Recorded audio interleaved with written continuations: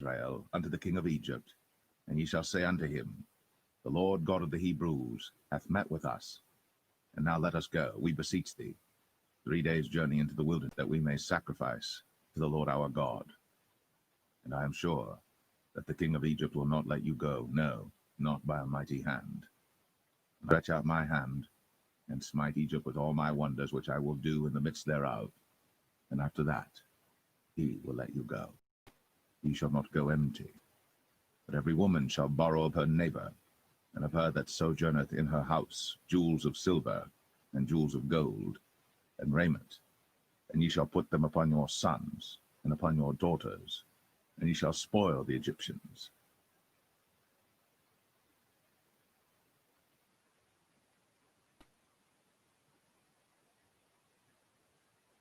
Exodus 4. And Moses answered and said, But behold, they will not believe me, nor hearken unto my voice. For they will say, The Lord hath not appeared unto thee. And the Lord said unto him, What is that in thine hand? And he said, A rod. And he said, Cast it on the ground. And he cast it on the ground, and it became a serpent. And Moses fled from before it. And the Lord said unto Moses, Put forth thine hand, and take it by the tail. And he put forth his hand, and caught it. And it became a rod in his hand, that they may believe that the Lord God of their fathers, the God of Abraham, the God of Isaac, and the God of Jacob, hath appeared unto thee. And the Lord said furthermore unto him, Put now thine hand into thy bosom. And he put his hand into his bosom, and when he took it out, behold, his hand was leprous as snow.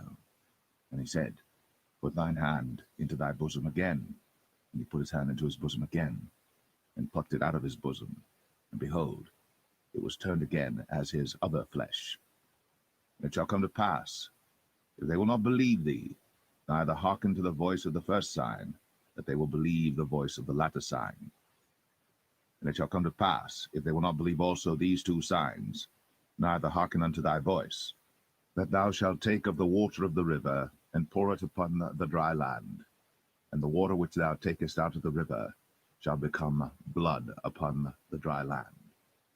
And Moses said unto the Lord, O my Lord, I am not eloquent, neither heretofore nor since thou hast spoken unto thy servant, but I am slow of speech and of a slow tongue. And the Lord said unto him, Who hath made man's mouth? Or who maketh the dumb, or deaf, or the seeing, or the blind? Have not I the Lord? Now therefore go, and I will be with thy mouth, and teach thee what thou shalt say. And he said, O my Lord, send, I pray thee, by the hand of him whom thou wilt send. And the anger of the Lord was kindled against Moses. And he said, Is not Aaron the Levite thy brother? I know that he can speak well, and also, behold, he cometh forth to meet thee. And when he seeth thee, he will be glad in his heart. And thou shalt speak unto him, and put words in his mouth. And I will be with thy mouth, and with his mouth, and will teach you what ye shall do. And he shall be thy spokesman unto the people, and he shall be, even he shall be to thee instead of a mouth, and thou shalt be to him instead of God. And thou shalt take this rod in thine hand, wherewith thou shalt do signs. And Moses went, and returned to Jethro his father-in-law, and said unto him, Let me go, I pray thee, and return unto my brethren which are in Egypt, and see whether they be yet alive. And Jethro said to Moses, Go in peace. And the Lord said unto Moses in Midian, Go, return into Egypt, for all the men are dead which sought thy life. And Moses took his wife and his sons, and set them upon an ass, and he returned to the land of Egypt. And Moses took the rod of God in his hand. And the Lord said unto Moses, When thou goest to return into Egypt, see that thou do all those wonders before Pharaoh, which I have put in thine hand. But I will harden his heart, that he shall not let the people go. And thou shalt say unto Pharaoh, Thus saith the Lord, Israel is my son, even my firstborn. And I say unto thee, Let my son go, that he may serve me. And if thou refuse to let him go, behold, I will slay thy son, even thy firstborn. And it came to pass by the way in the inn, that the Lord met him, and sought to kill him. Then Zipporah took a sharp stone, and cut off the foreskin of her son, and cast it at his feet, and said, Surely a bloody husband art thou to me. So he let him go. Then she said, A bloody husband thou art, because of the circumcision. And the Lord said to Aaron, Go into the wilderness to meet Moses. And he went and met him in the mount of God, and kissed him. And Moses told Aaron all the words of the Lord who had sent him, and all the signs which he had commanded him. And Moses and Aaron went and gathered together all the elders of the children of Israel. And Aaron spake all the words which the Lord had spoken unto Moses, and did the signs in the sight of the people. And the people believed. And when they heard that the Lord had visited the children of Israel, and that he had looked upon their affliction, then they bowed their heads and worshipped.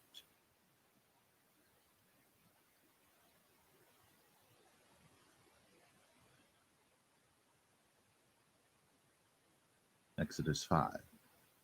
And afterward Moses and Aaron went in, and told Pharaoh, Thus saith the Lord God of Israel, Let my people go, that they may hold a feast unto me in the wilderness. And Pharaoh said, Who is the Lord that I should obey his voice to let Israel go? I know not the Lord, neither will I let Israel go. And they said, God of the Hebrews hath met with us. Let us go, we pray thee, 3 days' journey into the desert, and sacrifice unto the Lord our God, lest he fall upon us with pestilence, or with the sword. And the king of Egypt said unto them, Wherefore do ye, Moses and Aaron, let the people from their works get you unto your burdens? And Pharaoh said, Behold, the people of the land now are many, and ye make them rest from their burdens. And Pharaoh commanded the same day the taskmasters of the people and their officers, saying, Ye shall no more give the people straw to make brick, as heretofore. Let them go and gather straw for themselves. And the tale of the bricks which they did make heretofore, ye shall lay upon them. Ye shall not diminish aught thereof. For they be idle. Therefore they cry, saying, Let us go and sacrifice to our God.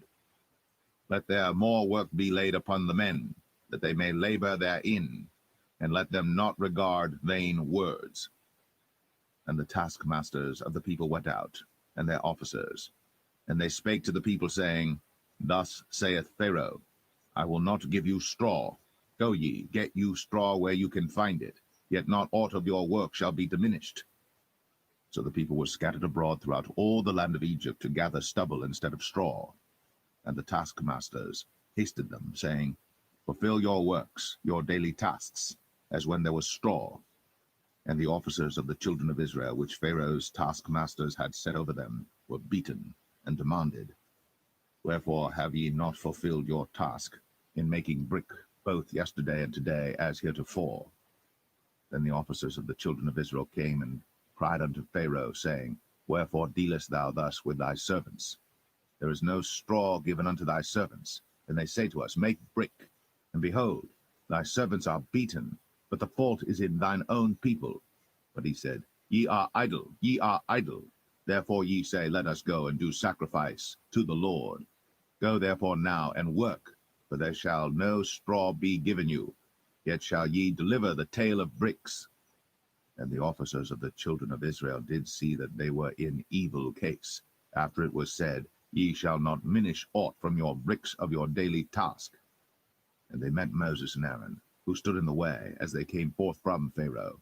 And they said unto them, The Lord look upon you and judge, because ye have made our savor to be abhorred in the eyes of Pharaoh, and in the eyes of his servants, to put a sword in their hand to slay us. And Moses returned unto the Lord, and said, Lord, wherefore hast thou so evil entreated this people? Why is it that thou hast sent me? For since I came to Pharaoh to speak in thy name, he hath done evil to this people, neither hast thou delivered thy people at all.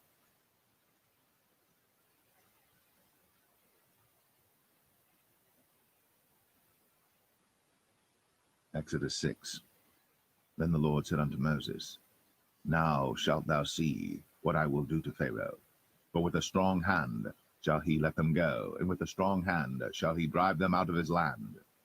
And God spake unto Moses, and said unto him, I am the Lord. And I appeared unto Abraham, unto Isaac, and unto Jacob, by the name of God Almighty, but by my name Jehovah was I not known to them. And I have also established my covenant with them, to give them the land of Canaan, the land of their pilgrimage, wherein they were strangers. And I have also heard the groaning of the children of Israel, whom the Egyptians keep in bondage, and I have remembered my covenant. Wherefore say unto the children of Israel, I am the Lord, and I will bring you out from under the burdens of the Egyptians, and I will rid you out of their bondage, and I will redeem you with a stretched out arm and with great judgments. And I will take you to me for a people, and I will be to you a God, and ye shall know that I am the Lord your God, which bringeth you out from under the burdens of the Egyptians. And I will bring you in unto the land, concerning the which I did swear to give it to Abraham, to Isaac, and to Jacob, and I will give it you for an heritage. I am the Lord. And Moses spake so unto the children of Israel, but they hearkened not unto Moses for anguish of spirit, and for cruel bondage. And the Lord spake unto Moses, saying, Go in, speak unto Pharaoh king of Egypt, that he let the children of Israel go out of his land. And Moses spake before the Lord, saying, Behold, the children of Israel have not hearkened unto me.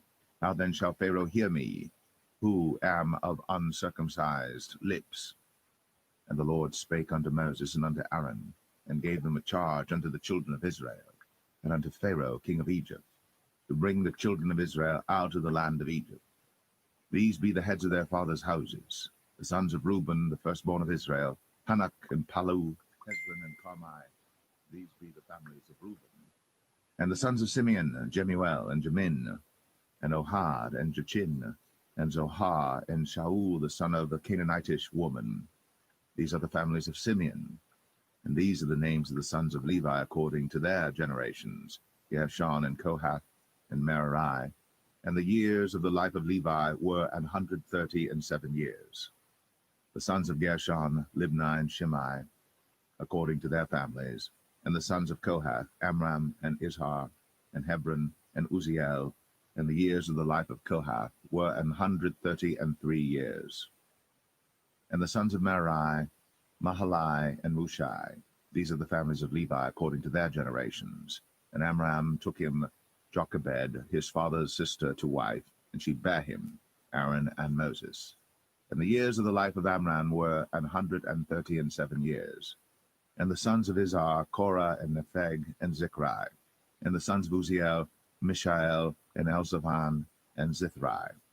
And Aaron took him Elisheba, daughter of Aminadab, sister of Nahshon, to wife, and she bare him Nadab and Abihu, Eleazar and Ithamar. And the sons of Korah, Asir and Elkanah and Abiasaph. These are the families of the Korhites. And Eleazar, Aaron's son, took him one of the daughters of Putiel to wife, and she bare him Phinehas. These are the heads of the fathers of the Levites according to their families. These are that Aaron and Moses, to whom the Lord said, Bring out the children of Israel from the land of Egypt, according to their armies. These are they which spake to Pharaoh king of Egypt, to bring out the children of Israel from Egypt. These are that Moses and Aaron.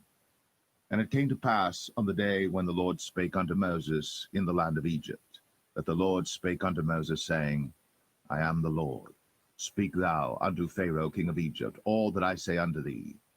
And Moses said before the Lord, Behold, I am of uncircumcised lips, and how shall Pharaoh hearken unto me?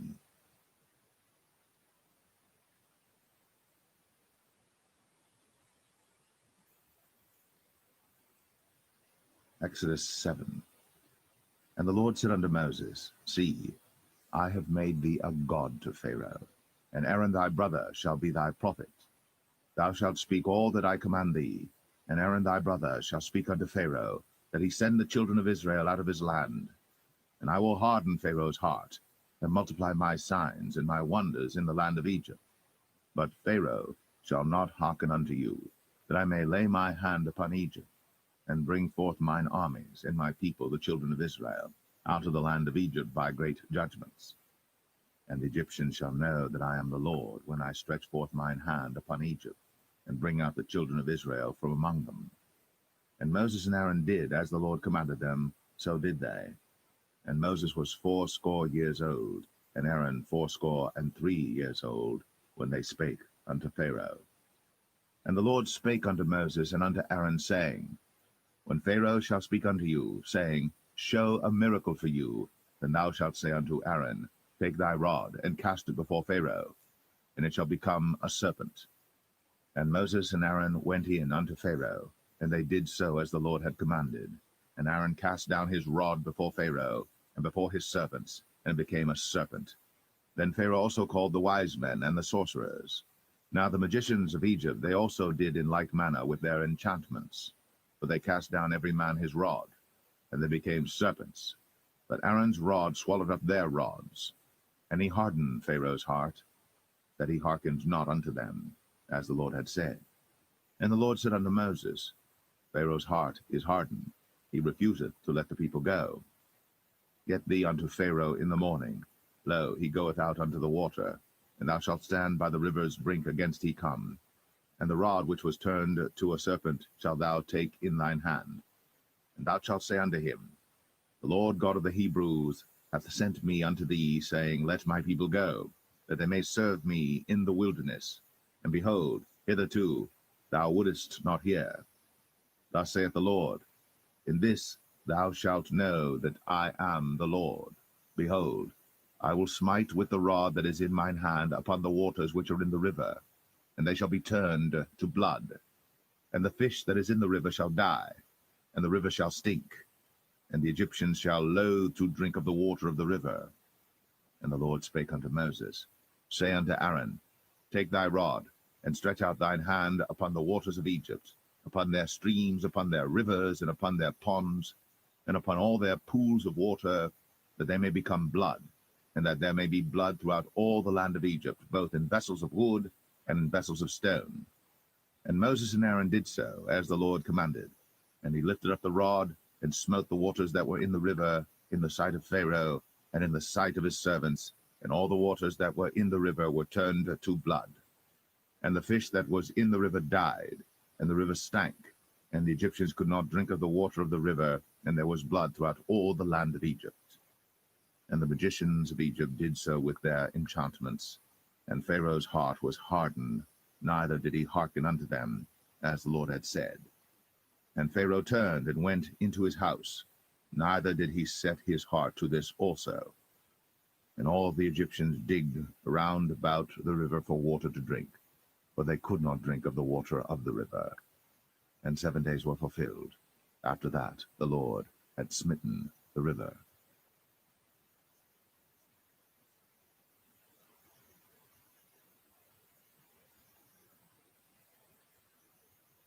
Exodus 8. And the Lord spake unto Moses, Go unto Pharaoh, and say unto him, Thus saith the Lord, Let my people go, that they may serve me. And if thou refuse to let them go, behold, I will smite all thy borders with frogs, and the river shall bring forth frogs abundantly, which shall go up and come into thine house, and into thy bedchamber, and upon thy bed, and into the house of thy servants, and upon thy people, and into thine ovens, and into thy kneading troughs. And the frogs shall come up both on thee, and upon thy people, and upon all thy servants. And the Lord spake unto Moses, Say unto Aaron, Stretch forth thine hand with thy rod over the streams, over the rivers, and over the ponds, and cause frogs to come up upon the land of Egypt. And Aaron stretched out his hand over the waters of Egypt, and the frogs came up, and covered the land of Egypt.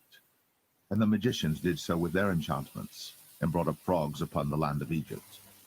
Then Pharaoh called for Moses and Aaron, and said, Entreat the Lord, that he may take away the frogs from me, and from my people, and I will let the people go, that they may do sacrifice unto the Lord. And Moses said unto Pharaoh, Glory over me, when shall I entreat for thee, and for thy servants, and for thy people, to destroy the frogs from thee, and thy houses, that they may remain in the river only? And he said, Tomorrow. And he said, Be it according to thy word, that thou mayest know that there is none like unto the Lord our God. And the frogs shall depart from thee, and from thy houses, and from thy servants, and from thy people. They shall remain in the river only. And Moses and Aaron went out from Pharaoh, And Moses cried unto the Lord because of the frogs, which he had brought against Pharaoh. And the Lord did according to the word of Moses. And the frogs died out of Moses, out of the villages, and out of the fields. And they gathered them together upon heaps, and the land stank. But when Pharaoh saw that there was respite, he hardened his heart, and hearkened not unto them, as the Lord had said. And the Lord said unto Moses, Say unto Aaron, Stretch out thy rod, and smite the dust of the land, that it may become lice throughout all the land of Egypt.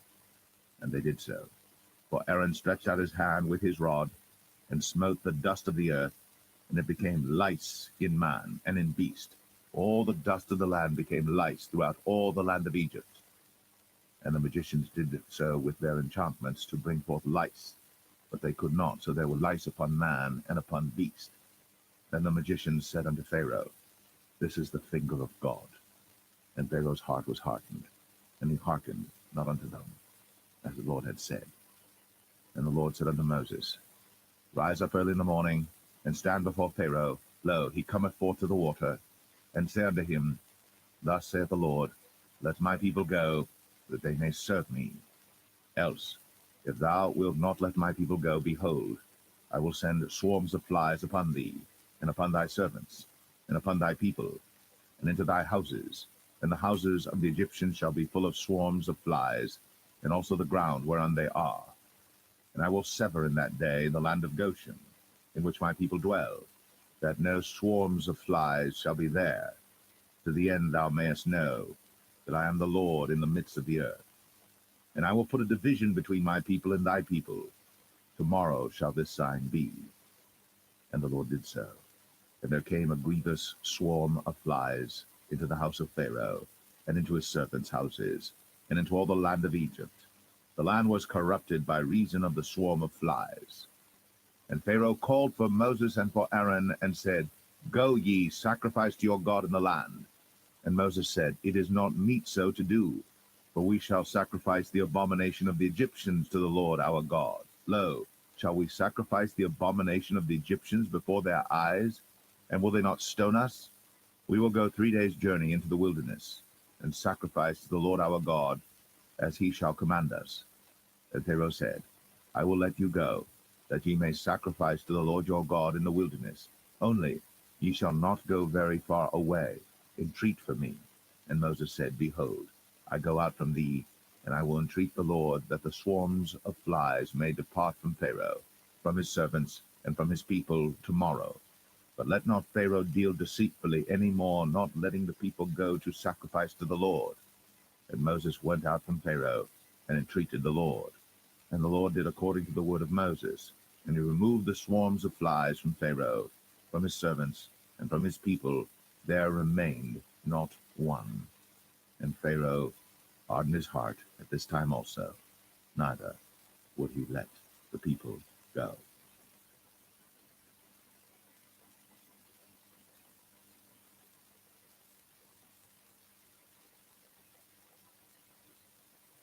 Exodus 9. Then the Lord said unto Moses, Go in unto Pharaoh, and tell him, Thus saith the Lord God of the Hebrews, Let my people go, that they may serve me. For if thou refuse to let them go, and wilt hold them still, behold, the hand of the Lord is upon thy cattle which is in the field, upon the horses, upon the asses, upon the camels, upon the oxen, and upon the sheep. There shall be a very grievous murrain. And the Lord shall sever between the cattle of Israel and the cattle of Egypt, and there shall nothing die of all that is the children's of Israel. And the Lord appointed a set time, saying, Tomorrow the Lord shall do this thing in the land. And the Lord did that thing on the morrow, and all the cattle of Egypt died. But of the cattle of the children of Israel died not one. And Pharaoh sent, and behold, there was not one of the cattle of the Israelites dead. And the heart of Pharaoh was hardened, and he did not let the people go. And the Lord said unto Moses and unto Aaron, Take to you handfuls of ashes of the furnace, and let Moses sprinkle it toward the heaven in the sight of Pharaoh. And it shall become small dust in all the land of Egypt, and shall be a boil breaking forth with blains upon man and upon beast throughout all the land of Egypt. And they took ashes of the furnace, and stood before Pharaoh. Then Moses sprinkled it up toward heaven. Then Moses sprinkled it up toward heaven.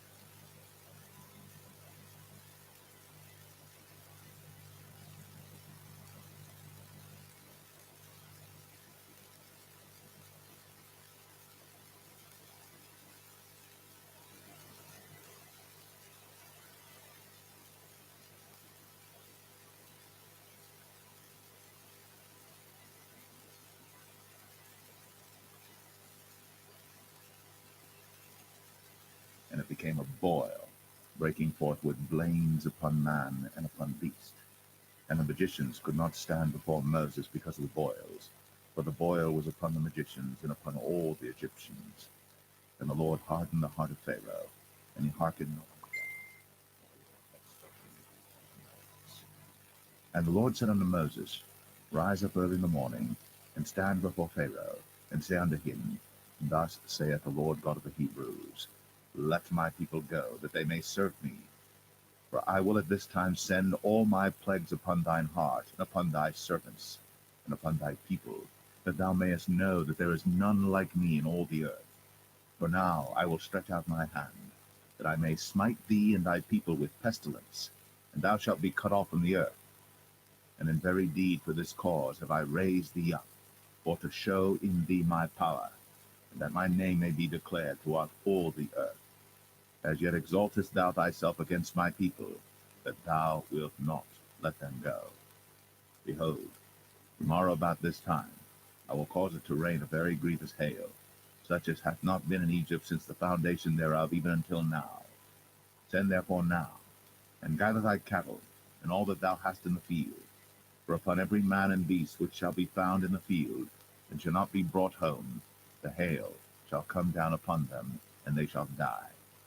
He that feared the word of the Lord among the servants of Pharaoh made his servants and his cattle flee into the houses. And he that regarded not the word of the Lord left his servants and his cattle in the field. And the Lord said unto Moses, Stretch forth thine hand toward heaven, that there may be hail in all the land of Egypt, upon man, and upon beast, and upon every herb of the field, throughout the land of Egypt. And Moses stretched forth his rod toward heaven, and the Lord sent thunder and hail, and the fire ran along upon the ground, and the Lord rained hail upon the land of Egypt. So there was hail, and fire mingled with the hail, very grievous, such as there was none like it in all the land of Egypt since it became a nation. And the hail smote throughout all the land of Egypt all that was in the field, both man and beast. And the hail smote every herb of the field, and brake every tree of the field. Only in the land of Goshen, where the children of Israel were, was there no hail. And Pharaoh sent and called for Moses and Aaron, and said unto them, I have sinned at this time. The Lord is righteous, and I and my people are wicked. Entreat the Lord, for it is enough that there be no more mighty thunderings and hail, and I will let you go, and ye shall stay no longer. And Moses said unto him, As soon as I am gone out of the city, I will spread abroad my hands unto the Lord, and the thunder shall cease, neither shall there be any more hail, that thou mayest know how that the earth is the Lord's. But as for thee and thy servants, I know that ye will not yet fear the Lord God. And the flax and the barley were smitten, for the barley was in the ear, and the flax was bold. But the wheat and the rye were not smitten, for they were not grown up. And Moses went out of the city from Pharaoh, and spread abroad his hands unto the Lord, and the thunders and hail ceased, and the rain was not poured upon the earth. And when Pharaoh saw that the rain and the hail and the thunders were ceased, he sinned yet more, and hardened his heart, he and his servants. And the heart of Pharaoh was hardened, neither would he let the children of Israel go, as the Lord had spoken by Moses.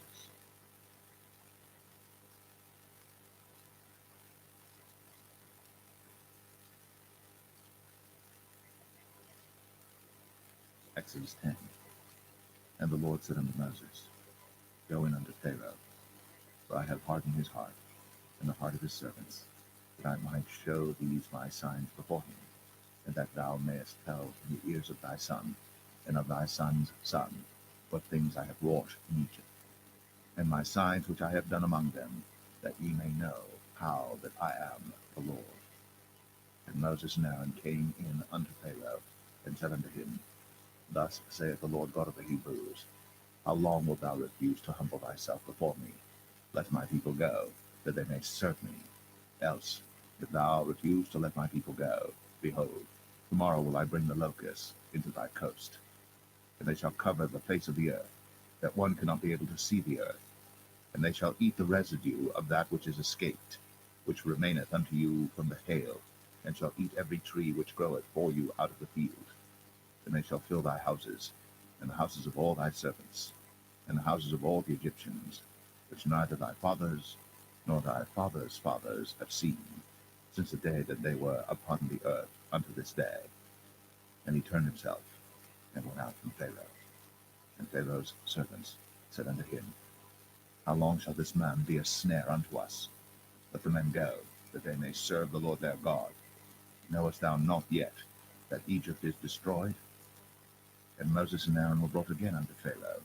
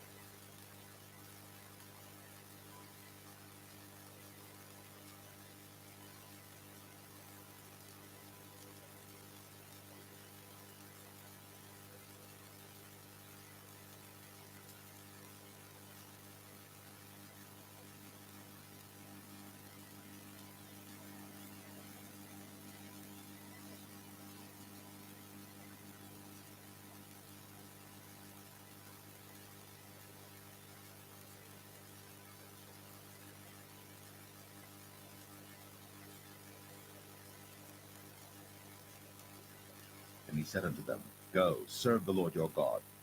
But who are they that shall go? And Moses said, We will go with our young and with our old, with our sons and with our daughters, with our flocks and with our herds will we go, for we must hold a feast unto the Lord.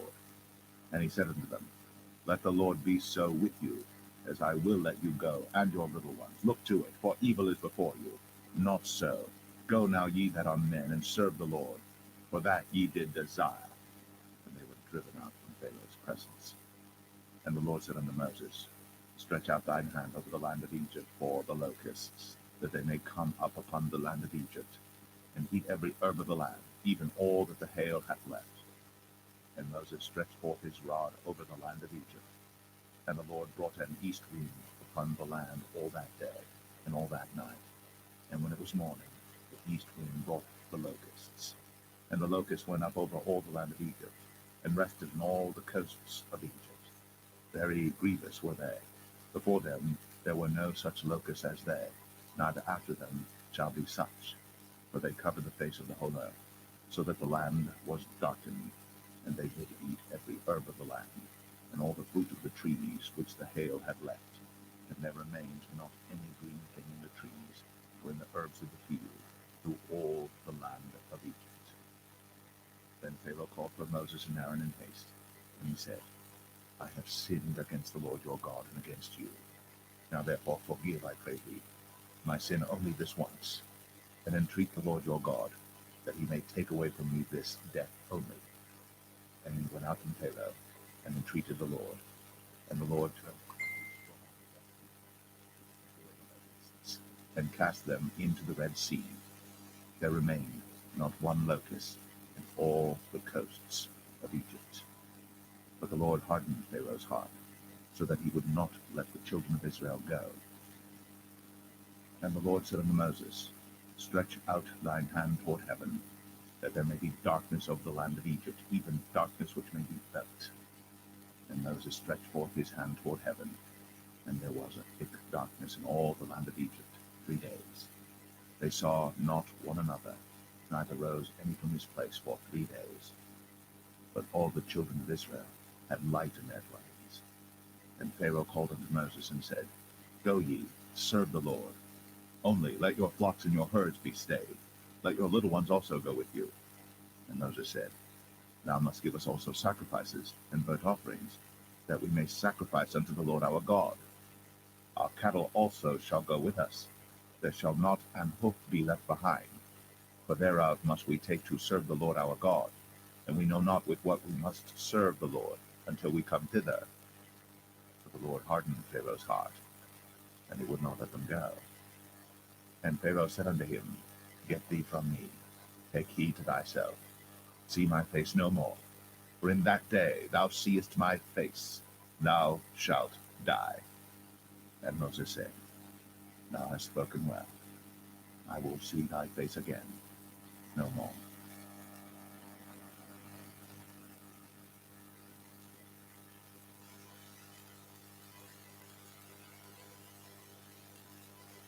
Exodus 11.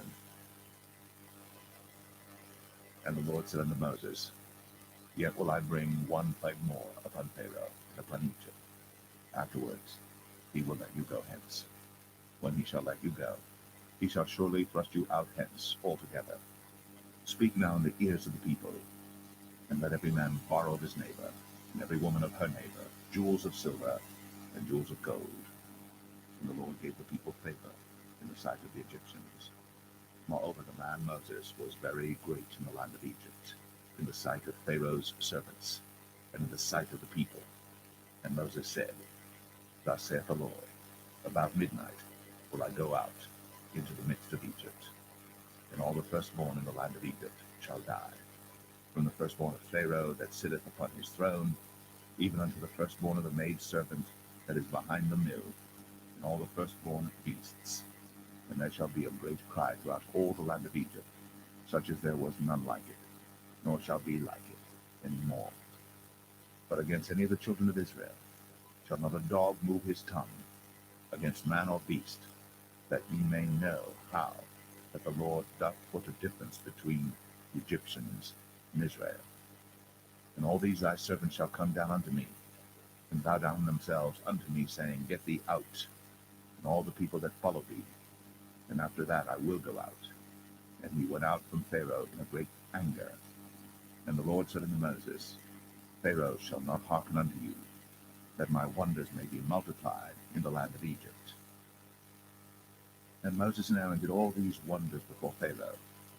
And the Lord hardened Pharaoh's heart, so that he would not let the children of Israel go out of his land.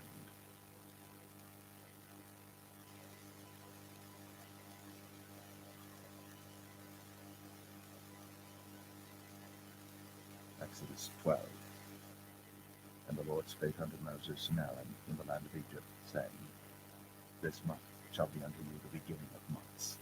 It shall be the first month of the year to you.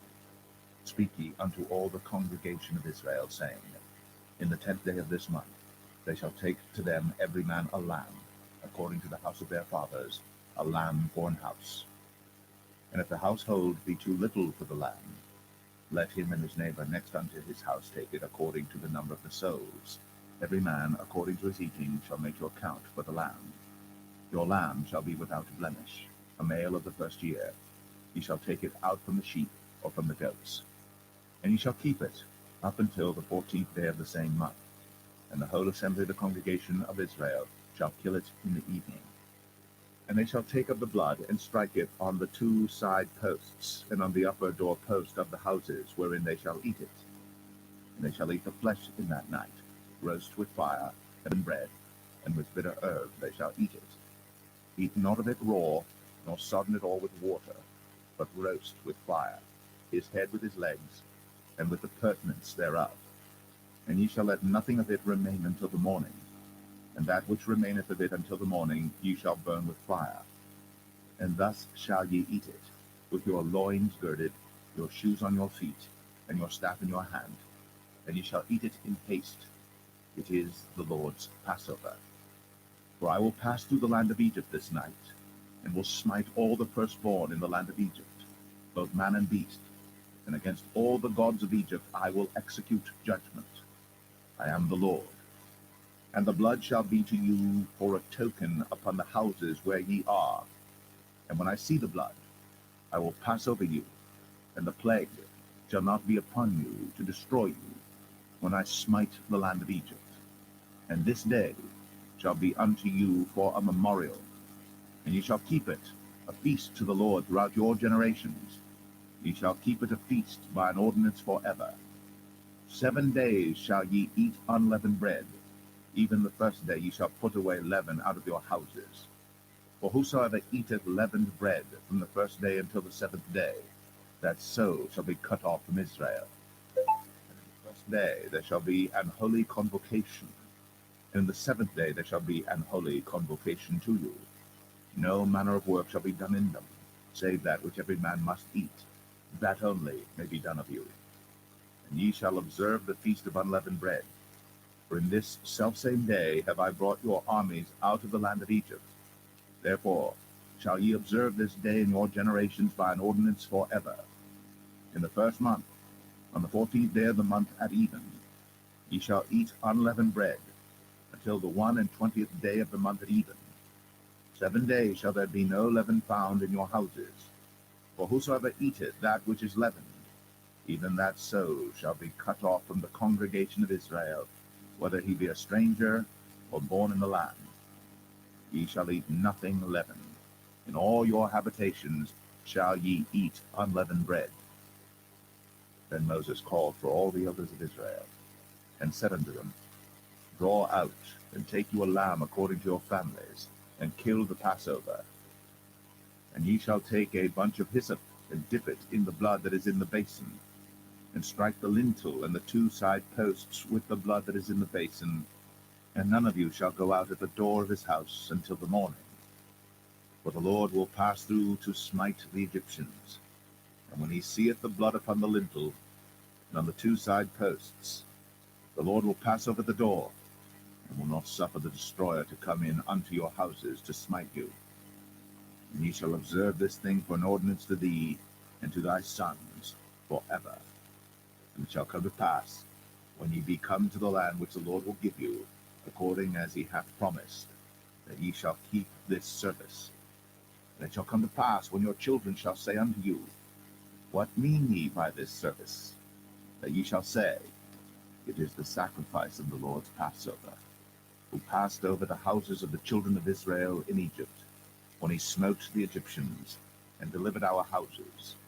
And the people bowed their head and worshipped. And the children of Israel went away, and did, as the Lord had commanded Moses and Aaron, so did they. And it came to pass that at midnight the Lord smote all the firstborn in the land of Egypt, from the firstborn of Pharaoh that sat on his throne unto the firstborn of the captive that was in the dungeon, and all the firstborn of cattle. And Pharaoh rose up in the night, he and all his servants and all the Egyptians, and there was a great cry in Egypt, but there was not a house where there was not one dead. And he called for Moses and Aaron by night, and said, Rise up, and get you forth from among my people, both ye and the children of Israel, and go, serve the Lord, as ye have said. Also take your flocks and your herds, as ye have said, and be gone, and bless me also. And the Egyptians were urgent upon the people, that they might send them out of the land in haste. But they said, We be all dead men. And the people took their dough before it was leavened, their kneading troughs being bound up in their clothes upon their shoulders. And the children of Israel did according to the word of Moses. And they borrowed of the Egyptians jewels of silver, and jewels of gold and raiments. And the Lord gave the people favor in the sight of the Egyptians, so that they lent unto them such things as they required, and they spoiled the Egyptians.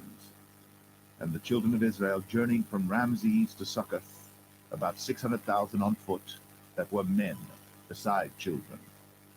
And a mixed multitude went up also with them, and flocks and herds, even very much cattle. And they baked unleavened cakes of the dough which they brought forth out of Egypt, for it was not leavened, because they were thrust out of Egypt, and could not tarry, neither had they prepared for themselves any victual. Now the sojourning of the children of Israel, who dwelt in Egypt, was 430 years. And it came to pass at the end of the 430 years, even the selfsame day it came to pass, that all the hosts of the Lord went out from the land of Egypt. It is a night to be much observed unto the Lord for bringing them out from the land of Egypt. This is that night of the Lord to be observed of all the children of Israel in their generations. And the Lord said unto Moses and Aaron, This is the ordinance of the Passover. There shall no stranger eat thereof. But every man's servant that is bought for money, when thou hast circumcised him, then shall he eat thereof. A foreigner and an hired servant shall not eat thereof. In one house shall it be eaten. Thou shalt not carry forth aught of the flesh abroad out of the house, neither shall ye break a bone thereof. All the congregation of Israel shall keep it. And when a stranger shall sojourn with thee, and will keep the Passover to the Lord, let all his males be circumcised, and then let him come near and keep it. And he shall be as one that is born in the land. For no uncircumcised person shall eat thereof. One law shall be to him that is homeborn, and unto the stranger that sojourneth among you. Thus did all the children of Israel, as the Lord commanded Moses and Aaron. So did they. And it came to pass the selfsame day, that the Lord did bring the children of Israel out of the land of Egypt by their armies.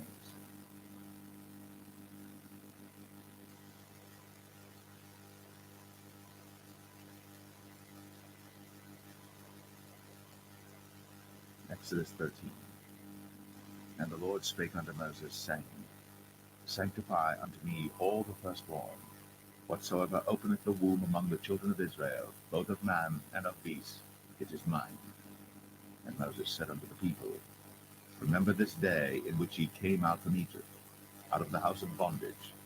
For by strength of hand the Lord brought you out from this place. There shall no leavened bread be eaten. This day came ye out in the month Abib. And it shall be, when the Lord shall bring thee into the land of the Canaanites, and the Hittites, and the Amorites, and the Hivites, and the Jebusites, he swear unto thy father to give thee, a land flowing with milk and honey. Thou shalt keep this service in this month. 7 days thou shalt eat unleavened bread, and in the 7th day shall be a feast to the Lord. Unleavened bread shall be eaten 7 days, and there shall no leavened bread be seen with thee, neither shall there be leaven seen with thee in all thy quarters. And thou shalt show thy son in that day, saying, This is done because of that which the Lord did unto me, when I came forth out of Egypt. And it shall be for a sign unto thee upon thine hand, and for a memorial between thine eyes, that the Lord's law may be in thy mouth. For with a strong hand hath the Lord brought thee out of Egypt. Thou shalt therefore keep this ordinance in his season from year to year. And it shall be, when the Lord shall bring thee into the land of the Canaanites, as he sware unto thee and to thy fathers, and shall give it thee, that thou shalt set apart unto the Lord all that openeth the matrix, and every firstling that cometh of a beast which thou hast, the males shall be the Lord's. And every firstling of an ass thou shalt redeem with a lamb, and if thou wilt not redeem it, then thou shalt break his neck. And all the firstborn of man among thy children shalt thou redeem.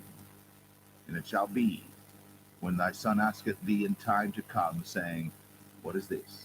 That thou shalt say unto him, By strength of hand the Lord brought us out from Egypt, from the house of bondage. And it came to pass, when Pharaoh would hardly let us go, that the Lord slew all the firstborn in the land of Egypt, both the firstborn of man and the firstborn of beast. Therefore I sacrifice to the Lord all that openeth the matrix, being males, but all the firstborn of my children I redeem. It shall be for a token upon thine hand, and for frontlets between thine eyes, for by strength of hand the Lord brought us forth out of Egypt. And it came to pass, when Pharaoh had let the people go, that God led them not through the way of the land of the Philistines, although that was near, for God said, Lest peradventure the people repent when they see war, and they return to Egypt. But God led the people about through the way of the wilderness of the Red Sea. And the children of Israel went up harnessed out of the land of Egypt. And Moses took the bones of Joseph with him, for he had straitly sworn the children of Israel, saying, God will surely visit you, and ye shall carry up my bones away hence with you. And they took their journey from Succoth, and encamped in Etham in the edge of the wilderness. And the Lord went before them by day in a pillar of a cloud, to lead them the way, and by night in a pillar of fire, to give them light, to go by day and night. He took not away the pillar of the cloud by day, nor the pillar of fire by night, from before the people.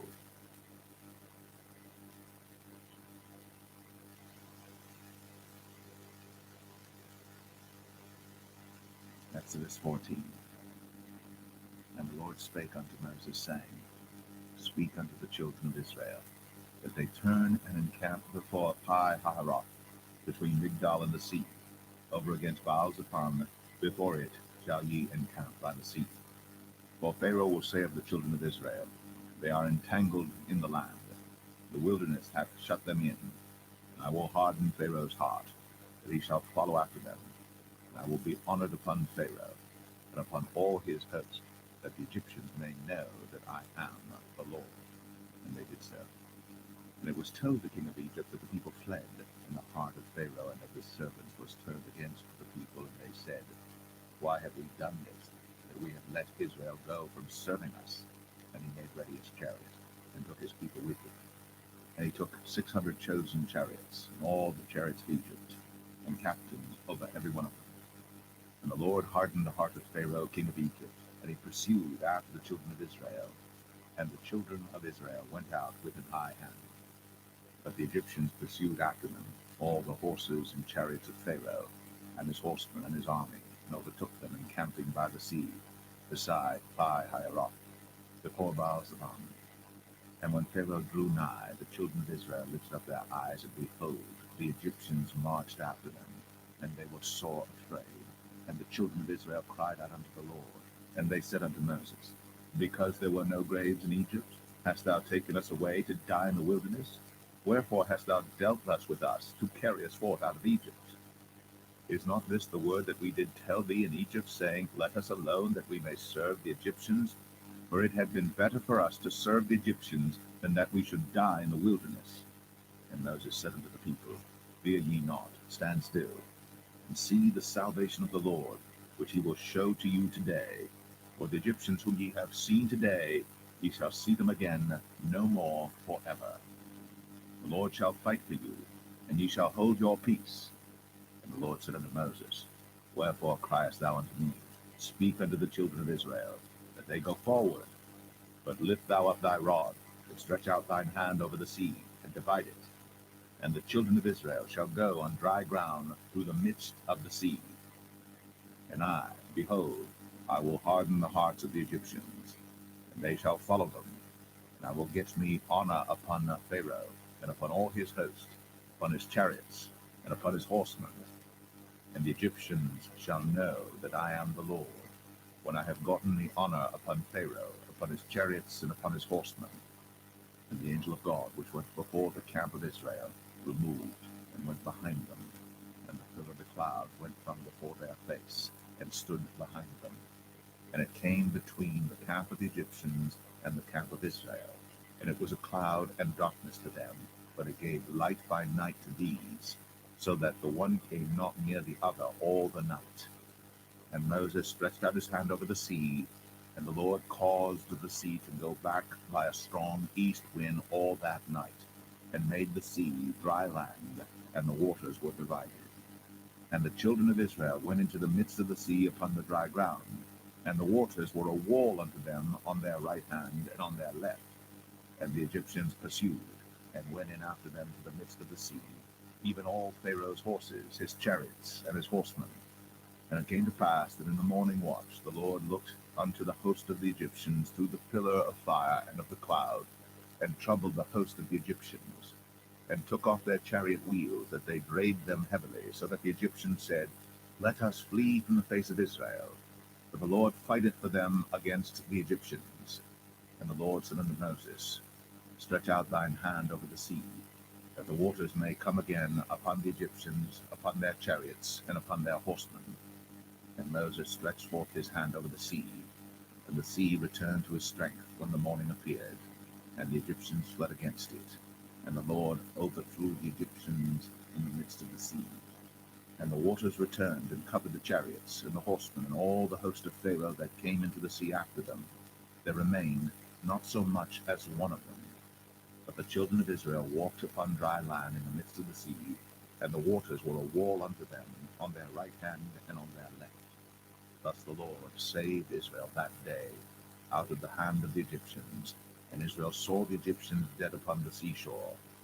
And Israel saw that great work which the Lord did upon the Egyptians. And the people feared the Lord, and believed the Lord and his servant Moses.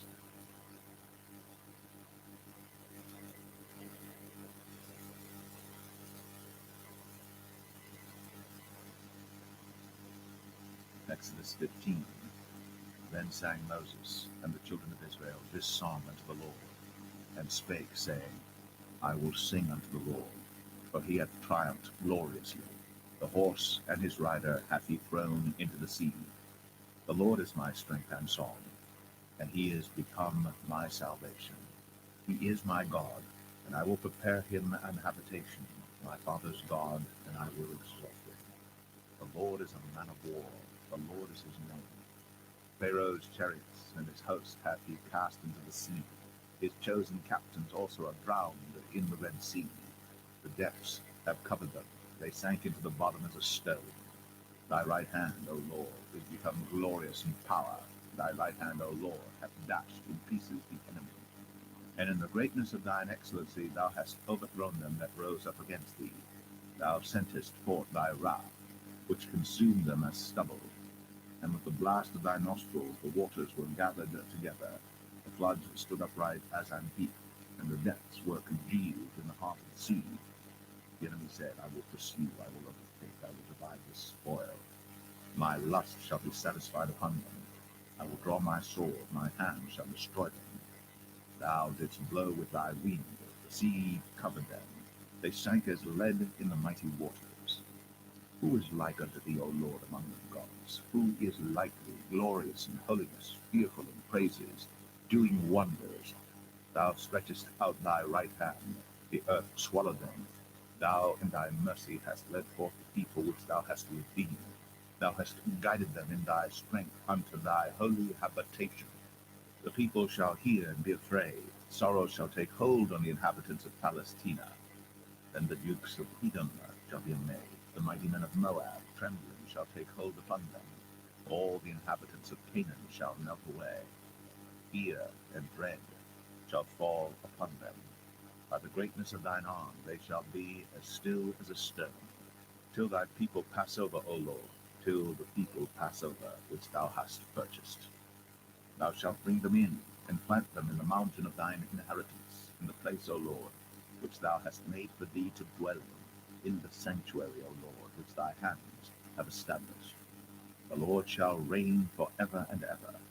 For the horse of Pharaoh went in with his chariots and with his horsemen into the sea, and the Lord brought again the waters of the sea upon them.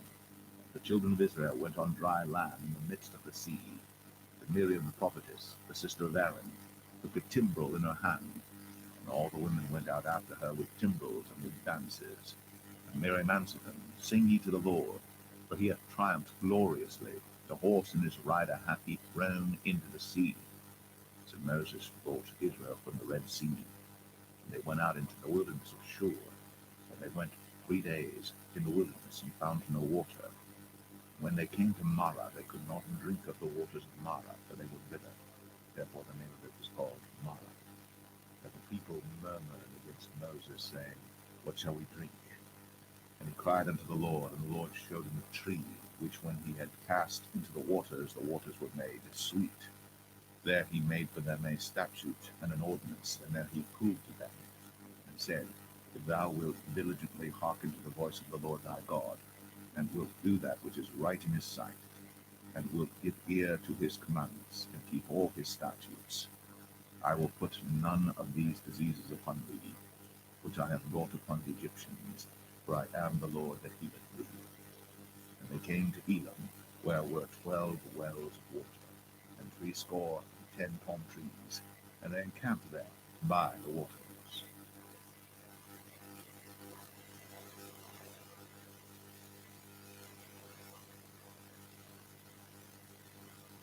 Exodus 16. And they took their journey from Elim, and all the congregation of the children of Israel came unto the wilderness of Sin, which is between Elim and Sinai, on the 15th day of the 2nd month, after their departing out of the land of Egypt. And the whole congregation of the children of Israel murmured against Moses and Aaron in the wilderness. And the children of Israel said unto them, Would to God we had died by the hand of the Lord in the land of Egypt, when we sat by the flesh pots, and when we did eat bread to the full. For ye have brought us forth into this wilderness to kill this whole assembly with hunger. Then said the Lord unto Moses, Behold, I will rain bread from heaven for you, and the people shall go out and gather a certain rate every day, that I may prove them, whether they will walk in my law or no. And it shall come to pass that on the 6th day they shall prepare that which they bring in, and it shall be twice as much as they gather daily. And Moses and Aaron said unto all the children of Israel, At even then ye shall know that the Lord hath brought you out from the land of Egypt. And in the morning then ye shall see the glory of the Lord, for that he heareth your murmurings against the Lord. And what are we that ye murmur against us? And Moses said, This shall be when the Lord shall give you in the evening flesh to eat, and in the morning bread to the full, for that the Lord heareth your murmurings, which ye murmur against him. And what are we? Your murmurings are not against us, but against the Lord. And Moses spake unto Aaron, Say unto all the congregation of the children of Israel, Come near before the Lord, for he hath heard your murmurings. And it came to pass, as Aaron spake unto the whole congregation of the children of Israel, that they looked toward the wilderness, and behold, the glory of the Lord appeared in the cloud. And the Lord spake unto Moses, saying, I have heard the murmurings of the children of Israel. Speak unto them, saying, At even ye shall eat flesh, and in the morning ye shall be filled with bread, and ye shall know that I am the Lord your God. And it came to pass that at even the quails came up and covered the camp, and in the morning the dew lay round about the host. And when the dew that lay was gone up, behold, upon the face of the wilderness there lay a small round thing, as small as the hoarfrost on the ground. And when the children of Israel saw it, they said one to another, It is manna, but they wist not what it was. And Moses said unto them, This is the bread which the Lord hath given you to eat. This is the thing which the Lord hath commanded. Gather of it, every man according to his eating, an omer for every man according to the number of your persons. Take ye every man for them which are in his tents. And the children of Israel did so, and gathered some more, some less. And when they did meet it with an omer, he that gathered much had nothing over. and he that gathered little had no lack. They gathered every man according to his eating. And Moses said, Let no man leave of it till the morning. Notwithstanding they hearkened not unto Moses, but some of them left of it until the morning, and it bred worms and stank. And Moses was wroth with them. And they gathered it every morning, every man according to his eating. And when the sun waxed hot, it melted. And it came to pass, on the 6th day, they gathered twice as much bread, 2 omers for one man. And all the rulers of the congregation came and told Moses. And he said unto them, This is that which the Lord hath said. Tomorrow is the rest of the holy Sabbath unto the Lord. Bake that which ye shall bake today, and see that ye will seethe, and that which remaineth overlay up for you to be kept until the morning. And they laid it up till the morning, as Moses bade, and it did not stink, neither was there any worm therein. And Moses said, Eat that today, for today is a Sabbath unto the Lord. Today ye shall not find it in the field. 6 days ye shall gather it, but on the 7th day, which is the Sabbath, in it there shall be none. And it came to pass that there went out some of the people on the 7th day for to gather, and they found none. And the Lord said unto Moses, How long refuse ye to keep my commandments and my laws? See, for that the Lord hath given you the Sabbath. Therefore he giveth you on the 6th day the bread of 2 days. Abide ye every man in his place. Let no man go out of his place on the 7th day. So the people rested on the 7th day. And the house of Israel called the name thereof manna. And it was like coriander seed, white, and the taste of it was like wafers made with honey. And Moses said, This is the thing which the Lord commanded. Fill an omer of it to be kept for your generations, that they may see the bread wherewith I have fed you in the wilderness, when I brought you forth from the land of Egypt. And Moses said unto Aaron, Take a pot, and put an omer full of manna therein, and lay it up before the Lord, to be kept for your generations. As the Lord commanded Moses, so Aaron laid it up before the testimony to be kept. And the children of Israel did eat manna 40 years, until they came to a land inhabited. They did eat manna until they came unto the borders of the land of Canaan. Now an omer is the 10th part of an ephah.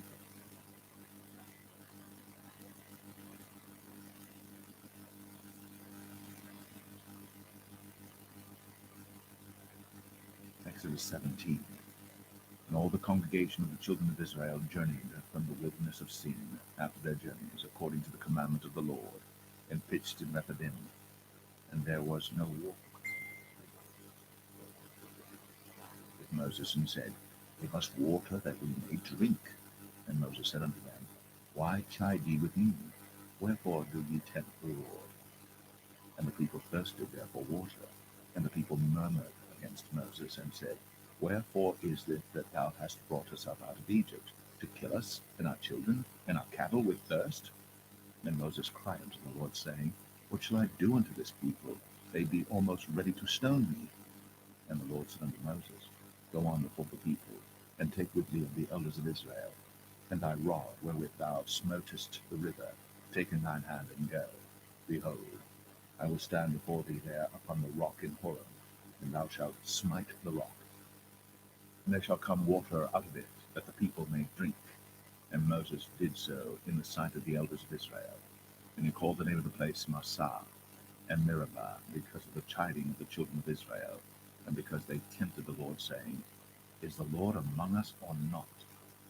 Then came Amalek and fought with Israel in Rephidim. And Moses said unto Joshua, Choose us out men, and go out, fight with Amalek. Tomorrow I will stand on the top of the hill with the rod of God in mine hand. So Joshua did as Moses had said to him, and fought with Amalek. And Moses, Aaron, and Hur went up to the top of the hill. And it came to pass, when Moses held up his hand, that Israel prevailed. And when he let down his hand, Amalek prevailed. But Moses' hands were heavy, and they took a stone and put it under him, and he sat thereon. And Aaron and Hur stayed up his hands, the one on the one side, and the other on the other side. And his hands were steady until the going down of the sun. And Joshua discomfited Amalek and his people with the edge of the sword. And the Lord said unto Moses, Write this for a memorial in a book, and rehearse it in the ears of Joshua. For I will utterly put out the remembrance of Amalek from under heaven. And Moses built an altar, and called the name of it Jehovah Nissi. For he said, Because the Lord has sworn that the Lord will have war with Amalek from generation to generation.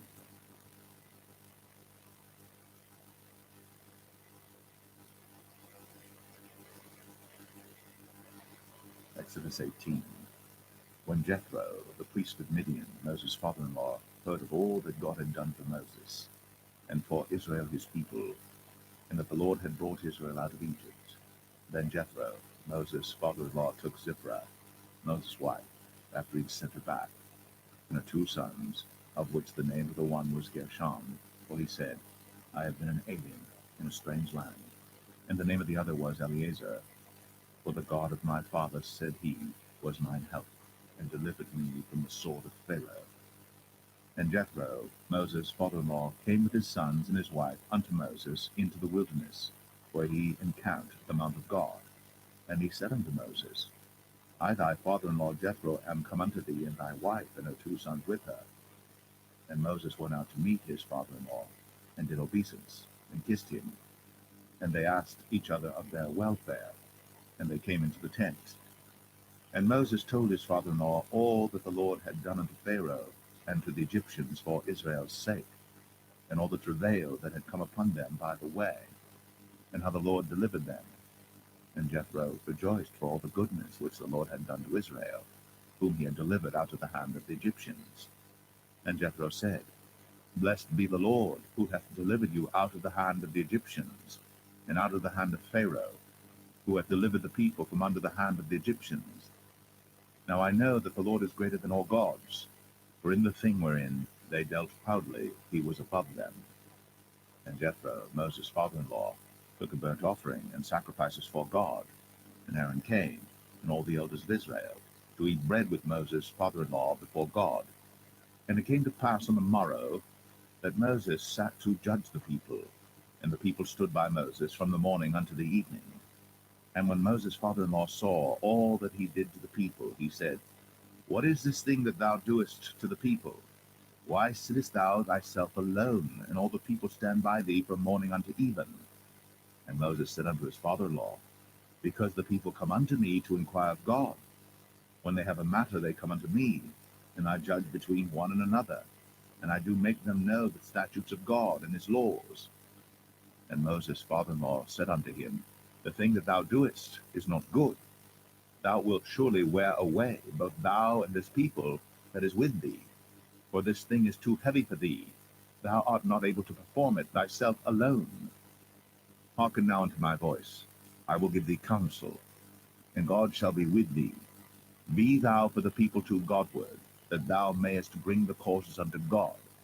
And thou shalt teach them ordinances and laws, and shalt show them the way wherein they must walk, and the work that they must do.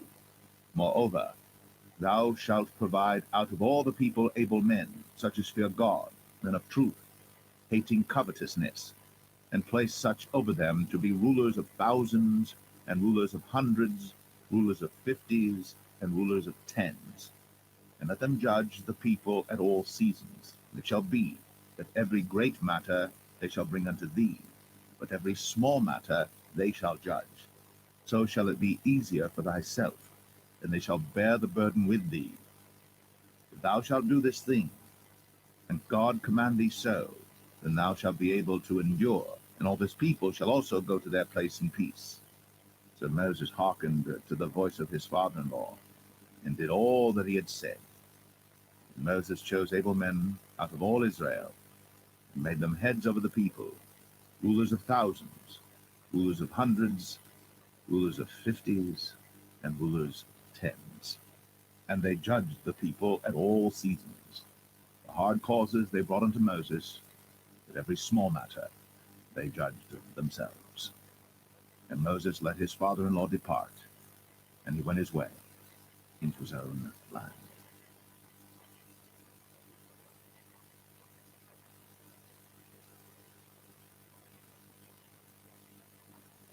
Exodus 19. In the 3rd month, when the children of Israel were gone forth out of the land of Egypt, the same day came they into the wilderness of Sinai. But they were departed from Rephidim, and were come to the desert of Sinai, and had pitched in the wilderness, and there Israel camped before the mount. And Moses went up unto God, and the Lord called unto him out of the mountain, saying, Thus shalt thou say to the house of Jacob, and tell the children of Israel, Ye have seen what I did unto the Egyptians, and how I bare you on eagle's wings, and brought you unto myself. Now therefore, if ye will obey my voice indeed, and keep my covenant, then ye shall be a peculiar treasure unto me above all people. For all the earth is mine, and ye shall be unto me a kingdom of priests, and an holy nation. These are the words which thou shalt speak unto the children of Israel. And Moses came and called for the elders of the people, and laid before their faces all these words which the Lord commanded him. And all the people answered together and said, All that the Lord hath spoken we will do. And Moses returned the words of the people unto the Lord. And the Lord said unto Moses, Lo, I come unto thee in the thick cloud, that the people may hear when I speak with thee, and believe thee forever. And Moses told the words of the people unto the Lord. And the Lord said unto Moses, Go unto the people, and sanctify them today and tomorrow, and let them wash their clothes, and be ready against the 3rd day. For the 3rd day the Lord will come down in the sight of all the people upon Mount Sinai. And thou shalt set bounds unto the people round about, saying, Take heed to yourselves, that ye go not up into the mount, or touch the border of it. Whosoever toucheth the mount shall be surely put to death. There shall not an hand touch it, but he shall surely be stoned, or shot through, whether it be beast or man, it shall not live. When the trumpet soundeth long, they shall come up to the mount. And Moses went down from the mount unto the people, and sanctified the people, and they washed their clothes. And he said unto the people, Be ready against the 3rd day, come not at your wives. And it came to pass on the 3rd day in the morning, that there were thunders and lightnings, and a thick cloud upon the mount, and the voice of the trumpet exceeding loud, so that all the people that was in the camp trembled. And Moses brought forth the people out of the camp to meet with God. And they stood at the nether part of the mount. And Mount Sinai was altogether on a smoke, because the Lord descended upon it in fire, and the smoke thereof ascended as the smoke of a furnace, and the whole mount quaked greatly. And when the voice of the trumpet sounded long, and waxed louder and louder, Moses spake, and God answered him by a voice. And the Lord came down upon Mount Sinai, on the top of the mount, and the Lord called Moses up to the top of the mount, and Moses went up. And the Lord said unto Moses, Go down, charge the people, lest they break through unto the Lord to gaze, and many of them perish. Let the priests also, which come near to the Lord, sanctify themselves, lest the Lord break forth upon them. And Moses said unto the Lord, The people cannot come up to Mount Sinai, for thou chargest us, saying, Set bounds about the mount, and sanctify it. And the Lord said unto him, Away, get thee down, and thou shalt come up, thou and Aaron with thee. But let not the priests and the people break through to come up unto the Lord, lest he break forth upon them. So Moses went down unto the people, and spake unto them.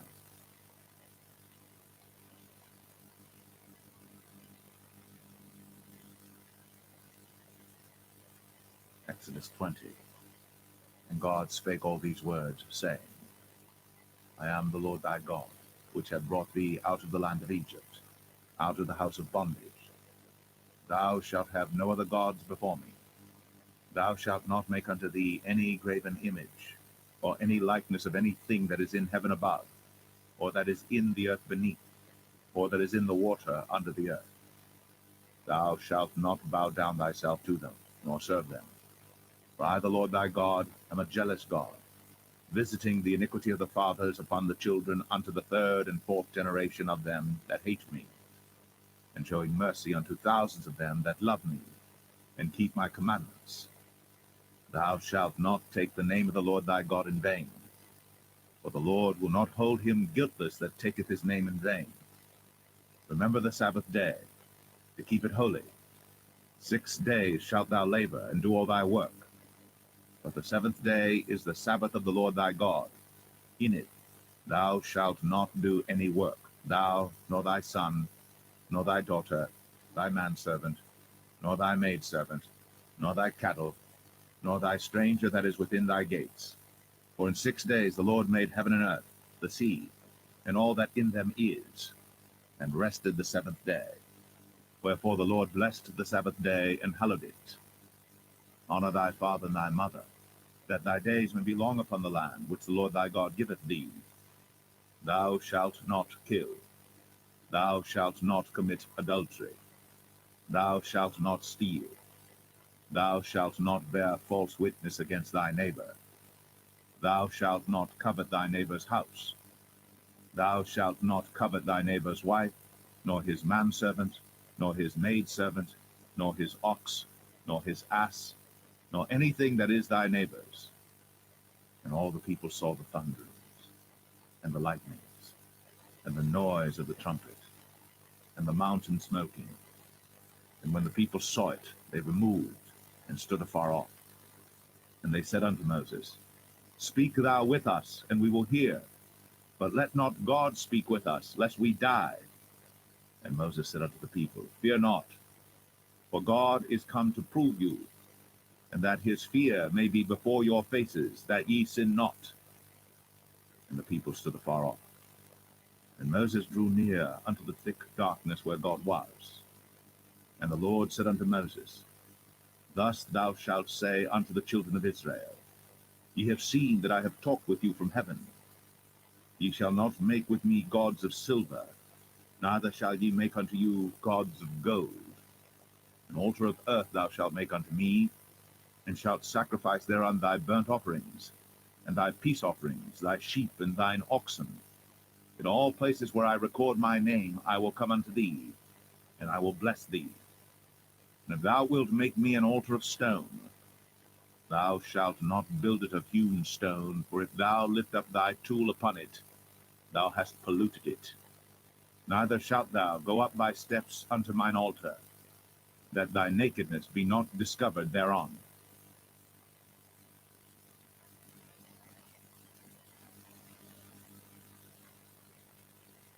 Exodus 21. Now these are the judgments which thou shalt set before them. If thou buy an Hebrew servant, 6 years he shall serve, and in the 7th he shall go out free for nothing. If he came in by himself, he shall go out by himself. If he were married, then his wife shall go out with him. If his master have given him a wife, and she have borne him sons or daughters, the wife and her children shall be her master's, and he shall go out by himself. And if the servant shall plainly say, I love my master, my wife, and my children, I will not go out free, then his master shall bring him unto the judges. He shall also bring him to the door, or unto the doorpost, and his master shall bore his ear through with an awl, and he shall serve him forever. And if a man sell his daughter to be a maidservant, she shall not go out as the men servants do. If she please not her master, who hath betrothed her to himself, then shall he let her be redeemed. To sell her unto a strange nation, he shall have no power, seeing he hath dealt deceitfully with her. And if he have betrothed her unto his son, he shall deal with her after the manner of daughters. If he take him another wife, her food, her raiment, and her duty of marriage, shall he not diminish? And if he do not these three unto her, then shall she go out free without money. He that smiteth a man so that he die shall be surely put to death. And if a man lie not in wait, but God deliver him into his hand, then I will appoint thee a place whither he shall flee.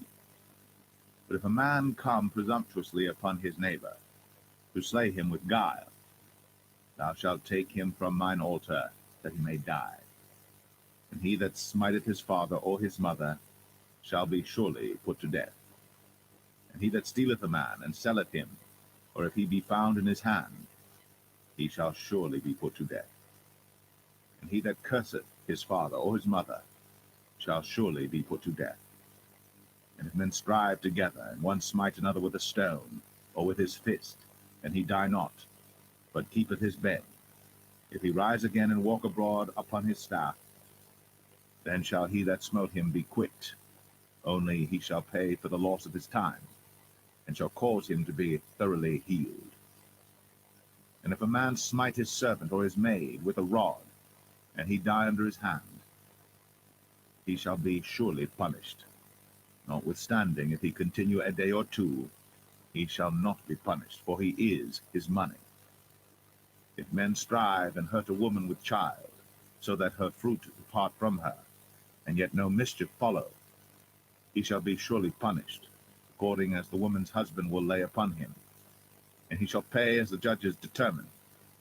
And if any mischief follow, then thou shalt give life for life, eye for eye, tooth for tooth, hand for hand, foot for foot, burning for burning, wound for wound, stripe for stripe.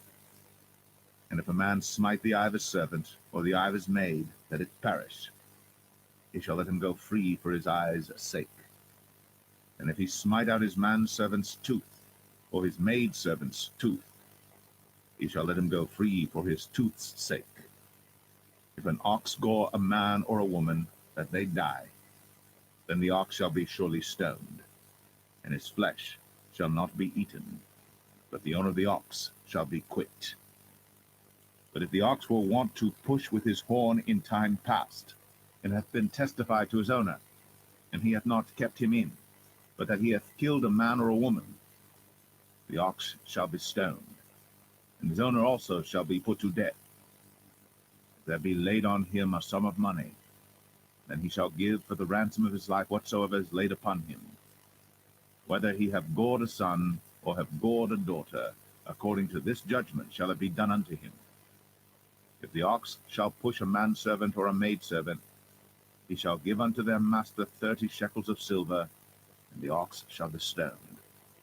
And if a man shall open a pit, if a man shall dig a pit, and not cover it, and an ox or an ass fall therein, the owner of the pit shall make it good, and give money unto the owner of them, and the dead beast shall be his.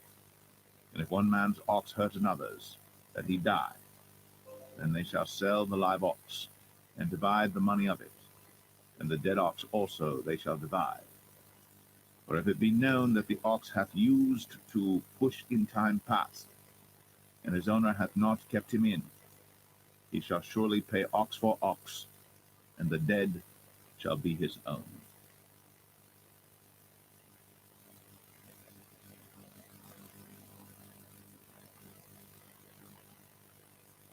Exodus 22. If a man shall steal an ox or a sheep and kill it or sell it, he shall restore 5 oxen for an ox and 4 sheep for a sheep.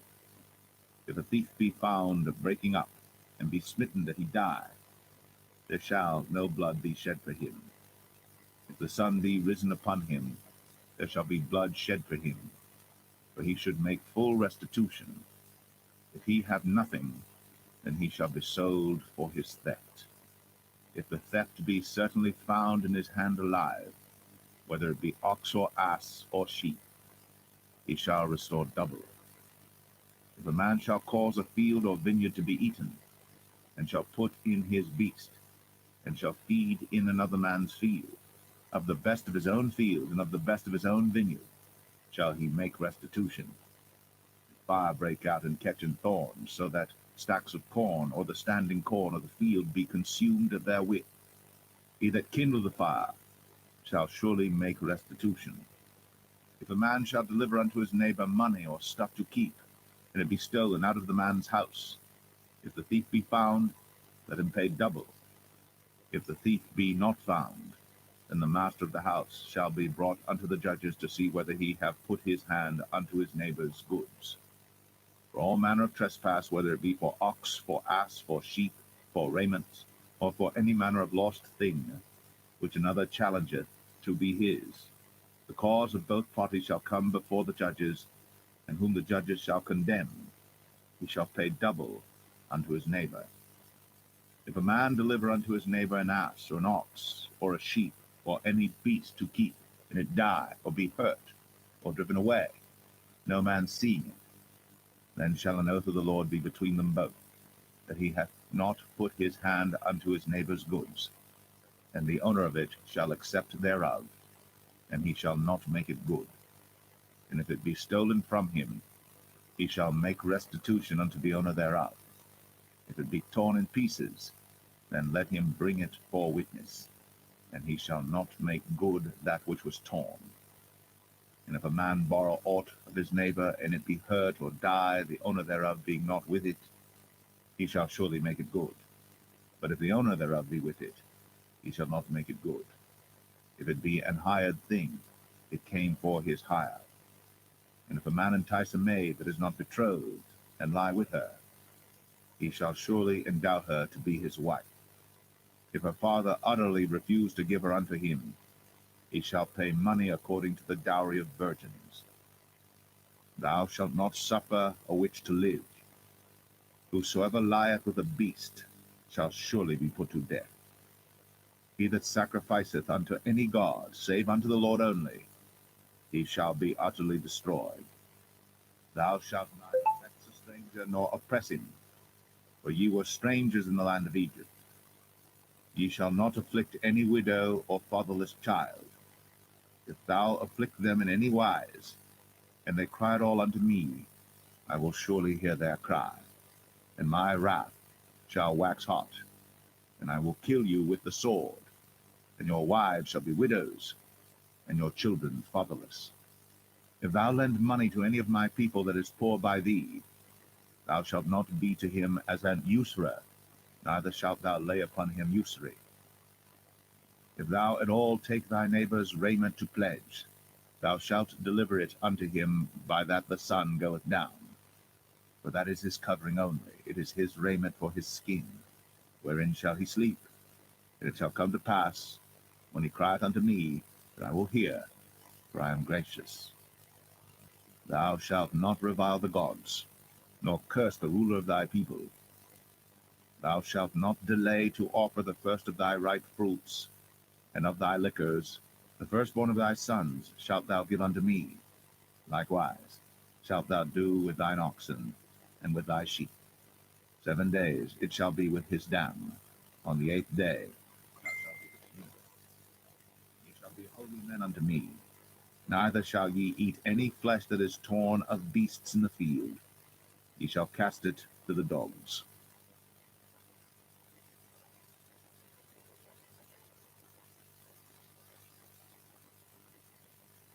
Exodus 23. Thou shalt not raise a false report. Put not thine hand with the wicked to be an unrighteous witness. Thou shalt not follow a multitude to do evil. Neither shalt thou speak in a cause to decline after many to wrest judgment. Neither shalt thou countenance a poor man in his cause. If thou meet thine enemy's ox or his ass going astray, thou shalt surely bring it back to him again. If thou see the ass of him that hateth thee lying under his burden, and wouldest forbear to help him, thou shalt surely help with him. Thou shalt not wrest the judgment of thy poor in his cause. Keep thee far from a false matter, and the innocent and righteous slay thou not. For I will not justify the wicked. And thou shalt take no gift, for the gift blindeth the wise, and perverteth the words of the righteous. Also, thou shalt not oppress a stranger. For ye know the heart of a stranger, seeing ye were strangers in the land of Egypt. And 6 years thou shalt sow thy land, and shalt gather in the fruits thereof. But the 7th year thou shalt let it rest and lie still, that the poor of thy people may eat, and what they leave the beasts of the field shall eat. In like manner thou shalt deal with thy vineyard, and with thy oliveyard. 6 days thou shalt do thy work, and on the 7th day thou shalt rest, that thine ox and thine ass may rest, and the son of thy handmaid, and the stranger may be refreshed. In all things that I have said unto you be circumspect, and make no mention of the name of other gods, neither let it be heard out of thy mouth.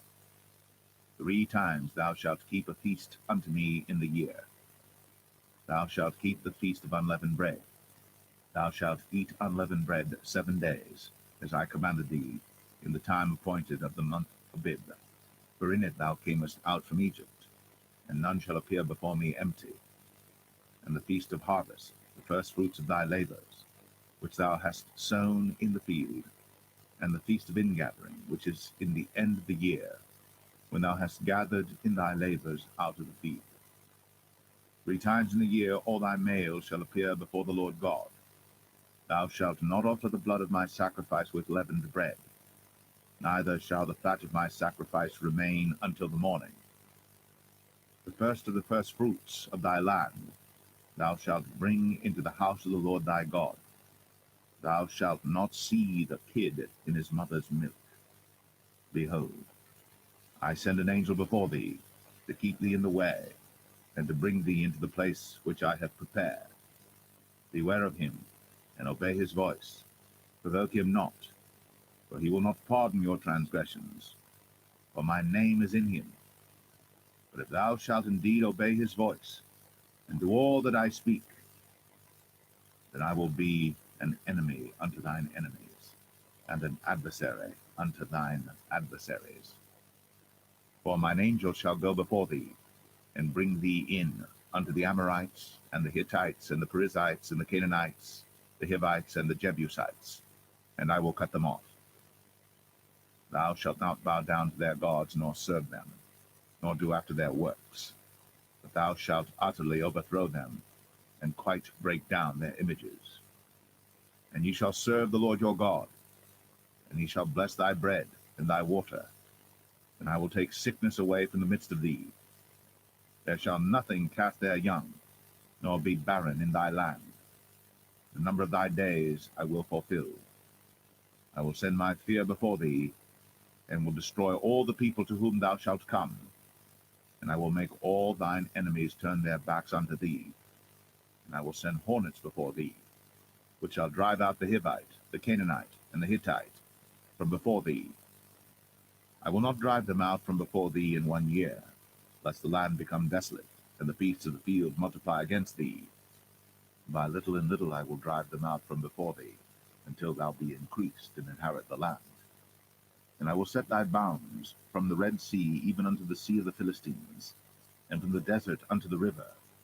For I will deliver the inhabitants of the land into your hand, and thou shalt drive them out before thee. Thou shalt make no covenant with them, nor with their gods. They shall not dwell in thy land, lest they make thee sin against me. For if thou serve their gods, it will surely be a snare unto thee.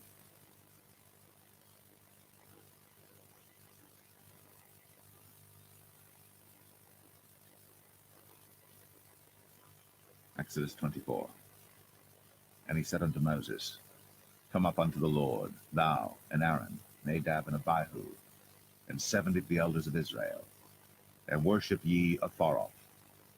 And Moses alone shall come near the Lord, but they shall not come nigh, neither shall the people go up with him. And Moses came, and told the people all the words of the Lord, and all the judgments. And all the people answered with one voice, and said, All the words which the Lord hath said will we do. And Moses wrote all the words of the Lord, and rose up early in the morning, and builded an altar under the hill, and 12 pillars according to the 12 tribes of Israel. And he sent young men of the children of Israel, which offered burnt offerings, and sacrificed peace offerings of oxen unto the Lord. And Moses took half of the blood, and put it in basins, and half of the blood he sprinkled on the altar. And he took the book of the covenant, and read in the audience of the people, and they said, All that the Lord hath said will we do, and be obedient. And Moses took the blood, and sprinkled it on the people, and said, Behold, the blood of the covenant which the Lord hath made with you concerning all these words. Then went up Moses and Aaron, Nadab and Abihu, and 70 of the elders of Israel. And they saw the God of Israel. And there was under his feet, as it were, a paved work of a sapphire stone, and as it were the body of heaven in his clearness. And upon the nobles of the children of Israel he laid not his hand, Also they saw God, and did eat and drink. And the Lord said unto Moses, Come up to me into the mount, and be there, and I will give thee tables of stone, and a law and commandments which I have written, that thou mayest teach them. And Moses rose up, and his minister Joshua, and Moses went up into the mount of God. And he said unto the elders, Tarry ye here for us, until we come again unto you. And behold, Aaron and Hur are with you. If any man have any matters to do, let him come unto them. And Moses went up into the mount, and a cloud covered the mount. And the glory of the Lord abode upon Mount Sinai, and the cloud covered it 6 days. And the 7th day he called unto Moses out of the midst of the cloud. And the sight of the glory of the Lord was like devouring fire on the top of the mount in the eyes of the children of Israel. And Moses went into the midst of the cloud, and gat him up into the mount. And Moses was in the mount 40 days and 40 nights.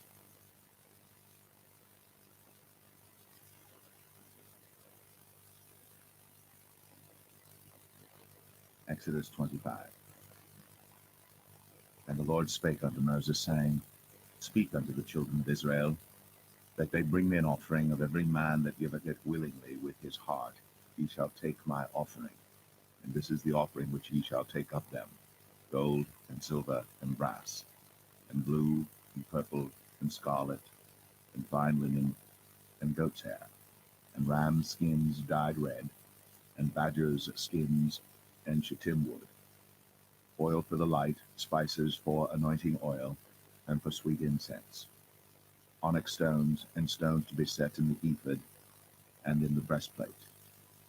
Let them make me a sanctuary, that I may dwell among them, according to all that I show thee, after the pattern of the tabernacle, and the pattern of all the instruments thereof, even so shall ye make it. And they shall make an ark of shittim wood. 2 cubits and a half shall be the length thereof, and 1 cubit and a half the breadth thereof, and 1 cubit and a half the height thereof. And thou shalt overlay it with pure gold, within and without shalt thou overlay it, and shalt make upon it a crown of gold round about. And thou shalt cast 4 rings of gold for it, and put them in the 4 corners thereof. And 2 rings shall be in the one side of it, and 2 rings in the other side of it. And thou shalt make staves of shittim wood, and overlay them with gold. And thou shalt put the staves into the rings by the sides of the ark, that the ark may be borne with them. The staves shall be in the rings of the ark, they shall not be taken from it. And thou shalt put into the ark the testimony which I shall give thee. And thou shalt make a mercy seat of pure gold. 2 cubits and a half shall be the length thereof, and 1 cubit and a half the breadth thereof. And thou shalt make 2 cherubims of gold. Of beaten work shalt thou make them, in the 2 ends of the mercy seat. And make 1 cherub on the one end, and the other cherub on the other end. Even of the mercy seat shall ye make the cherubims on the 2 ends thereof. And the cherubims shall stretch forth their wings on high, covering the mercy seat with their wings, and their faces shall look one to another. Toward the mercy seat shall the faces of the cherubims be. And thou shalt put the mercy seat above upon the ark, and in the ark thou shalt put the testimony that I shall give thee. And there I will meet with thee, and I will commune with thee from above the mercy seat, from between the 2 cherubims which are upon the ark of the testimony, of all things which I will give thee in commandment unto the children of Israel. Thou shalt also make a table of shittim wood. 2 cubits shall be the length thereof, and 1 cubit the breadth thereof, and 1 cubit and a half the height thereof. And thou shalt overlay it with pure gold, and make thereto a crown of gold round about. And thou shalt make unto it a border of an handbreadth round about. And thou shalt make a golden crown to the border thereof round about. And thou shalt make for it 4 rings of gold, and put the rings in the 4 corners that are on the 4 feet thereof. Over against the border shall the rings be for places of the staves to bear the table. And thou shalt make the staves of shittim wood, and overlay them with gold, that the table may be borne with them. And thou shalt make the dishes thereof, and spoons thereof, and covers thereof, and bowls thereof, to cover withal. Of pure gold shalt thou make them. And thou shalt set upon the table showbread before me always. And thou shalt make a candlestick of pure gold. Of beaten work shall the candlestick be made. His shaft and his branches, his bowls, his knobs and his flowers shall be of the same. And 6 branches shall come out of the sides of it, 3 branches of the candlestick out of the one side, and 3 branches of the candlestick out of the other side. 3 bowls made like unto almonds, with a knob and a flower in one branch, and 3 bowls made like almonds in the other branch, with a knob and a flower. So in the 6 branches that come out of the candlestick. And in the candlestick shall be 4 bowls made like unto almonds, with their knobs and their flowers. And there shall be a knob under 2 branches of the same, and a knob under 2 branches of the same, and a knob under 2 branches of the same, according to the 6 branches that proceed out of the candlestick. Their knobs and their branches shall be of the same. All it shall be one beaten work of pure gold. And thou shalt make the 7 lamps thereof, and they shall light the lamps thereof, and they may give light over against it, and the tongs thereof, and the snuff dishes thereof, shall be of pure gold. Of a talent of pure gold shall he make it with all these vessels. And look that thou make them after their pattern, which was shown thee in the mount.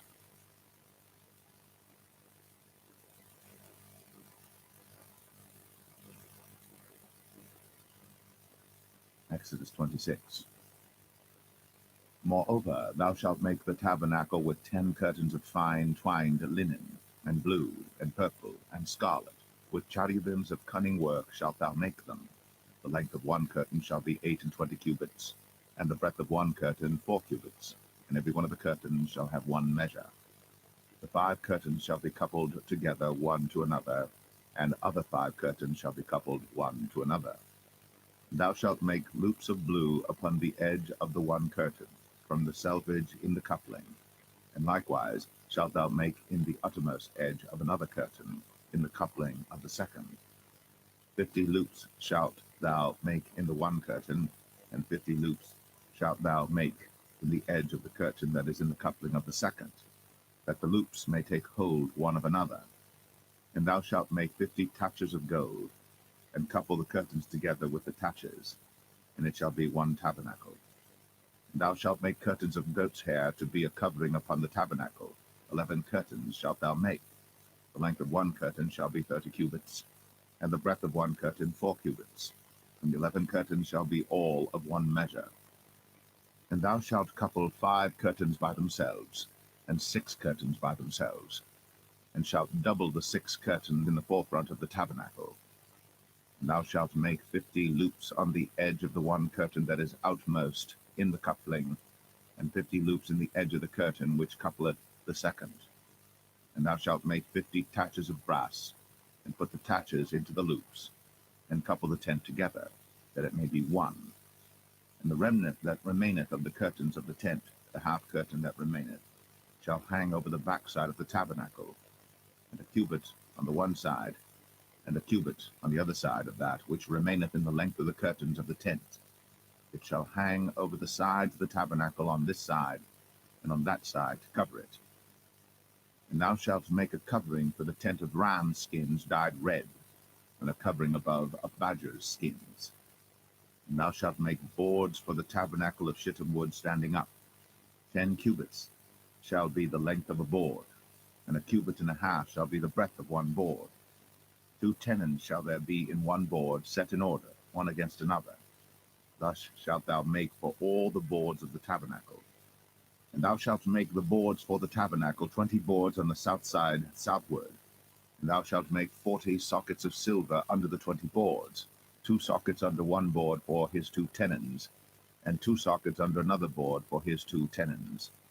And for the second side of the tabernacle on the north side there shall be 20 boards, and there 40 sockets of silver, 2 sockets under one board, and 2 sockets under another board.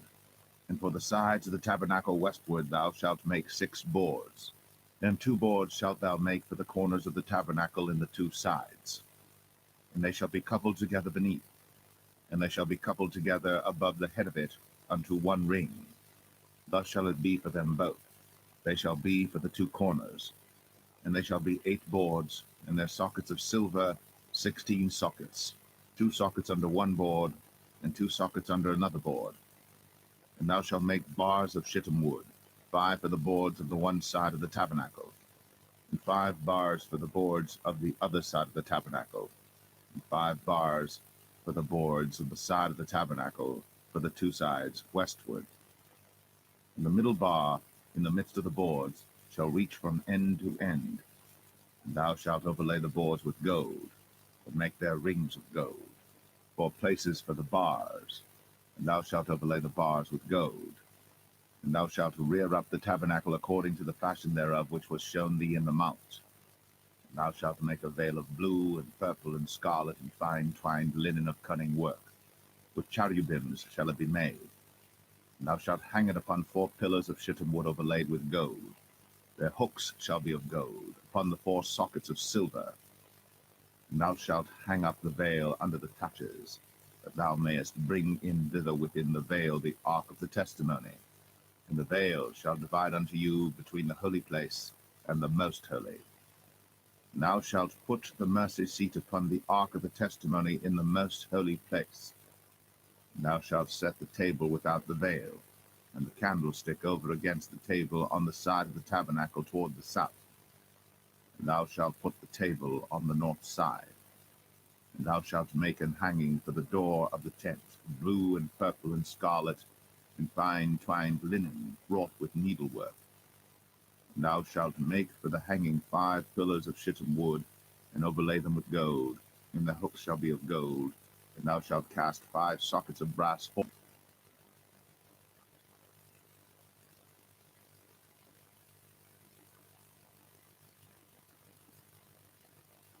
Exodus 27. And thou shalt make an altar of shittim wood, 5 cubits long and 5 cubits broad. The altar shall be 4 square, and the height thereof shall be 3 cubits. And thou shalt make the horns of it upon the 4 corners thereof.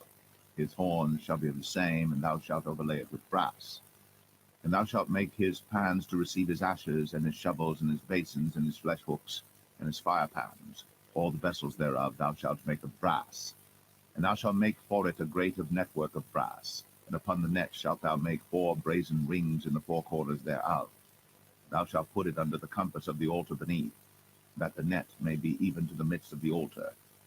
And thou shalt make staves for the altar, staves of shittim wood, and overlay them with brass. And the staves shall be put into the rings, and the staves shall be upon the 2 sides of the altar to bear it. Hollow with boards shalt thou make it, as it was shown thee in the mount, so shall they make it.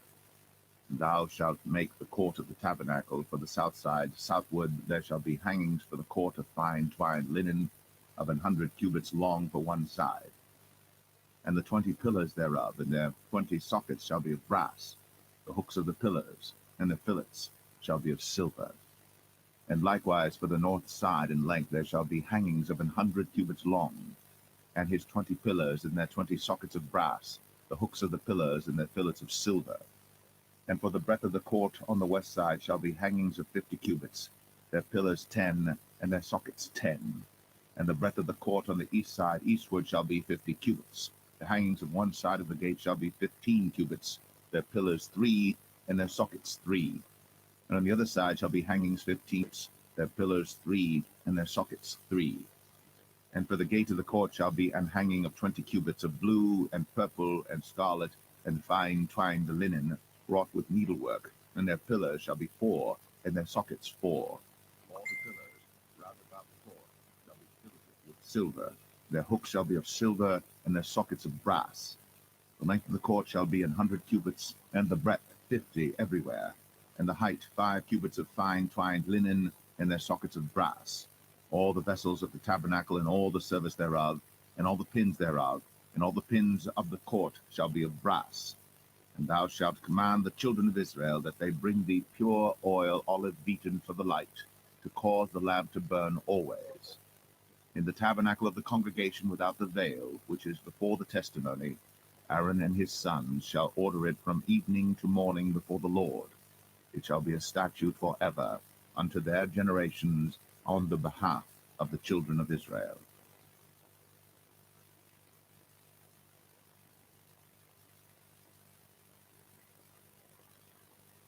Exodus 28. And take thou unto thee Aaron thy brother, and his sons with him, from among the children of Israel, that he may minister unto me in the priest's office, even Aaron, Nadab, and Abihu, Eleazar, and Ithamar, Aaron's sons. And thou shalt make holy garments for Aaron thy brother, for glory and for beauty. And thou shalt speak unto all that are wise-hearted, whom I have filled with the spirit of wisdom, that they may make Aaron's garments to consecrate him, that he may minister unto me in the priest's office. And these are the garments which they shall make: a breastplate, and an ephod, and a robe, and a broidered coat, a mitre, and a girdle. And they shall make holy garments for Aaron thy brother, and his sons, that he may minister unto me in the priest's office. And they shall take gold, and blue, and purple, and scarlet, and fine linen. And they shall make the ephod of gold, of blue, and of purple, of scarlet, and fine twined linen with cunning work. It shall have the two shoulder pieces thereof joined at the two edges thereof, and so it shall be joined together. And the curious girdle of the ephod which is upon it shall be of the same, according to the work thereof, even of gold, blue, and purple, and scarlet, and fine twined linen. And thou shalt take 2 onyx stones, and grave on them the names of the children of Israel, 6 of their names on one stone, and the other 6 names of the rest on the other stone, according to their birth. With the work of an engraver in stone, like the engravings of a signet, shalt thou engrave the 2 stones with the names of the children of Israel. Thou shalt make them to be set in ouches of gold. And thou shalt put the 2 stones upon the shoulders of the ephod for stones of memorial unto the children of Israel. And Aaron shall bear their names before the Lord upon his 2 shoulders for a memorial. And thou shalt make ouches of gold, and 2 chains of pure gold at the ends. Of wreathen work shalt thou make them, and fasten the wreathen chains to the ouches. And thou shalt make the breastplate of judgment with cunning work. After the work of the ephod thou shalt make it: of gold, of blue, and of purple, and of scarlet, and of fine twined linen shalt thou make it. 4 square it shall be, being doubled. A span shall be the length thereof, and a span shall be the breadth thereof. And thou shalt set in it settings of stones, even 4 rows of stones. The first row shall be a sardius, a topaz, and a carbuncle. This shall be the first row. And the second row shall be an emerald, a sapphire, and a diamond. And the third row a ligure, an agate, and an amethyst. And the fourth row a beryl, and an onyx, and a jasper. They shall be set in gold in their enclosings. And the stone shall be with the names of the children of Israel, 12 according to their names, like the engravings of a signet. Every one with his name shall they be according to the 12 tribes. And thou shalt make upon the breastplate chains at the ends of wreathen work of pure gold. And thou shalt make upon the breastplate 2 rings of gold, and shalt put the 2 rings on the 2 ends of the breastplate. And thou shalt put the 2 wreathen chains of gold in the 2 rings which are on the ends of the breastplate. And the other 2 ends of the 2 wreathen chains thou shalt fasten in the 2 ouches, and put them on the shoulder pieces of the ephod before it. And thou shalt make 2 rings of gold. And thou shalt put them upon the 2 ends of the breastplate, in the border thereof, which is in the side of the ephod inward. And 2 other rings of gold thou shalt make, and shalt put them on the 2 sides of the ephod underneath, toward the forepart thereof, over against the other coupling thereof, above the curious girdle of the ephod.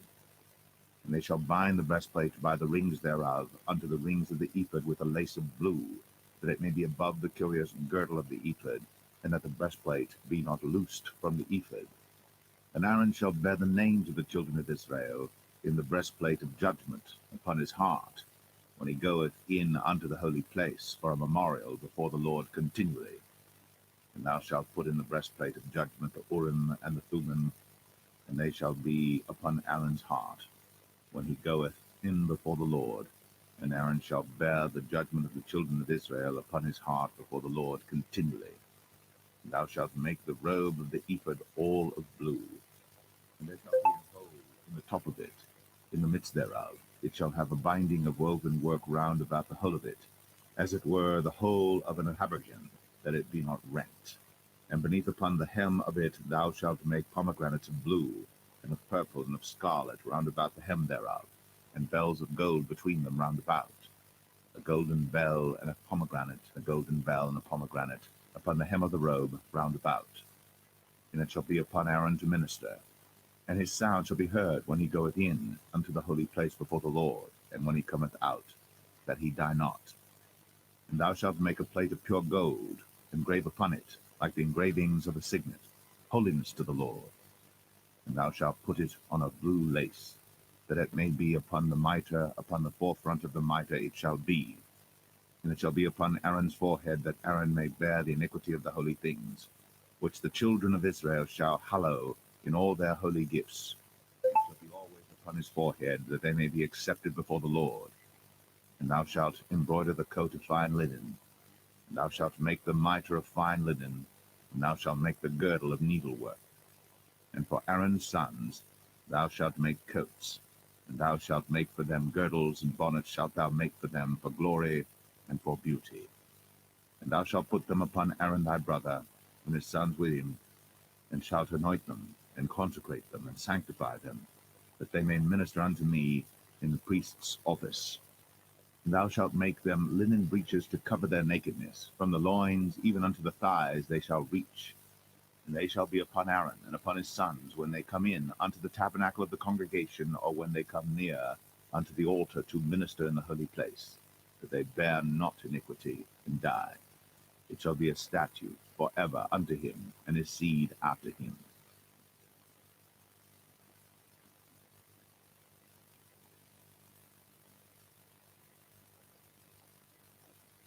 Exodus 29. And this is the thing that thou shalt do unto them to hallow them, to minister unto me in the priest's office. Take one young bullock and 2 rams without blemish, and unleavened bread and cakes unleavened tempered with oil, and wafers unleavened anointed with oil, of wheaten flour shalt thou make them. And thou shalt put them into one basket, and bring them in the basket, with the bullock and the 2 rams. And Aaron and his sons thou shalt bring unto the door of the tabernacle of the congregation, and shalt wash them with water. And thou shalt take the garments, and put upon Aaron the coat, and the robe of the ephod, and the ephod, and the breastplate, and gird him with the curious girdle of the ephod. And thou shalt put the mitre upon his head, and put the holy crown upon the mitre. Then shalt thou take the anointing oil, and pour it upon his head, and anoint him. And thou shalt bring his sons, and put coats upon them. And thou shalt gird them with girdles, Aaron and his sons, and put the bonnets on them, and the priest's office shall be theirs for a perpetual statute. And thou shalt consecrate Aaron and his sons. And thou shalt cause a bullock to be brought before the tabernacle of the congregation, and Aaron and his sons shall put their hands upon the head of the bullock. And thou shalt kill the bullock before the Lord, by the door of the tabernacle of the congregation. And thou shalt take of the blood of the bullock, and put it upon the horns of the altar with thy finger, and pour all the blood beside the bottom of the altar. And thou shalt take all the fat that covereth the inwards, and the caul that is above the liver, and the 2 kidneys, and the fat that is upon them, and burn them upon the altar. But the flesh of the bullock, and his skin, and his dung, shalt thou burn with fire without the camp. It is a sin offering. Thou shalt also take 1 ram, and Aaron and his sons shall put their hands upon the head of the ram. And thou shalt slay the ram, and thou shalt take his blood, and sprinkle it round about upon the altar. And thou shalt cut the ram in pieces, and wash the inwards of him and his legs, and put them unto his pieces and unto his head. And thou shalt burn the whole ram upon the altar. It is a burnt offering unto the Lord. It is a sweet savour, an offering made by fire unto the Lord. And thou shalt take the other ram, and Aaron and his sons shall put their hands upon the head of the ram. Then shalt thou kill the ram, and take of his blood, and put it upon the tip of the right ear of Aaron, and upon the tip of the right ear of his sons, and upon the thumb of their right hand, and upon the great toe of their right foot, and sprinkle the blood upon the altar round about. And thou shalt take of the blood that is upon the altar, and of the anointing oil, and sprinkle it upon Aaron, and upon his garments, and upon his sons, and upon the garments of his sons with him. And he shall be hallowed, and his garments, and his sons' garments with him.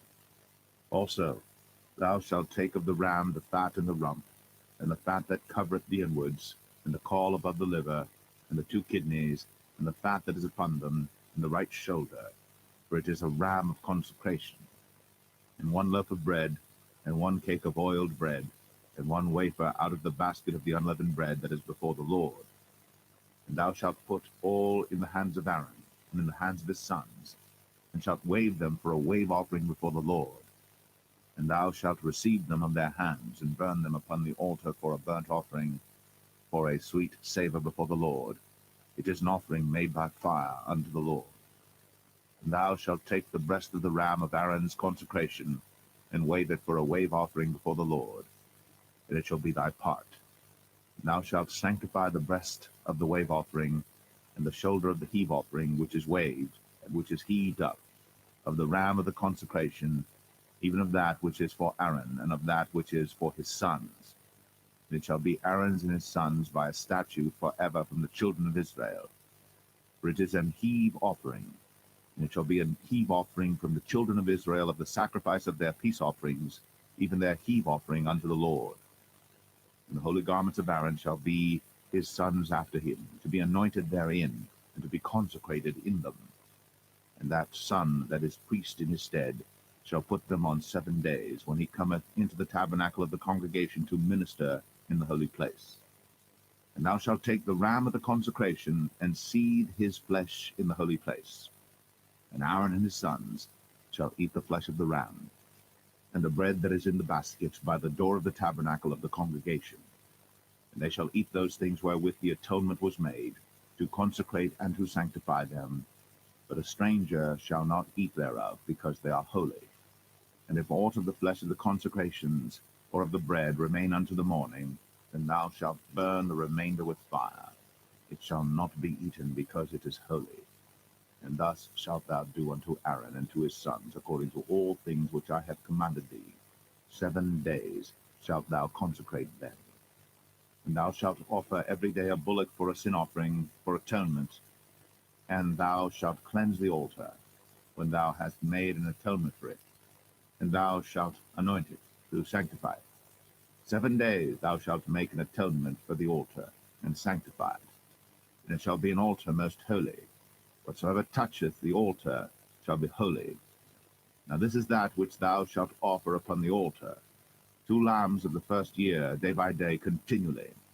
The 1 lamb thou shalt offer in the morning, and the other lamb thou shalt offer at even. And with the 1 lamb 1/10 deal of flour mingled with the 4th part of an hin of beaten oil, and the 4th part of an hin of wine for a drink offering. And the other lamb thou shalt offer at even, and shalt do thereto according to the meat offering of the morning, and according to the drink offering thereof, for a sweet savour, an offering made by fire unto the Lord. This shall be a continual burnt offering throughout your generations at the door of the tabernacle of the congregation before the Lord, where I will meet you, to speak thereunto thee. And there I will meet with the children of Israel, and the tabernacle shall be sanctified by my glory. And I will sanctify the tabernacle of the congregation and the altar. I will sanctify also both Aaron and his sons to minister to me in the priest's office. And I will dwell among the children of Israel, and will be their God. And they shall know that I am the Lord their God, that brought them forth out of the land of Egypt, that I may dwell among them. I am the Lord their God.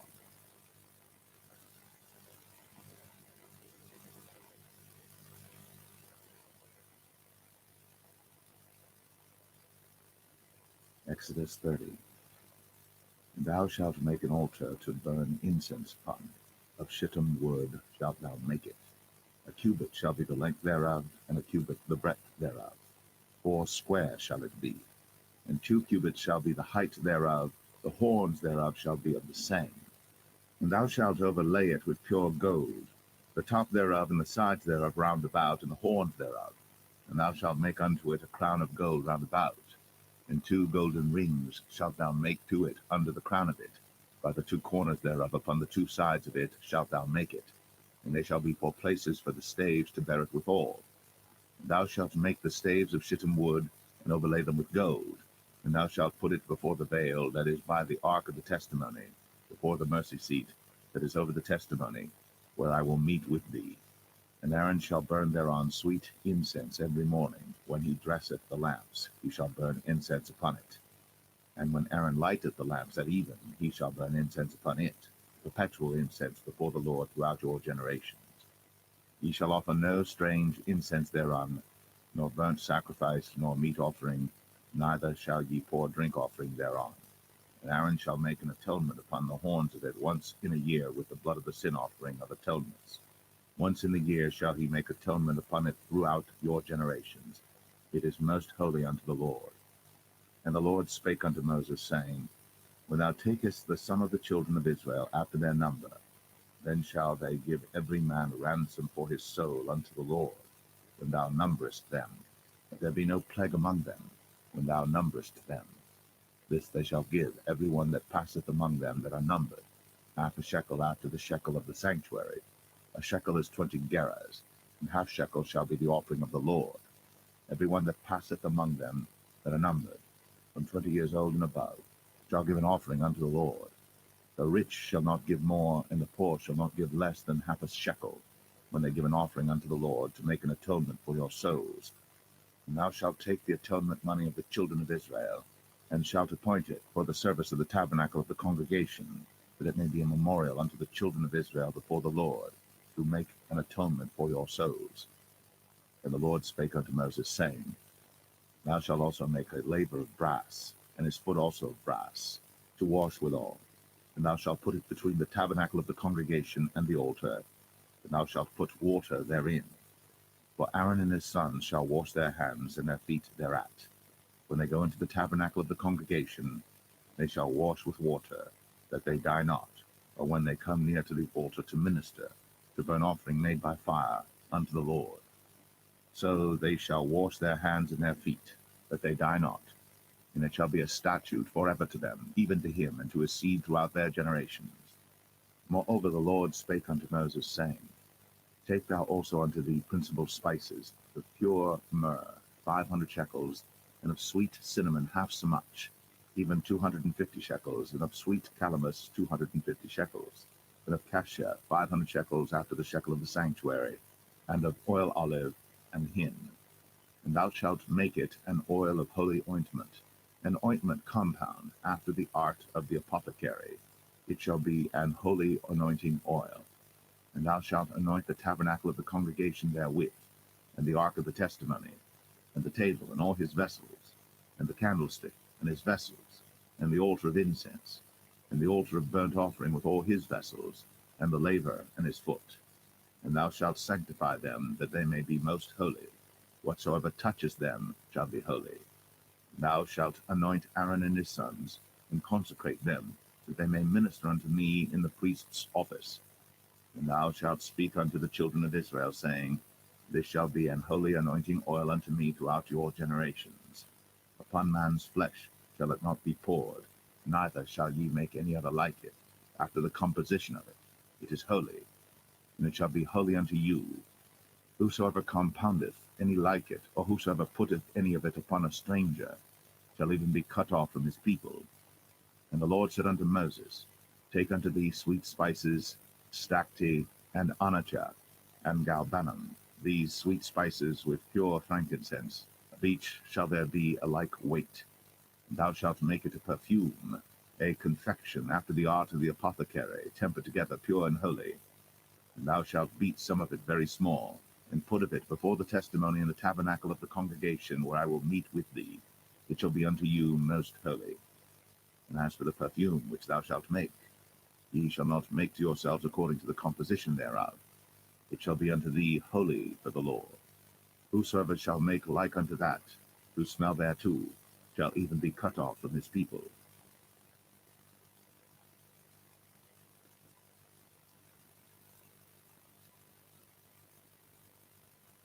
Exodus 31.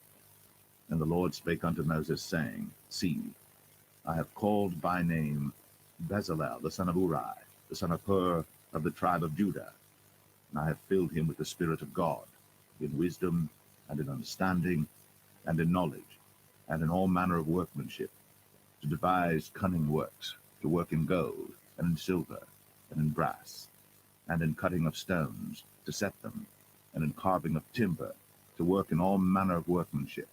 And I, behold, I have given with him Aholiab, the son of Ahisamach, of the tribe of Dan. And in the hearts of all that are wise-hearted I have put wisdom, that they may make all that I have commanded thee: the tabernacle of the congregation, and the ark of the testimony, and the mercy seat that is thereupon, and all the furniture of the tabernacle, and the table, and his furniture, and the pure candlestick with all his furniture, and the altar of incense, and the altar of burnt offering with all his furniture, and the laver and his foot, and the cloths of service, and the holy garments for Aaron the priest, and the garments of his sons to minister in the priest's office, and the anointing oil, and sweet incense for the holy place, according to all that I have commanded thee shall they do. And the Lord spake unto Moses, saying, Speak thou also unto the children of Israel, saying, Verily, my Sabbaths ye shall keep, for it is a sign between me and you throughout your generations, that ye may know that I am the Lord that doth sanctify you. Ye shall keep the Sabbath therefore, for it is holy unto you. Every one that defileth it shall surely be put to death. For whosoever doeth any work therein, that soul shall be cut off from among his people. 6 days may work be done, then the seventh is the Sabbath of rest, holy to the Lord. Whosoever doeth any work in the Sabbath day, he shall surely be put to death. Wherefore the children of Israel shall keep the Sabbath, to observe the Sabbath throughout their generations, for a perpetual covenant. It is a sign between me and the children of Israel forever. For in 6 days the Lord made heaven and earth, and on the seventh day he rested and was refreshed. And he gave unto Moses, when he had made an end of communing with him upon Mount Sinai, 2 tables of testimony, tables of stone, written with the finger of God.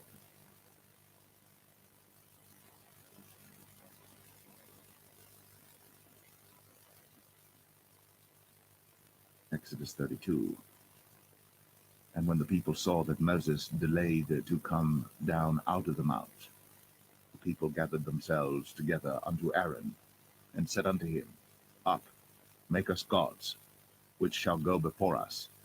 For as for this Moses, the man that brought us up out of the land of Egypt, we wot not what is become of him.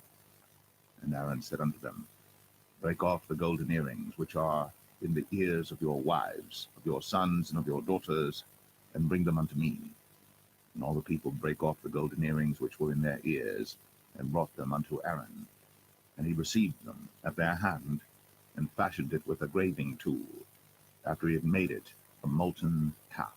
And they said, These be thy gods, O Israel, which brought thee up out of the land of Egypt. And when Aaron saw it, he built an altar before it. And Aaron made proclamation and said, Tomorrow is a feast to the Lord. And they rose up early on the morrow, and offered burnt offerings, and brought peace offerings. And the people sat down to eat and to drink, and rose up to play. And the Lord said unto Moses, Go, get thee down, for thy people, which thou broughtest out of the land of Egypt, have corrupted themselves. They have turned aside quickly out of the way which I commanded them. They have made them a molten calf, and have worshipped it, and have sacrificed thereunto, and said, These be thy gods, O Israel, which have brought thee up out of the land of Egypt. And the Lord said unto Moses, I have seen this people, and behold, it is a stiff-necked people. Now therefore let me alone, that my wrath may wax hot against them, and that I may consume them. And I will make of thee a great nation.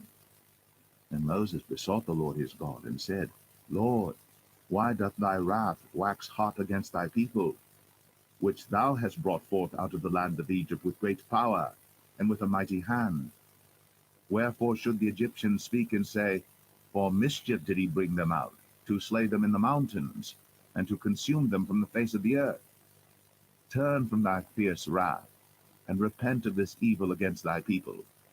Remember Abraham, Isaac, and Israel, thy servants, to whom thou swarest by thine own self, and saidst unto them, I will multiply your seed as the stars of heaven. And all this land that I have spoken of will I give unto your seed, and they shall inherit it forever. And the Lord repented of the evil which he thought to do unto his people. And Moses turned and went down from the mount, and the 2 tables of the testimony were in his hand. The tables were written on both their sides. On the one side and on the other were they written. And the tables were the work of God, and the writing was the writing of God, graven upon the tables. And when Joshua heard the noise of the people as they shouted, he said unto Moses, There is a noise of war in the camp. And he said, It is not the voice of them that shout for mastery, neither is it the voice of them that cry for being overcome, but the noise of them that sing do I hear. And it came to pass, as soon as he came nigh unto the camp, that he saw the calf and the dancing.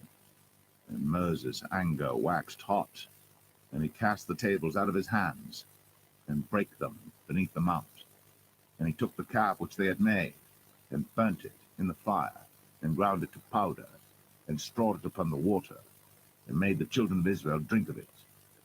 And Moses said unto Aaron, What did this people unto thee, that thou hast brought so great a sin upon them? And Aaron said, Let not the anger of my Lord wax hot. Thou knowest the people, that they are set on mischief. For they said unto me, Make us gods, which shall go before us. For as for this Moses, the man that brought us up out of the land of Egypt, we wot not what is become of him. And I said unto them, Whosoever hath any gold, let them break it off. So they gave it to me. Then I cast it into the fire, and there came out this calf. And when Moses saw that the people were naked, for Aaron had made them naked unto their shame among their enemies, then Moses stood in the gate of the camp, and said, Who is on the Lord's side? Let him come unto me. And all the sons of Levi gathered themselves together unto him. And he said unto them, Thus saith the Lord God of Israel, Put every man his sword by his side, and go in and out from gate to gate throughout the camp, and slay every man his brother, and every man his companion, and every man his neighbor. And the children of Levi did according to the word of Moses. And there fell of the people that day about 3,000 men. For Moses had said, Consecrate yourselves today to the Lord, even every man upon his son, and upon his brother, that he may bestow upon you a blessing this day. And it came to pass on the morrow, that Moses said unto the people, Ye have sinned a great sin, and now I will go up unto the Lord. Peradventure I shall make an atonement for your sin. And Moses returned unto the Lord, and said, O this people have sinned a great sin, and have made them gods of gold. Yet now, if thou wilt forgive their sin, and if not, blot me, I pray thee, out of thy book, which thou hast written. And the Lord said unto Moses, Whosoever hath sinned against me, him will I blot out of my book. Therefore now go, lead the people unto the place of which I have spoken unto thee. Behold, mine angel shall go before thee. Nevertheless, in the day when I visit, I will visit their sin upon them. And the Lord plagued the people, because they made the calf.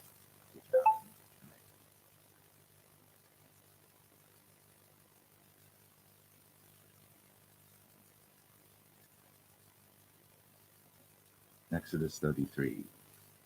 And the Lord said unto Moses, Depart, and go up hence, thou and the people which thou hast brought up out of the land of Egypt, unto the land which I swear unto Abraham, to Isaac, and to Jacob, saying, Unto thy seed will I give it.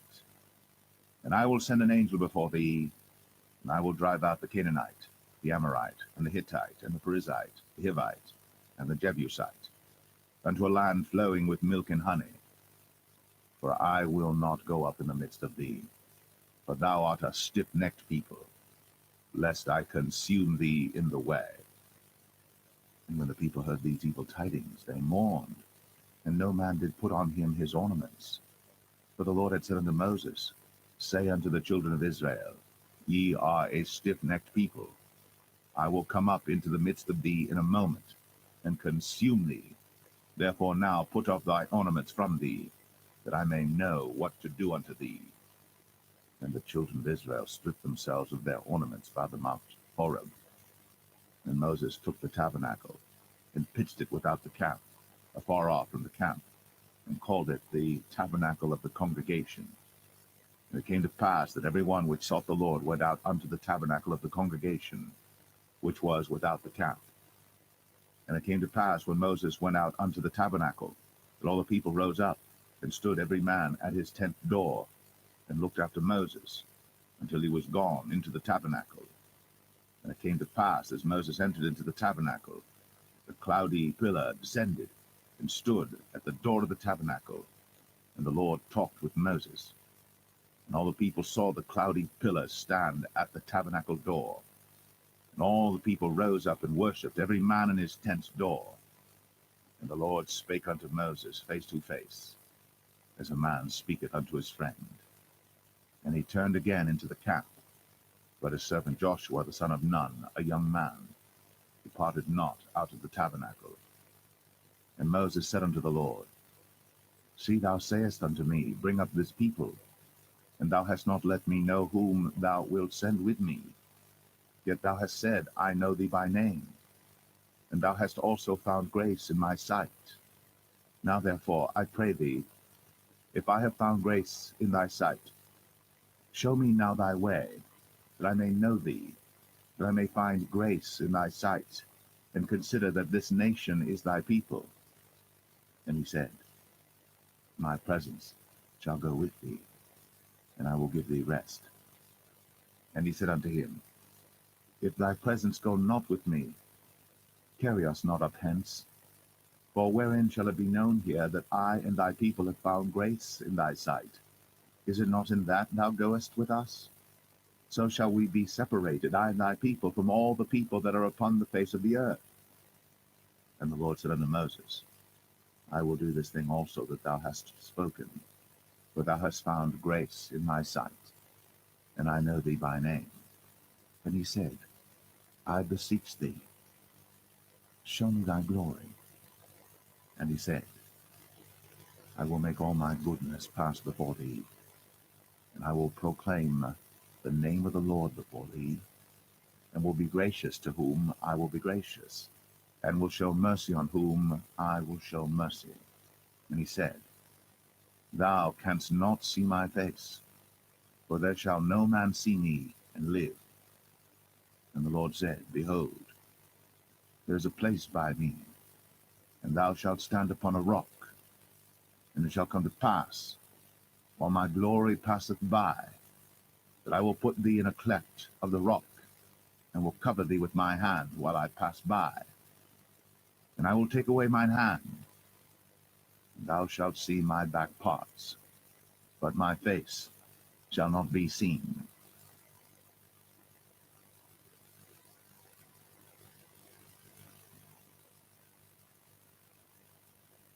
Exodus 34. And the Lord said unto Moses, Hew thee 2 tables of stone like unto the first. And I will write upon these tables the words that were in the first tables which thou breakest. And be ready in the morning, and come up in the morning unto Mount Sinai, and present thyself there to me in the top of the mount. And no man shall come up with thee, neither let any man be seen throughout all the mount. Neither let the flocks nor herds feed before that mount.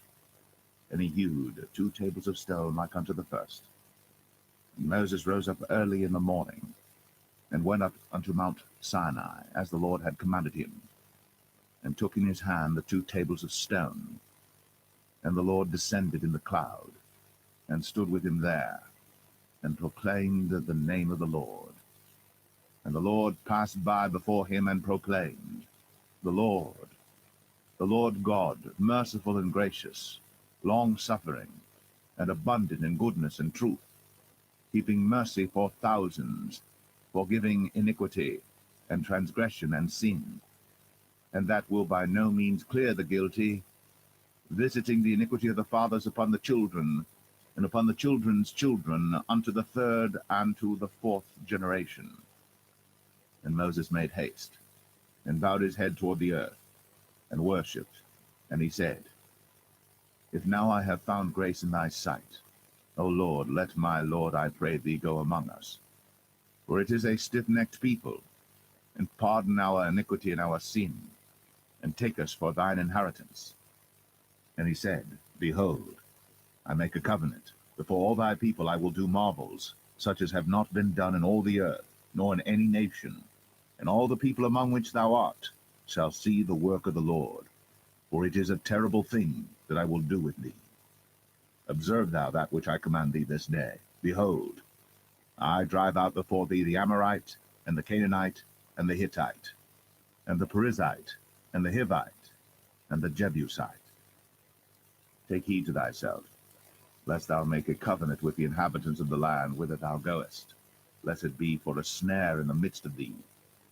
Ye shall destroy their altars, break their images, and cut down their groves.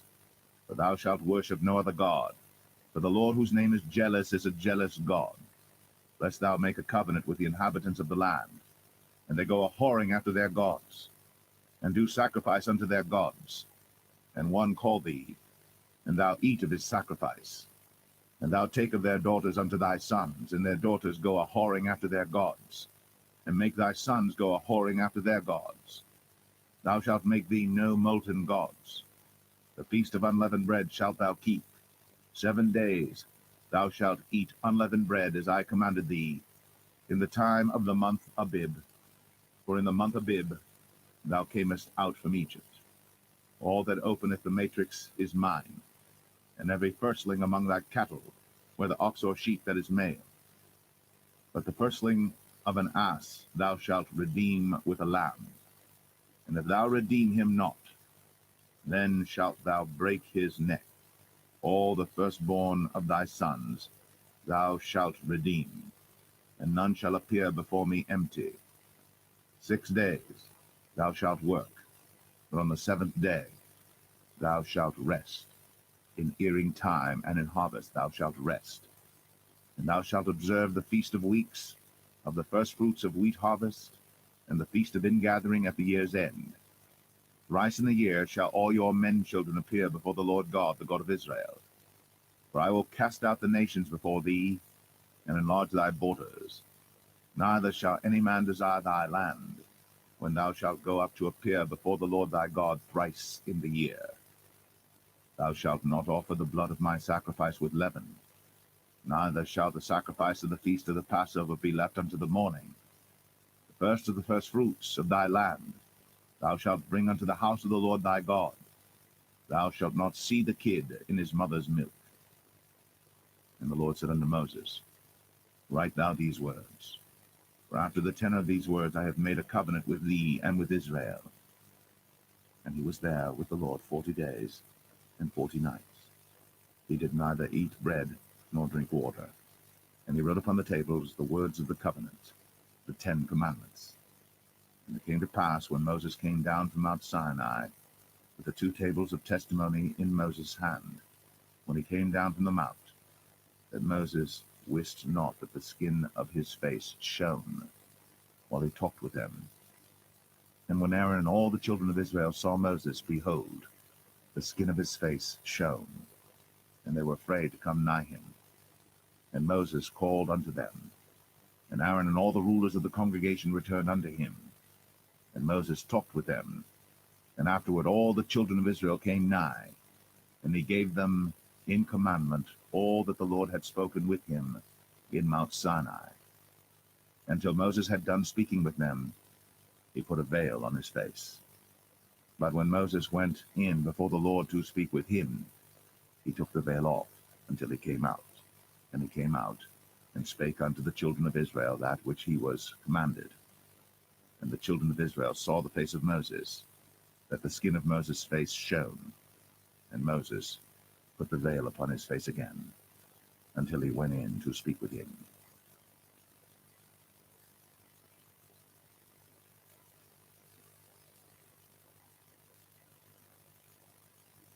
Exodus 35. And Moses gathered all the congregation of the children of Israel together, and said unto them, These are the words which the Lord hath commanded, that ye should do them. 6 days shall work be done, but on the 7th day there shall be to you an holy day, a Sabbath of rest to the Lord. Whosoever doeth work therein shall be put to death. Ye shall kindle no fire throughout your habitations upon the 7th day. And Moses spake unto all the congregation of the children of Israel, saying, This is the thing which the Lord commanded, saying, Take ye from among you an offering unto the Lord, whosoever is of a willing heart, let him bring it, an offering of the Lord, gold and silver and brass, and blue and purple and scarlet and fine linen and goat's hair, and rams' skins dyed red, and badgers' skins, and shittim wood, and oil for the light, and spices for anointing oil, and for the sweet incense, and onyx stones, and stones to be set for the ephod and for the breastplate.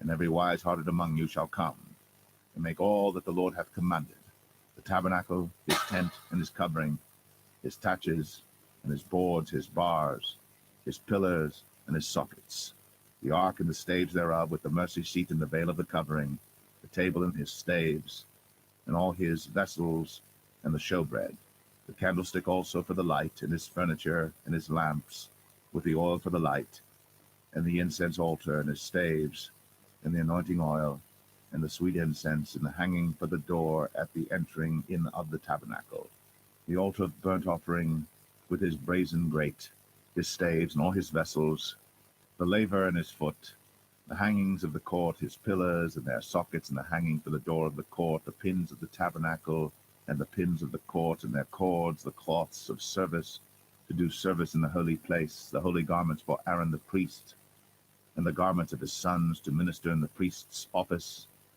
And all the congregation of the children of Israel departed from the presence of Moses.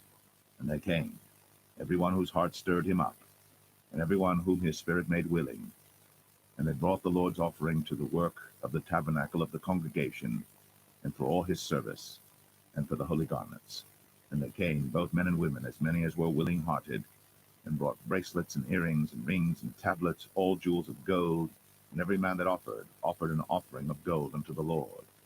And every man with whom was found blue and purple and scarlet and fine linen and goat's hair, and red skins of rams and badgers' skins brought them.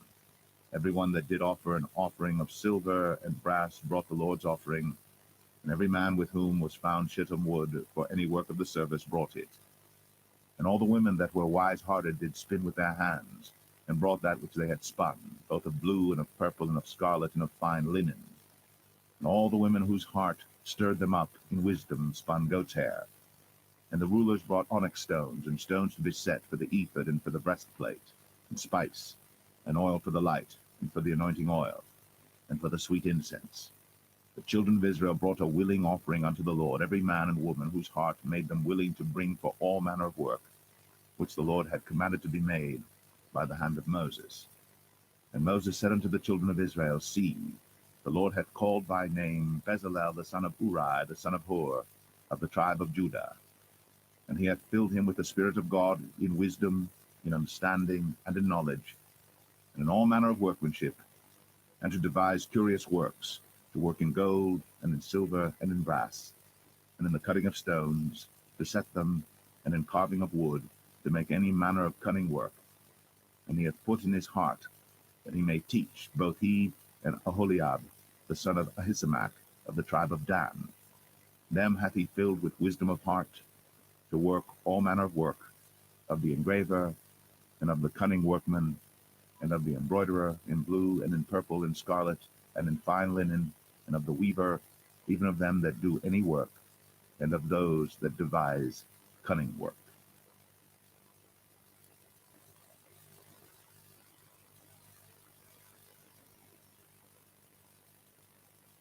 Exodus 36. Then wrought Bezalel and Aholiab, and every wise-hearted man, in whom the Lord put wisdom and understanding to know how to work all manner of work for the service of the sanctuary, according to all that the Lord had commanded. And Moses called Bezalel and Aholiab, and every wise-hearted man, in whose heart the Lord had put wisdom, even every one whose heart stirred him up to come unto the work to do it. And they received of Moses all the offering, which the children of Israel had brought for the work of the service of the sanctuary, to make it withal. And they brought yet unto him free offerings every morning.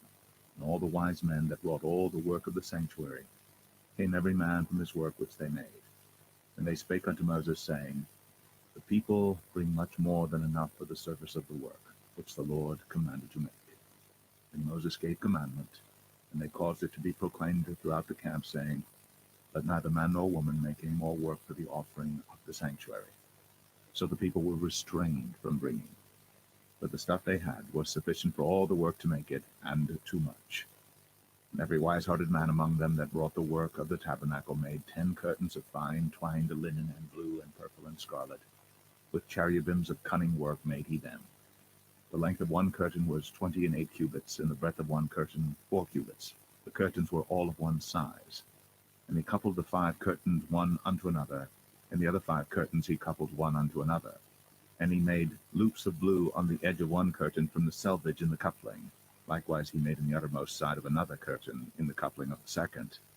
50 loops made he in one curtain, and 50 loops made he in the edge of the curtain which was in the coupling of the second. The loops held one curtain to another.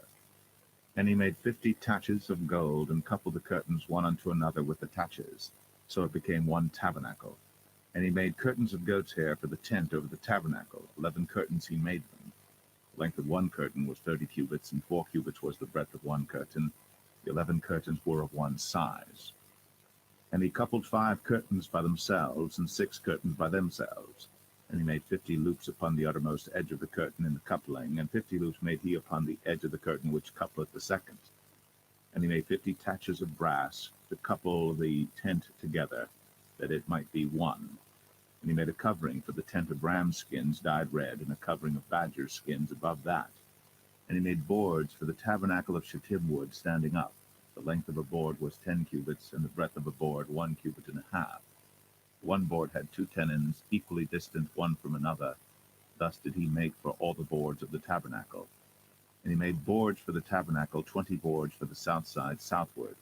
And 40 sockets of silver he made under the 20 boards, 2 sockets under one board for his 2 tenons, and 2 sockets under another board for his 2 tenons.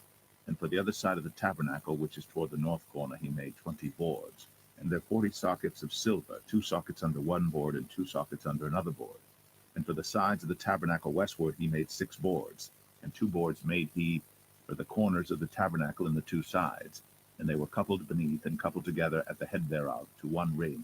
Thus he did to both of them in both the corners. And there were 8 boards, and their sockets were 16 sockets of silver, under every board 2 sockets. And he made bars of shittim wood, 5 for the boards of the one side of the tabernacle, and 5 bars for the boards of the other side of the tabernacle, and 5 bars for the boards of the tabernacle for the sides westward.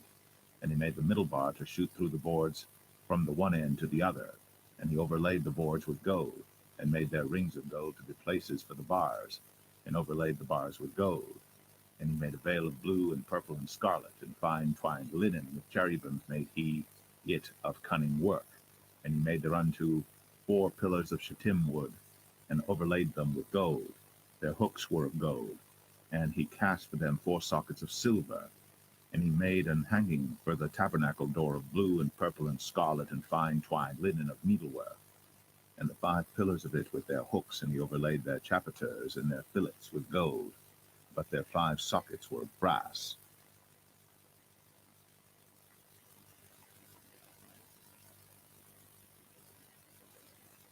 Exodus 37. And Bezalel made the ark of shittim wood. 2 cubits and a half was the length of it, and 1 cubit and a half the breadth of it, and 1 cubit and a half the height of it. And he overlaid it with pure gold within and without, and made a crown of gold to it round about. And he cast for it 4 rings of gold, to be set by the 4 corners of it, even 2 rings upon the one side of it, and 2 rings upon the other side of it. And he made staves of shittim wood, and overlaid them with gold. And he put the staves into the rings by the sides of the ark to bear the ark. And he made the mercy seat of pure gold. 2 cubits and a half was the length thereof, and 1 cubit and a half the breadth thereof. And he made 2 cherubims of gold, beaten out of one piece made he them, on the 2 ends of the mercy seat, 1 cherub on the end on this side, and another cherub on the other end on that side. Out of the mercy seat made he the cherubims on the 2 ends thereof. And the cherubims spread out their wings on high, and covered with their wings over the mercy seat, with their faces one to another. Even to the mercy seatward were the faces of the cherubims. And he made the table of shittim wood. 2 cubits was the length thereof, and 1 cubit the breadth thereof, and 1 cubit and a half the height thereof. And he overlaid it with pure gold, and made thereunto a crown of gold round about. Also he made thereunto a border of an handbreadth round about, and made a crown of gold for the border thereof round about. And he cast for it 4 rings of gold, and put the rings upon the 4 corners that were in the 4 feet thereof. Over against the border were the rings, the places for the staves to bear the table. And he made the staves of shittim wood, and overlaid them with gold to bear the table. And he made the vessels which were upon the table, his dishes, and his spoons, and his bowls, and his covers, to cover withal of pure gold. And he made the candlestick of pure gold. Of beaten work made he the candlestick. His shaft and his branch, his bowls, his knobs, and his flowers were of the same. And 6 branches going out of the sides thereof, 3 branches of the candlestick out of the one side thereof, and 3 branches of the candlestick out of the other side thereof. 3 bowls made after the fashion of almonds in one branch, a knob and a flower, and 3 bowls made like almonds in another branch, a knob and a flower. So throughout the 6 branches going out of the candlestick. And in the candlestick were 4 bowls made like almonds, his knobs and his flowers, and a knob under 2 branches of the same, and a knob under 2 branches of the same, and a knob under 2 branches of the same, according to the 6 branches going out of it. Their knobs and their branches were of the same. All of it was one beaten work of pure gold. And he made his 7 lamps, and his snuffers, and his snuff dishes of pure gold. Of a talent of pure gold made he it, and all the vessels thereof. And he made the incense altar of shittim wood. The length of it was a cubit, the breadth of it a cubit. It was 4 square, and 2 cubits was the height of it. The horns thereof were of the same. And he overlaid it with pure gold, both the top of it and the sides thereof round about. And the horns of it also he made unto it a crown of gold round about. And he made 2 rings of gold for it under the crown thereof, by the 2 corners of it upon the 2 sides thereof, to be places for the staves to bear it withal. And he made the staves of shittim wood, and overlaid them with gold. And he made the holy anointing oil, and the pure incense of sweet spices, according to the work of the apothecary.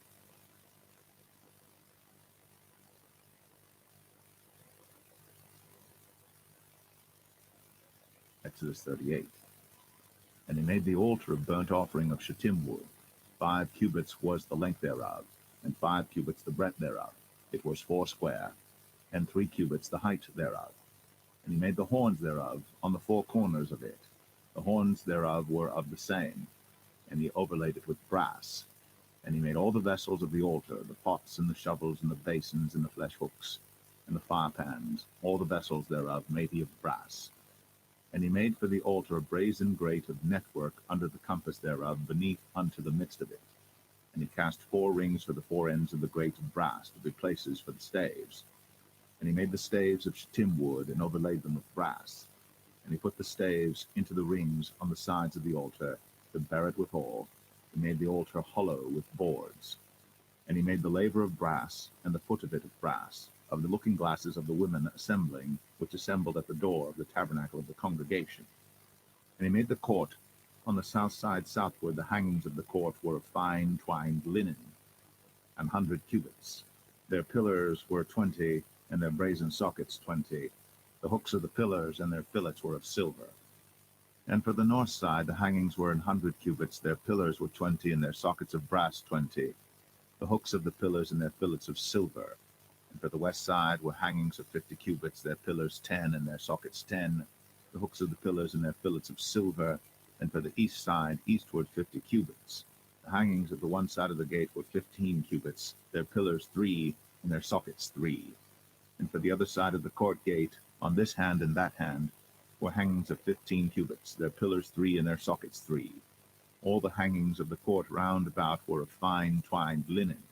And the sockets for the pillars were of brass, the hooks of the pillars and their fillets of silver, and the overlaying of their chapiters of silver.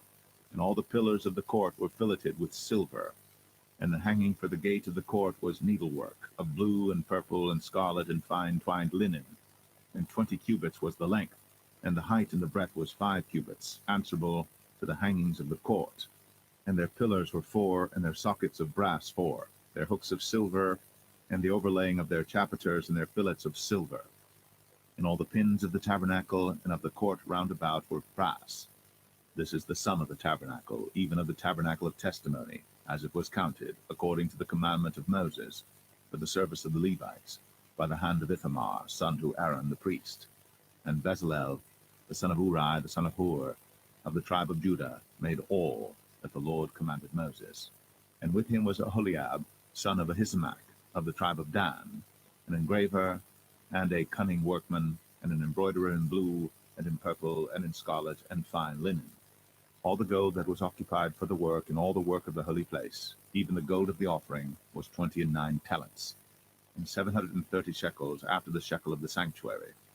And the silver of them that were numbered of the congregation was 100 talents, 1,703 and 15 shekels after the shekel of the sanctuary. A bekah for every man, that is, half a shekel after the shekel of the sanctuary, for every one that went to be numbered, from 20 years old and upward, for 600,000 and 3,550 men. And of the 100 talents of silver were cast the sockets of the sanctuary, and the sockets of the veil, and 100 sockets of the 100 talents, a talent for a socket. And of the 1,775 shekels he made hooks for the pillars, and overlaid their chapiters, and filleted them. And the brass of the offering was 70 talents, and 2,400 shekels. And therewith he made the sockets to the door of the tabernacle of the congregation, and the brazen altar, and the brazen grate for it, and all the vessels of the altar, and the sockets of the court round about, and the sockets of the court gate, and all the pins of the tabernacle, and all the pins of the court round about.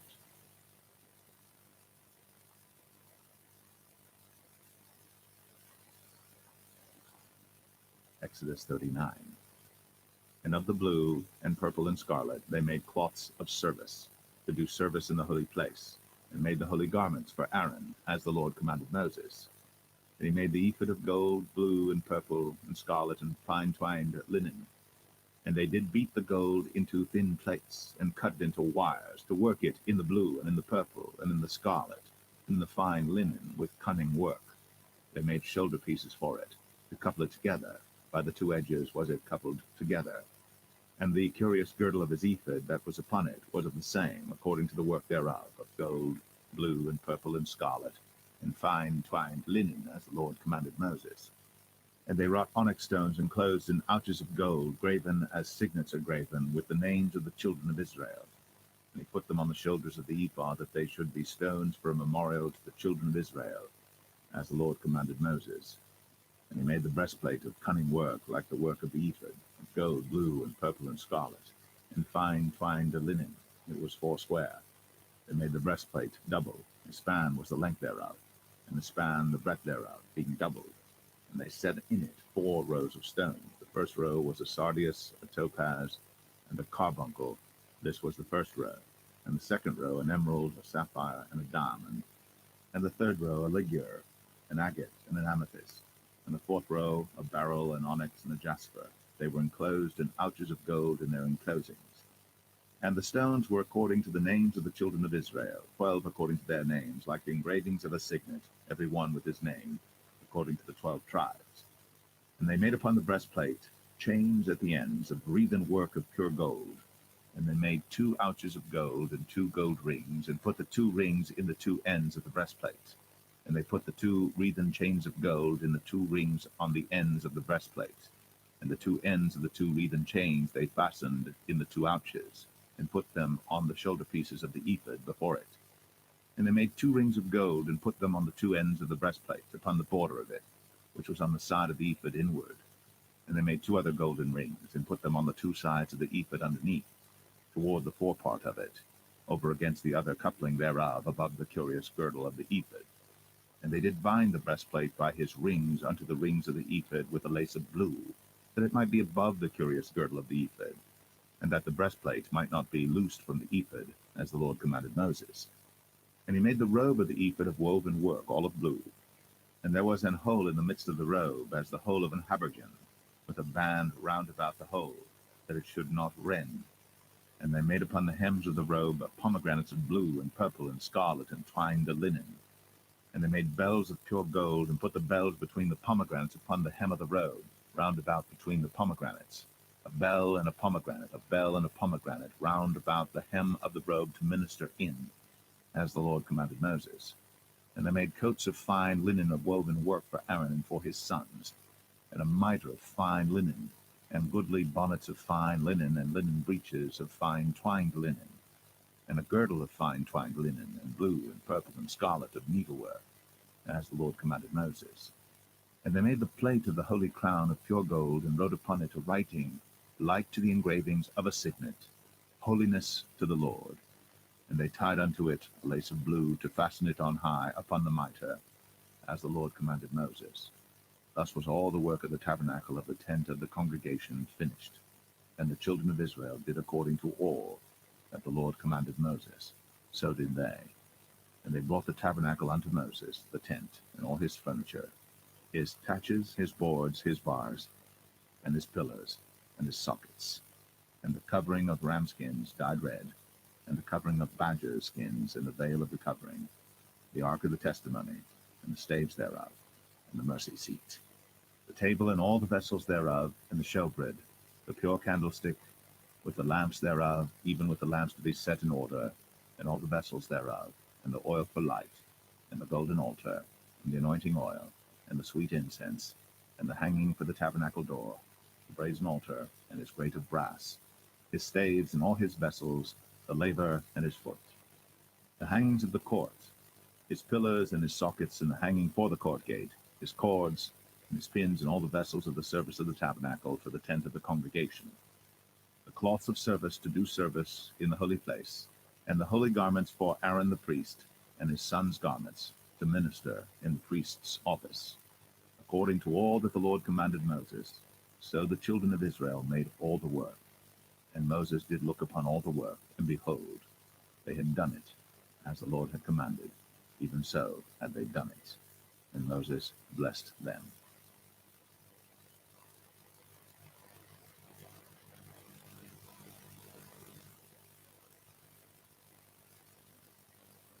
Exodus 40.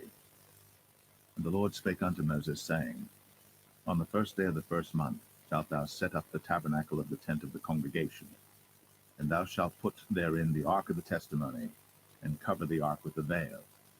And thou shalt bring in the table, and set in order the things that are to be set in order upon it. And thou shalt bring in the candlestick, and light the lamps thereof. And thou shalt set the altar of gold for the incense before the ark of the testimony, and put the hanging of the door to the tabernacle. And thou shalt set the altar of the burnt offering before the door of the tabernacle of the tent of the congregation. And thou shalt set the laver between the tent of the congregation and the altar, and shalt put water therein. And thou shalt set up the court round about, and hang up the hanging at the court gate. And thou shalt take the anointing oil, and anoint the tabernacle, and all that is therein, and shalt hallow it, and all the vessels thereof, and it shall be holy. And thou shalt anoint the altar of the burnt offering, and all his vessels, and sanctify the altar, and it shall be an altar most holy. And thou shalt anoint the laver and his foot, and sanctify it. And thou shalt bring Aaron and his sons unto the door of the tabernacle of the congregation, and wash them with water. And thou shalt put upon Aaron the holy garments, and anoint him, and sanctify him, that he may minister unto me in the priest's office. And thou shalt bring his sons, and clothe them with coats. And thou shalt anoint them, as thou didst anoint their father, that they may minister unto me in the priest's office. But their anointing shall surely be an everlasting priesthood throughout their generations. Thus did Moses. According to all that the Lord commanded him, so did he. And it came to pass in the first month, in the second year, on the first day of the month, that the tabernacle was reared up.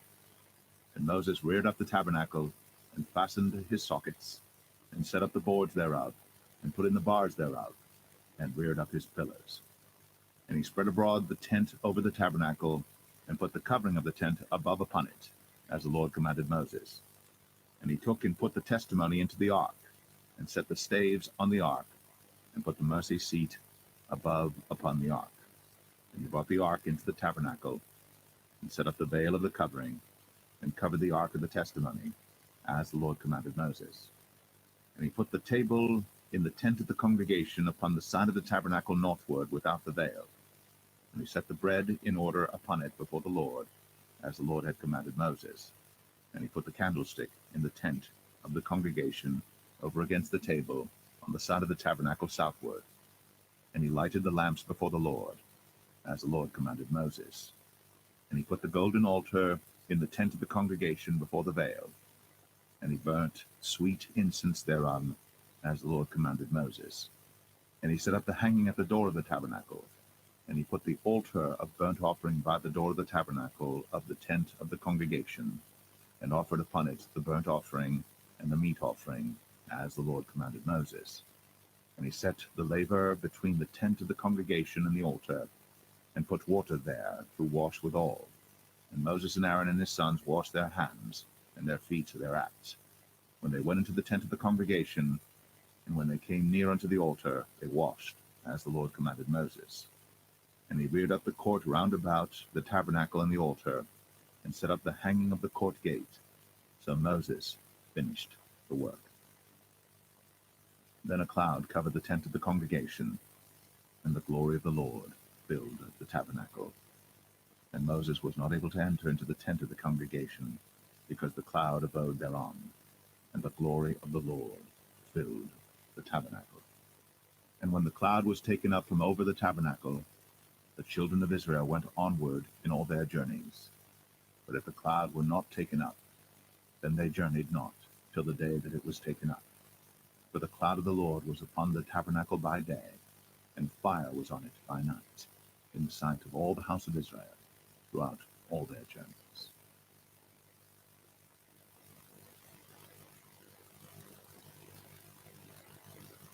The book of Leviticus, chapter 1. And the Lord called unto Moses, and spake unto him out of the tabernacle of the congregation, saying, Speak unto the children of Israel, and say unto them, If any man of you bring an offering unto the Lord, ye shall bring your offering of the cattle, even of the herd, and of the flock. If his offering be a burnt sacrifice of the herd, let him offer a male without blemish. He shall offer it of his own voluntary will at the door of the tabernacle of the congregation before the Lord. And he shall put his hand upon the head of the burnt offering, and it shall be accepted for him to make atonement for him. And he shall kill the bullock before the Lord, and the priests, Aaron's sons, shall bring the blood, and sprinkle the blood round about upon the altar that is by the door of the tabernacle of the congregation. And he shall flay the burnt offering, and cut it into his pieces. And the sons of Aaron the priests shall put fire upon the altar, and lay the wood in order upon the fire. And the priests, Aaron's sons, shall lay the parts, the head, and the fat, in order upon the wood that is on the fire, which is upon the altar. But his inwards and his legs shall he wash in water, and the priests shall burn all on the altar, to be a burnt sacrifice, an offering made by fire, of a sweet savour unto the Lord. And if his offering be of the flocks, namely of the sheep or of the goats, for a burnt sacrifice, he shall bring it a male without blemish. And he shall kill it on the side of the altar northward before the Lord, and the priests, Aaron's sons, shall sprinkle his blood round about upon the altar. And he shall cut it into his pieces, with his head and his fat. And the priest shall lay them in order on the wood that is on the fire, which is upon the altar. But he shall wash the inwards and the legs with water, and the priest shall bring it all, and burn it upon the altar. Burnt sacrifice, an offering made by fire, of a sweet savour unto the Lord. And if the burnt sacrifice for his offering to the Lord be of fowls, then he shall bring his offering of turtle doves, or of young pigeons. And the priest shall bring it unto the altar, and wring off his head, and burn it on the altar. And the blood thereof shall be wrung out at the side of the altar. And he shall pluck away his crop with his feathers, and cast it beside the altar on the east part, by the place of the ashes. And he shall cleave it with the wings thereof, but shall not divide it asunder. And the priest shall burn it upon the altar, upon the wood that is upon the fire. It is a burnt sacrifice, an offering made by fire, of a sweet savour unto the Lord.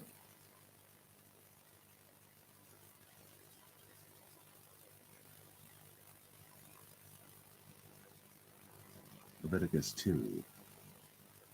And when any will offer a meat offering unto the Lord, his offering shall be of fine flour. And he shall pour oil upon it, and put frankincense thereon. And he shall bring it to Aaron's sons the priests.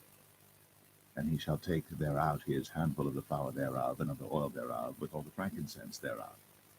And the priests shall burn the memorial of it upon the altar, to be an offering made by fire, of a sweet savour unto the Lord. And the remnant of the meat offering shall be Aaron's and his sons. It is is the thing most holy of the offerings of the Lord made by fire. And if thou bring an oblation of a meat offering baked in the oven, it shall be unleavened cakes of fine flour mingled with oil, or unleavened wafers anointed with oil. And if thy oblation be a meat offering baked in a pan, it shall be of fine flour, unleavened, mingled with oil. Thou shalt part it in pieces, and pour oil thereon. It is a meat offering. And if thy oblation be a meat offering baked in the frying pan, it shall be made of fine flour with oil. And thou shalt bring the meat offering that is made of these things unto the Lord, and when it is presented unto the priest, he shall bring it unto the altar. And the priest shall take from the meat offering a memorial thereof, and shall burn it upon the altar. It is an offering made by fire, of a sweet savour unto the Lord. And that which is left of the meat offering shall be Aaron's and his sons. It is the thing most holy of the offerings of the Lord made by fire. No meat offering which ye shall bring unto the Lord shall be made with leaven, for ye shall burn no leaven, nor any honey, in any offering of the Lord made by fire. As for the oblation of the first fruits, ye shall offer them unto the Lord, but they shall not be burnt on the altar for a sweet savour. And every oblation of thy meat offering shalt thou season with salt, neither shalt thou suffer the salt of the covenant of thy God to be lacking from thy meat offering. With all thine offerings thou shalt offer salt. And if thou offer a meat offering of thy first fruits unto the Lord, thou shalt offer to the meat offering of thy first fruits green ears of corn dried by the fire, even corn beaten out of full ears. And thou shalt put oil upon it, and lay frankincense thereon. It is a meat offering. And the priest shall burn a memorial of it, part of the beaten corn thereof, and part of the oil thereof, with all the frankincense thereof. It is an offering made by fire unto the Lord.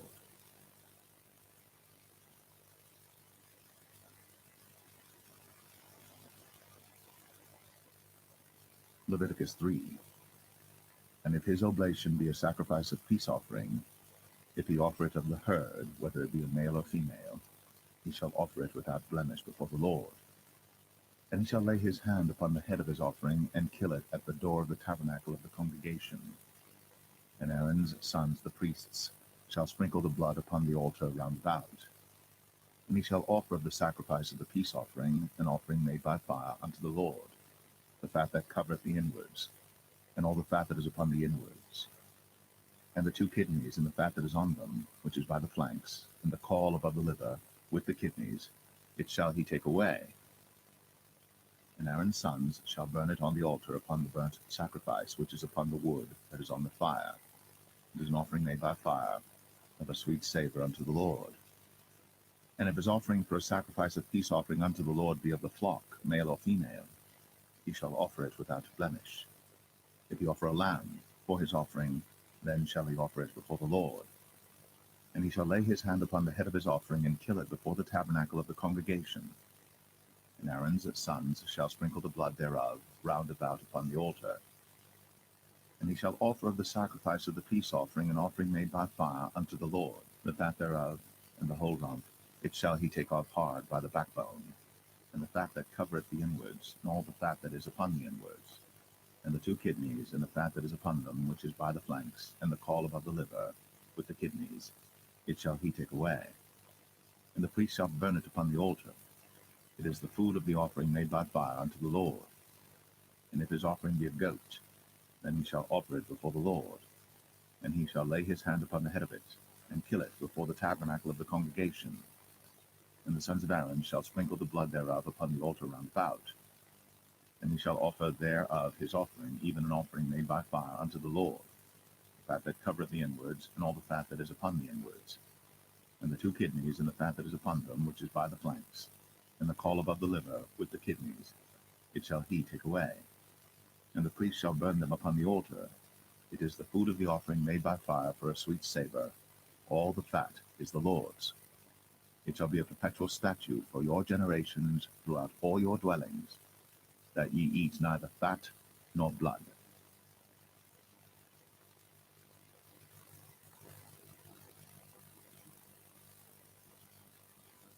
Leviticus 4.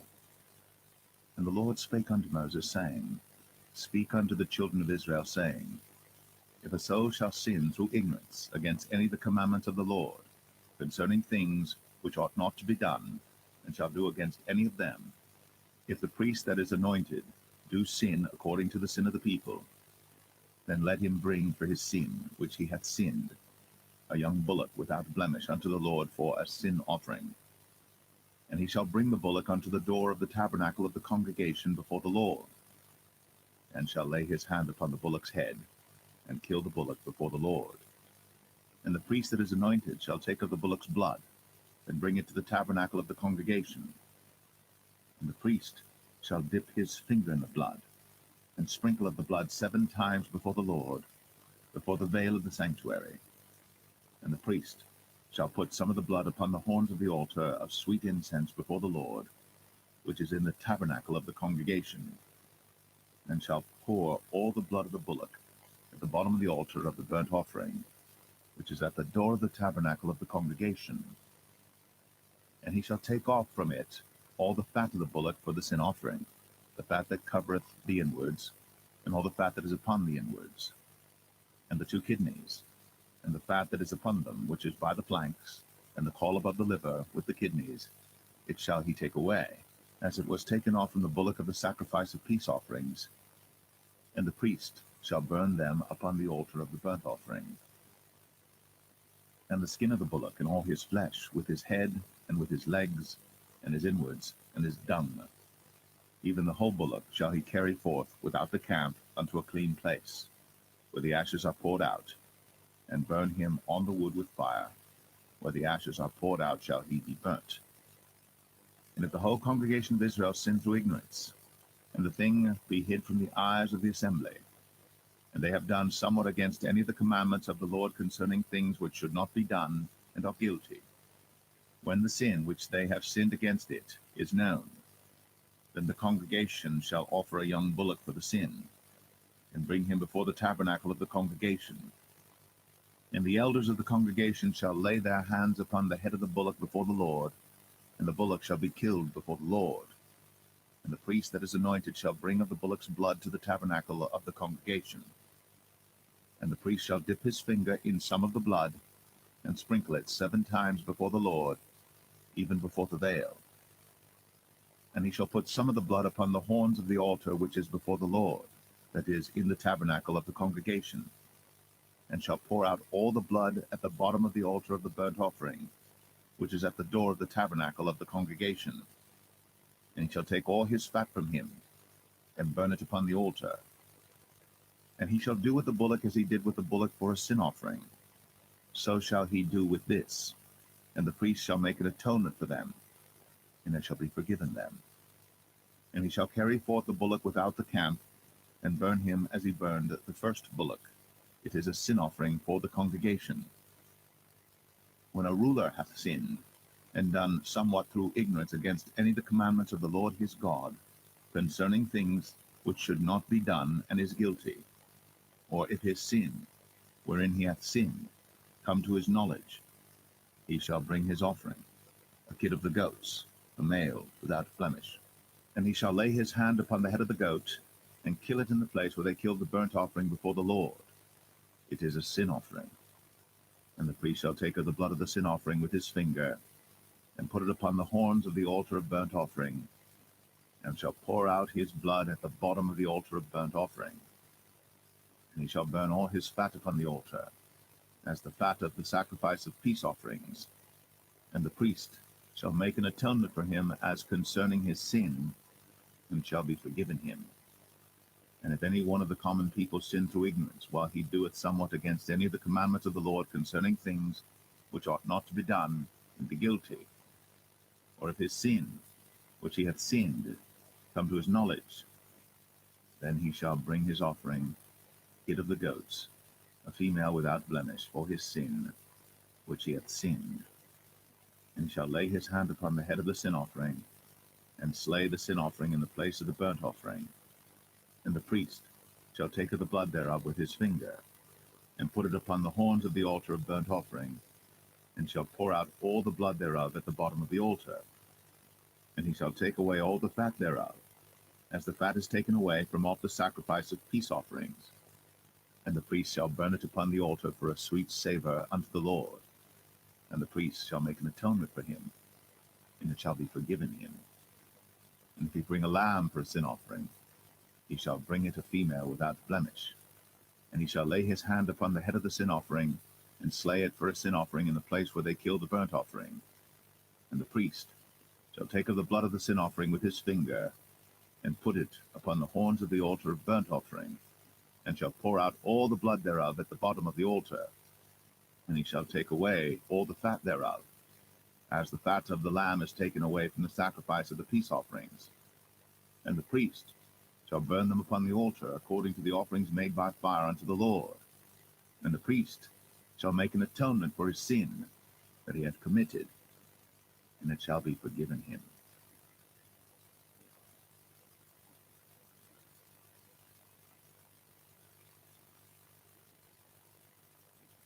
Leviticus 5. And if a soul sin, and hear the voice of swearing, and is a witness, whether he hath seen or known of it, if he do not utter it, then he shall bear his iniquity. Or if a soul touch any unclean thing, whether it be a carcass of an unclean beast, or a carcass of unclean cattle, or the carcass of unclean creeping things, and if it be hidden from him, he also shall be unclean and guilty. Or if he touch the uncleanness of man, whatsoever uncleanness it be that a man shall be defiled withal, and it be hid from him, when he knoweth of it, then he shall be guilty. Or if a soul swear, pronouncing with his lips to do evil, or to do good, whatsoever it be that a man shall pronounce with an oath, and it be hid from him, when he knoweth of it, then he shall be guilty in one of these. And it shall be, when he shall be guilty in one of these things, that he shall confess that he hath sinned in that thing. And he shall bring his trespass offering unto the Lord for his sin which he hath sinned, a female from the flock, a lamb or a kid of the goats, for a sin offering. And the priest shall make an atonement for him concerning his sin. And if he be not able to bring a lamb, then he shall bring for his trespass which he hath committed 2 turtle doves, or 2 young pigeons unto the Lord, one for a sin offering, and the other for a burnt offering. And he shall bring them unto the priest, who shall offer that which is for the sin offering first, and wring off his head from his neck, but shall not divide it asunder. And he shall sprinkle of the blood of the sin offering upon the side of the altar, and the rest of the blood shall be wrung out at the bottom of the altar. It is a sin offering. And he shall offer the second for a burnt offering according to the manner, and the priest shall make an atonement for him for his sin which he hath sinned, and it shall be forgiven him. But if he be not able to bring 2 turtle doves or 2 young pigeons, then he that sinned shall bring for his offering the 10th part of an ephah of fine flour for a sin offering. He shall put no oil upon it, neither shall he put any frankincense thereon, for it is a sin offering. Then shall he bring it to the priest, and the priest shall take his handful of it, even a memorial thereof, and burn it on the altar, according to the offerings made by fire unto the Lord. It is a sin offering. And the priest shall make an atonement for him as touching his sin that he hath sinned in one of these, and it shall be forgiven him. And the remnant shall be the priest's, as a meat offering. And the Lord spake unto Moses, saying, If a soul commit a trespass, and sin through ignorance in the holy things of the Lord, then he shall bring for his trespass unto the Lord a ram without blemish out of the flocks, with thy estimation by shekels of silver, after the shekel of the sanctuary, for a trespass offering. And he shall make amends for the harm that he hath done in the holy thing, and shall add the 5th part thereto, and give it unto the priest. And the priest shall make an atonement for him with the ram of the trespass offering, and it shall be forgiven him. And if a soul sin, and commit any of these things which are forbidden to be done by the commandments of the Lord, though he wist it not, yet is he guilty, and shall bear his iniquity. And he shall bring a ram without blemish out of the flock, with thy estimation, for a trespass offering unto the priest. And the priest shall make an atonement for him concerning his ignorance, wherein he erred and wist it not. and it shall be forgiven him. It is a trespass offering. He hath certainly trespassed against the Lord.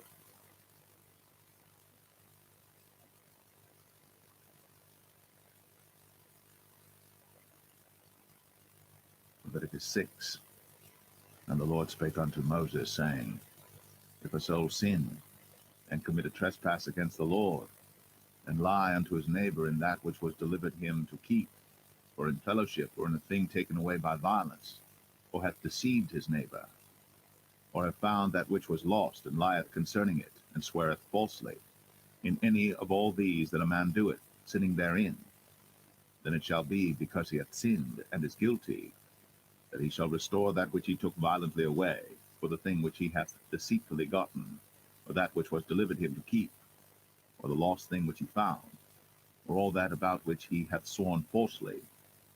He shall even restore it in the principal, and shall add the fifth part more thereto, and give it unto him to whom it appertaineth in the day of his trespass offering. And he shall bring his trespass offering unto the Lord, a ram without blemish out of the flock, with thy estimation, for a trespass offering unto the priest. And the priest shall make an atonement for him before the Lord, and it shall be forgiven him for anything of all that he hath done in trespassing therein.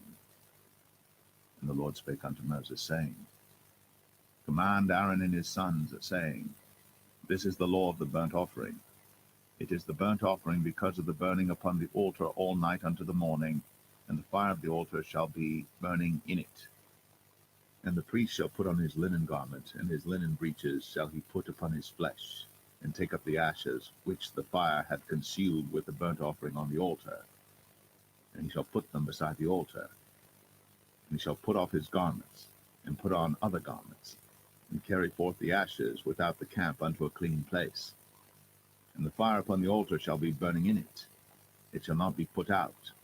And the priest shall burn wood on it every morning, and lay the burnt offering in order upon it. And he shall burn thereon the fat of the peace offerings. The fire shall ever be burning upon the altar. It shall never go out. And this is the law of the meat offering. The sons of Aaron shall offer it before the Lord, before the altar. And he shall take of it his handful of the flour of the meat offering, and of the oil thereof, and all the frankincense which is upon the meat offering, and shall burn it upon the altar for a sweet savour, even the memorial of it, unto the Lord. And the remainder thereof shall Aaron and his sons eat. With unleavened bread shall it be eaten in the holy place. In the court of the tabernacle of the congregation they shall eat it. It shall not be baked with leaven. I have given it unto them for their portion of my offerings made by fire. It is most holy, as is the sin offering, and as the trespass offering. All the males among the children of Aaron shall eat of it. It shall be a statute forever in your generations concerning the offerings of the Lord made by fire. Every one that toucheth them shall be holy. And the Lord spake unto Moses, saying, This is the offering of Aaron and of his sons, which they shall offer unto the Lord in the day when he is anointed. The 10th part of an ephah of fine flour for a meat offering perpetual, half of it in the morning, and half thereof at night. In a pan it shall be made with oil, and when it is baked, thou shalt bring it in. And the baked pieces of the meat offering shalt thou offer for a sweet savour unto the Lord. And the priest of his sons that is anointed in his stead shall offer it. It is a statute forever unto the Lord. It shall be wholly burnt. For every meat offering for the priest shall be wholly burnt. It shall not be eaten. And the Lord spake unto Moses, saying, Speak unto Aaron and to his sons, saying, This is the law of the sin offering. In the place where the burnt offering is killed shall the sin offering be killed before the Lord. It is most holy. The priest that offereth it for sin shall eat it. In the holy place shall it be eaten, in the court of the tabernacle of the congregation. Whatsoever shall touch the flesh thereof shall be holy. And when there is sprinkled of the blood thereof upon any garment, thou shalt wash that whereon it was sprinkled in the holy place. But the earthen vessel wherein it is sodden shall be broken. And if it be sodden in a brazen pot, it shall be both scoured and rinsed in water. All the males among the priests shall eat thereof. It is most holy. And no sin offering, whereof any of the blood is brought into the tabernacle of the congregation to reconcile with all in the holy place, shall be eaten, and shall be burnt in the fire.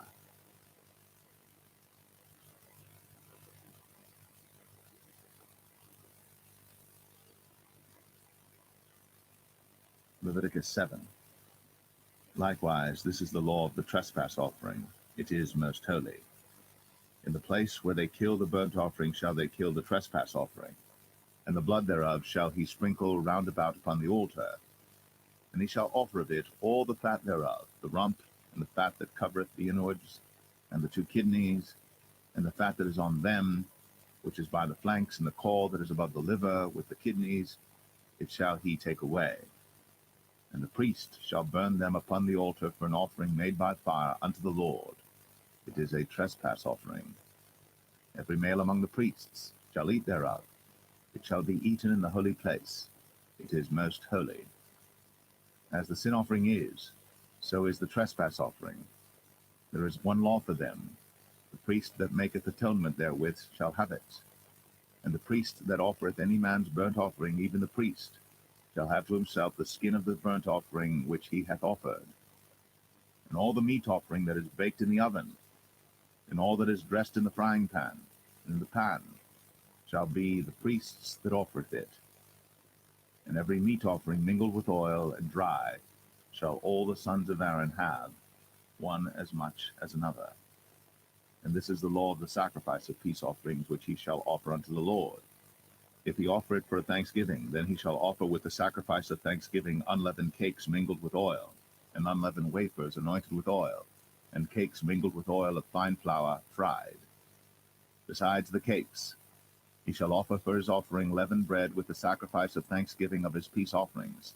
Then of it he shall offer one out of the whole oblation for an heave offering unto the Lord, and it shall be the priest's that sprinkleth the blood of the peace offerings. And the flesh of the sacrifice of his peace offerings for thanksgiving shall be eaten the same day that it is offered. He shall not leave any of it until the morning. But if the sacrifice of his offering be a vow or a voluntary offering, it shall be eaten the same day that he offereth his sacrifice, and on the morrow also the remainder of it shall be eaten. But the remainder of the flesh of the sacrifice on the 3rd day shall be burnt with fire.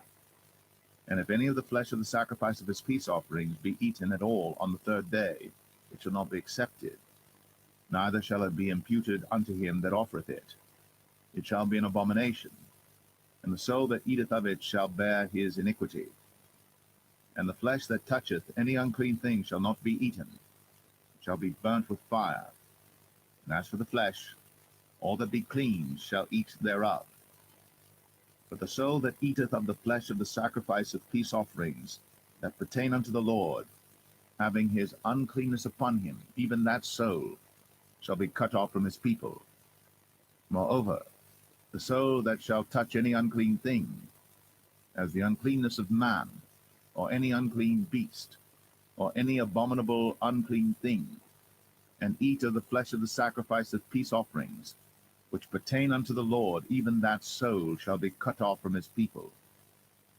And the Lord spake unto Moses, saying, Speak unto the children of Israel, saying, Ye shall eat no manner of fat, of ox, or of sheep, or of goat, and the fat of the beast that dieth of itself, and the fat of that which is torn with beasts, may be used in any other use, but ye shall in no wise eat of it. For whosoever eateth the fat of the beast, of which men offer an offering made by fire unto the Lord, even the soul that eateth it shall be cut off from his people. Moreover, ye shall eat no manner of blood, whether it be of fowl or of beast, in any of your dwellings. Whatsoever soul it be that eateth any manner of blood, even that soul shall be cut off from his people. And the Lord spake unto Moses, saying, Speak unto the children of Israel, saying, He that offereth the sacrifice of his peace offerings unto the Lord shall bring his oblation unto the Lord the sacrifice of his peace offerings. His own hands shall bring the offerings of the Lord made by fire, the fat with the breast. It shall he bring, that the breast may be waved for a wave offering before the Lord. And the priest shall burn the fat upon the altar, but the breast shall be Aaron's and his sons'. And the right shoulder shall ye give unto the priest for an heave offering of the sacrifices of your peace offerings. He among the sons of Aaron that offereth the blood of the peace offerings, and the fat shall have the right shoulder for his part.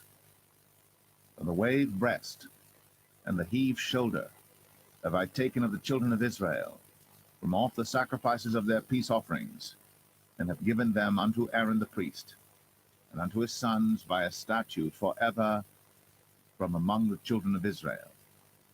This is the portion of the anointing of Aaron, and of the anointing of his sons, out of the offerings of the Lord made by fire, in the day when he presented them to minister unto the Lord in the priest's office, which the Lord commanded to be given them of the children of Israel, in the day that he anointed them, by a statute forever throughout their generations. This is the law of the burnt offering, of the meat offering, and of the sin offering, and of the trespass offering, and of the consecrations, and of the sacrifice of the peace offerings, which the Lord commanded Moses in Mount Sinai, in the day that he commanded the children of Israel to offer their oblations unto the Lord in the wilderness of Sinai.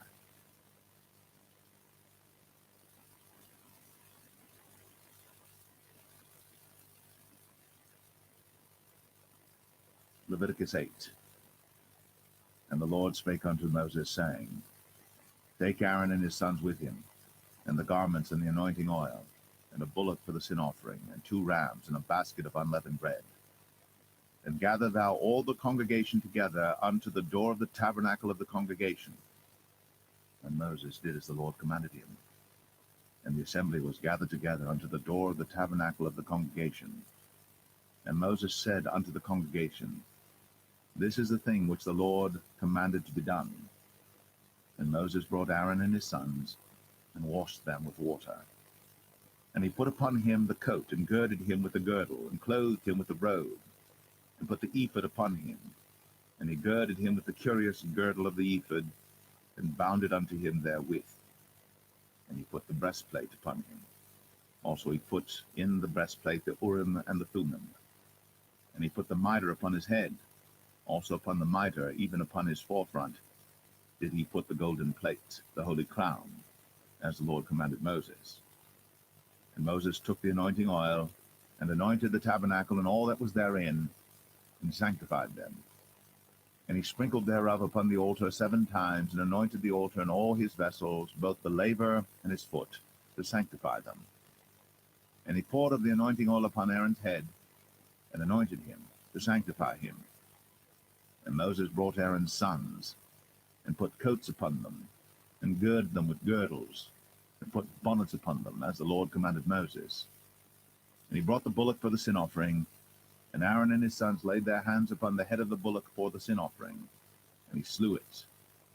And Moses took the blood, and put it upon the horns of the altar round about with his finger, and purified the altar, and poured the blood at the bottom of the altar, and sanctified it, to make reconciliation upon it.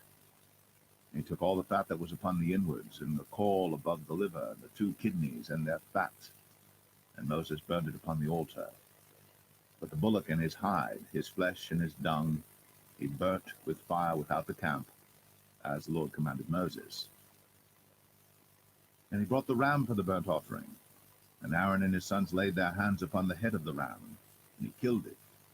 And Moses sprinkled the blood upon the altar round about, and he cut the ram into pieces. And Moses burnt the head, and the pieces, and the fat. And he washed the inwards and the legs in water. And Moses burnt the whole ram upon the altar. It was a burnt sacrifice for a sweet savour, and an offering made by fire unto the Lord, as the Lord commanded Moses. And he brought the other ram, the ram of consecration. And Aaron and his sons laid their hands upon the head of the ram, and he slew it. And Moses took of the blood of it, and put it upon the tip of Aaron's right ear, and upon the thumb of his right hand, and upon the great toe of his right foot. And he brought Aaron's sons, and Moses put of the blood upon the tip of their right ear, and upon the thumbs of their right hands, and upon the great toes of their right feet.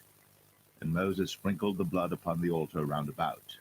And he took the fat, and the rump, and all the fat that was upon the inwards, and the caul above the liver, and the 2 kidneys in their fat, and the right shoulder. And out of the basket of unleavened bread that was before the Lord, he took 1 unleavened cake, and a cake of oiled bread, and 1 wafer, and put them on the fat, and upon the right shoulder. And he put all upon Aaron's hands, and upon his son's hands, and waved them for a wave offering before the Lord. And Moses took them from off their hands, and burnt them on the altar upon the burnt offering. They were consecrations for a sweet savor. It is an offering made by fire unto the Lord. And Moses took the breast, and waved it for a wave offering before the Lord. For of the ram of consecration it was Moses' part, as the Lord commanded Moses. And Moses took of the anointing oil, and of the blood which was upon the altar, and sprinkled it upon Aaron, and upon his garments, and upon his sons, and upon his sons' garments with him, and sanctified Aaron, and his garments, and his sons' garments with him. And Moses said unto Aaron and to his sons, Boil the flesh at the door of the tabernacle of the congregation, and there eat it with the bread that is in the basket of consecrations, as I commanded, saying, Aaron and his sons shall eat it. And that which remaineth of the flesh and of the bread shall ye burn with fire. And ye shall not go out of the door of the tabernacle of the congregation in 7 days, until the days of your consecration be at an end. For 7 days shall he consecrate you, as he hath done this day, so the Lord hath commanded to do, to make an atonement for you. Therefore shall ye abide at the door of the tabernacle of the congregation day and night, 7 days, and keep the charge of the Lord, that ye die not, for so I am commanded. So Aaron and his sons did all things which the Lord commanded by the hand of Moses.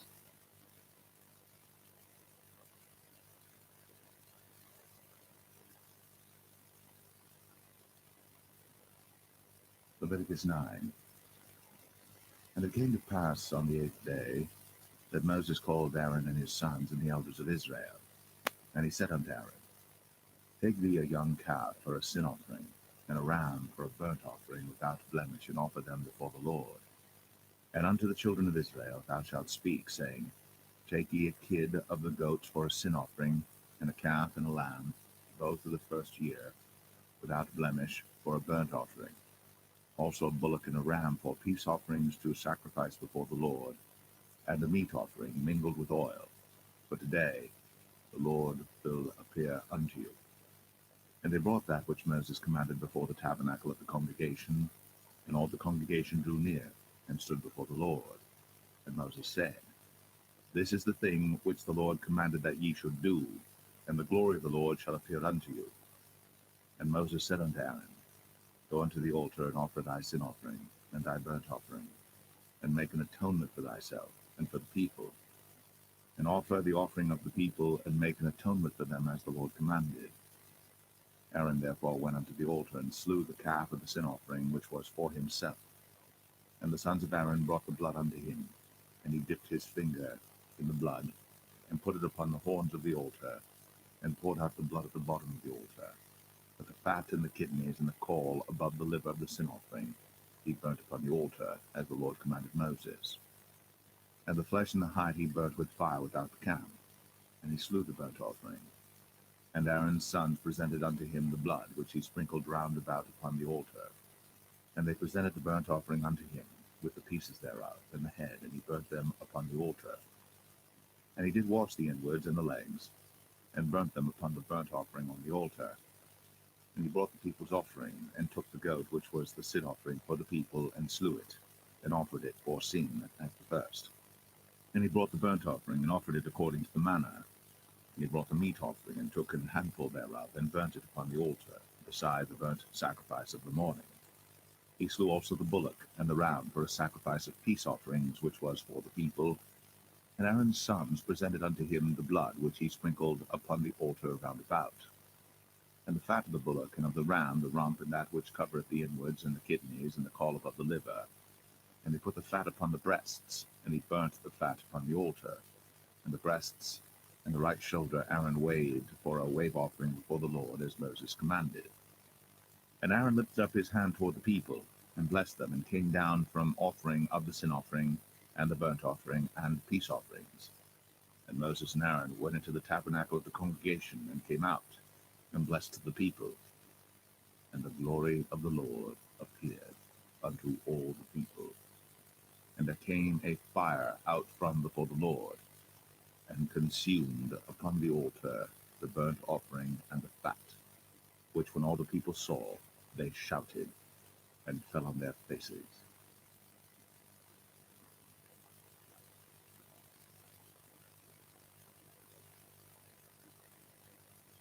Leviticus 10. And Nadab and Abihu, the sons of Aaron, took either of them his censer, and put fire therein, and put incense thereon, and offered strange fire before the Lord, which he commanded them not. And there went out fire from the Lord, and devoured them, and they died before the Lord. Then Moses said unto Aaron, This is it that the Lord spake, saying, I will be sanctified in them that come nigh me, and before all the people I will be glorified. And Aaron held his peace. And Moses called Mishael and Elzaphan, the sons of Uzziel, the uncle of Aaron, and said unto them, Come near, carry your brethren from before the sanctuary out of the camp. So they went near, and carried them in their coats out of the camp, as Moses had said. And Moses said unto Aaron, and unto Eleazar, and unto Ithamar his sons, Uncover not your heads, neither rend your clothes, lest ye die, and lest wrath come upon all the people. But let your brethren, the whole house of Israel, bewail the burning which the Lord hath kindled. And ye shall not go out from the door of the tabernacle of the congregation, lest ye die. For the anointing oil of the Lord is upon you. And they did, according to the word of Moses. And the Lord spake unto Aaron, saying, Do not drink wine nor strong drink, thou nor thy sons with thee, when ye go into the tabernacle of the congregation, lest ye die. It shall be a statute forever throughout your generations. And that ye may put difference between holy and unholy, and between unclean and clean, and that ye may teach the children of Israel all the statutes which the Lord hath spoken unto them by the hand of Moses. And Moses spake unto Aaron, and unto Eleazar, and unto Ithamar his sons that were left, Take the meat offering that remaineth of the offerings of the Lord made by fire, and eat it without leaven beside the altar, for it is most holy. And ye shall eat it in the holy place, because it is thy due, and thy son's due, of the sacrifices of the Lord made by fire, for so I am commanded. And the wave breast and heave shoulder shall ye eat in a clean place, thou and thy sons, and thy daughters with thee, for they be thy due, and thy sons' due, which are given out of the sacrifices of peace offerings of the children of Israel. The heave shoulder and the wave breast shall they bring with the offerings made by fire of the fat, to wave it for a wave offering before the Lord, and it shall be thine, and thy sons with thee, by a statute forever, as the Lord hath commanded. And Moses diligently sought the goat of the sin offering, and behold, it was burnt. And he was angry with Eleazar and Ithamar, the sons of Aaron, which were left alive, saying, Wherefore have ye not eaten the sin offering in the holy place, seeing it is most holy? And God hath given it you to bear the iniquity of the congregation, to make atonement for them before the Lord. Behold, the blood of it was not brought in within the holy place. Ye should indeed have eaten it in the holy place, as I commanded. And Aaron said unto Moses, Behold, this day have they offered their sin offering and their burnt offering before the Lord. And such things have befallen me. And if I had eaten the sin offering today, should it have been accepted in the sight of the Lord? And when Moses heard that, he was content.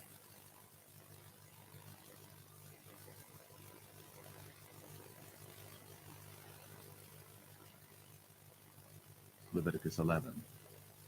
And the Lord spake unto Moses and to Aaron, saying unto them, Speak unto the children of Israel, saying, These are the beasts, which ye shall eat among all the beasts that are on the earth. Whatsoever parteth the hoof, and is cloven-footed, and cheweth the cud, among the beasts, that shall ye eat. Nevertheless, these shall ye not eat of them that chew the cud, or of them that divide the hoof, as the camel, because he cheweth the cud, but divideth not the hoof, he is unclean unto you. And the coney, because he cheweth the cud, but divideth not the hoof, he is unclean unto you. And the hare, because he cheweth the cud, but divideth not the hoof, he is unclean unto you. And the swine, though he divide the hoof, and be cloven-footed, yet he cheweth not the cud, he is unclean to you. Of their flesh shall ye not eat, and their carcass shall ye not touch, they are unclean to you. These shall ye eat of all that are in the waters. Whatsoever hath fins and scales in the waters, in the seas, and in the rivers, them shall ye eat. And all that have not fins and scales in the seas, and in the rivers, of all that move in the waters, and of any living thing which is in the waters, they shall be an abomination unto you. They shall be even an abomination unto you. Ye shall not eat of their flesh, but ye shall have their carcasses in abomination. Whatsoever hath no fins nor scales in the waters, that shall be an abomination unto you. And these are they which ye shall have in abomination among the fowls. They shall not be eaten. They are an abomination, the eagle, and the ossifrage, and the osprey, and the vulture, and the kite after his kind, every raven after his kind, and the owl, and the nighthawk, and the cuckoo, and the hawk after his kind, and the little owl, and the cormorant, and the great owl, and the swan, and the pelican, and the gyre eagle, and the stork, the heron after her kind, and the lapwing, and the bat.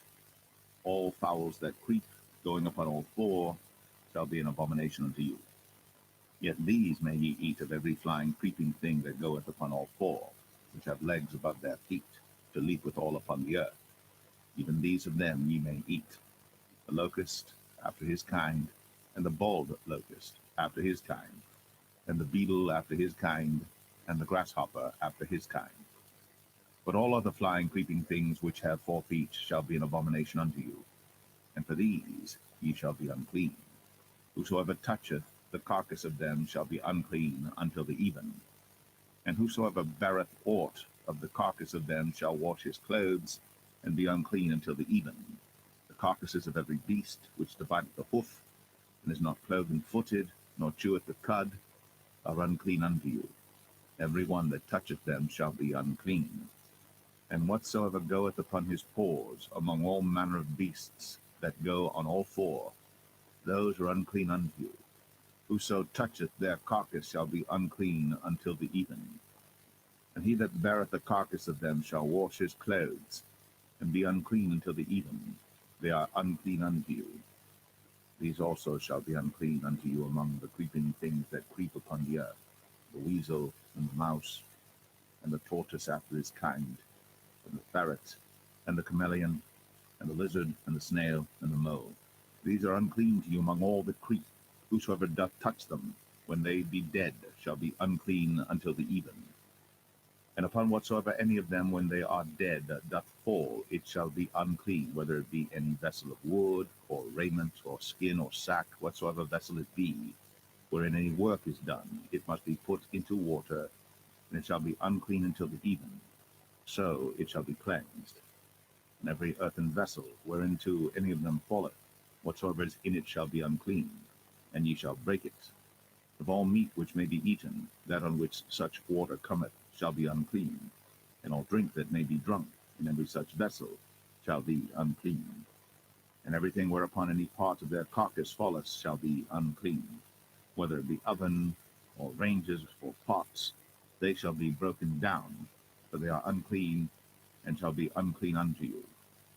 Nevertheless a fountain or pit wherein there is plenty of water shall be clean, but that which toucheth their carcass shall be unclean.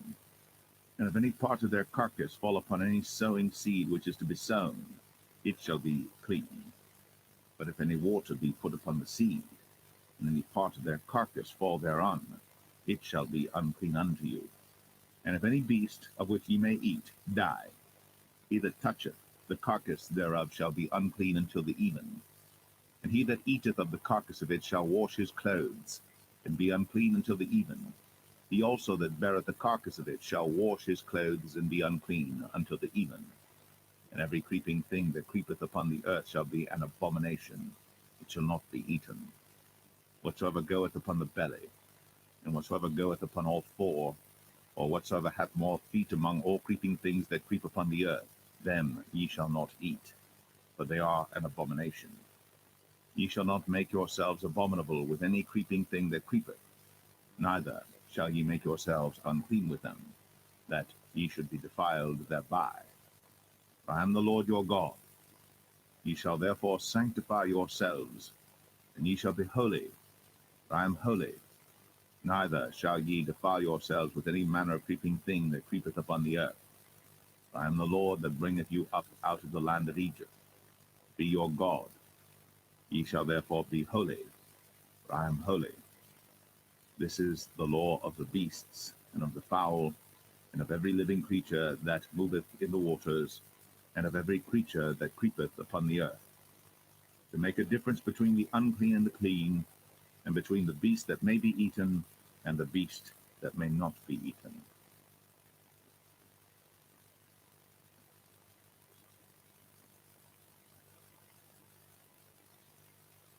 Leviticus 12. And the Lord spake unto Moses, saying, Speak unto the children of Israel, saying, If a woman have conceived seed, and born a man-child, then she shall be unclean 7 days, according to the days of the separation for her infirmity shall she be unclean.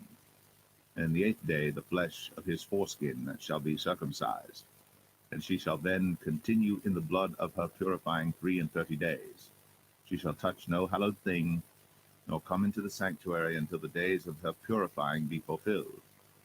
And if she bear a maid child, then she shall be unclean 2 weeks, as in her separation, and she shall continue in the blood of her purifying 66 days.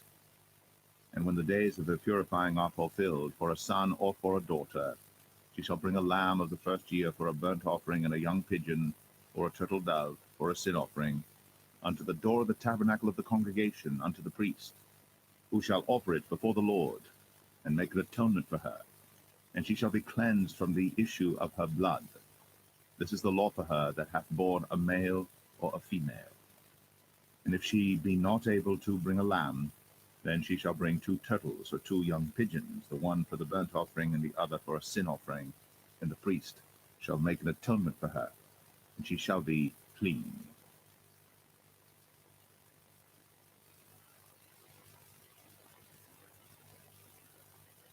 Leviticus 13.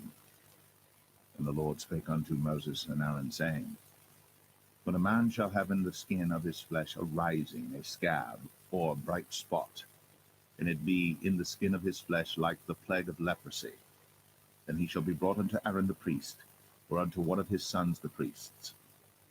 And the priest shall look on the plague in the skin of the flesh, and when the hair in the plague is turned white, and the plague in sight be deeper than the skin of his flesh, it is a plague of leprosy, and the priest shall look on him and pronounce him unclean. If the bright spot be white in the skin of his flesh, and in sight be not deeper than the skin, and the hair thereof be not turned white, then the priest shall shut up him that hath the plague 7 days.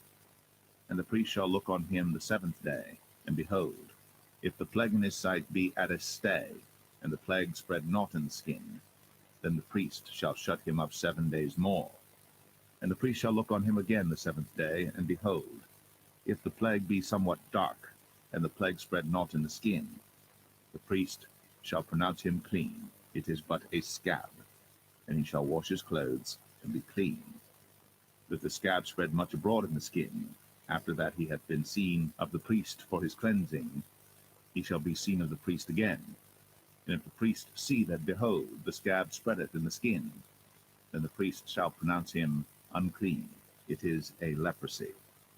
When the plague of leprosy is in a man, then he shall be brought unto the priest.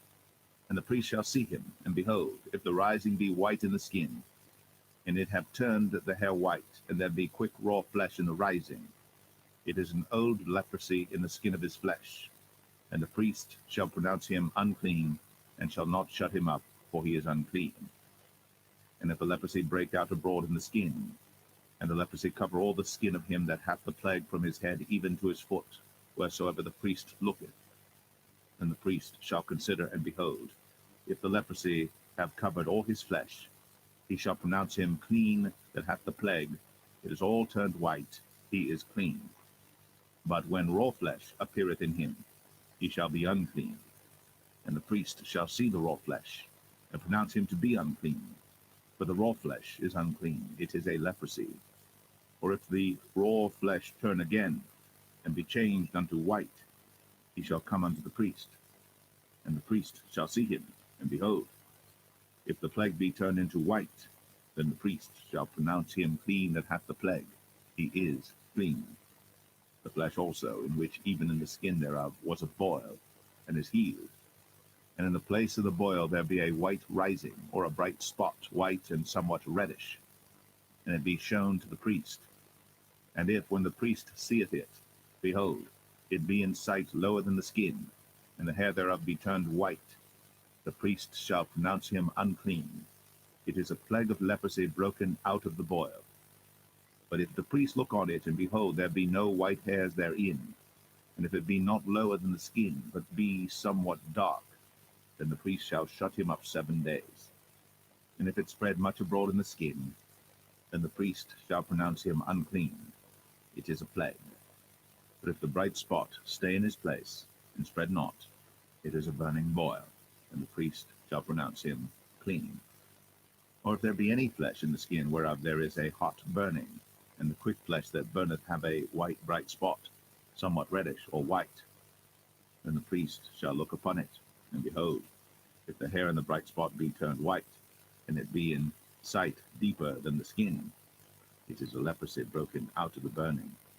Wherefore the priest shall pronounce him unclean. It is the plague of leprosy. But if the priest look on it, and behold, there be no white hair in the bright spot, and it be no lower than the other skin, but be somewhat dark, then the priest shall shut him up 7 days. And the priest shall look upon him the 7th day, and if it be spread much abroad in the skin, then the priest shall pronounce him unclean. It is the plague of leprosy. And if the bright spot stay in his place, and spread not in the skin, but it be somewhat dark, it is a rising of the burning, and the priest shall pronounce him clean. For it is an inflammation of the burning. If a man or woman have a plague upon the head or the beard, then the priest shall see the plague, and behold, if it be in sight deeper than the skin, and there be in it a yellow thin hair, then the priest shall pronounce him unclean. It is a dry scald, even a leprosy upon the head or beard. If the priest look on the plague of the scald, and behold, it be not in sight deeper than the skin, and that there is no black hair in it, then the priest shall shut up him that hath the plague of the scald 7 days. And in the 7th day the priest shall look on the plague, and behold, if the scald spread not, and there be in it no yellow hair, and the scald be not in sight deeper than the skin, he shall be shaven, but the scald shall he not shave, and the priest shall shut up him that hath the scald 7 days more.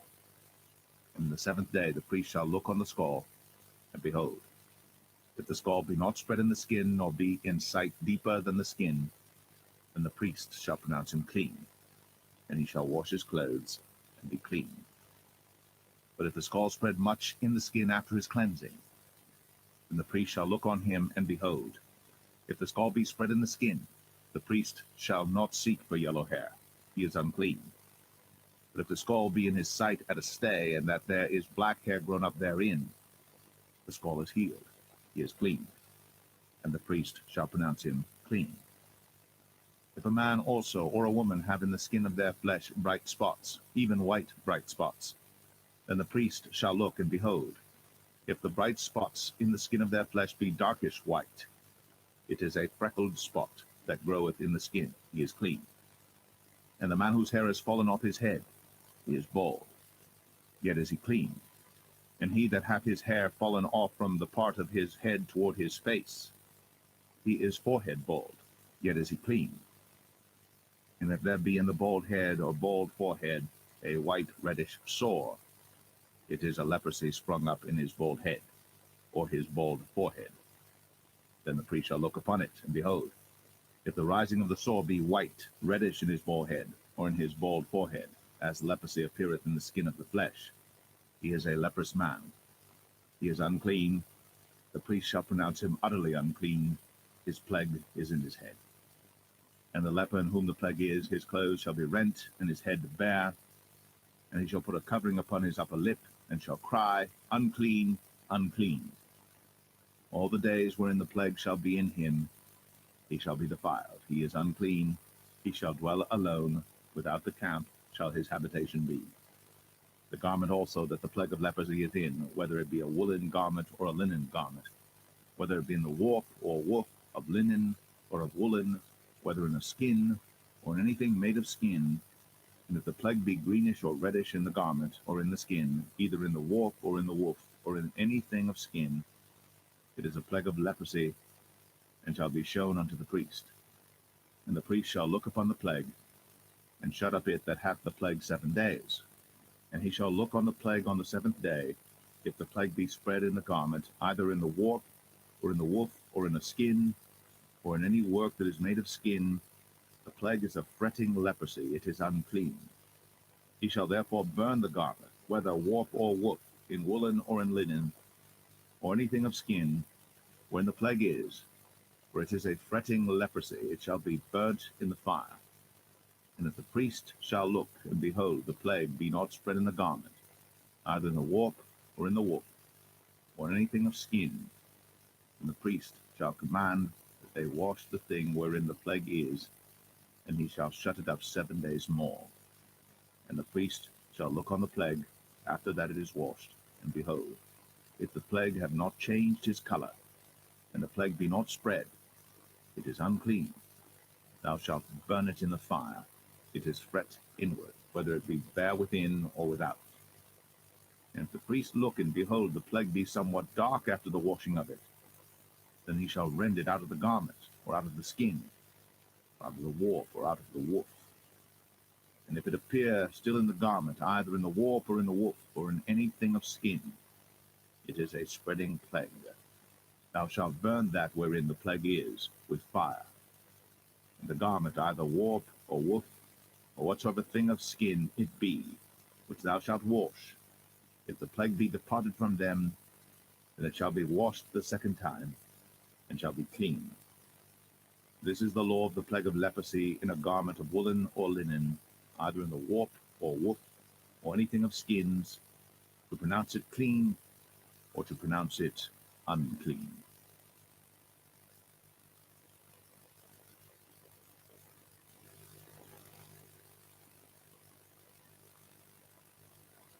Leviticus 14. And the Lord spake unto Moses, saying, This shall be the law of the leper in the day of his cleansing. He shall be brought unto the priest. And the priest shall go forth out of the camp, and the priest shall look, and behold, if the plague of leprosy be healed in the leper, then shall the priest command to take for him that is to be cleansed 2 birds alive and clean, and cedar wood, and scarlet and hyssop. And the priest shall command that one of the birds be killed in an earthen vessel over running water. As for the living bird, he shall take it, and the cedar wood, and the scarlet, and the hyssop, and shall dip them and the living bird in the blood of the bird that was killed over the running water. And he shall sprinkle upon him that is to be cleansed from the leprosy 7 times, and shall pronounce him clean, and shall let the living bird loose into the open field. And he that is to be cleansed shall wash his clothes, and shave off all his hair, and wash himself in water, that he may be clean. And after that he shall come into the camp, and shall tarry abroad out of his tent 7 days. But it shall be on the 7th day that he shall shave all his hair off his head, and his beard, and his eyebrows, even all his hair he shall shave off. And he shall wash his clothes. Also he shall wash his flesh in water, and he shall be clean. And on the 8th day he shall take 2 he-lambs without blemish, and 1 ewe lamb of the 1st year without blemish, and 3/10 deals of fine flour for a meat offering, mingled with oil, and 1 log of oil. And the priest that maketh him clean shall present the man that is to be made clean, and those things before the Lord, at the door of the tabernacle of the congregation. And the priest shall take 1 he-lamb, and offer him for a trespass offering, and the log of oil, and wave them for a wave offering before the Lord. And he shall slay the lamb in the place where he shall kill the sin offering and the burnt offering in the holy place. Whereas the sin offering is the priest's, so is the trespass offering. It is most holy. And the priest shall take some of the blood of the trespass offering, and the priest shall put it upon the tip of the right ear of him that is to be cleansed, and upon the thumb of his right hand, and upon the great toe of his right foot. And the priest shall take some of the log of oil, and pour it into the palm of his own left hand. And the priest shall dip his right finger in the oil that is in his left hand, and shall sprinkle of the oil with his finger 7 times before the Lord. And of the rest of the oil that is in his hand shall the priest put upon the tip of the right ear of him that is to be cleansed, and upon the thumb of his right hand, and upon the great toe of his right foot, upon the blood of the trespass offering. And the remnant of the oil that is in the priest's hand he shall pour upon the head of him that is to be cleansed, and the priest shall make an atonement for him before the Lord. And the priest shall offer the sin offering, and make an atonement for him that is to be cleansed from his uncleanness. And afterward he shall kill the burnt offering. And the priest shall offer the burnt offering and the meat offering upon the altar. And the priest shall make an atonement for him, and he shall be clean. And if he be poor, and cannot get so much, then he shall take 1 lamb for a trespass offering to be waved, to make an atonement for him, and 1/10 deal of fine flour mingled with oil for a meat offering, and a log of oil, and 2 turtle doves, or 2 young pigeons, such as he is able to get, and the one shall be a sin offering, and the other a burnt offering. And he shall bring them on the 8th day for his cleansing unto the priest, unto the door of the tabernacle of the congregation before the Lord. And the priest shall take the lamb of the trespass offering, and the log of oil, and the priest shall wave them for a wave offering before the Lord. And he shall kill the lamb of the trespass offering, and the priest shall take some of the blood of the trespass offering, and put it upon the tip of the right ear of him that is to be cleansed, and upon the thumb of his right hand, and upon the great toe of his right foot. And the priest shall pour of the oil into the palm of his own left hand. And the priest shall sprinkle with his right finger some of the oil that is in his left hand 7 times before the Lord. And the priest shall put of the oil that is in his hand upon the tip of the right ear of him that is to be cleansed, and upon the thumb of his right hand, and upon the great toe of his right foot, upon the place of the blood of the trespass offering. And the rest of the oil that is in the priest's hand he shall put upon the head of him that is to be cleansed, to make an atonement for him before the Lord. And he shall offer the one of the turtle doves, or of the young pigeons, such as he can get, even such as he is able to get, the one for a sin offering, and the other for a burnt offering, with the meat offering. And the priest shall make an atonement for him that is to be cleansed before the Lord. This is the law of him in whom is the plague of leprosy, whose hand is not able to get that which pertaineth to his cleansing.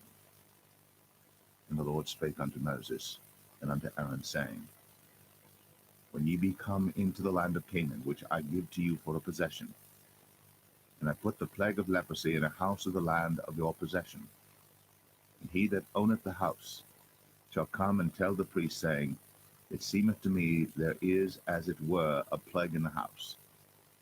Then the priest shall command that they empty the house before the priest go into it to see the plague, that all that is in the house be not made unclean. And afterward the priest shall go in to see the house. And he shall look on the plague, and behold, if the plague be in the walls of the house with hollow strakes, greenish or reddish, which in sight are lower than the wall, and the priest shall go out of the house to the door of the house, and shut up the house 7 days. And the priest shall come again the 7th day, and shall look, and behold, if the plague be spread in the walls of the house, then the priest shall command that they take away the stones in which the plague is, and they shall cast them into an unclean place without the city. And he shall cause the house to be scraped within round about, and they shall pour out the dust that they scrape off without the city into an unclean place. And they shall take other stones, and put them in the place of those stones. And he shall take other mortar, and shall plaster the house. And if the plague come again, and break out in the house, after that he hath taken away the stones, and after he hath scraped the house, and after it is plastered, Then the priest shall come and look, and behold, if the plague be spread in the house, it is a fretting leprosy in the house, it is unclean. And he shall break down the house, the stones of it, and the timber thereof, and all the mortar of the house, and he shall carry them forth out of the city into an unclean place. Moreover, he that goeth into the house all the while that it is shut up shall be unclean until the even. And he that lieth in the house shall wash his clothes, and he that eateth in the house shall wash his clothes. And if the priest shall come in and look upon it, and behold, the plague hath not spread in the house, after the house was plastered, then the priest shall pronounce the house clean, because the plague is healed. And he shall take to cleanse the house 2 birds, and cedar wood, and scarlet, and hyssop. And he shall kill the one of the birds in an earthen vessel over running water. And he shall take the cedar wood, and the hyssop, and the scarlet, and the living bird, and dip them in the blood of the slain bird, and in the running water, and sprinkle the house 7 times. And he shall cleanse the house with the blood of the bird, and with the running water, and with the living bird, and with the cedar wood, and with the hyssop, and with the scarlet. But he shall let go the living bird out of the city into the open fields, and make an atonement for the house, and it shall be clean. This is the law for all manner of plague of leprosy and scald, and for the leprosy of a garment and of a house, and for a rising, and for a scab, and for a bright spot, to teach when it is unclean, and when it is clean. This is the law of leprosy.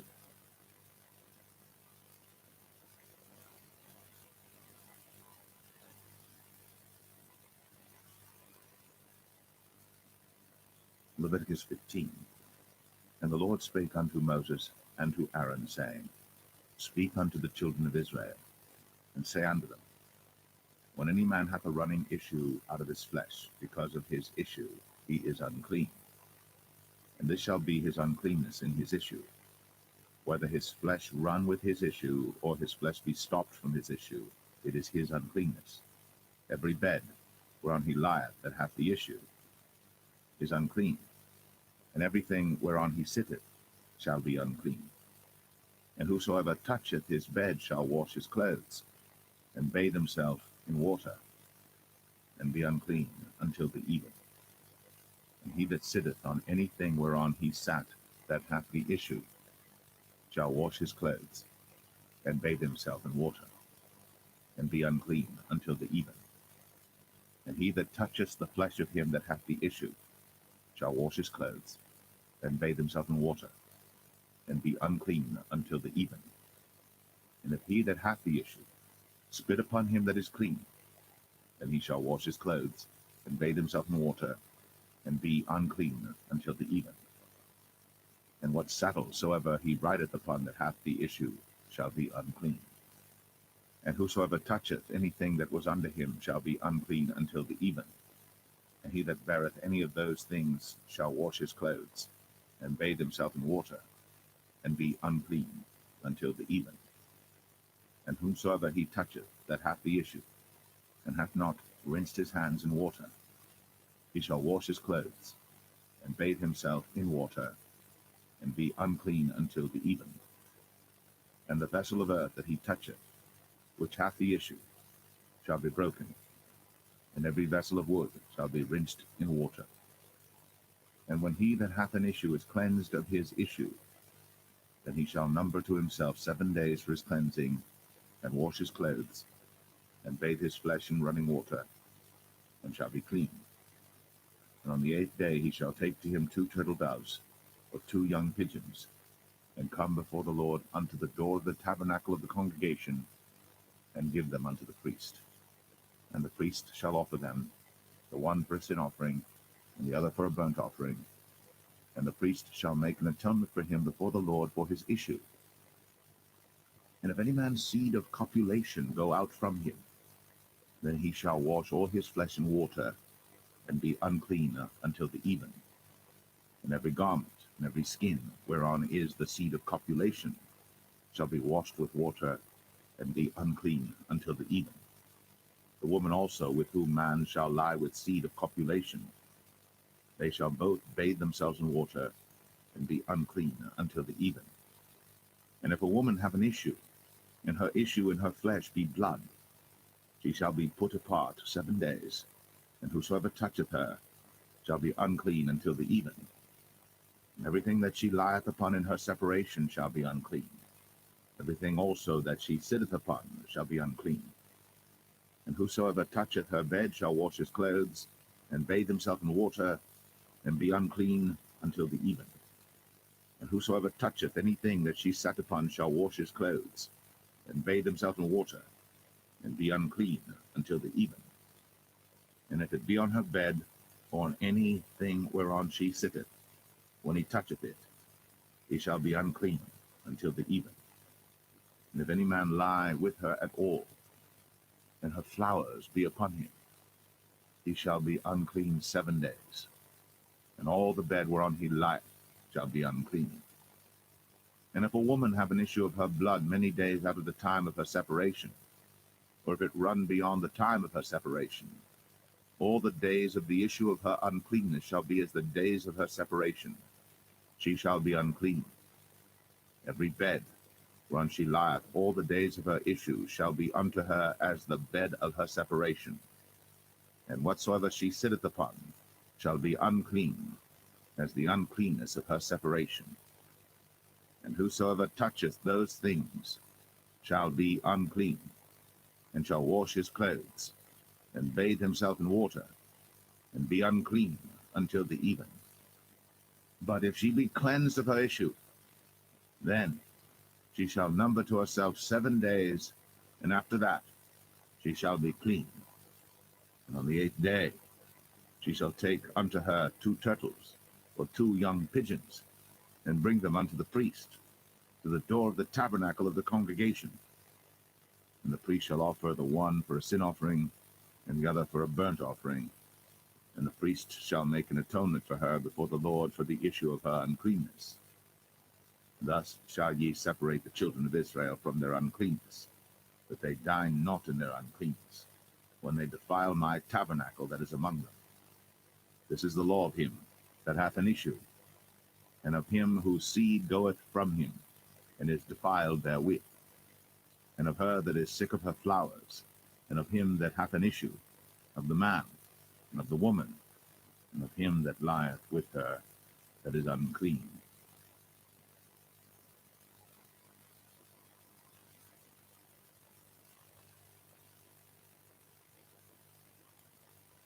Leviticus 16. And the Lord spake unto Moses after the death of the 2 sons of Aaron, when they offered before the Lord and died. The Lord said unto Moses, Speak unto Aaron thy brother, that he come not at all times into the holy place within the veil before the mercy seat, which is upon the ark, that he die not. For I will appear in the cloud upon the mercy seat. Thus shall Aaron come into the holy place with a young bullock for a sin offering, and a ram for a burnt offering. He shall put on the holy linen coat, and he shall have linen breeches upon his flesh, and shall be girded with a linen girdle, and with the linen mitre shall he be attired. These are holy garments. Therefore shall he wash his flesh in water, and so put them on. And he shall take of the congregation of the children of Israel 2 kids of the goats for a sin offering, and 1 ram for a burnt offering. And Aaron shall offer his bullock of the sin offering which is for himself, and make an atonement for himself and for his house. And he shall take the 2 goats and present them before the Lord at the door of the tabernacle of the congregation. And Aaron shall cast lots upon the 2 goats, 1 lot for the Lord, and the other lot for the scapegoat. And Aaron shall bring the goat upon which the Lord's lot fell, and offer him for a sin offering. But the goat on which the lot fell to be the scapegoat shall be presented alive before the Lord, to make an atonement with him, and to let him go for a scapegoat into the wilderness. And Aaron shall bring the bullock of the sin offering which is for himself, and shall make an atonement for himself and for his house, and shall kill the bullock of the sin offering which is for himself. And he shall take a censer full of burning coals of fire from off the altar before the Lord, and his hands full of sweet incense beaten small, and bring it within the veil. And he shall put the incense upon the fire before the Lord, that the cloud of the incense may cover the mercy seat that is upon the testimony, that he die not. And he shall take of the blood of the bullock, and sprinkle it with his finger upon the mercy seat eastward. And before the mercy seat shall he sprinkle of the blood with his finger 7 times. Then shall he kill the goat of the sin offering that is for the people, and bring his blood within the veil, and do with that blood as he did with the blood of the bullock, and sprinkle it upon the mercy seat, and before the mercy seat. And he shall make an atonement for the holy place, because of the uncleanness of the children of Israel, and because of their transgressions and all their sins. And so shall he do for the tabernacle of the congregation that remaineth among them in the midst of their uncleanness. And there shall be no man in the tabernacle of the congregation when he goeth in to make an atonement in the holy place, until he come out, and have made an atonement for himself, and for his household, and for all the congregation of Israel. And he shall go out unto the altar that is before the Lord, and make an atonement for it, and shall take of the blood of the bullock, and of the blood of the goat, and put it upon the horns of the altar round about. And he shall sprinkle of the blood upon it with his finger 7 times, and cleanse it, and hallow it from the uncleanness of the children of Israel. And when he hath made an end of reconciling the holy place, and the tabernacle of the congregation, and the altar, he shall bring the live goat. And Aaron shall lay both his hands upon the head of the live goat, and confess over him all the iniquities of the children of Israel, and all their transgressions and all their sins, putting them upon the head of the goat, and shall send him away by the hand of a fit man into the wilderness. And the goat shall bear upon him all their iniquities unto a land not inhabited. And he shall let go the goat in the wilderness. And Aaron shall come into the tabernacle of the congregation, and shall put off the linen garments, which he put on when he went into the holy place, and shall leave them there.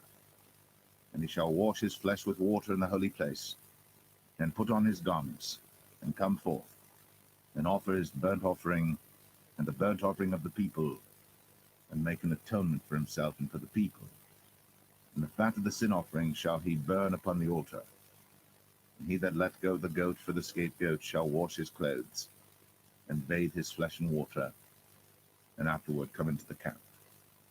And the bullock for the sin offering, and the goat for the sin offering, whose blood was brought in to make atonement in the holy place, shall one carry forth without the camp, and they shall burn in the fire their skins, and their flesh, and their dung.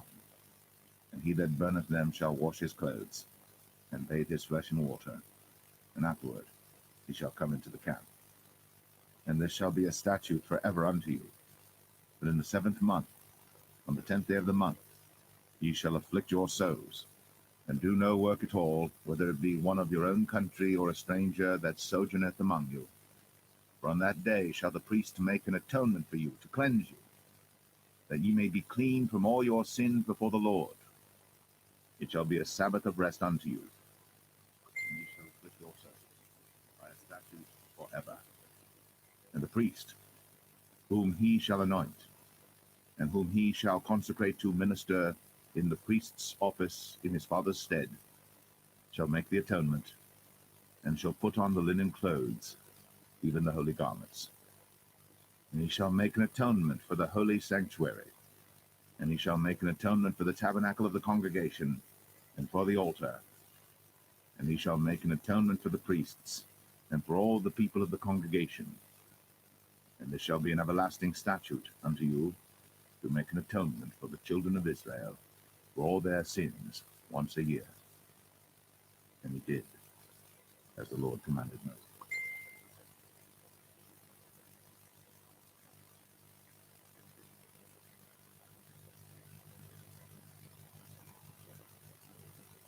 Leviticus 17.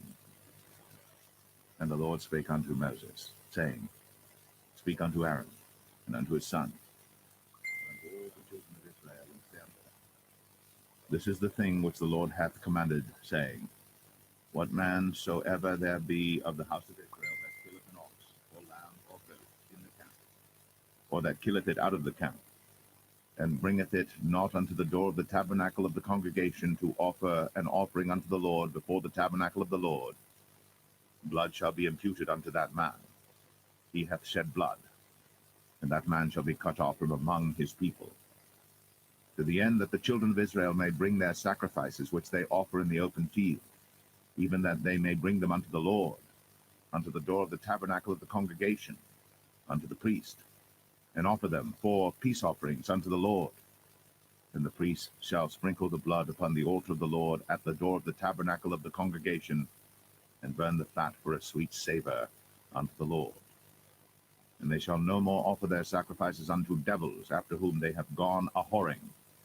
This shall be a statute for ever unto them throughout their generations.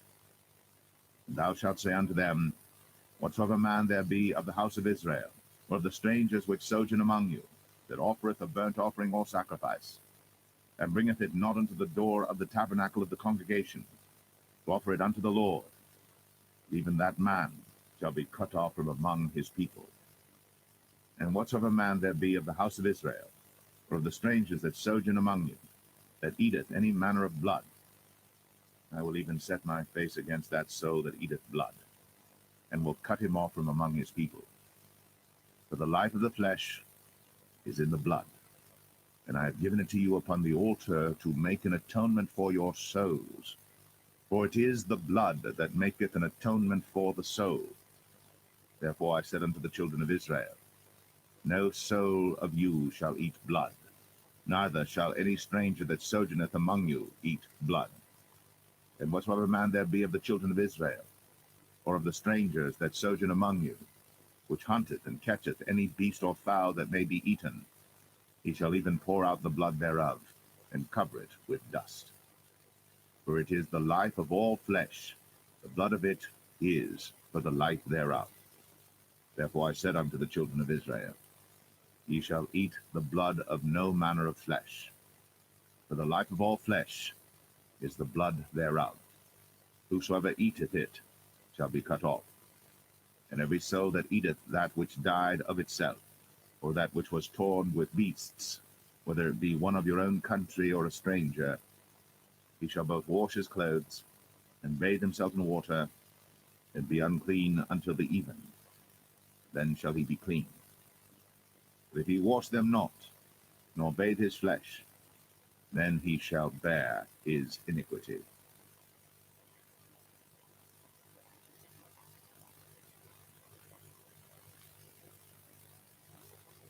Leviticus 18.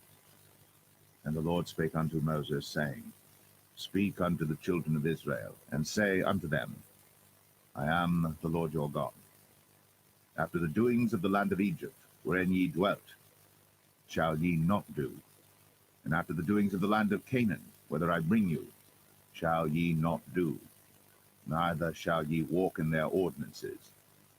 Ye shall do my judgments, and keep mine ordinances, to walk therein. I am the Lord your God. Ye shall therefore keep my statutes and my judgments, which if a man do, he shall live in them. I am the Lord. None of you shall approach to any that is near of kin to him, to uncover their nakedness. I am the Lord. The nakedness of thy father, or the nakedness of thy mother, shalt thou not uncover. She is thy mother, thou shalt not uncover her nakedness. The nakedness of thy father's wife shalt thou not uncover. It is thy father's nakedness. The nakedness of thy sister, the daughter of thy father, or daughter of thy mother, whether she be born at home or born abroad, even their nakedness thou shalt not uncover. The nakedness of thy son's daughter, or of thy daughter's daughter, even their nakedness thou shalt not uncover, for theirs is thine own nakedness.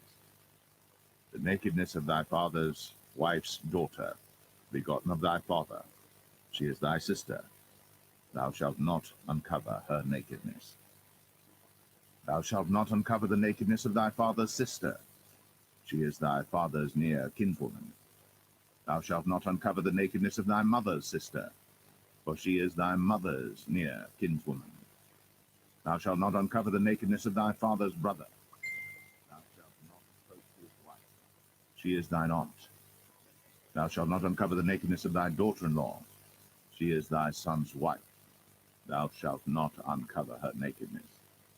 Thou shalt not uncover the nakedness of thy brother's wife. It is thy brother's nakedness. Thou shalt not uncover the nakedness of a woman and her daughter, neither shalt thou take her son's daughter, or her daughter's daughter, to uncover her nakedness, for they are her near kinswoman. It is wickedness. Neither shalt thou take a wife to her sister, to vex her, to uncover her nakedness, beside the other in her lifetime.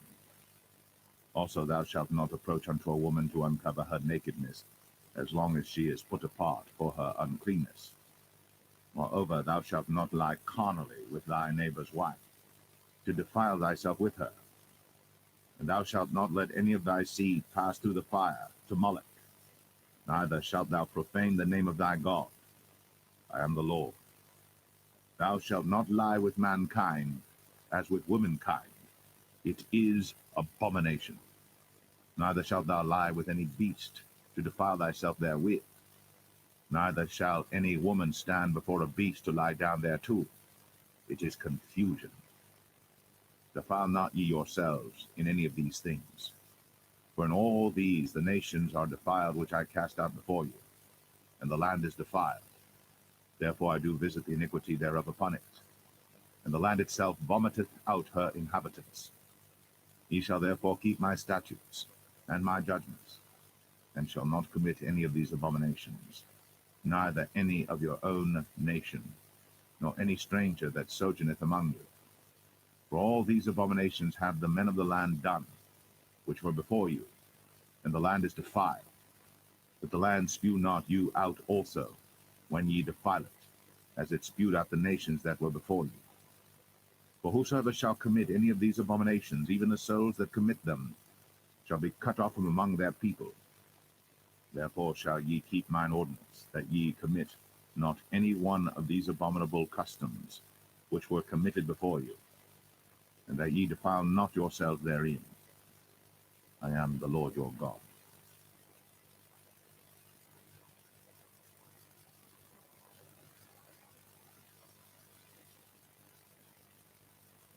Leviticus 19.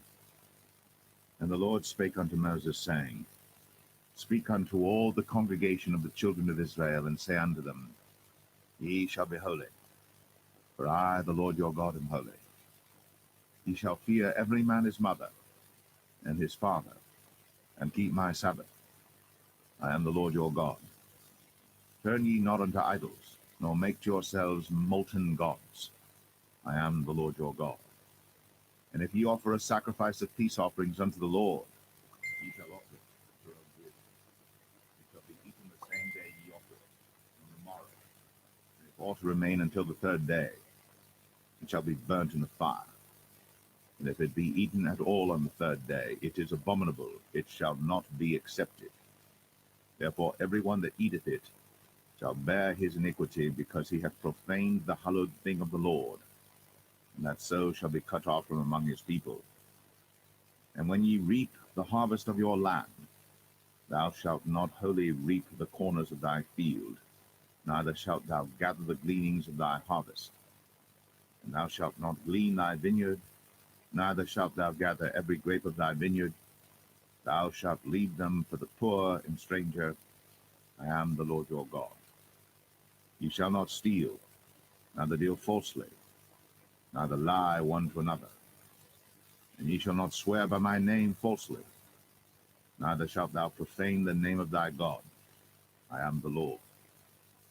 Thou shalt not defraud thy neighbor, neither rob him. The wages of him that is hired shall not abide with thee all night until the morning. Thou shalt not curse the deaf, nor put a stumbling block before the blind, but shalt fear thy God. I am the Lord. Ye shall do no unrighteousness in judgment.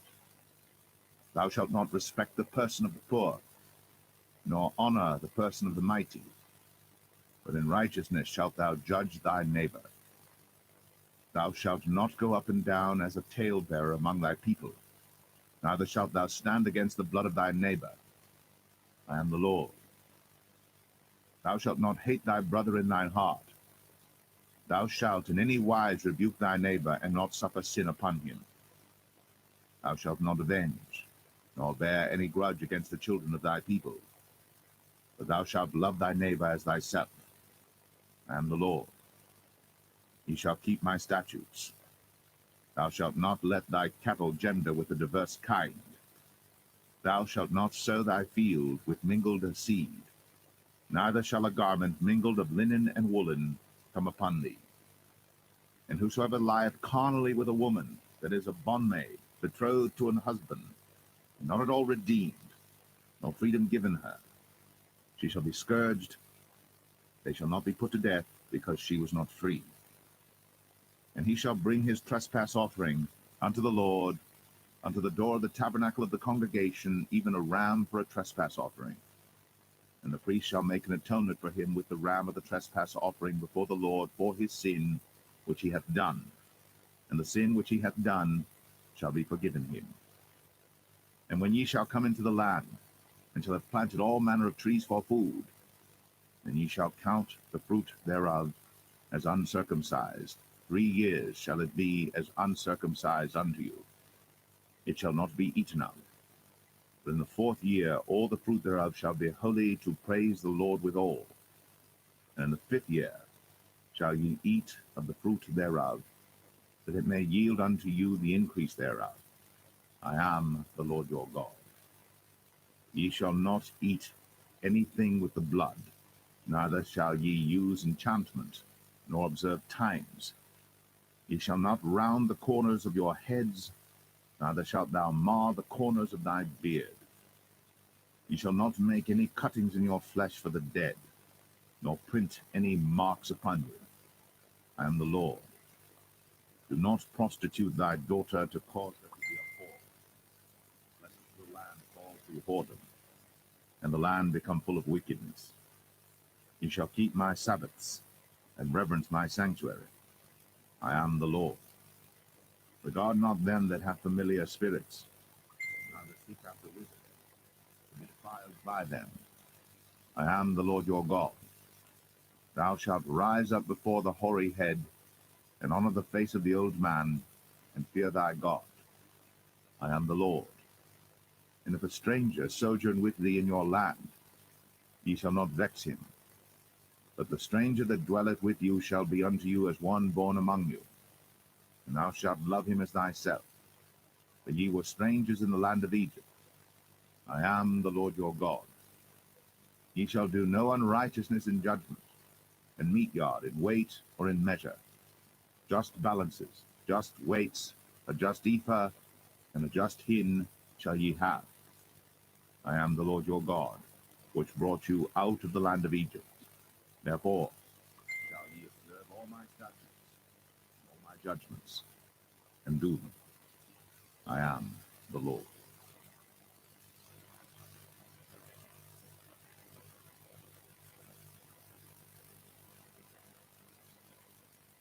Leviticus 20. The Lord spake unto Moses, saying, Again, thou shalt say to the children of Israel, Whosoever he be of the children of Israel, or of the strangers that sojourn in Israel, that giveth any of his seed unto Moloch, he shall surely be put to death. The people of the land shall stone him with stones. And I will set my face against that man, and will cut him off from among his people, because he hath given of his seed unto Moloch, to defile my sanctuary, and to profane my holy name. And if the people of the land do any ways hide their eyes from the man, when he giveth of his seed unto Moloch, and kill him not, then I will set my face against that man, and against his family, and will cut him off, and all that go a-whoring after him, to commit whoredom with Moloch from among their people. And the soul that turneth after such as have familiar spirits, and after wizards, to go a-whoring after them, I will even set my face against that soul, and will cut him off from among his people. Sanctify yourselves, therefore, and be ye holy, for I am the Lord your God. And ye shall keep my statutes, and do them. I am the Lord which sanctify you. For every one that curseth his father or his mother shall be surely put to death.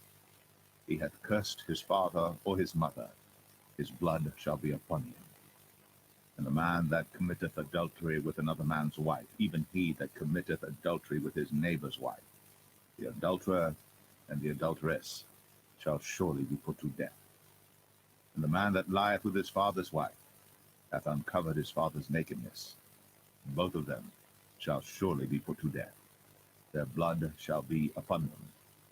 And if a man lie with his daughter-in-law, both of them shall surely be put to death. They have wrought confusion. Their blood shall be upon them. If a man also lie with mankind, as he lieth with a woman, both of them have committed an abomination. They shall surely be put to death. Their blood shall be upon them. And if a man take a wife and her mother, it is wickedness. They shall be burnt with fire, both he and they, that there be no wickedness among you. And if a man lie with a beast, he shall surely be put to death, and ye shall slay the beast. And if a woman approach unto any beast, and lie down thereto, thou shalt kill the woman and the beast. They shall surely be put to death. Their blood shall be upon them. And if a man shall take his sister, his father's daughter, or his mother's daughter, and see her nakedness, and she see his nakedness, it is a wicked thing, and they shall be cut off in the sight of their people. He hath uncovered his sister's nakedness, he shall bear his iniquity. And if a man shall lie with a woman having her sickness, and shall uncover her nakedness, he hath discovered her fountain, and she hath uncovered the fountain of her blood, and both of them shall be cut off from among their people. Thou shalt not uncover the nakedness of thy mother's sister, nor of thy father's sister, for he uncovereth his near kin, they shall bear their iniquity. And if a man shall lie with his uncle's wife, he hath uncovered his uncle's nakedness, they shall bear their sin, they shall die childless. And if a man shall take his brother's wife, it is an unclean thing. He hath uncovered his brother's nakedness, they shall be childless. Ye shall therefore keep all my statutes and all my judgments, and do them, that the land, whither I bring you to dwell therein, spew you not out. And ye shall not walk in the manners of the nation, which I cast out before you. For they committed all these things, and therefore I abhorred them. But I have said unto you, ye shall inherit their land, and I will give it unto you to possess it, the land that floweth with milk and honey. I am the Lord your God, which have separated you from other people. Ye shall therefore put difference between clean beasts and unclean, and between unclean fowls and clean. And ye shall not make your souls abominable by beast, or by fowl, or by any manner of living thing that creepeth on the ground, which I have separated from you as unclean. And ye shall be holy unto me, for I the Lord am holy, and have severed you from other people, that ye should be mine. Man also, or woman that hath a familiar spirit, or that is a wizard, shall surely be put to death. They shall stone them with stones, their blood shall be upon them.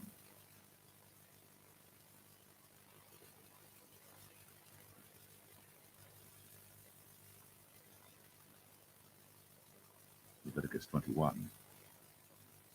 And the Lord said unto Moses, Speak unto the priests, the sons of Aaron, and say unto them, There shall none be defiled for the dead among his people. But for his kin that is near unto him, that is, for his mother, and for his father, and for his son, and for his daughter, and for his brother, and for his sister a virgin, that is nigh unto him, which hath had no husband, for her may he be defiled. But he shall not defile himself, being a chief man among his people, to profane himself. They shall not make baldness upon their head, neither shall they shave off the corner of their beard, nor make any cuttings in their flesh. They shall be holy unto their God, and not profane the name of their God, for the offerings of the Lord made by fire, and the bread of their God they do offer, therefore they shall be holy. They shall not take a wife that is a whore, or profane, neither shall they take a woman put away from her husband, for he is holy unto his God. Thou shalt sanctify him therefore, for he offereth the bread of thy God. He shall be holy unto thee. For I, the Lord, which sanctify you, am holy. And the daughter of any priest, if she profane herself by playing the whore, she profaneth her father. she shall be burnt with fire.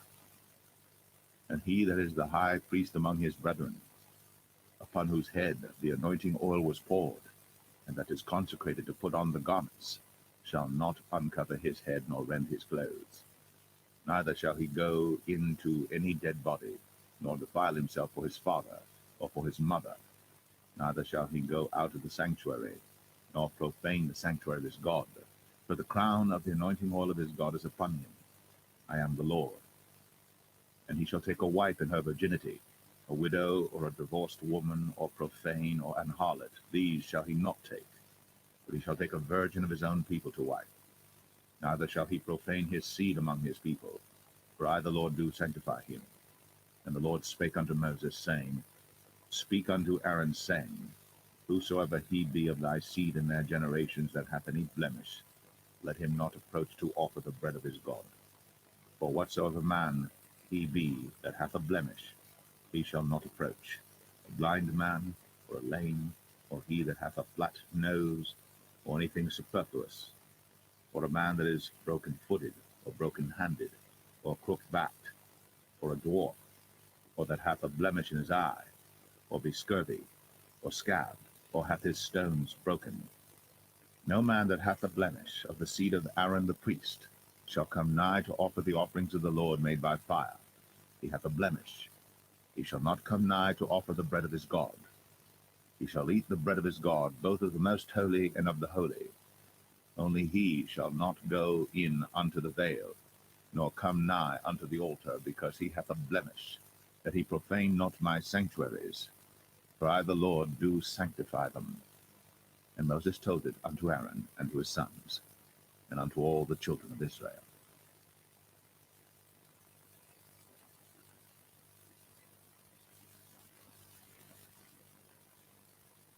Leviticus 22.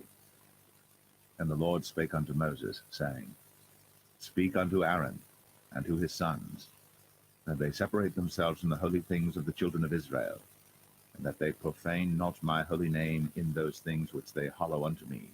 I am the Lord.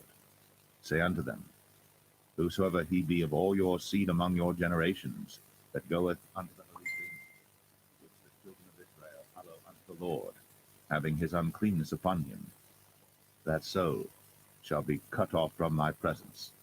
I am the Lord.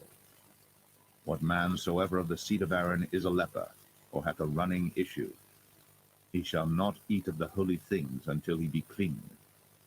And whoso toucheth anything that is unclean by the dead, or a man whose seed goeth from him, or whosoever toucheth any creeping thing, whereby he may be made unclean, or a man of whom he may take uncleanness, whatsoever uncleanness he hath, the soul which hath touched any such shall be unclean until even, and shall not eat of the holy things, unless he wash his flesh with water.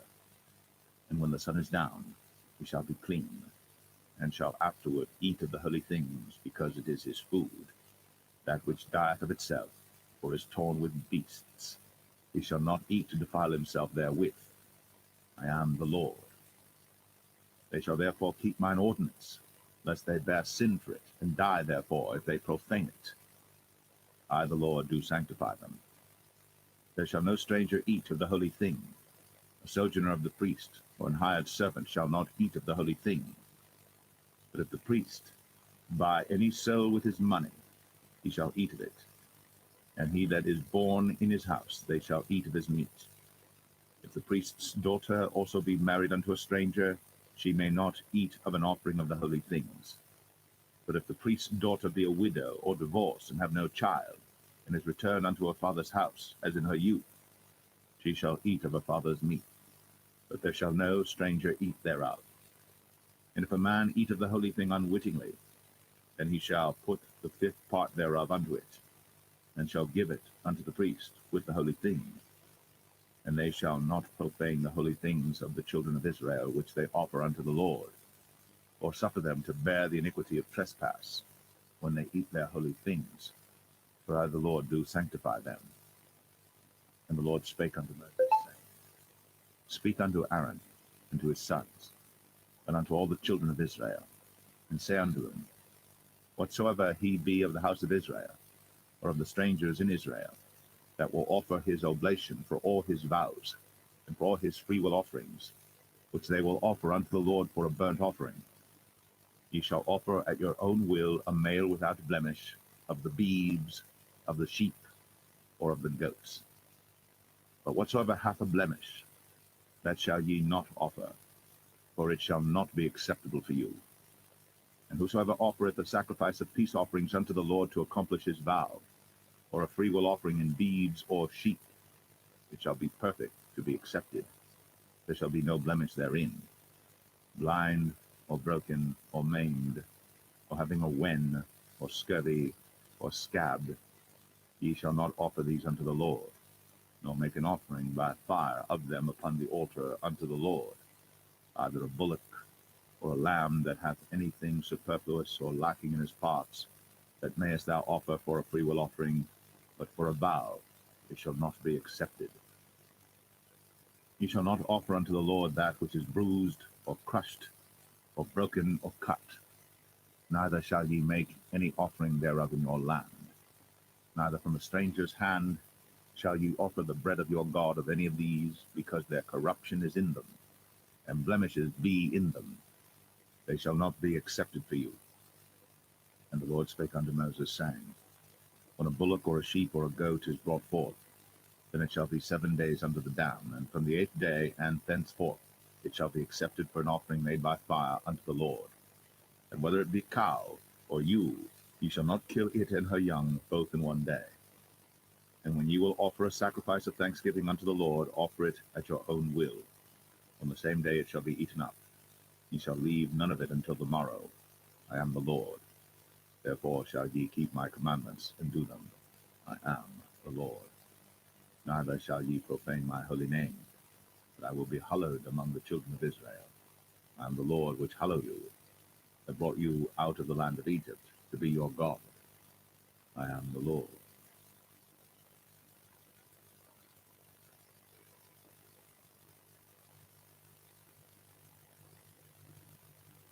Leviticus 23.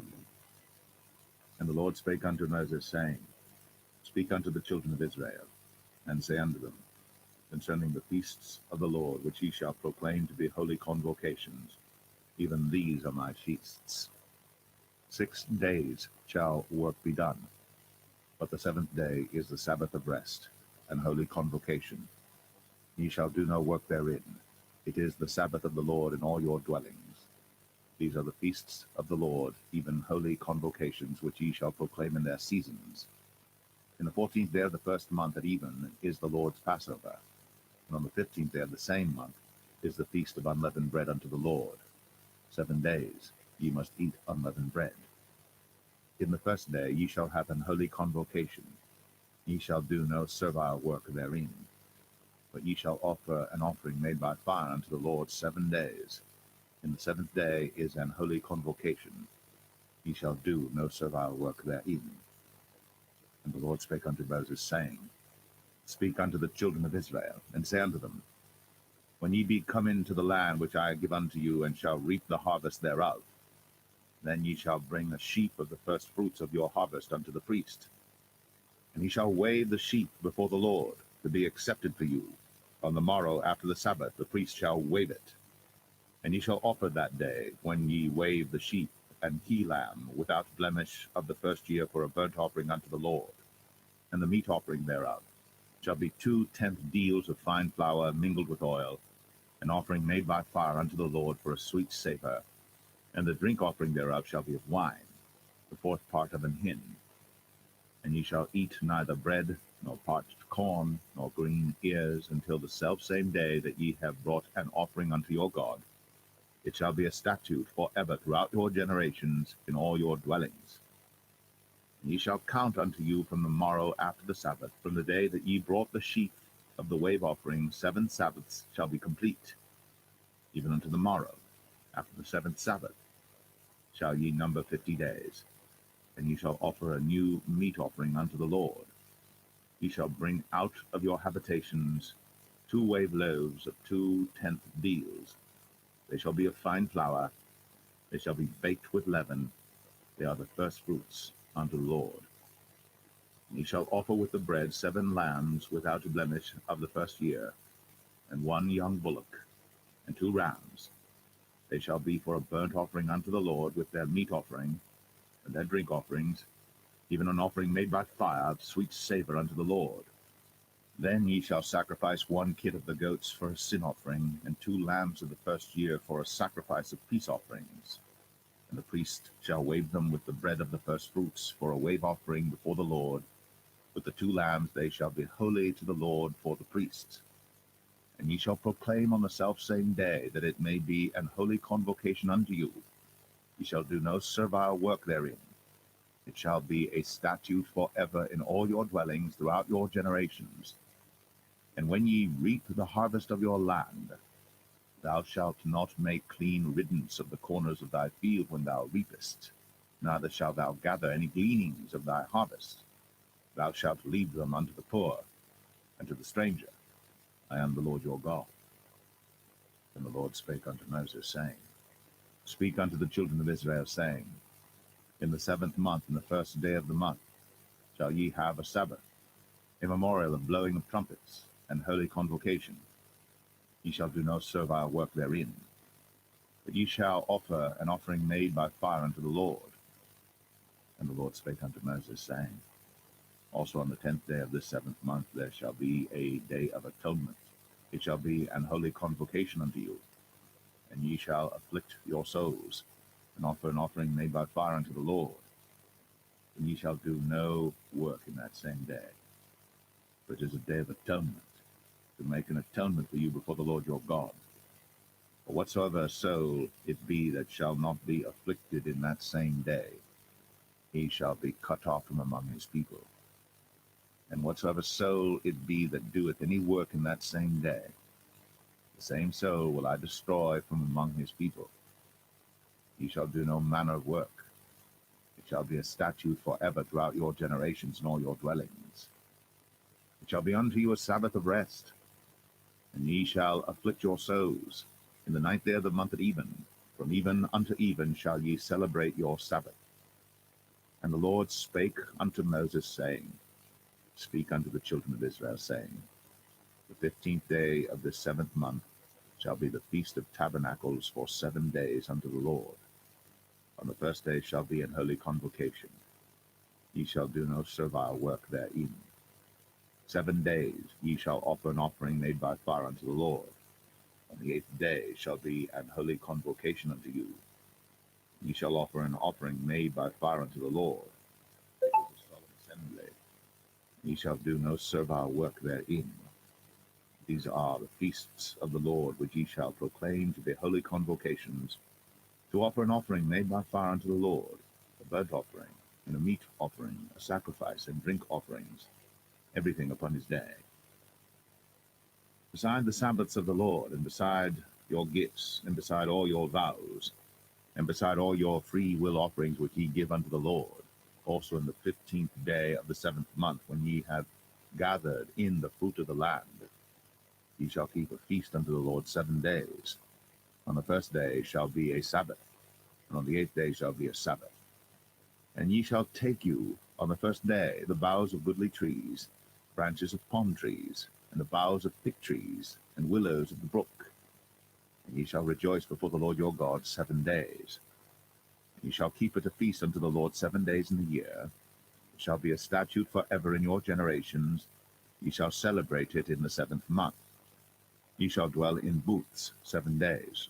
All that are Israelites born shall dwell in booths, that your generations may know that I made the children of Israel to dwell in booths when I brought them out of the land of Egypt. I am the Lord your God. And Moses declared unto the children of Israel the feasts of the Lord.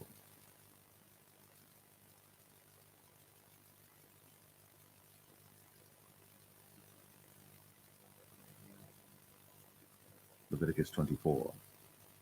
And the Lord spake unto Moses, saying, Command the children of Israel, that they bring unto thee pure oil olive beaten for the light, to cause the lamps to burn continually. Without the veil of the testimony, in the tabernacle of the congregation, shall Aaron order it from the evening unto the morning before the Lord continually. It shall be a statute forever in your generations. He shall order the lamps upon the pure candlestick before the Lord continually. And thou shalt take fine flour, and bake 12 cakes thereof. 2/10 deals shall be in one cake. And thou shalt set them in 2 rows, 6 in a row, upon the pure table before the Lord. And thou shalt put pure frankincense upon each row, that it may be on the bread for a memorial, even an offering made by fire unto the Lord. Every Sabbath he shall set it in order before the Lord continually, being taken from the children of Israel by an everlasting covenant. And it shall be Aaron's and his sons, and they shall eat it in the holy place. For it is most holy unto him of the offerings of the Lord made by fire, by a perpetual statute. And the son of an Israelitish woman, whose father was an Egyptian, went out among the children of Israel. And this son of the Israelitish woman and a man of Israel strove together in the camp. And the Israelitish woman's son blasphemed the name of the Lord, and cursed. And they brought him unto Moses. And his mother's name was Shilemeth, the daughter of Dibri of the tribe of Dan. And they put him in ward, that the mind of the Lord might be shown them. And the Lord spake unto Moses, saying, Bring forth him that hath cursed without the camp, and let all that heard him lay their hands upon his head, and let all the congregation stone him. And thou shalt speak unto the children of Israel, saying, Whosoever curseth his God shall bear his sin. And he that blasphemeth the name of the Lord, he shall surely be put to death.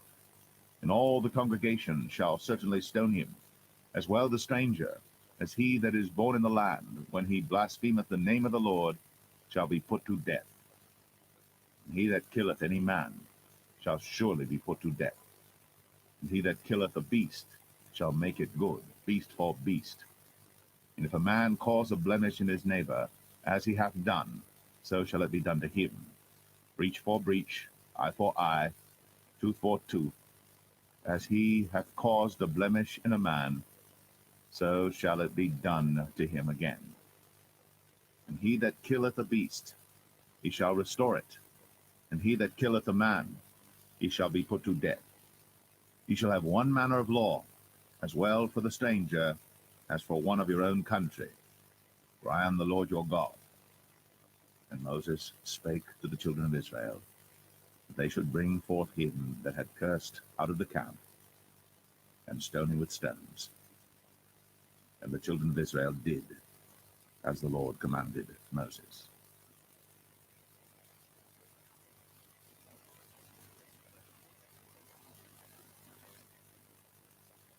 Leviticus 25. And the Lord spake unto Moses in Mount Sinai, saying, Speak unto the children of Israel, and say unto them, When ye come into the land which I give you, then shall the land keep a Sabbath unto the Lord. 6 years thou shalt sow thy field, and 6 years thou shalt prune thy vineyard, and gather in the fruit thereof. But in the 7th year shall be a Sabbath of rest unto the land, a Sabbath for the Lord. Thou shalt neither sow thy field, nor prune thy vineyard. That which groweth of its own accord of thy harvest thou shalt not reap, neither gather the grapes of thy vine. For it is a year of rest unto the land, and the Sabbath of the land shall be meat for you, for thee and for thy servant, and for thy maid, and for thy hired servant, and for thy stranger that sojourneth with thee, and for thy cattle, and for the beasts that are in thy land, shall all the increase thereof be meat. And thou shalt number 7 Sabbaths of years unto thee, 7 times 7 years. And the space of the 7 Sabbaths of years shall be unto thee 49 years. Then shalt thou cause the trumpet of the Jubilee to sound on the 10th day of the 7th month. In the day of atonement shall ye make the trumpet sound throughout all your land. And ye shall hallow the 50th year, and proclaim liberty throughout all the land unto all the inhabitants thereof. It shall be a jubilee unto you. And ye shall return every man unto his possession, and ye shall return every man unto his family. A jubilee shall that 50th year be unto you. Ye shall not sow, neither reap that which groweth of itself in it, nor gather the grapes in it of thy vine undressed. For it is the jubilee, which shall be holy unto you. Ye shall eat the increase thereof out of the field. In the year of this Jubilee ye shall return every man unto his possession. And if thou sell aught unto thy neighbor, or buyest aught of thy neighbor's hand, ye shall not oppress one another. According to the number of years after the Jubilee, thou shalt buy of thy neighbor, and according unto the number of years of the fruits he shall sell unto thee. According to the multitude of years, thou shalt increase the price thereof, and according to the fewness of years, thou shalt diminish the price of it. For according to the number of the years of the fruits doth he sell unto thee.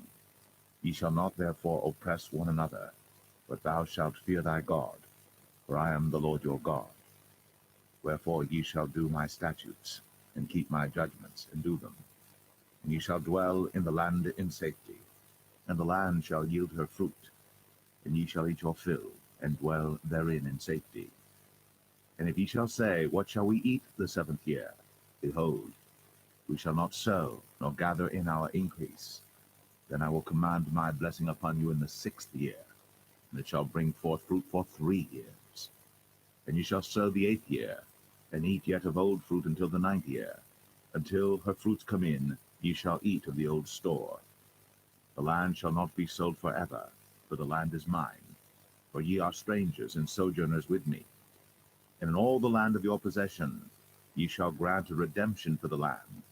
If thy brother be waxen poor, and hath sold away some of his possession, and if any of his kin come to redeem it, then shall he redeem that which his brother sold. And if the man have none to redeem it, and himself be able to redeem it, then let him count the years of the sale thereof, and restore the overplus unto the man to whom he sold it, that he may return unto his possession.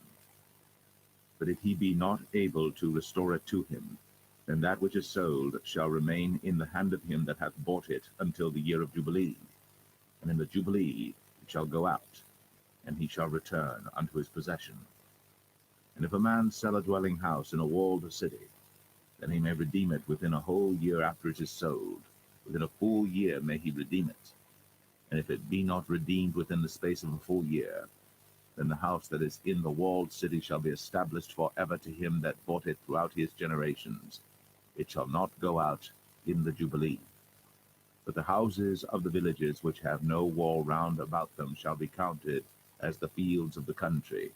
They may be redeemed, and they shall go out in the Jubilee. Notwithstanding the cities of the Levites, and the houses of the cities of their possession, may the Levites redeem at any time.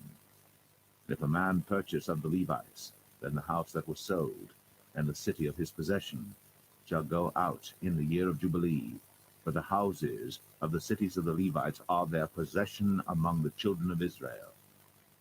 But the field of the suburbs of their cities may not be sold, for it is their perpetual possession.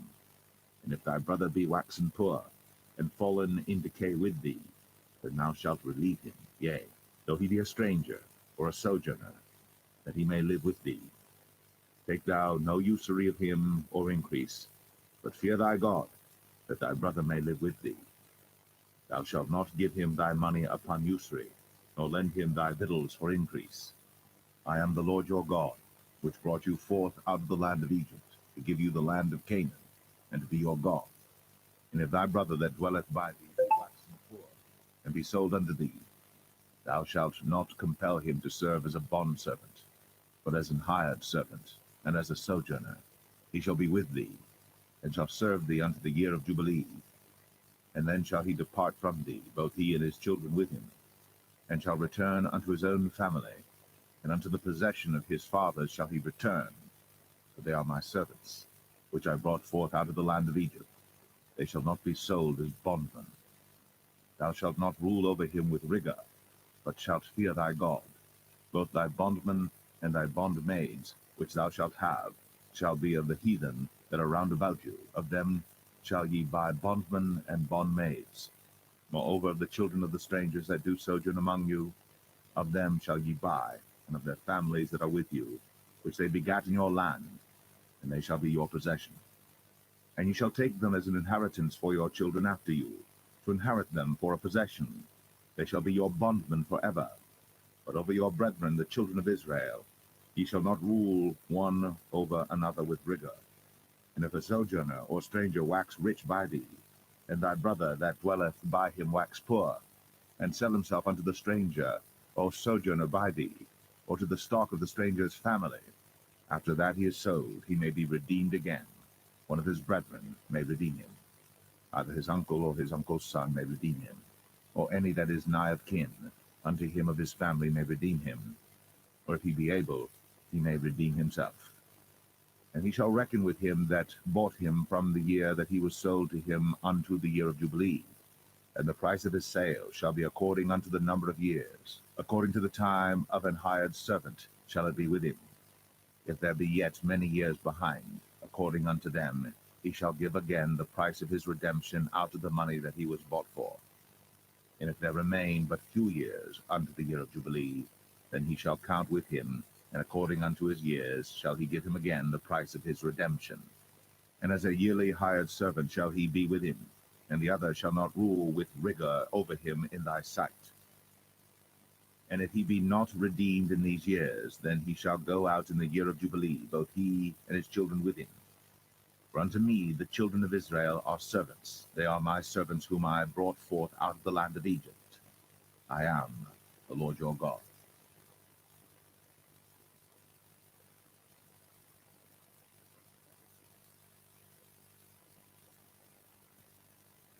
Leviticus 26. Ye shall make you no idols nor graven image, neither rear you up a standing image, neither shall ye set up any image of stone in your land, to bow down unto it, for I am the Lord your God. Ye shall keep my Sabbaths, and reverence my sanctuary. I am the Lord. If ye walk in my statutes, and keep my commandments, and do them, then I will give you rain in due season, and the land shall yield her increase, and the trees of the field shall yield their fruit. And your threshing shall reach unto the vintage, and the vintage shall reach unto the sowing time. And ye shall eat your bread to the full, and dwell in your land safely. And I will give peace in the land, and ye shall lie down, and none shall make you afraid. And I will rid evil beasts out of the land, neither shall the sword go through your land. And ye shall chase your enemies, and they shall fall before you by the sword. And 5 of you shall chase 100, and 100 of you shall put 10,000 to flight, and your enemies shall fall before you by the sword. For I will have respect unto you, and make you fruitful, and multiply you, and establish my covenant with you. And ye shall eat old store, and bring forth the old because of the new. And I will set my tabernacle among you, and my soul shall not abhor you. And I will walk among you, and will be your God, and ye shall be my people. I am the Lord your God, which brought you forth out of the land of Egypt, that ye should not be their bondmen. And I have broken the bands of your yoke, and made you go upright.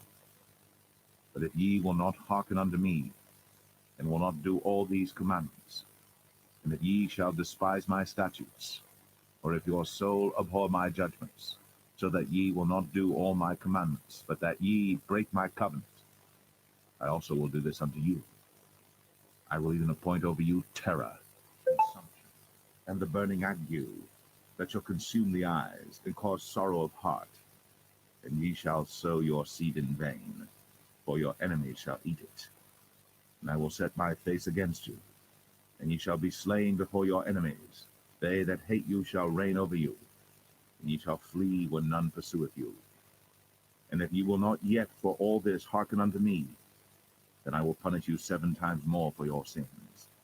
And I will break the pride of your power, and I will make your heaven as iron, and your earth as brass, and your strength shall be spent in vain. For your land shall not yield her increase, neither shall the trees of the land yield their fruits.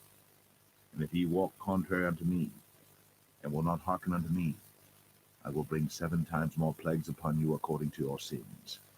I will also send wild beasts among you, which shall rob you of your children, and destroy your cattle, and make you few in number, and your highways shall be desolate. And if ye will not be reformed by me by these things, but will walk contrary unto me, then will I also walk contrary unto you, and will punish you yet 7 times for your sins. And I will bring a sword upon you, that shall avenge the quarrel of my covenant. And when ye are gathered together within your cities, I will send the pestilence among you, and ye shall be delivered into the hand of the enemy. And when I have broken the staff of your bread, 10 women shall bake your bread in one oven, and they shall deliver you your bread again by weight. And ye shall eat, and not be satisfied.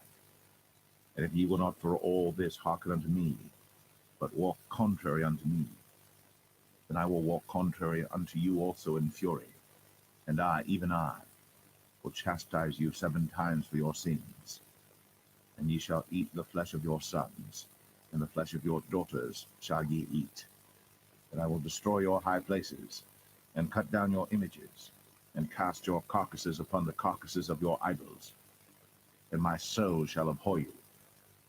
And I will make your cities waste, and bring your sanctuaries unto desolation.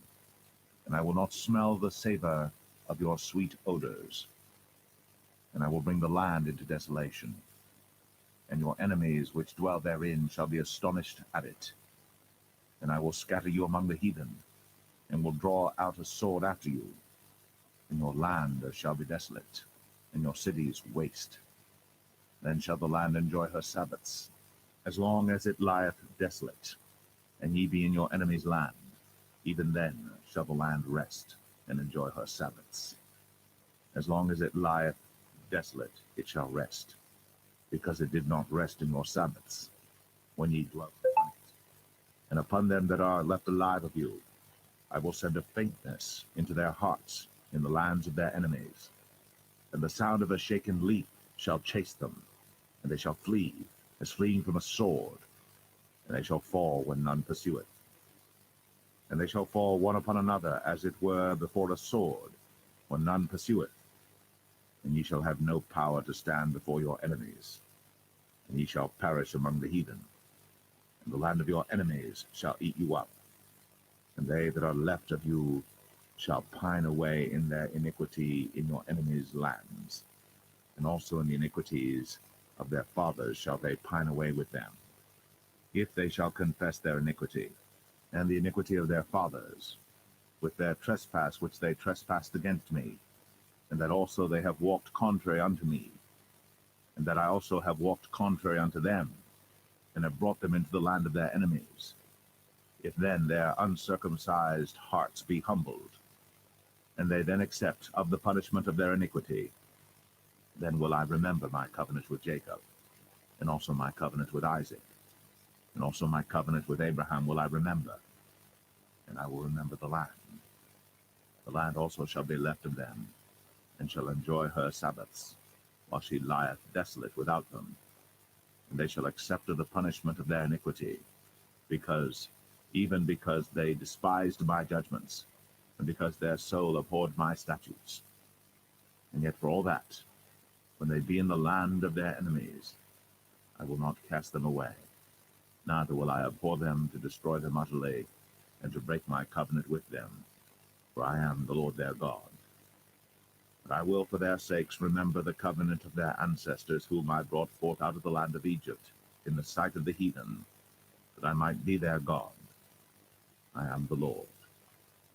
These are the statutes and judgments and laws which the Lord made between him and the children of Israel in Mount Sinai by the hand of Moses.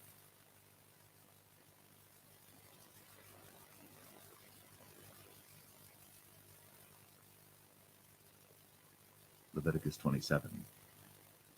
And the Lord spake unto Moses, saying, Speak unto the children of Israel, and say unto them, When a man shall make a singular vow, the person shall be for the Lord by thy estimation. And thy estimation shall be of the male from 20 years old even unto 60 years old. Even thy estimation shall be 50 shekels of silver after the shekel of the sanctuary. And if it be a female, then thy estimation shall be 30 shekels. And if it be from 5 years old even unto 20 years old, then thy estimation shall be of the male 20 shekels, and for the female 10 shekels.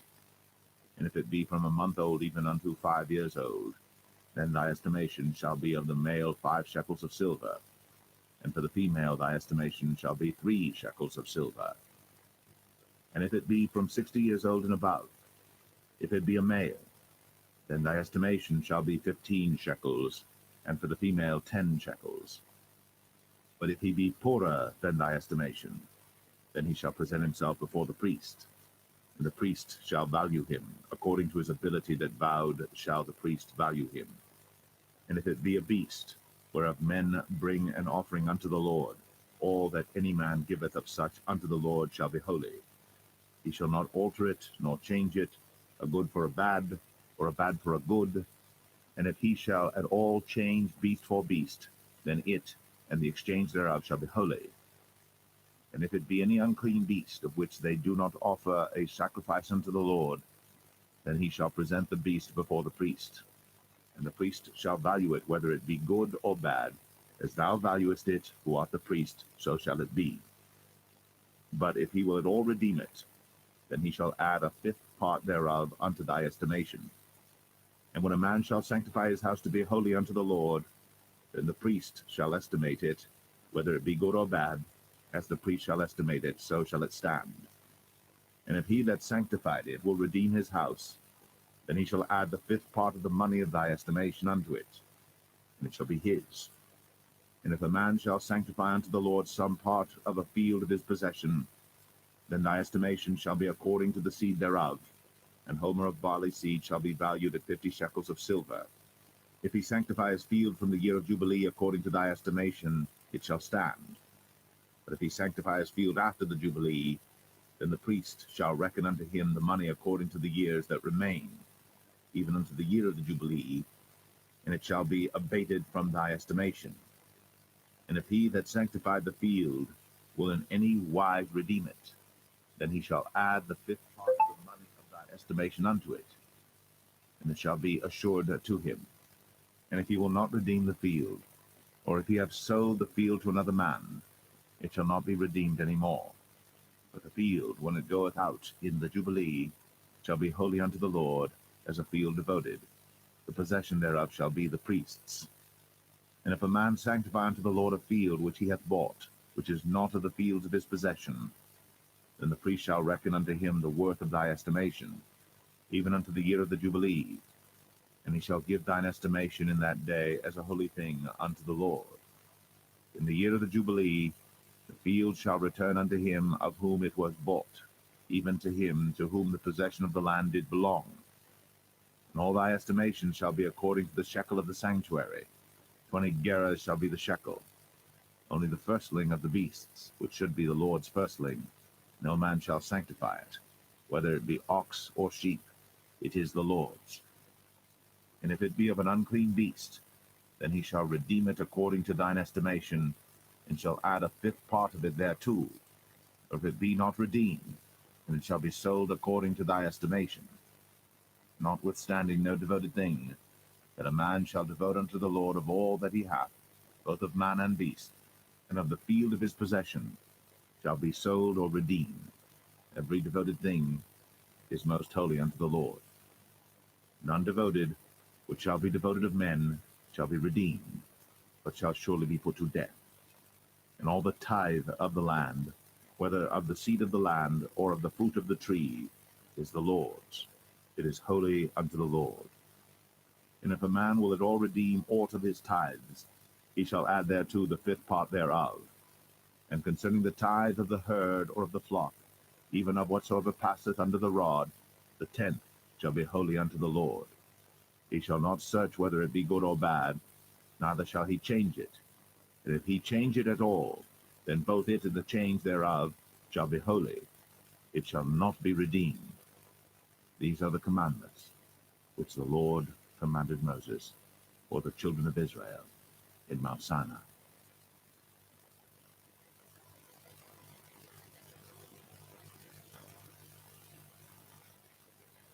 The Book of Numbers, chapter 1. And the Lord spake unto Moses in the wilderness of Sinai, in the tabernacle of the congregation, on the first day of the 2nd month, in the 2nd year after they were come out of the land of Egypt, saying, Take ye the sum of all the congregation of the children of Israel, after their families, by the house of their fathers, with the number of their names, every male by their polls, from 20 years old and upward, all that are able to go forth to war in Israel. Thou and Aaron shall number them by their armies. And with you there shall be a man of every tribe, every one head of the house of his fathers. And these are the names of the men that shall stand with you. Of the tribe of Reuben, Elizur the son of Shadur; of Simeon, Shelumiel the son of Zurishaddai; of Judah, Nahshon the son of Amminadab; of Issachar, Nathanael the son of Zuar; of Zebulun, Eliab the son of Helon; of the children of Joseph; of Ephraim, Elishama the son of Ammihud; of Manasseh, Gamaliel the son of Pedazur; of Benjamin, Abidan the son of Gideoni; of Dan, Ahiezer the son of Ammishaddai; of Asher, Pagiel the son of Ochran; of Gad, Eliasaph the son of Duel; of Naphtali, Ahira the son of Enan. These were the renowned of the congregation, princes of the tribes of their fathers, heads of thousands in Israel. And Moses and Aaron took these men, which are expressed by their names, and they assembled all the congregation together on the first day of the second month. And they declared their pedigrees after their families, by the house of their fathers, according to the number of the names, from 20 years old and upward, by their poles. As the Lord commanded Moses, so he numbered them in the wilderness of Sinai. And the children of Reuben, Israel's eldest son, by their generations, after their families, by the house of their fathers, according to the number of the names, by their poles, every male from 20 years old and upward, all that were able to go forth to war. Those that were numbered of them, even of the tribe of Reuben, were 46,500. Of the children of Simeon by their generations, after their families, by the house of their fathers, those that were numbered of them, according to the number of the names, by their poles, every male from 20 years old and upward, all that were able to go forth to war. Those that were numbered of them, even of the tribe of Simeon, were 59,300. Of the children of Gad, by their generations, after their families, by the house of their fathers, according to the number of the names, from 20 years old and upward, all that were able to go forth to war. Those that were numbered of them, even of the tribe of Gad, were 45,650. Of the children of Judah, by their generations, after their families, by the house of their fathers, according to the number of the names, from 20 years old and upward, all that were able to go forth to war. Those that were numbered of them, even of the tribe of Judah, were 314,600. Of the children of Issachar, by their generations, after their families, by the house of their fathers, according to the number of the names, from 20 years old and upward, all that were able to go forth to war. Those that were numbered of them, even of the tribe of Issachar, were 54,400. Of the children of Zebulun, by their generations, after their families, by the house of their fathers, according to the number of the names, from 20 years old and upward, all that were able to go forth to war. Those that were numbered of them, even of the tribe of Zebulun, were 57,400. Of the children of Joseph, namely of the children of Ephraim, by their generations, after their families, by the house of their fathers, according to the number of the names, from 20 years old and upward, all that were able to go forth to war. Those that were numbered of them, even of the tribe of Ephraim, were 40,500. Of the children of Manasseh, by their generations, after their families, by the house of their fathers, according to the number of the names, from 20 years old and upward, all that were able to go forth to war. Those that were numbered of them, even of the tribe of Manasseh, were 32,200. Of the children of Benjamin, by their generations, after their families, by the house of their fathers, according to the number of the names, from 20 years old and upward, all that were able to go forth to war. Those that were numbered of them, even of the tribe of Benjamin, were 35,400. Of the children of Dan, by their generations, after their families, by the house of their fathers, according to the number of the names, from 20 years old and upward, all that were able to go forth to war. Those that were numbered of them, even of the tribe of Dan, were 62,700. Of the children of Asher, by their generations, after their families, by the house of their fathers, according to the number of the names, from 20 years old and upward, all that were able to go forth to war. Those that were numbered of them, even of the tribe of Asher, were 41,500. Of the children of Naphtali, throughout their generations, after their families, by the house of their fathers, according to the number of the names, from 20 years old and upward, all that were able to go forth to war, those that were numbered of them, even of the tribe of Naphtali, were 53,400. These are those that were numbered, which Moses and Aaron numbered. And the princes of Israel, being 12 men, each one was for the house of his fathers. So were all those that were numbered of the children of Israel, by the house of their fathers, from 20 years old and upward, all that were able to go forth to war in Israel. Even all they that were numbered were 600,000 and 3,550. But the Levites after the tribe of their fathers were not numbered among them.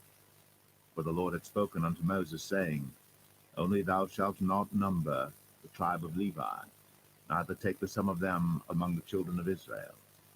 But thou shalt appoint the Levites over the tabernacle of testimony, and over all the vessels thereof, and over all things that belong to it. They shall bear the tabernacle and all the vessels thereof, and they shall minister unto it, and shall encamp round about the tabernacle. And when the tabernacle setteth forward, the Levites shall take it down. And when the tabernacle is to be pitched, the Levites shall set it up, and the stranger that cometh nigh shall be put to death.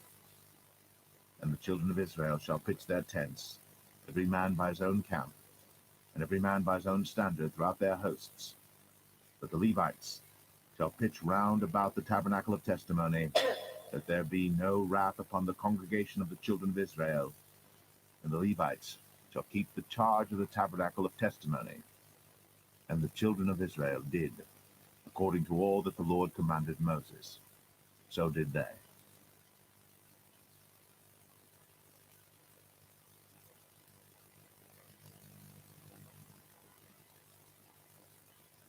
Numbers 2. And the Lord spake unto Moses and unto Aaron, saying, Every man of the children of Israel shall pitch by his own standard, with the ensign of their father's house. Far off about the tabernacle of the congregation shall they pitch. And on the east side toward the rising of the sun shall they of the standard of the camp of Judah pitch throughout their armies. And Nahshon the son of Amminadab shall be captain of the children of Judah, and his host, and those that were numbered of them were 314,600. And those that do pitch next unto him shall be the tribe of Issachar. And Nethaniel the son of Zuar shall be captain of the children of Issachar, and his host, and those that were numbered thereof were 54,400. Then the tribe of Zebulun, and Eliab the son of Helon shall be captain of the children of Zebulun, and his host, and those that were numbered thereof were 57,400. All that were numbered in the camp of Judah were 100,000 and 80,000 and 6,400 throughout their armies. These shall first set forth. On the south side shall be the standard of the camp of Reuben, according to their armies, and the captain of the children of Reuben shall be Elizur, the son of Shadur, and his host, and those that were numbered thereof, were 46,500. And those which pitched by him shall be the tribe of Simeon, and the captain of the children of Simeon shall be Shelumiel, the son of Zurishaddai, and his host, and those that were numbered of them were 59,300.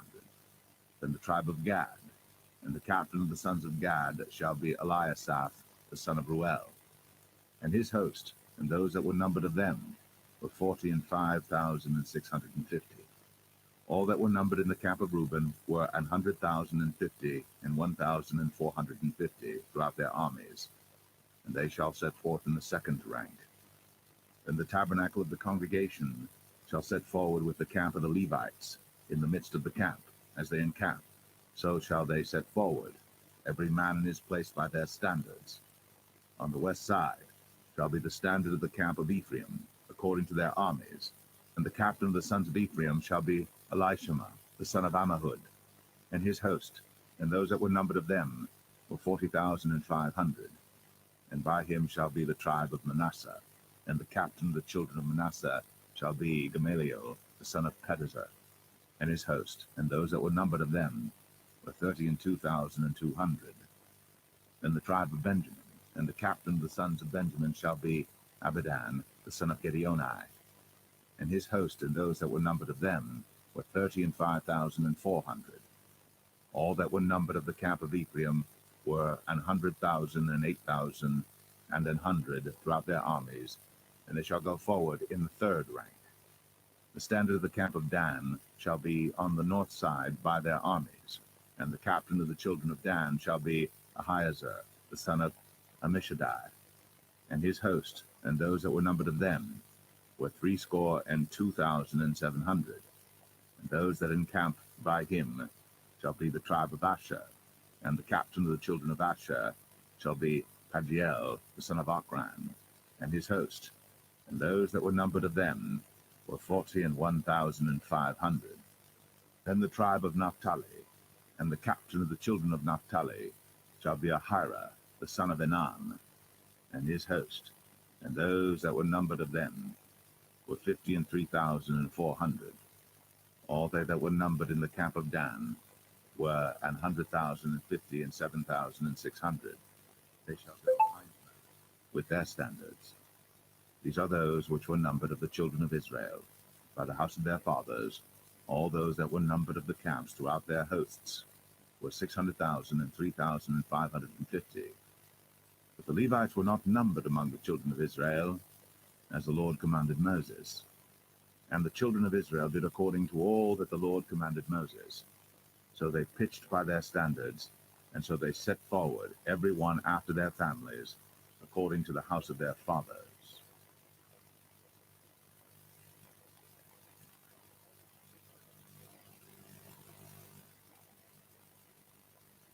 Numbers 3. These also are the generations of Aaron and Moses in the day that the Lord spake with Moses in Mount Sinai. And these are the names of the sons of Aaron: Nadab the firstborn, and Abihu, Eleazar, and Ithamar. These are the names of the sons of Aaron, the priests which were anointed, whom he consecrated to minister in the priest's office. And Nadab and Abihu died before the Lord, when they offered strange fire before the Lord in the wilderness of Sinai, and they had no children. And Eleazar and Ithamar ministered in the priest's office in the sight of Aaron their father. And the Lord spake unto Moses, saying, Bring the tribe of Levi near, and present them before Aaron the priest, that they may minister unto him. And they shall keep his charge, and the charge of the whole congregation before the tabernacle of the congregation, to do the service of the tabernacle. And they shall keep all the instruments of the tabernacle of the congregation, and the charge of the children of Israel, to do the service of the tabernacle. And thou shalt give the Levites unto Aaron and to his sons. They are wholly given unto him out of the children of Israel. And thou shalt appoint Aaron and his sons, and they shall wait on their priest's office, and the stranger that cometh nigh shall be put to death. And the Lord spake unto Moses, saying, And I, behold, I have taken the Levites from among the children of Israel, instead of all the firstborn that openeth the matrix among the children of Israel. Therefore the Levites shall be mine, because all the firstborn are mine. For on the day that I smote all the firstborn in the land of Egypt, I hallowed unto me all the firstborn in Israel, both man and beast. Mine shall they be. I am the Lord. And the Lord spake unto Moses in the wilderness of Sinai, saying, Number the children of Levi after the house of their fathers by their families. Every male from a month old and upward shalt thou number them. And Moses numbered them according to the word of the Lord, as he was commanded. And these were the sons of Levi by their names, Gershon and Kohath and Merari. And these are the names of the sons of Gershon by their families, Libni and Shimei. And the sons of Kohath by their families, Amram and Izahar, Hebron, and Uzziel. And the sons of Merari by their families, Malai and Mushai. These are the families of the Levites according to the house of their fathers. Of Gershon was the family of the Libnites, and the family of the Shimites. These are the families of the Gershonites. Those that were numbered of them, according to the number of all the males, from a month old and upward, even those that were numbered of them, were 7,500. The families of the Gershonites shall pitch behind the tabernacle westward. And the chief of the house of the father of the Gershonites shall be Eliasaph the son of Lael. And the charge of the sons of Gershon in the tabernacle of the congregation shall be the tabernacle, and the tent, the covering thereof, and the hanging for the door of the tabernacle of the congregation, and the hangings of the court, and the curtain for the door of the court which is by the tabernacle, and by the altar round about, and the cords of it for all the service thereof. And of Kohath was the family of the Amramites, and the family of the Isharites, and the family of the Hebronites, and the family of the Uzzielites. These are the families of the Kohathites. In the number of all the males from a month old and upward were 8,600, keeping the charge of the sanctuary. The families of the sons of Kohath shall pitch on the side of the tabernacle southward. And the chief of the house of the father of the families of the Kohathites shall be Elizaphan the son of Uzziel. And their charge shall be the ark, and the table, and the candlestick, and the altars, and the vessels of the sanctuary wherewith they minister, and the hanging, and all the service thereof. And Eleazar the son of Aaron the priest shall be chief over the chief of the Levites, and have the oversight of them that keep the charge of the sanctuary. Of Merari was the family of the Malites, and the family of the Mushites. These are the families of Merari. And those that were numbered of them, according to the number of all the males, from a month old and upward, were 6,200. And the chief of the house of the father of the families of Merari was Uriel, the son of Abihail. These shall pitch on the side of the tabernacle northward. And under the custody and charge of the sons of Merari shall be the boards of the tabernacle, and the bars thereof, and the pillars thereof, and the sockets thereof, and all the vessels thereof, and all that serveth thereto, and the pillars of the court round about, and their sockets, and their pins, and their cords.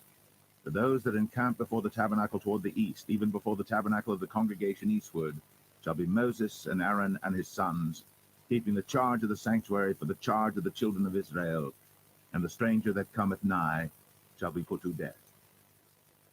All that were numbered of the Levites, which Moses and Aaron numbered at the commandment of the Lord, throughout their families, all the males from a month old and upward, were 22,000.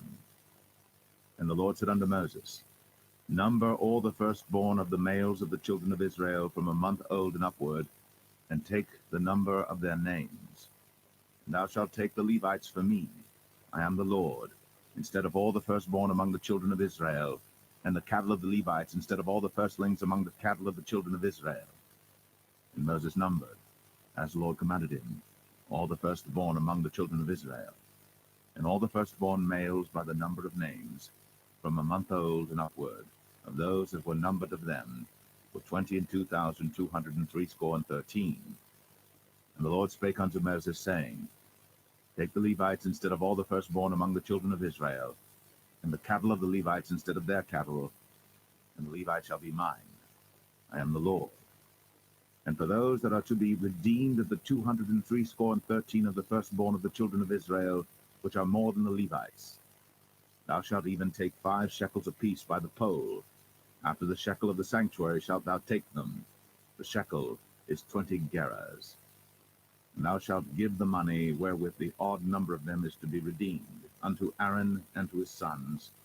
And Moses took the redemption money of them that were over and above them that were redeemed by the Levites. Of the firstborn of the children of Israel took he the money, 1,365 shekels, after the shekel of the sanctuary. And Moses gave the money of them that were redeemed unto Aaron and to his sons, according to the word of the Lord, as the Lord commanded Moses.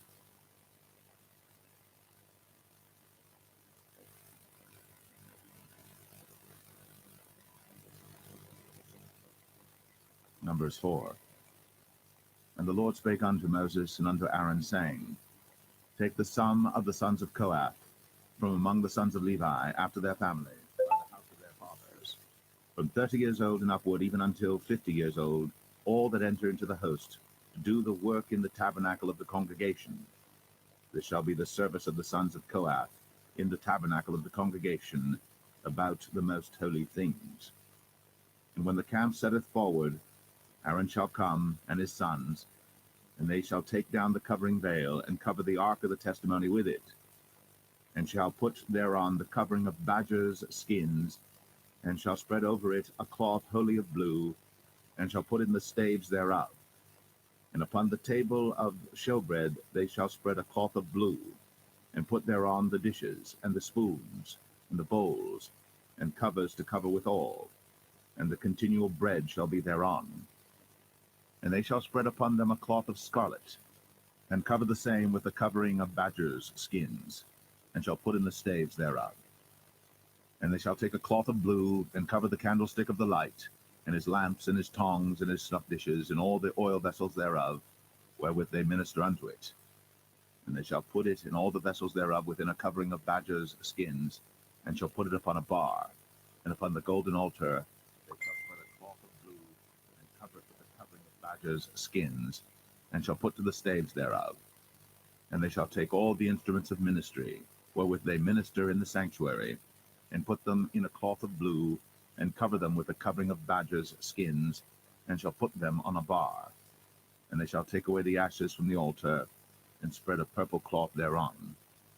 And they shall put upon it all the vessels thereof, wherewith they minister about it, even the censers, the flesh hooks, and the shovels, and the basins, all the vessels of the altar.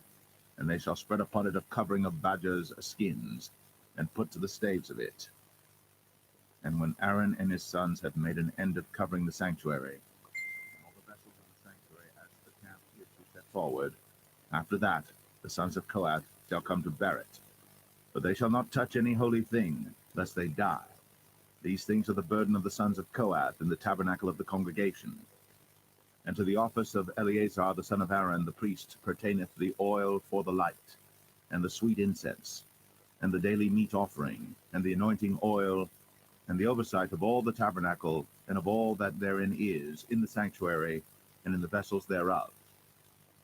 And the Lord spake unto Moses and unto Aaron, saying, Cut ye not off the tribe of the families of the Kohathites from among the Levites, but thus do unto them, that they may live and not die, when they approach unto the most holy things. Aaron and his sons shall go in, and appoint them every one to his service and to his burden. But they shall not go in to see when the holy things are covered, lest they die. And the Lord spake unto Moses, saying, Take also the sum of the sons of Gershon, throughout the houses of their fathers by their families. From 30 years old and upward until 50 years old shalt thou number them, all that enter in to perform the service, to do the work in the tabernacle of the congregation. This is the service of the families of the Gershonites, to serve and for burdens.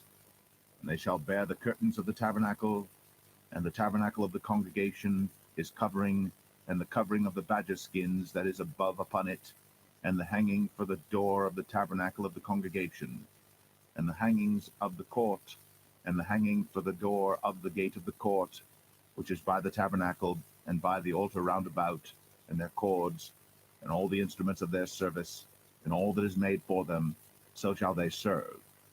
At the appointment of Aaron and his sons shall be all the service of the sons of the Gershonites, in all their burdens, and in all their service. And ye shall appoint unto them in charge all their burdens. This is the service of the families of the sons of Gershon, in the tabernacle of the congregation, and their charge shall be under the hand of Ithamar the son of Aaron the priest. As for the sons of Merari, thou shalt number them after their families by the house of their fathers. From 30 years old and upward, even unto 50 years old, shalt thou number them, every one that entereth into the service, to do the work of the tabernacle of the congregation. And this is the charge of their burden, according to all their service in the tabernacle of the congregation, the boards of the tabernacle, and the bars thereof, and the pillars thereof, and sockets thereof. And the pillars of the court round about, and their sockets, and their pins, and their cords, with all their instruments, and with all their service. And by name ye shall reckon the instruments of the charge of their burden. This is the service of the families of the sons of Merari, according to all their service, in the tabernacle of the congregation under the hand of Ithamar the son of Aaron the priest. And Moses and Aaron, and the chief of the congregation, numbered the sons of the Kohathites after their families, and after the house of their fathers, from 30 years old and upward, even unto 50 years old, every one that entereth into the service, for the work in the tabernacle of the congregation.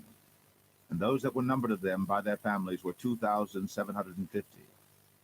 These were they that were numbered of the families of the Kohathites, all that might do service in the tabernacle of the congregation, which Moses and Aaron did number, according to the commandment of the Lord, by the hand of Moses. And those that were numbered of the sons of Gershon, throughout their families, and by the house of their fathers, from 30 years old and upward, even unto 50 years old, every one that entereth into the service for the work in the tabernacle of the congregation, even those that were numbered of them throughout their families by the house of their fathers, were 2,630.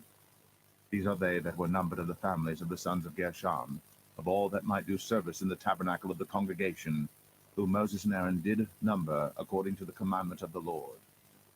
And those that were numbered of the families of the sons of Merari, throughout their families by the house of their fathers, from 30 years old and upward, even unto 50 years old, every one that entereth into the service for the work in the tabernacle of the congregation, even those that were numbered of them after their families, were 3,200. These be those that were numbered of the families of the sons of Merari, whom Moses and Aaron numbered according to the word of the Lord by the hand of Moses. All those that were numbered of the Levites, whom Moses and Aaron and the chief of Israel numbered, after their families, and after the house of their fathers, from 30 years old and upward, even unto 50 years old, every one that came to do the service of the ministry and the service of the burden in the tabernacle of the congregation, even those that were numbered of them, were 8,580. According to the commandment of the Lord, they were numbered by the hand of Moses, every one according to his service and according to his burden. Thus were they numbered of him, as the Lord commanded Moses.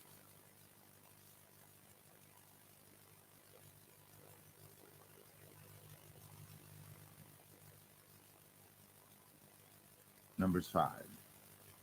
And the Lord spake unto Moses, saying, Command the children of Israel, that they put out of the camp every leper, and every one that hath an issue, and whosoever is defiled by the dead.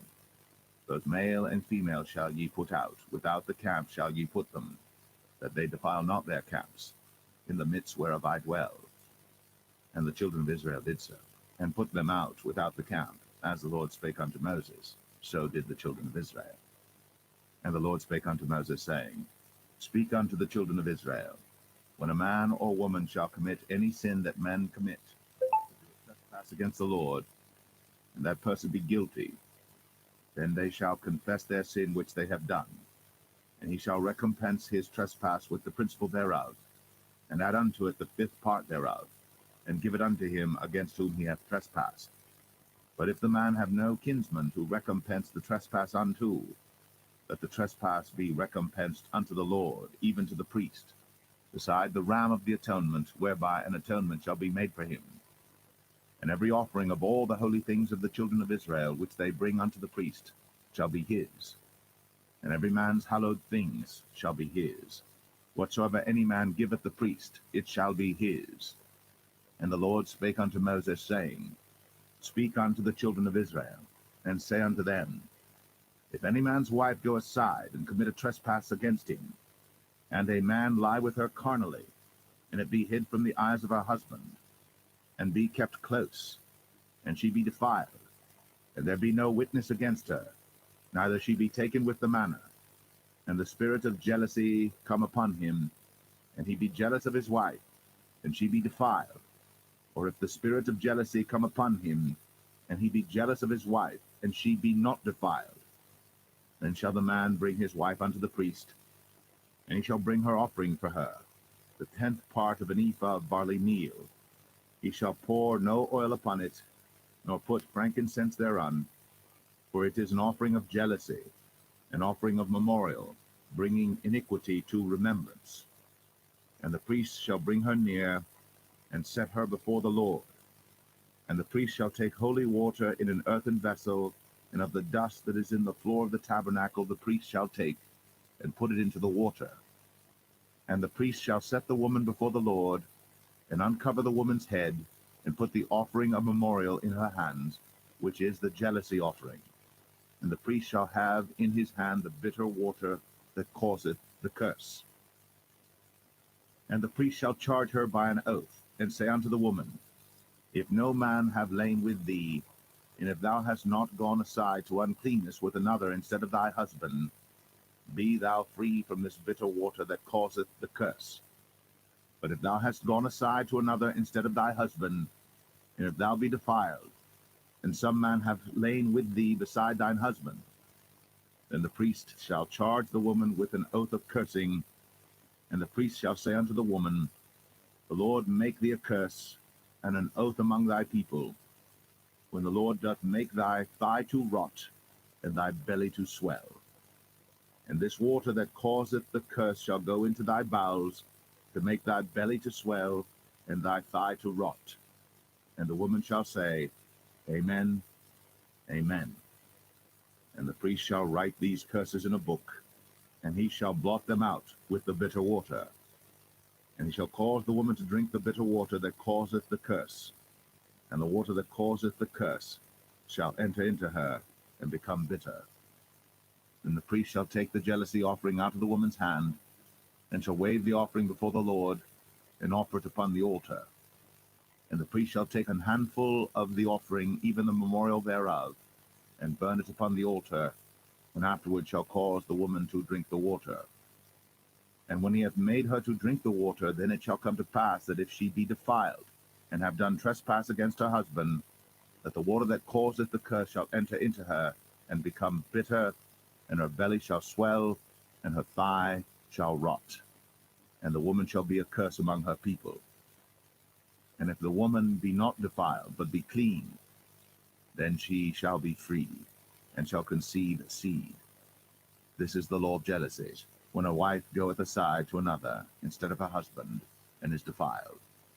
Or when the spirit of jealousy cometh upon him, and he be jealous over his wife, and shall set the woman before the Lord, and the priest shall execute upon her all this law. Then shall the man be guiltless from iniquity, and this woman shall bear her iniquity.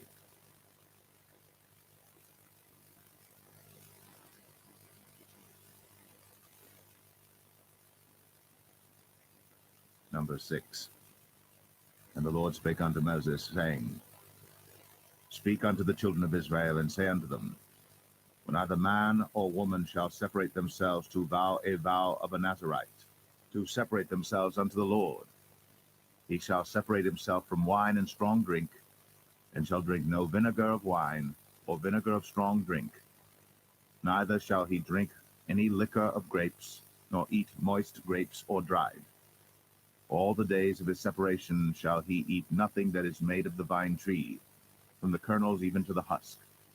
All the days of the vow of his separation, there shall no razor come upon his head, until the days be fulfilled, in the which he separateth himself unto the Lord. He shall be holy, and shall let the locks of the hair of his head grow. All the days that he separateth himself unto the Lord, he shall come at no dead body. He shall not make himself unclean for his father, or for his mother, or for his brother, or for his sister, when they die, because the consecration of his God is upon his head. All the days of his separation he is holy unto the Lord. And if any man die very suddenly by him, and he hath defiled the head of his consecration, then he shall shave his head in the day of his cleansing. On the 7th day shall he shave it. And on the 8th day he shall bring 2 turtles, or 2 young pigeons, to the priest, to the door of the tabernacle of the congregation, and the priest shall offer the one for a sin offering, and the other for a burnt offering, and make an atonement for him, for that he sinned by the dead, and shall hallow his head that same day. And he shall consecrate unto the Lord the days of his separation, and shall bring a lamb of the first year for a trespass offering. But the days that were before shall be lost, because his separation was defiled. And this is the law of the Nazarite.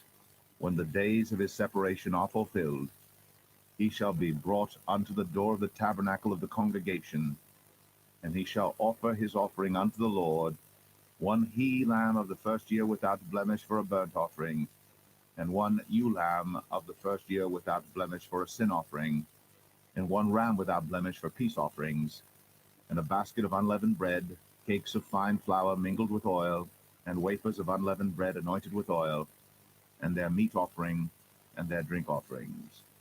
And the priest shall bring them before the Lord, and shall offer his sin offering and his burnt offering. And he shall offer the ram for a sacrifice of peace offerings unto the Lord, with the basket of unleavened bread. The priest shall offer also his meat offering and his drink offering. And the Nazarite shall shave the head of his separation at the door of the tabernacle of the congregation, and shall take the hair of the head of his separation, and put it in the fire which is under the sacrifice of the peace offerings. And the priest shall take the sodden shoulder of the ram, and one unleavened cake out of the basket, and one unleavened wafer, and shall put them upon the hands of the Nazarite, after the hair of his separation is shaven. And the priest shall wave them for a wave offering before the Lord. This is holy for the priest, with the wave breast and heave shoulder.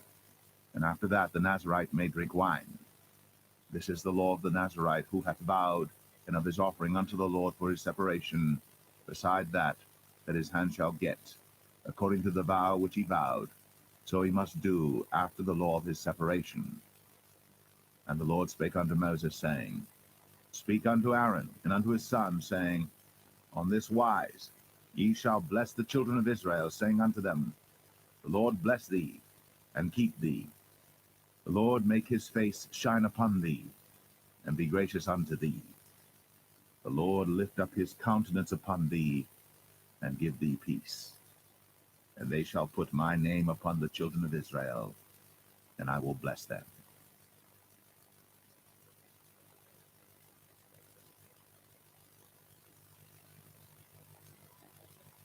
Number 7.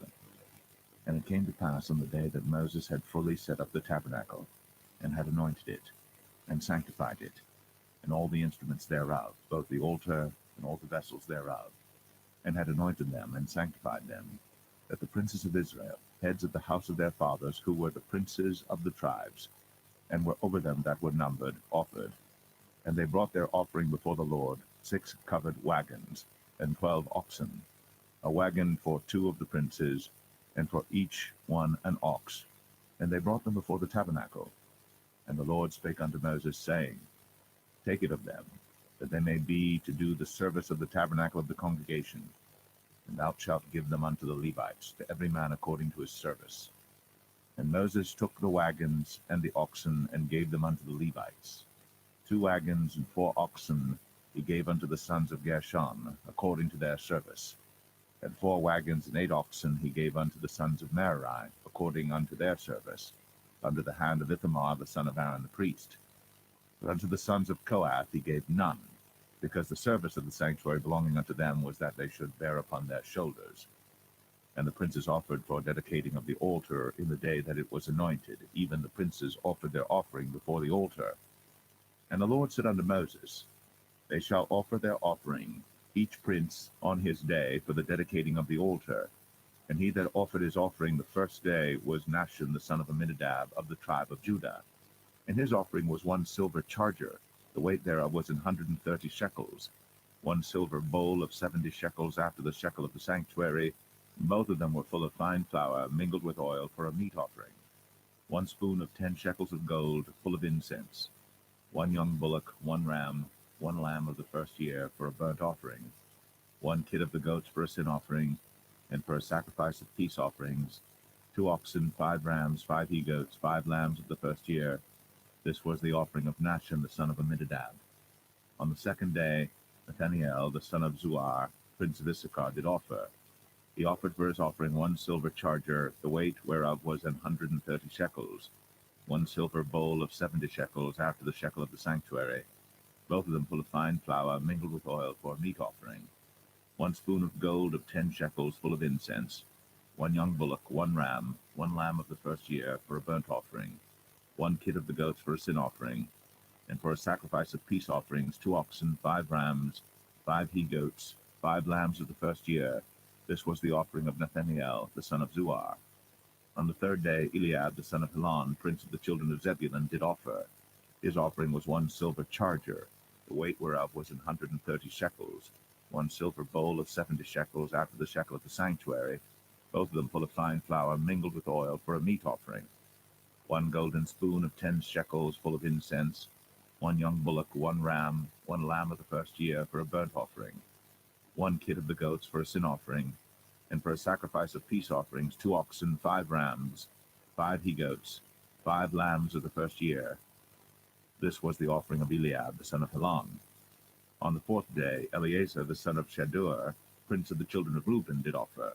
His offering was 1 silver charger of the weight of 130 shekels, 1 silver bowl of 70 shekels after the shekel of the sanctuary, both of them full of fine flour mingled with oil for a meat offering, 1 golden spoon of 10 shekels full of incense, 1 young bullock, 1 ram, 1 lamb of the first year for a burnt offering, 1 kid of the goats for a sin offering, and for a sacrifice of peace offerings 2 oxen, 5 rams, 5 he-goats, 5 lambs of the first year. This was the offering of Eliezer the son of Shadur. On the 5th day, Shelumiel the son of Zerushadai, prince of the children of Simeon, did offer.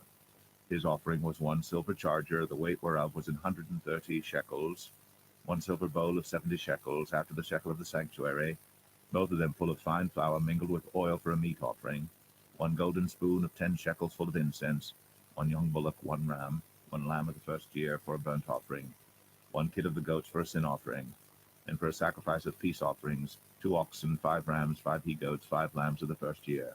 This was the offering of Shelumiel the son of Zerushadai. On the 6th day, Eliasaph the son of Deuel, prince of the children of Gad, offered. His offering was 1 silver charger of the weight of 130 shekels, a silver bowl of 70 shekels after the shekel of the sanctuary, both of them full of fine flour mingled with oil for a meat offering, 1 golden spoon of 10 shekels full of incense, 1 young bullock, 1 ram, 1 lamb of the first year for a burnt offering, 1 kid of the goats for a sin offering, and for a sacrifice of peace offerings 2 oxen, 5 rams, 5 he-goats, 5 lambs of the first year. This was the offering of Eliasaph the son of Deuel. On the 7th day, Elishama the son of Ammihud, prince of the children of Ephraim, offered. His offering was 1 silver charger, the weight whereof was 130 shekels, 1 silver bowl of 70 shekels after the shekel of the sanctuary, both of them full of fine flour mingled with oil for a meat offering, 1 golden spoon of 10 shekels full of incense, 1 young bullock, 1 ram, 1 lamb of the first year for a burnt offering, 1 kid of the goats for a sin offering, and for a sacrifice of peace offerings 2 oxen, 5 rams, 5 he-goats, 5 lambs of the first year. This was the offering of Elishama the son of Ammihud. On the 8th day offered Gamaliel the son of Pedazur, prince of the children of Manasseh. His offering was 1 silver charger of the weight of 130 shekels, 1 silver bowl of 70 shekels after the shekel of the sanctuary, both of them full of fine flour mingled with oil for a meat offering, 1 golden spoon of 10 shekels full of incense, 1 young bullock, 1 ram, 1 lamb of the first year for a burnt offering, 1 kid of the goats for a sin offering, and for a sacrifice of peace offerings 2 oxen, 5 rams, 5 he-goats, 5 lambs of the first year. This was the offering of Gamaliel the son of Pedazur. On the 9th day, Abidan the son of Gideoni, prince of the children of Benjamin, offered. His offering was 1 silver charger, the weight whereof was 130 shekels, 1 silver bowl of 70 shekels after the shekel of the sanctuary, both of them full of fine flour mingled with oil for a meat offering, 1 golden spoon of 10 shekels full of incense, 1 young bullock, 1 ram, 1 lamb of the first year for a burnt offering, 1 kid of the goats for a sin offering, and for a sacrifice of peace offerings 2 oxen, 5 rams, 5 he-goats, 5 lambs of the first year. This was the offering of Abidan the son of Gideoni. On the 10th day, Ahiezer the son of Ammishaddai, prince of the children of Dan, offered. His offering was 1 silver charger, the weight whereof was 130 shekels, 1 silver bowl of 70 shekels after the shekel of the sanctuary, both of them full of fine flour mingled with oil for a meat offering, 1 golden spoon of 10 shekels full of incense, 1 young bullock, 1 ram, 1 lamb of the first year for a burnt offering, 1 kid of the goats for a sin offering, and for a sacrifice of peace offerings 2 oxen, 5 rams, 5 he-goats, 5 lambs of the first year. This was the offering of Ahiezer the son of Ammishaddai. On the 11th day, Hagiel the son of Achran, prince of the children of Asher, offered. His offering was 1 silver charger, the weight whereof was 130 shekels, 1 silver bowl of 70 shekels after the shekel of the sanctuary, both of them full of fine flour mingled with oil for a meat offering, 1 golden spoon of 10 shekels full of incense, 1 young bullock, 1 ram, 1 lamb of the first year for a burnt offering, 1 kid of the goats for a sin offering, and for a sacrifice of peace offerings 2 oxen, 5 rams, 5 he-goats, 5 lambs of the first year. This was the offering of Pagiel the son of Achran. On the 12th day, Ahira the son of Anan, prince of the children of Naphtali, offered. His offering was 1 silver charger, the weight whereof was 130 shekels, 1 silver bowl of 70 shekels after the shekel of the sanctuary, both of them full of fine flour mingled with oil for a meat offering, 1 golden spoon of 10 shekels full of incense, 1 young bullock, 1 ram, one lamb of the first year for a burnt offering, one kid of the goats for a sin offering, and for a sacrifice of peace offerings 2 oxen, 5 rams, 5 he-goats, 5 lambs of the first year. This was the offering of Ahira the son of Enan. This was the dedication of the altar in the day when it was anointed by the princes of Israel. 12 chargers of silver, 12 silver bowls, 12 spoons of gold, each charger of silver weighing 130 shekels, each bowl 70. All the silver vessels weighed 2,400 shekels after the shekel of the sanctuary. The golden spoons were 12, full of incense, weighing 10 shekels apiece, after the shekel of the sanctuary. All the gold of the spoons was 120 shekels. All the oxen for the burnt offering were 12 bullocks, the rams 12, the lambs of the first year 12, with their meat offering, and the kids of the goats for sin offering 12. And all the oxen for the sacrifice of the peace offerings were 20, and 4 bullocks, the rams 60, the he-goats 60, the lambs of the first year 60. This was the dedication of the altar. After that it was anointed. And when Moses was gone into the tabernacle of the congregation to speak with him, then he heard the voice of one speaking unto him from off the mercy seat that was upon the ark of testimony, from between the 2 cherubims, and he spake unto him.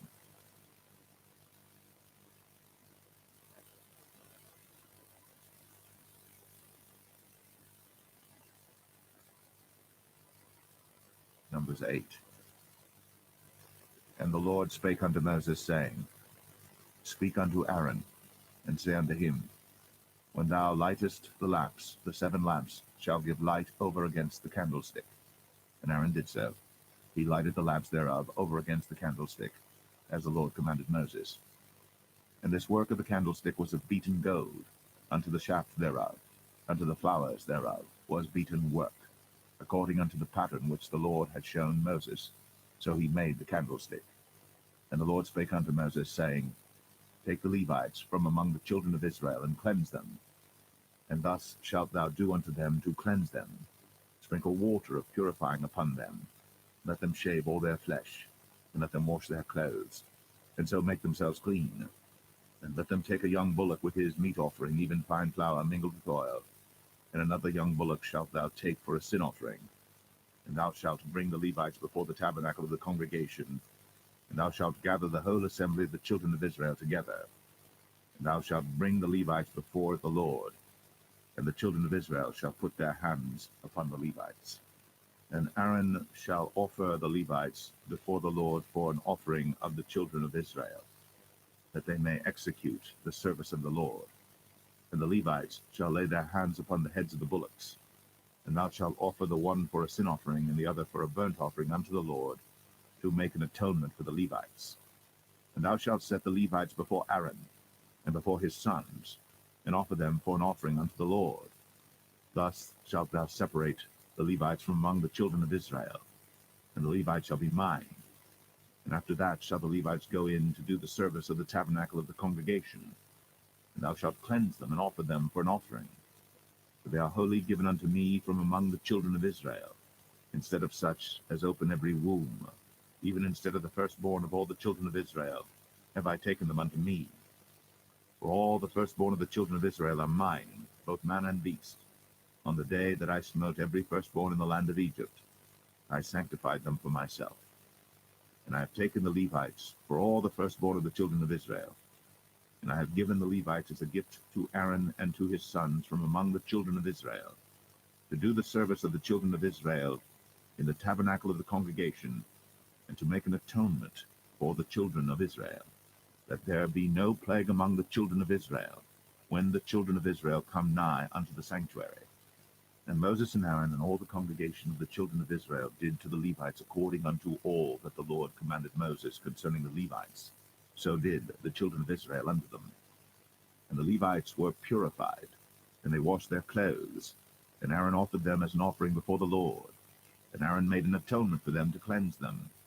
And after that went the Levites in to do their service in the tabernacle of the congregation before Aaron and before his sons, as the Lord had commanded Moses concerning the Levites, so did they unto them. And the Lord spake unto Moses, saying, This is it that belongeth unto the Levites, From 25 years old and upward they shall go in to wait upon the service of the tabernacle of the congregation. And from the age of 50 years they shall cease waiting upon the service thereof, and shall serve no more, but shall minister with their brethren in the tabernacle of the congregation, to keep the charge, and shall do no service. Thus shalt thou do unto the Levites touching their charge.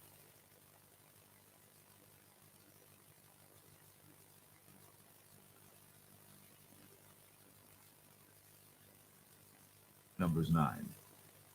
And the Lord spake unto Moses in the wilderness of Sinai, in the first month of the 2nd year, after they were come out of the land of Egypt, saying, Let the children of Israel also keep the Passover at his appointed season. In the 14th day of this month, at even, ye shall keep it in his appointed season, according to all the rites of it, and according to all the ceremonies thereof, shall ye keep it. And Moses spake unto the children of Israel, that they should keep the Passover. And they kept the Passover on the 14th day of the first month, at even, in the wilderness of Sinai, according to all that the Lord commanded Moses, so did the children of Israel. And there were certain men who were defiled by the dead body of a man, that they could not keep the Passover on that day. And they came before Moses and before Aaron on that day. And those men said unto him, We are defiled by the dead body of a man. Wherefore are we kept back, that we may not offer an offering of the Lord in his appointed season among the children of Israel? And Moses said unto them, Stand still, and I will hear what the Lord will command concerning you. And the Lord spake unto Moses, saying, Speak unto the children of Israel, saying, If any man of you or of your posterity shall be unclean by reason of a dead body, or be in a journey afar off, yet he shall keep the Passover unto the Lord. The 14th day of the 2nd month at even they shall keep it, and eat it with unleavened bread and bitter herbs. They shall leave none of it unto the morning, nor break any bone of it. According to all the ordinances of the Passover they shall keep it. But the man that is clean, and is not in a journey, and forbeareth to keep the Passover, even the same soul shall be cut off from among his people, because he brought not the offering of the Lord in his appointed season. That man shall bear his sin. And if a stranger shall sojourn among you, and will keep the Passover unto the Lord, according to the ordinance of the Passover, and according to the manner thereof, so shall he do. He shall have one ordinance, both for the stranger and for him that was born in the land. And on the day that the tabernacle was reared up, the cloud covered the tabernacle, namely the tent of the testimony. And at even there was upon the tabernacle as it were the appearance of fire until the morning. So it was always. The cloud covered it by day, and the appearance of fire by night. And when the cloud was taken up from the tabernacle, then after that the children of Israel journeyed. In the place where the cloud abode, there the children of Israel pitched their tents. At the commandment of the Lord the children of Israel journeyed, and at the commandment of the Lord they pitched. As long as the cloud abode upon the tabernacle, they rested in their tents. And when the cloud tarried long upon the tabernacle many days, then the children of Israel kept the charge of the Lord, and journeyed not. And so it was, when the cloud was a few days upon the tabernacle, according to the commandment of the Lord, they abode in their tents, and according to the commandment of the Lord they journeyed. And so it was, when the cloud abode from even unto the morning, and that the cloud was taken up in the morning, and they journeyed, whether it was by day or by night, that the cloud was taken up, they journeyed, or whether it were 2 days, or a month, or a year, that the cloud tarried upon the tabernacle, remaining thereon. The children of Israel abode in their tents, and journeyed not, but when it was taken up, they journeyed. At the commandment of the Lord they rested in the tents, and at the commandment of the Lord they journeyed. They kept the charge of the Lord, at the commandment of the Lord, by the hand of Moses.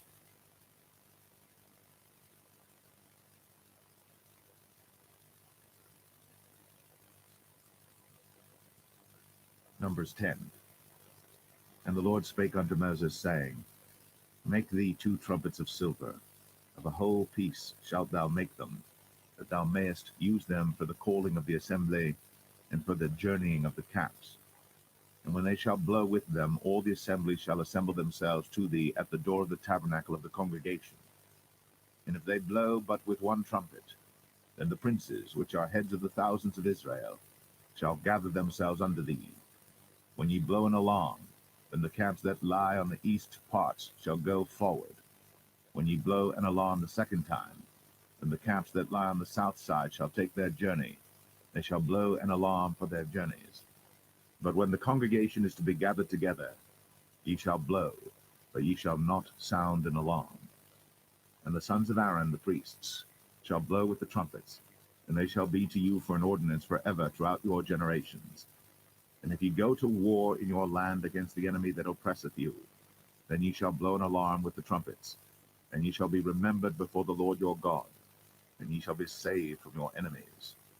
Also in the day of your gladness, and in your solemn days, in the beginnings of your months, ye shall blow with the trumpets over your burnt offerings, and over the sacrifices of your peace offerings, that they may be to you for a memorial before your God. I am the Lord your God.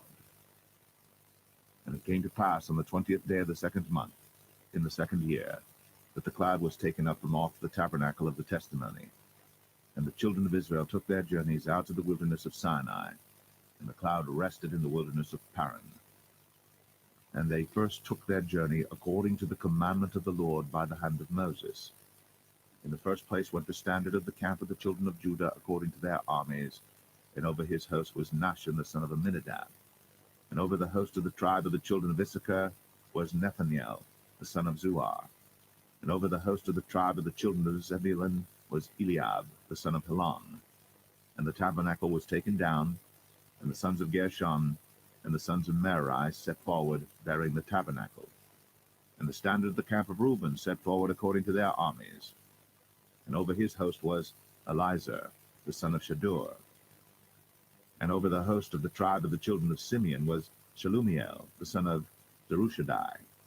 And over the host of the tribe of the children of Gad was Eliasaph the son of Duel.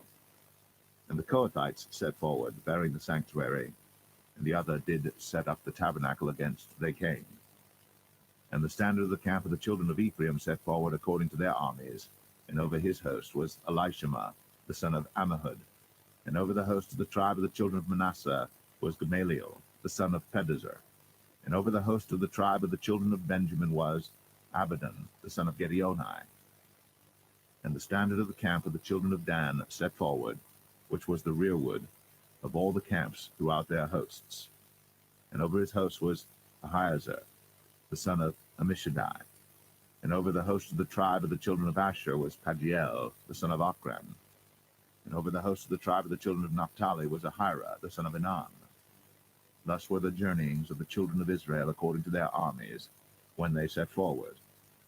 And Moses said unto Hobab the son of Raguel the Midianite, Moses' father-in-law, We are journeying unto the place of which the Lord said, I will give it you. Come thou with us, and we will do thee good. For the Lord hath spoken good concerning Israel. And he said unto him, I will not go, but I will depart to mine own land, and to my kindred. And he said, Leave us not, I pray thee, for as much as thou knowest how we are to encamp in the wilderness, and thou mayest be to us instead of eyes. And it shall be, if thou go with us, yea, it shall be that what goodness the Lord shall do unto us, the same will we do unto thee. And they departed from the mount of the Lord 3 days' journey. And the ark of the covenant of the Lord went before them in the 3 days' journey, to search out a resting place for them. And the cloud of the Lord was upon them by day, when they went out of the camp. And it came to pass, when the ark set forward, that Moses said, Rise up, Lord, and let thine enemies be scattered, and let them that hate thee flee before thee. And when it rested, he said, Return, O Lord, unto the many thousands of Israel.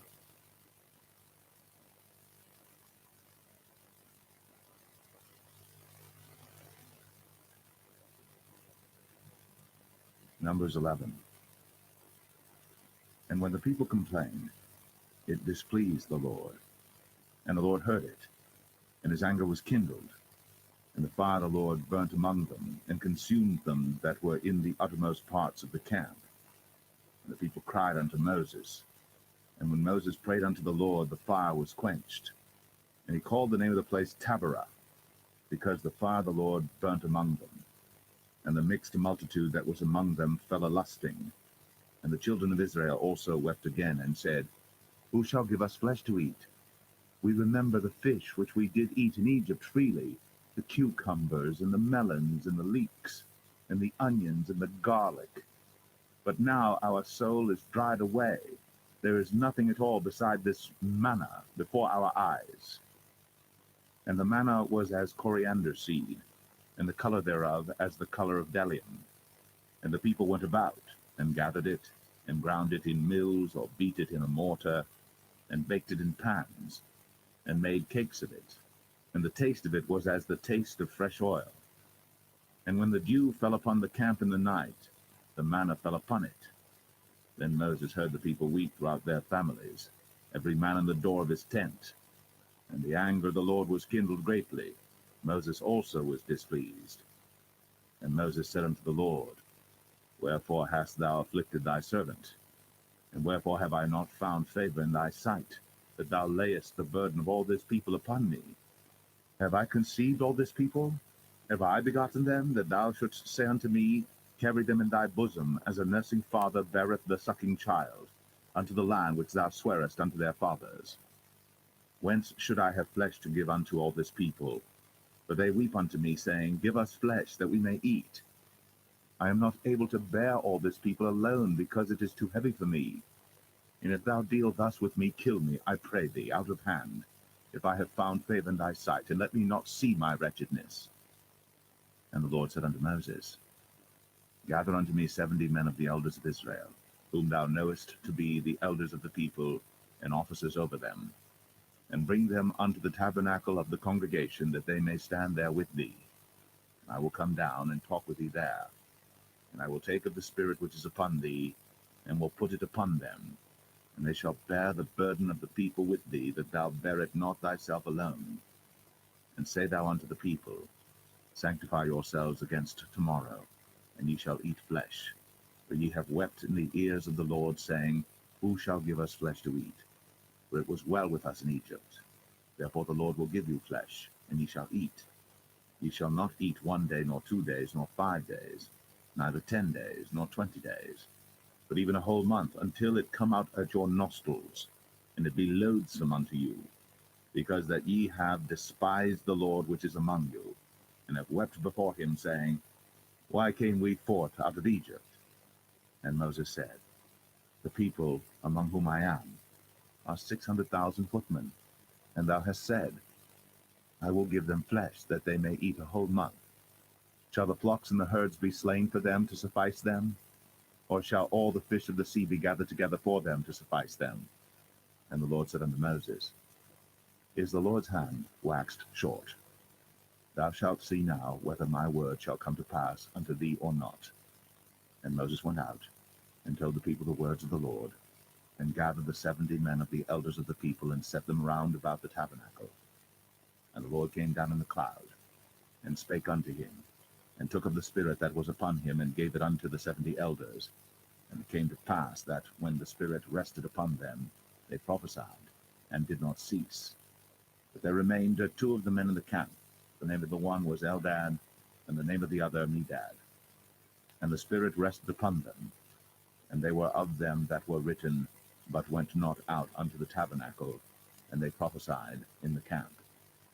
And there ran a young man, and told Moses, and said, Eldad and Medad do prophesy in the camp. And Joshua the son of Nun, the servant of Moses, one of his young men, answered and said, My lord Moses, forbid them.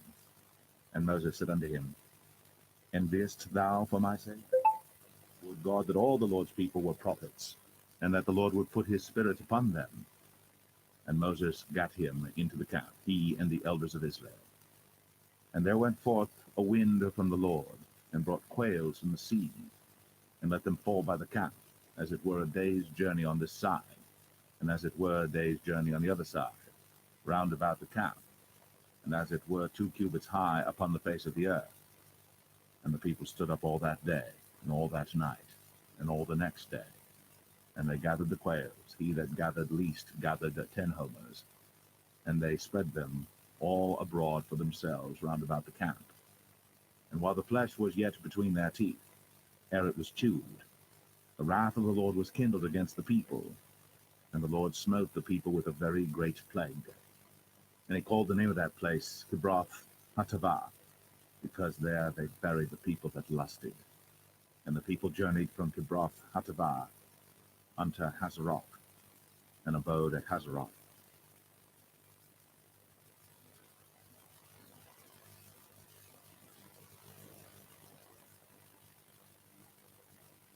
Numbers 12.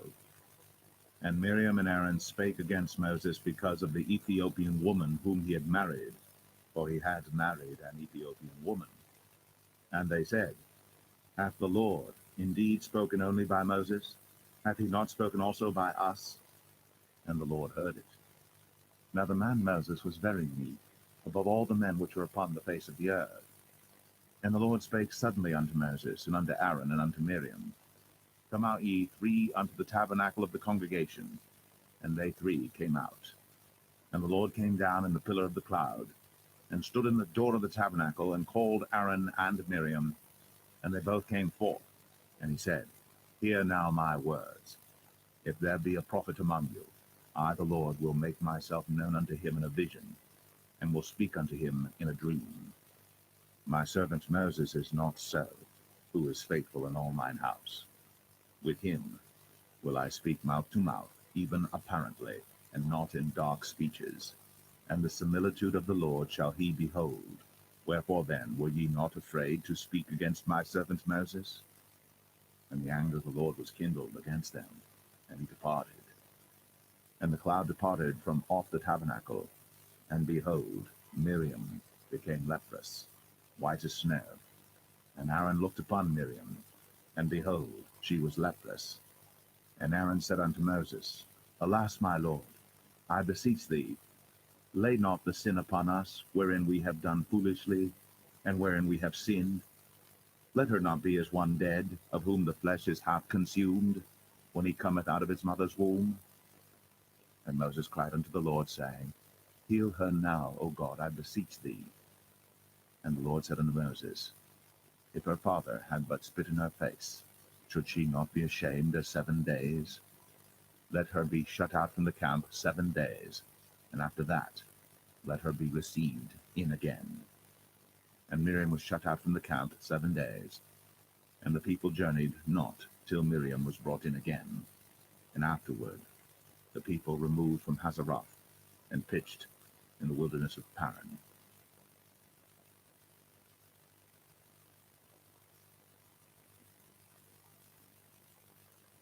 Numbers 13. And the Lord spake unto Moses, saying, Send thou men, that they may search the land of Canaan, which I give unto the children of Israel. Of every tribe of their fathers shall ye send a man, every one a ruler among them. And Moses, by the commandment of the Lord, sent them from the wilderness of Paran.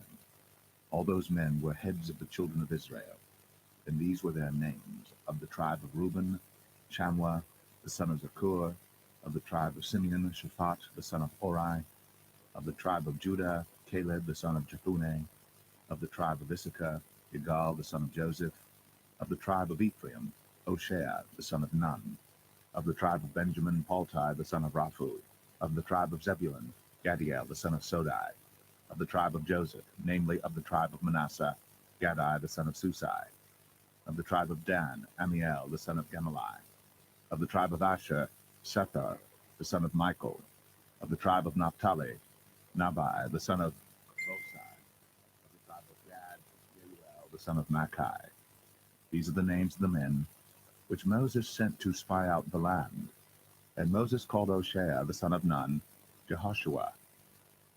And Moses sent them to spy out the land of Canaan, and said unto them, Get you up this way southward, and go up into the mountain, and see the land what it is, and the people that dwelleth therein, whether they be strong or weak, few or many, and what the land is that they dwell in, whether it be good or bad, and what cities they be that they dwell in, whether in tents or in strongholds, and what the land is, whether it be fat or lean, whether there be wood therein or not. And be ye of good courage, and bring of the fruit of the land. Now the time was the time of the first ripe grapes. So they went up and searched the land from the wilderness of Zin unto Rehob, as men come to Hamath. And they ascended by the south, and came unto Hebron, where Ahiman, Sheshai, and Talmai, the children of Anak, were. Now Hebron was built 7 years before Zoan in Egypt. And they came unto the brook of Eshcol, and cut down from thence a branch, with one cluster of grapes, and they bare it between two upon a staff. And they brought of the pomegranates and of the figs. The place was called the brook Eshcol, because of the cluster of grapes which the children of Israel cut down from thence. And they returned from searching of the land after 40 days. And they went and came to Moses, and to Aaron, and to all the congregation of the children of Israel, unto the wilderness of Paran, to Kadesh, and brought back word unto them, and unto all the congregation, and showed them the fruit of the land. And they told him, and said, We came unto the land whither thou sentest us, and surely it floweth with milk and honey, and this is the fruit of it. Nevertheless the people be strong that dwell in the land, and the cities are walled and very great. And moreover, we saw the children of Anak there. The Amalekites dwell in the land of the south, and the Hittites, and the Jebusites, and the Amorites dwell in the mountains, and the Canaanites dwell by the sea, and by the coast of Jordan. And Caleb stilled the people before Moses, and said, Let us go up at once, and possess it, for we are well able to overcome it. But the men that went up with him said, We be not able to go up against the people, for they are stronger than we. And they brought up an evil report of the land, which they had searched unto the children of Israel, saying, The land, through which we have gone to search it, is a land that eateth up the inhabitants thereof, and all the people that we saw in it are men of a great stature. And there we saw the giants, the sons of Anak, which come of the giants. And we were in our own sight as grasshoppers, and so we were in their sight.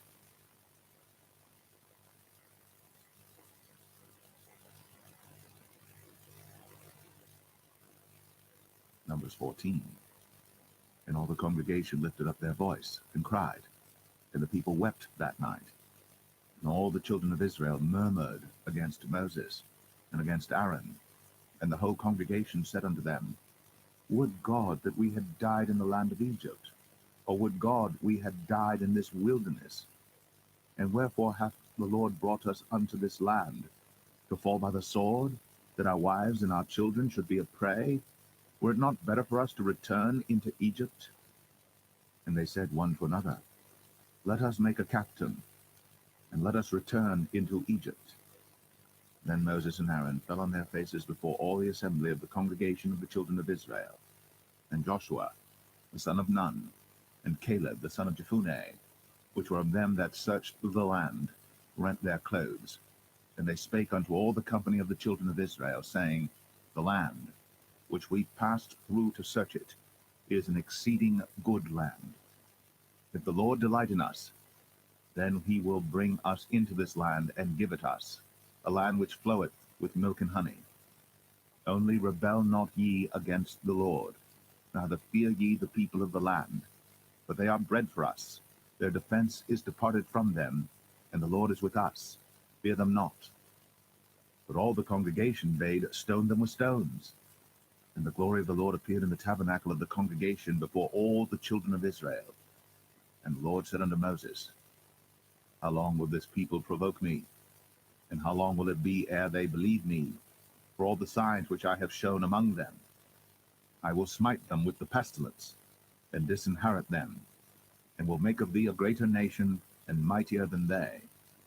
And Moses said unto the Lord, Then the Egyptians shall hear it. For thou broughtest up this people in thy might from among them, and they will tell it to the inhabitants of this land. For they have heard that thou, Lord, art among this people, that thou, Lord, art seen face to face, and that thy cloud standeth over them, and that thou goest before them by daytime in a pillar of a cloud, and in a pillar of fire by night. Now if thou shalt kill all this people as one man, then the nations which have heard the fame of thee will speak, saying, Because the Lord was not able to bring this people into the land which he sware unto them, therefore he hath slain them in the wilderness. And now I beseech thee, Let the power of my Lord be great, according as thou hast spoken, saying, The Lord is long-suffering, and of great mercy, forgiving iniquity and transgression, and by no means clearing the guilty, visiting the iniquity of the fathers upon the children unto the third and fourth generation. Pardon, I beseech thee, the iniquity of this people according unto the greatness of thy mercy, and as thou hast forgiven this people from Egypt even until now. And the Lord said, I have pardoned according to thy word. But as truly as I live, all the earth shall be filled with the glory of the Lord, because all those men which have seen my glory and my miracles, which I did in Egypt and in the wilderness, and have tempted me now these 10 times, and have not hearkened to my voice, surely they shall not see the land which I swear unto their fathers, neither shall any of them that provoked me see it. But my servant Caleb, because he had another spirit with him, and hath followed me fully, him will I bring into the land whereinto he went, and his seed shall possess it. Now the Amalekites and the Canaanites dwelt in the valley. Tomorrow turn you and get you into the wilderness by the way of the Red Sea. And the Lord spake unto Moses and unto Aaron, saying, How long shall I bear with this evil congregation, which murmur against me? I have heard the murmurings of the children of Israel, which they murmur against me. Say unto them, As truly as I live, saith the Lord, as ye have spoken in mine ears, so will I do to you. Your carcasses shall fall in this wilderness, and all that were numbered of you according to your whole number, from 20 years old and upward, which have murmured against me. Doubtless ye shall not come into the land, concerning which I swear to make you dwell therein, save Caleb the son of Jephunneh, and Joshua the son of Nun. But your little ones, which ye said should be a prey, them will I bring in, and they shall know the land which ye have despised. But as for you, your carcasses, they shall fall in this wilderness, and your children shall wander in the wilderness 40 years, and bear your whoredoms until your carcasses be wasted in the wilderness. After the number of the days in which ye searched the land, even 40 days, each day for a year, shall ye bear your iniquities, even 40 years, and ye shall know my breach of promise. I the Lord have said, I will surely do it unto all this evil congregation that are gathered together against me in this wilderness. They shall be consumed, and there they shall die. And the men which Moses sent to search the land, who returned, and made all the congregation to murmur against him by bringing up a slander upon the land, even those men that did bring up the evil report upon the land, died by the plague before the Lord. But Joshua the son of Nun, and Caleb the son of Jephunneh, which were of the men that went to search the land, lived still. And Moses told these sayings unto all the children of Israel, and the people mourned greatly. And they rose up early in the morning, and gat them up into the top of the mountain, saying, Lo, we be here, and will go up unto the place which the Lord hath promised, for we have sinned. And Moses said, Wherefore now do ye transgress the commandment of the Lord? But it shall not prosper. Go not up, for the Lord is not among you, that ye be not smitten before your enemies. For the Amalekites and the Canaanites are there before you, and ye shall fall by the sword, because ye are turned away from the Lord. Therefore the Lord will not be with you. But they presumed to go up unto the hilltop. Nevertheless the ark of the covenant of the Lord and Moses departed not out of the camp. Then the Amalekites came down, and the Canaanites which dwelt in that hill, and smote them, and discomfited them, even unto Hormah.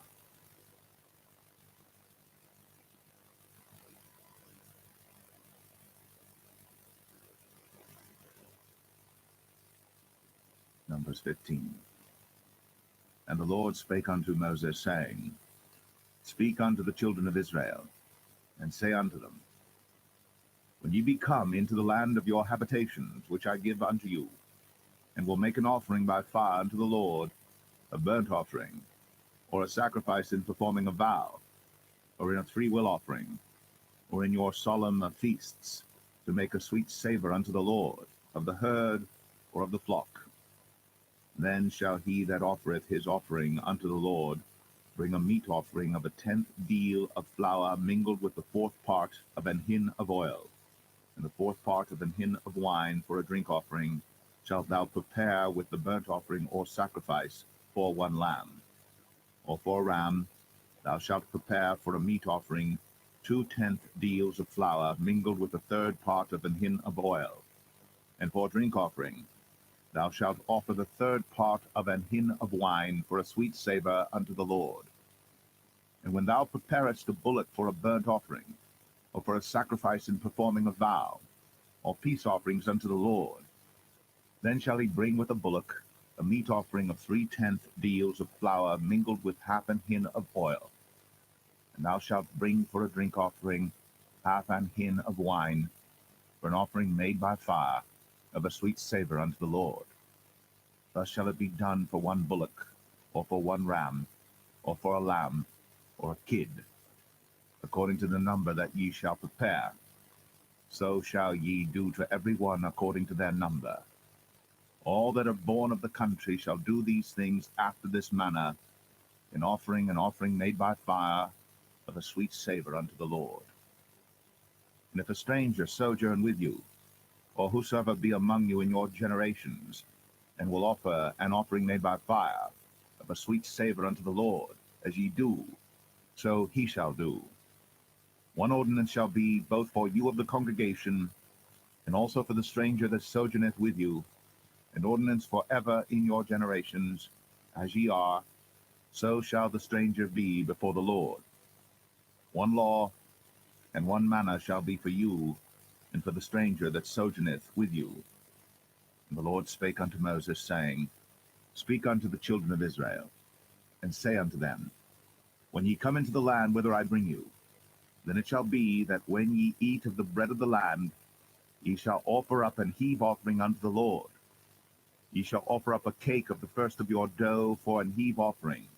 As ye do the heave offering of the threshing floor, so shall ye heave it.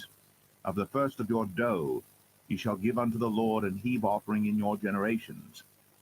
And if ye have erred, and not observed all these commandments which the Lord hath spoken unto Moses, even all that the Lord hath commanded you by the hand of Moses, from the day that the Lord commanded Moses, and henceforward among your generations, then it shall be, if aught be committed by ignorance without the knowledge of the congregation, that all the congregation shall offer one young bullock for a burnt offering, for a sweet savour unto the Lord, with his meat offering and his drink offering, according to the manner, and one kid of the goats for a sin offering. And the priest shall make an atonement for all the congregation of the children of Israel, and shall be forgiven them. For it is ignorance, and they shall bring their offering, a sacrifice made by fire unto the Lord, and their sin offering before the Lord, for their ignorance. And it shall be forgiven all the congregation of the children of Israel, and the stranger that sojourneth among them, seeing all the people were in ignorance.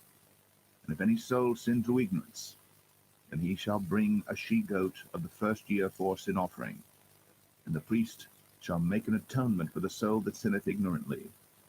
When he sinneth by ignorance before the Lord, to make an atonement for him, and it shall be forgiven him.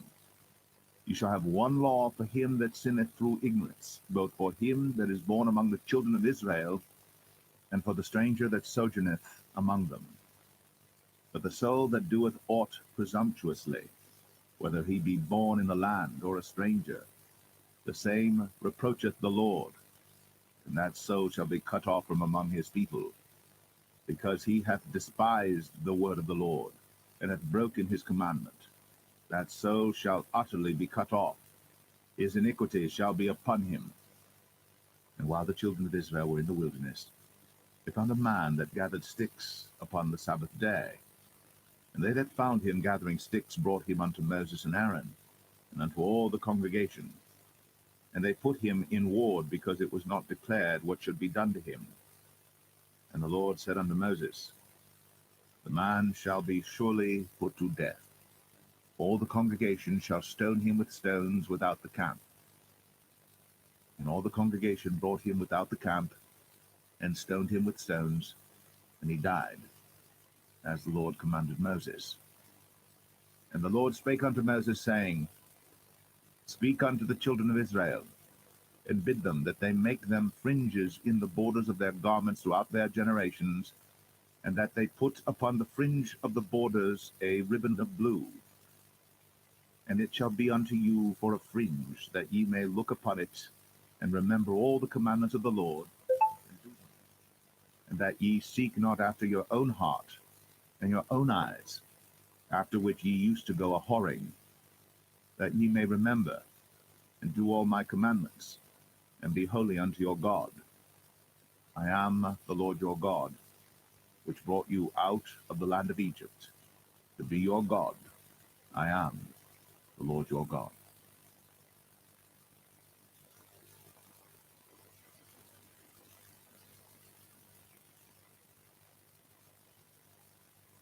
Number 16. Now Korah the son of Izhar, the son of Kohath, the son of Levi, and Dathan and Abiram, the sons of Eliab, and On, the son of Peleth, sons of Reuben, took men. And they rose up before Moses with certain of the children of Israel, 250 princes of the assembly, famous in the congregation, men of renown.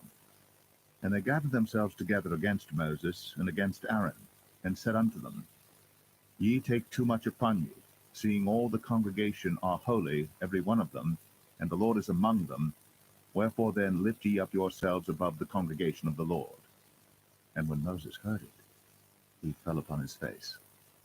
And he spake unto Korah and unto all his company, saying, Even tomorrow the Lord will show who are his, and who is holy, and will cause him to come near unto him.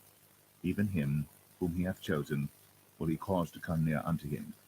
This do, take your censers, Korah, and all his company, and put fire therein, and put incense in them before the Lord tomorrow. And it shall be, that the man whom the Lord doth choose, he shall be holy. Ye take too much upon you, ye sons of Levi. And Moses said unto Korah, Hear, I pray you, ye sons of Levi. Seemeth it but a small thing unto you, that the God of Israel hath separated you from the congregation of Israel, to bring you near to himself, to do the service of the tabernacle of the Lord, and to stand before the congregation to minister unto them? And he hath brought thee near to him, and all thy brethren, the sons of Levi, with thee. And seek ye the priesthood also? For which cause both thou and all thy company are gathered together against the Lord? And what is Aaron, that ye murmur against him? And Moses sent to call Dathan and Abiram, the sons of Eliab, which said, We will not come up. Is it a small thing that thou hast brought us up out of the land that floweth with milk and honey, to kill us in the wilderness, except thou make thyself altogether a prince over us? Moreover, thou hast not brought us into a land that floweth with milk and honey, or given us inheritance of fields and vineyards. Wilt thou put out the eyes of these men? We will not come up. And Moses was very wroth, and said unto the Lord, Respect not thou their offering. I have not taken one ass from them, neither have I hurt one of them. And Moses said unto Korah, Be thou and all thy company before the Lord, thou and they, and Aaron, tomorrow. And take every man his censer, and put incense in them, and bring ye before the Lord every man his censer, 250 censers, thou also, and Aaron, each of you, his censer. And they took every man his censer, and put fire in them, and laid incense thereon, and stood in the door of the tabernacle of the congregation with Moses and Aaron. And Korah gathered all the congregation against them unto the door of the tabernacle of the congregation. And the glory of the Lord appeared unto all the congregation. And the Lord spake unto Moses and unto Aaron, saying, Separate yourselves from among this congregation, that I may consume them in a moment. And they fell upon their faces and said, O God, the God of the spirits of all flesh, shall one man sin, And wilt thou be wroth with all the congregation? And the Lord spake unto Moses, saying, Speak unto the congregation, saying, Get you up from about the tabernacle of Korah, Dathan, and Abiram. And Moses rose up, and went unto Dathan and Abiram, and the elders of Israel followed him. And he spake unto the congregation, saying, Depart, I pray you, from the tents of these wicked men, and touch nothing of theirs, lest ye be consumed in all their sins. So they gat up from the tabernacle of Korah, Dathan and Abiram, on every side. And Dathan and Abiram came out, and stood in the door of their tents, and their wives and their sons, and their little children. And Moses said, Hereby ye shall know that the Lord hath sent me to do all these works, for I have not done them of mine own mind. If these men die the common death of all men, or if they be visited after the visitation of all men, then the Lord hath not sent me. But if the Lord make a new thing, and the earth open her mouth, and swallow them up with all that appertain unto them, and they go down quick into the pit, then ye shall understand that these men have provoked the Lord. And it came to pass, as he had made an end of speaking all these words, that the ground clave asunder that was under them, and the earth opened her mouth, and swallowed them up, and their houses, and all the men that appertained unto Korah, and all their goods. They and all that appertained to them went down alive into the pit, and the earth closed upon them, and they perished from among the congregation. And all Israel that were round about them fled at the cry of them, for they said, Lest the earth swallow us up also. And there came out a fire from the Lord, and consumed the 250 men that offered incense. And the Lord spake unto Moses, saying, Speak unto Eleazar, the son of Aaron the priest, that he take up the censers out of the burning, and scatter thou the fire yonder, for they are hallowed. The censers of these sinners against their own souls, let them make them broad plates for a covering of the altar, for they offered them before the Lord. Therefore they are hallowed, and they shall be a sign unto the children of Israel. And Eleazar the priest took the brazen censers wherewith they that were burnt had offered, and they were made broad plates for a covering of the altar, to be a memorial unto the children of Israel, that no stranger which is not of the seed of Aaron come near to offer incense before the Lord, that he be not as Korah, and as his company, as the Lord said to him by the hand of Moses. But on the morrow all the congregation of the children of Israel murmured against Moses and against Aaron, saying, Ye have killed the people of the Lord. And it came to pass, when the congregation was gathered against Moses and against Aaron, that they looked toward the tabernacle of the congregation, and behold, the cloud covered it, and the glory of the Lord appeared. And Moses and Aaron came before the tabernacle of the congregation. And the Lord spake unto Moses, saying, Get you up from among this congregation, that I may consume them as in a moment. And they fell upon their faces. And Moses said unto Aaron, Take a censer, and put fire therein from off the altar, and put on incense, and go quickly unto the congregation, and make an atonement for them. For there is wrath gone out from the Lord, the plague is begun. And Aaron took as Moses commanded, and ran into the midst of the congregation, and behold, the plague was begun among the people. And he put on incense, and made an atonement for the people. And he stood between the dead and the living, and the plague was stayed. Now they that died in the plague were 14,700, beside them that died. And Aaron returned unto Moses, unto the door of the tabernacle of the congregation, and the plague was stayed.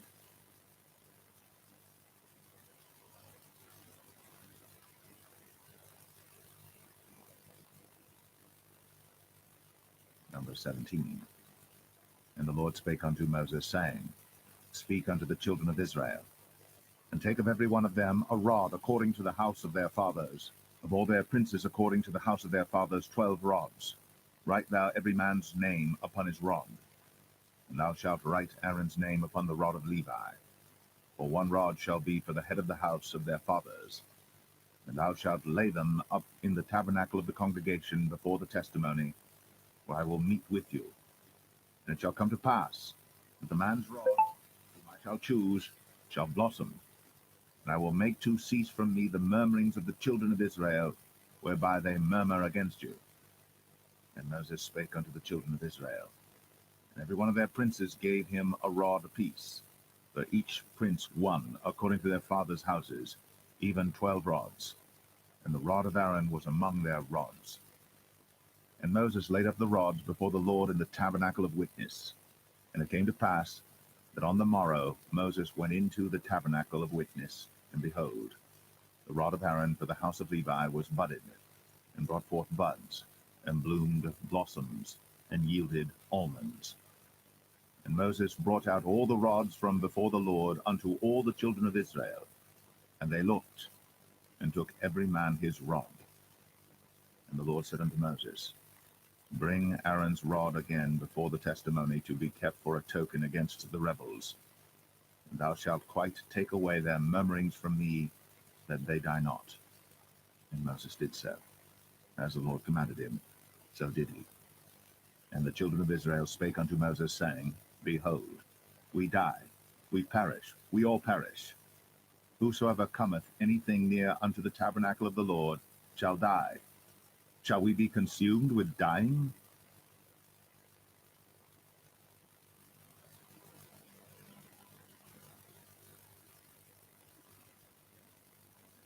Numbers 18. And the Lord said unto Aaron, Thou and thy sons, and thy father's house with thee, shall bear the iniquity of the sanctuary, and thou and thy sons with thee shall bear the iniquity of your priesthood. And thy brethren also of the tribe of Levi, the tribe of thy father, bring thou with thee, that they may be joined unto thee, and minister unto thee. But thou and thy sons with thee shall minister before the tabernacle of witness. And they shall keep thy charge, and the charge of all the tabernacle.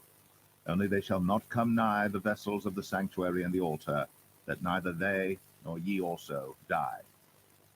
And they shall be joined unto thee, and keep the charge of the tabernacle of the congregation, for all the service of the tabernacle. And the stranger shall not come nigh unto you. And ye shall keep the charge of the sanctuary, and the charge of the altar, that there be no wrath any more upon the children of Israel. And I, behold, I have taken your brethren the Levites from among the children of Israel. To you they are given as a gift for the Lord, to do the service of the tabernacle of the congregation. Therefore thou and thy sons with thee shall keep your priest's office for everything of the altar, and within the veil, and ye shall serve. I have given your priest's office unto you as a service of gift, and the stranger that cometh nigh shall be put to death. And the Lord spake unto Aaron, Behold, I also have given thee the charge of mine heave offerings of all the hallowed things of the children of Israel. Unto thee have I given them by reason of the anointing, and to thy sons thine ordinance for ever. This shall be thine of the most holy things, reserved from the fire, every oblation of theirs, every meat offering of theirs, and every sin offering of theirs, and every trespass offering of theirs, which they shall render unto me, shall be most holy for thee, and for thy sons. In the most holy place shalt thou eat it, every male shall eat it. It shall be holy unto thee. And this is thine, the heave offering of their gift, with all the wave offerings of the children of Israel.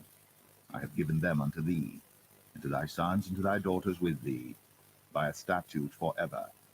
Every one that is clean in thy house shall eat of it. All the best of the oil, all the best of the wine, and of the wheat, the first fruits of them which they shall offer unto the Lord, them have I given thee. And whatsoever is first ripe in the land, which they shall bring unto the Lord, shall be thine. Every one that is clean in thine house shall eat of it. Everything devoted in Israel shall be thine. Everything that openeth the matrix in all flesh, which they bring unto the Lord, whether it be of men or beasts, shall be thine. Nevertheless, the firstborn of man shalt thou surely redeem, and the firstling of unclean beasts shalt thou redeem. And those that are to be redeemed from a month old shalt thou redeem, according to thine estimation, for the money of 5 shekels, after the shekel of the sanctuary, which is 20 gerahs. For the firstling of a cow, or the firstling of a sheep, or the firstling of a goat, Thou shalt not redeem, they are holy. Thou shalt sprinkle their blood upon the altar, and shalt burn their fat for an offering made by fire, for a sweet savour unto the Lord. And the flesh of them shall be thine, as the wave breast and as the right shoulder are thine. All the heave offerings of the holy things which the children of Israel offer unto the Lord have I given thee, and thy sons and thy daughters with thee, by a statute for ever. It is a covenant of salt for ever before the Lord unto thee, and to thy seed with thee. And the Lord spake unto Aaron, Thou shalt have no inheritance in their land, neither shalt thou have any part among them. I am thy part, and thine inheritance among the children of Israel.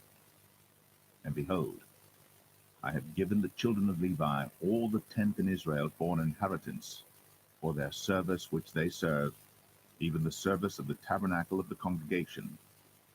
Neither must the children of Israel henceforth come nigh the tabernacle of the congregation, lest they bear sin and die. But the Levites shall do the service of the tabernacle of the congregation, and they shall bear their iniquity. It shall be a statute forever throughout your generations, that among the children of Israel they have no inheritance. But the tithes of the children of Israel, which they offer as an heave offering unto the Lord, I have given to the Levites to inherit. Therefore I have said unto them, Among the children of Israel they shall have no inheritance. And the Lord spake unto Moses, saying, Thus speak unto the Levites, and say unto them, When ye take of the children of Israel the tithes which I have given you from them for your inheritance, then ye shall offer up an heave offering of it to the Lord, even a tenth part of the tithe. And this your heave offering shall be reckoned unto you, as though it were the corn of the threshing floor, and as the fullness of the winepress. Thus ye also shall offer an heave offering unto the Lord of all your tithes, which ye receive of the children of Israel, and ye shall give thereof of the Lord's heave offering to Aaron the priest. Out of all your gifts ye shall offer every heave offering of the Lord of all the best thereof, even the hallowed part thereof out of it. Therefore thou shalt say unto them, When ye have heaved the best thereof from it, then it shall be counted unto the Levites as the increase of the threshing floor, and as the increase of the winepress. And ye shall eat it in every place, ye and your households. For it is your reward for your service in the tabernacle of the congregation, and ye shall bear of it, when ye have heaved from it the best of it. Neither shall ye pollute the holy things of the children of Israel, lest ye die.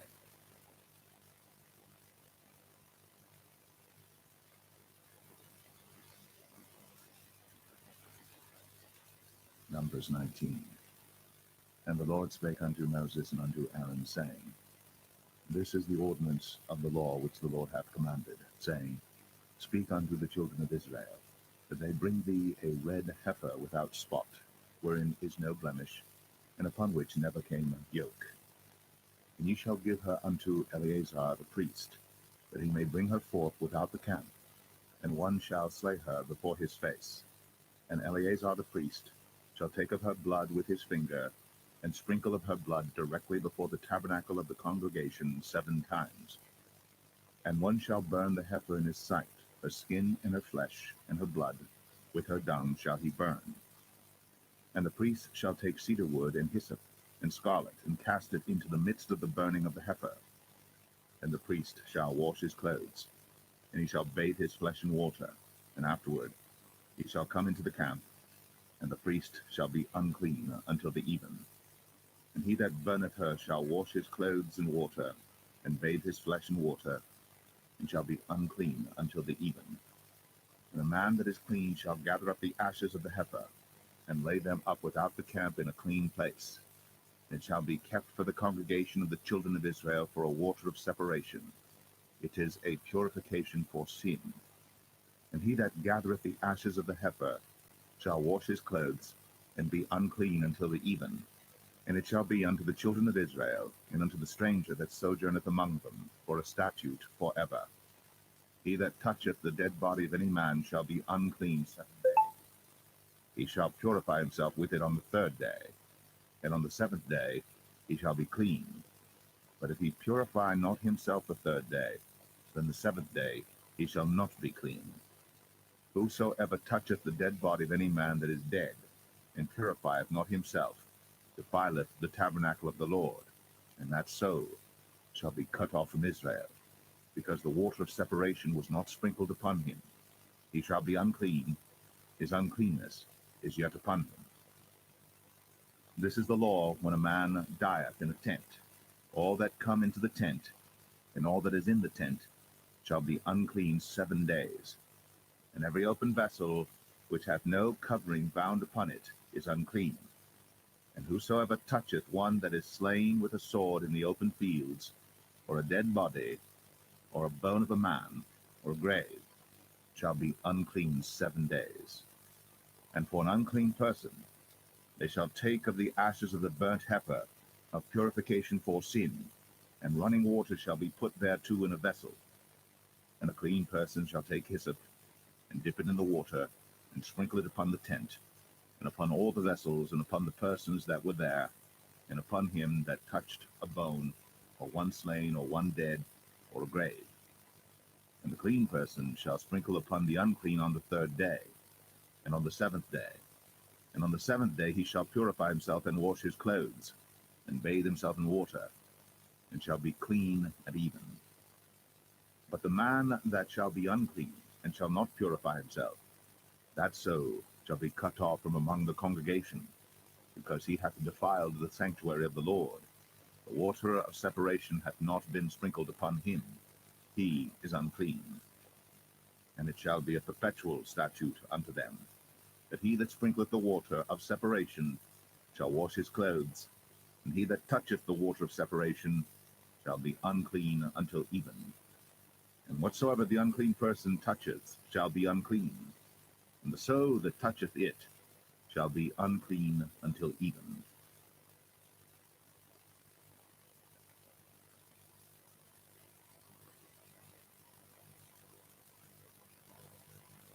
Numbers 20. Then came the children of Israel, even the whole congregation, into the desert of Zin in the first month. And the people abode in Kadesh. And Miriam died there, and was buried there. And there was no water for the congregation, and they gathered themselves together against Moses and against Aaron.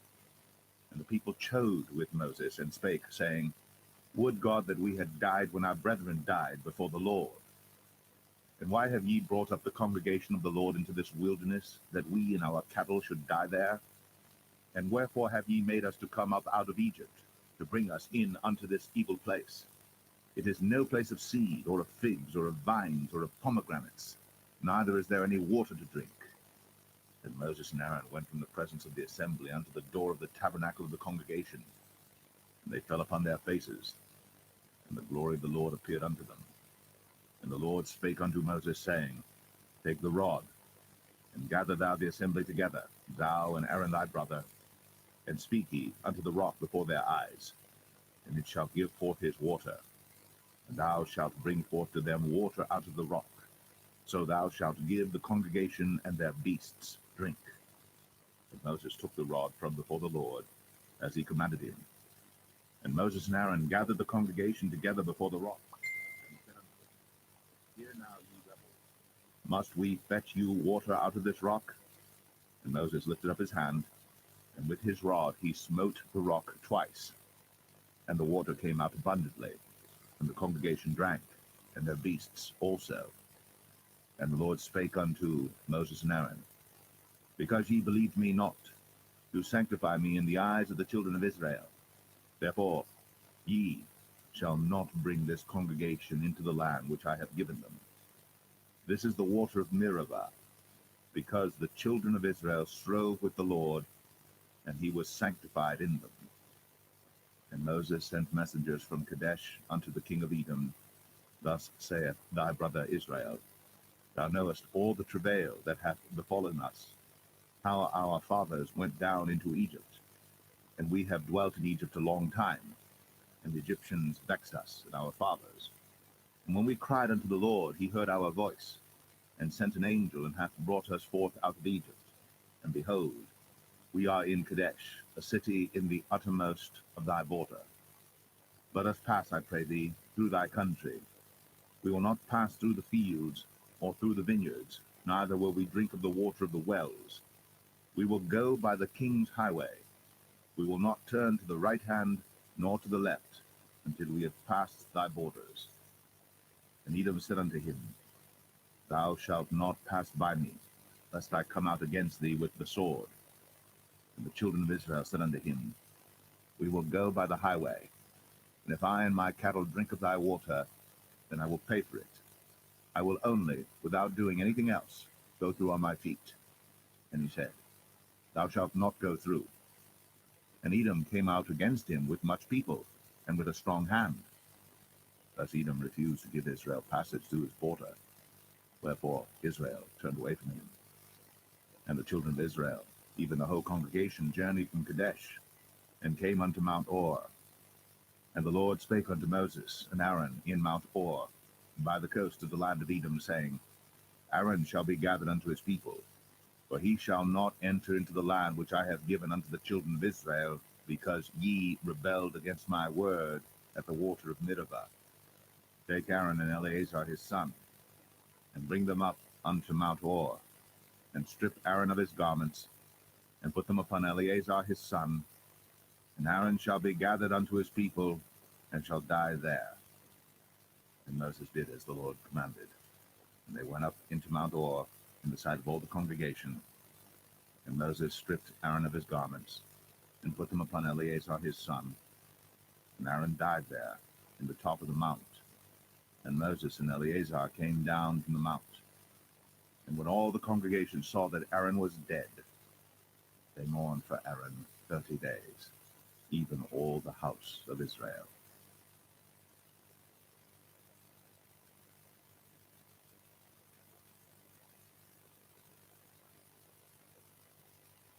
Numbers 21.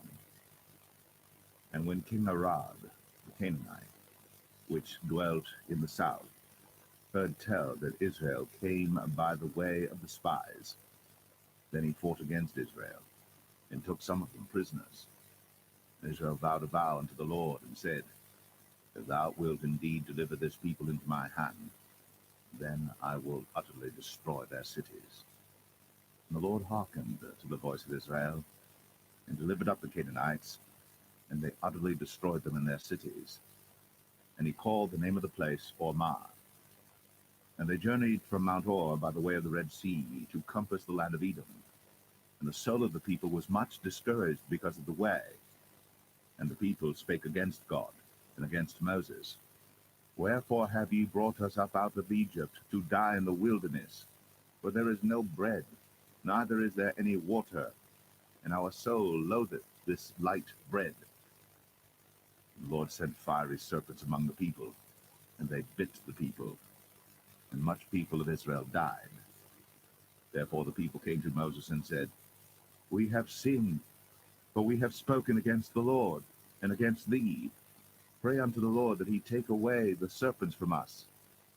And Moses prayed for the people. And the Lord said unto Moses, Make thee a fiery serpent, and set it upon a pole. And it shall come to pass, that every one that is bitten, when he looketh upon it, shall live. And Moses made a serpent of brass, and put it upon a pole. And it came to pass, that if a serpent had bitten any man, when he beheld the serpent of brass, he lived. And the children of Israel set forward, and pitched in Oboth. And they journeyed from Oboth, and pitched at Abarim, in the wilderness which is before Moab, toward the sunrising. From thence they removed, and pitched in the valley of Zered. From thence they removed, and pitched on the other side of Arnon, which is in the wilderness that cometh out of the coasts of the Amorites. For Arnon is the border of Moab, between Moab and the Amorites. Wherefore it is said in the book of the wars of the Lord, what he did in the Red Sea, and in the books of Arnon, and at the stream of the brooks that goeth down to the dwelling of Ar, and lieth upon the border of Moab. And from thence they went to Beer, that is the well whereof the Lord spake unto Moses, Gather the people together, and I will give them water. Then Israel sang this song, Spring up, O well, sing ye unto it. The princes digged the well, The nobles of the people digged it by the direction of the lawgiver with their staves, and from the wilderness they went to Mattanah, and from Mattanah to Nahaliel, and from Nahaliel to Bamoth, and from Bamoth in the valley that is in the country of Moab to the top of Pisgah, which looketh toward Jeshimon. And Israel sent messengers unto Sihon, king of the Amorites, saying, Let me pass through thy land. We will not turn into the fields or into the vineyards. We will not drink of the waters of the well, but we will go along by the king's highway until we be past thy borders. And Sihon would not suffer Israel to pass through his border. But Sihon gathered all his people together, and went out against Israel into the wilderness. And he came to Jahaz, and fought against Israel. And Israel smote him with the edge of the sword, and possessed his land from Arnon unto Jabbok, even unto the children of Ammon. For the border of the children of Ammon was strong.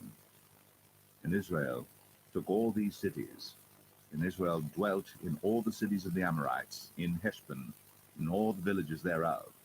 For Heshbon was the city of Sihon, the king of the Amorites, who had fought against the former king of Moab, and taken all his land out of his hand, even unto Arnon. Wherefore they that speak in Proverbs say, Come into Heshbon, let the city of Sihon be built and prepared. For there is a fire gone out of Heshbon, a flame from the city of Sihon. It hath consumed Ar of Moab, and the lords of the high places of Arnon. Woe to thee, Moab! Thou art undone, O people of Chemosh. He hath given his sons that escaped, and his daughters, into captivity unto Sihon, king of the Amorites. We have shot at them. Heshbon is perished, even unto Dibon, and we have laid them waste, even unto Nephah, which reacheth unto Medeba. Thus Israel dwelt in the land of the Amorites. And Moses sent to spy out Jazer, and they took the villages thereof, and drove out the Amorites that were there. And they turned and went up by the way of Bashan, and Og the king of Bashan went out against them, he and all his people, to the battle at Edrei. And the Lord said unto Moses, Fear him not, for I have delivered him into thy hand, and all his people and his land. And thou shalt do to him as thou didst unto Sihon king of the Amorites, which dwelt at Heshbon. So they smote him, and his sons, and all his people, until there was none left him alive, and they possessed his land.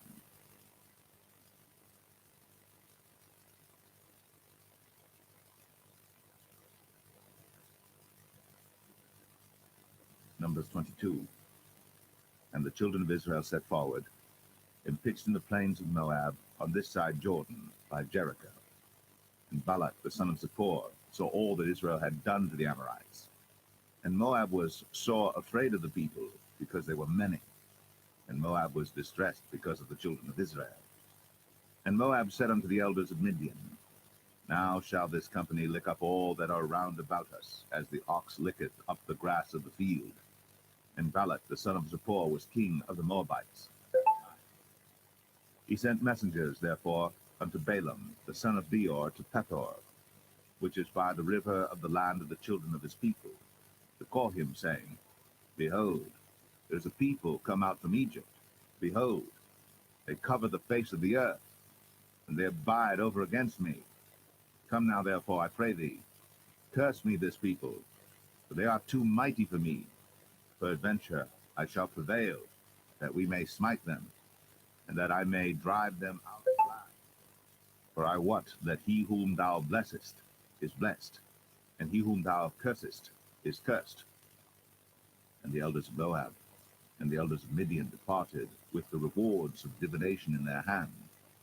And they came unto Balaam, and spake unto him the words of Balak. And he said unto them, Lodge here this night, and I will bring you word again, as the Lord shall speak unto me. And the princes of Moab abode with Balaam. And God came unto Balaam, and said, What men are these with thee? And Balaam said unto God, Balak the son of Zippor, king of Moab, hath sent unto me, saying, Behold, there is a people come out of Egypt, which covereth the face of the earth. Come now, curse me them. Peradventure I shall be able to overcome them, and drive them out. And God said unto Balaam, Thou shalt not go with them. Thou shalt not curse the people, for they are blessed. And Balaam rose up in the morning, and said unto the princes of Balak, Get you into your land, for the Lord refuseth to give me leave to go with you. And the princes of Moab rose up, and they went unto Balak, and said, Balaam refuseth to come with us. And Balak sent yet again princes, more and more honorable than they. And they came to Balaam, and said to him, Thus saith Balak the son of Zippor, Let nothing, I pray thee, hinder thee from coming unto me. For I will promote thee unto very great honor, and I will do whatsoever thou sayest unto me. Come therefore, I pray thee, curse me this people. And Balaam answered and said unto the servants of Balak, If Balak would give me his house full of silver and gold, I cannot go beyond the word of the Lord my God to do less or more. Now therefore I pray you, tarry ye also here this night, that I may know what the Lord will say unto me more. And God came unto Balaam at night, and said unto him, If the men come to call thee, rise up and go with them. But yet the word which I shall say unto thee, that shalt thou do. And Balaam rose up in the morning, and saddled his ass, and went with the princes of Moab. And God's anger was kindled because he went. And the angel of the Lord stood in the way for an adversary against him. Now he was riding upon his ass, and his 2 servants were with him. And the ass saw the angel of the Lord standing in the way, and his sword drawn in his hand. And the ass turned aside out of the way, and went into the field. And Balaam smote the ass, to turn her into the way. But the angel of the Lord stood in a path of the vineyards, a wall being on this side, and a wall on that side. And when the ass saw the angel of the Lord, she thrust herself under the wall, and crushed Balaam's foot against the wall. And he smote her again. And the angel of the Lord went further, and stood in a narrow place, where was no way to turn either to the right hand or to the left. And when the ass saw the angel of the Lord, she fell down under Balaam, and Balaam's anger was kindled, and he smote the ass with a staff. And the Lord opened the mouth of the ass, and she said unto Balaam, What have I done unto thee, that thou hast smitten me these 3 times? And Balaam said unto the ass, Because thou hast mocked me. I would there were a sword in mine hand, for now would I kill thee. And the ass said unto Balaam, Am not I thine ass, upon which thou hast ridden ever since I was 9 unto this day? Was I ever wont to do so unto thee? And he said, Nay. Then the Lord opened the eyes of Balaam, and he saw the angel of the Lord standing in the way, and his sword drawn in his hand. And he bowed down his head, and fell flat on his face. And the angel of the Lord said unto him, Wherefore hast thou smitten thine ass these 3 times? Behold, I went out to withstand thee, because thy way is perverse. And the ass saw me, and turned from me these 3 times. Unless she had turned from me, surely now also I had slain thee, and saved her alive. And Balaam said unto the angel of the Lord, I have seen, for I knew not that thou stoodest in the way against me. Now therefore, if it displease thee, I will get me back again.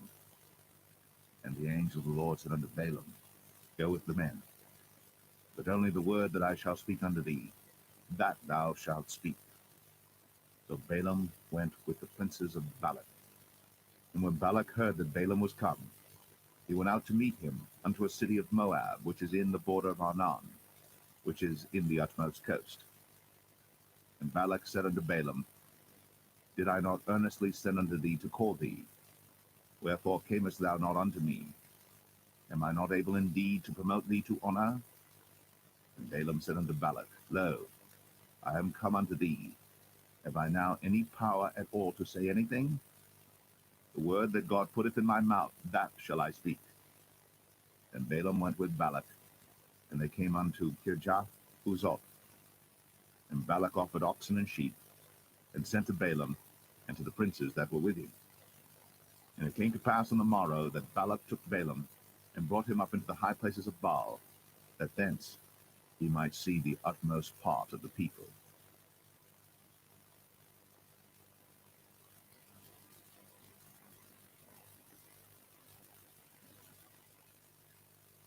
Numbers 23. And Balaam said unto Balak, Build me here 7 altars, and prepare me here 7 oxen and 7 rams. And Balak did as Balaam had spoken. And Balak and Balaam offered on every altar a bullock and a ram. And Balaam said unto Balak, Stand by thy burnt offering, and I will go.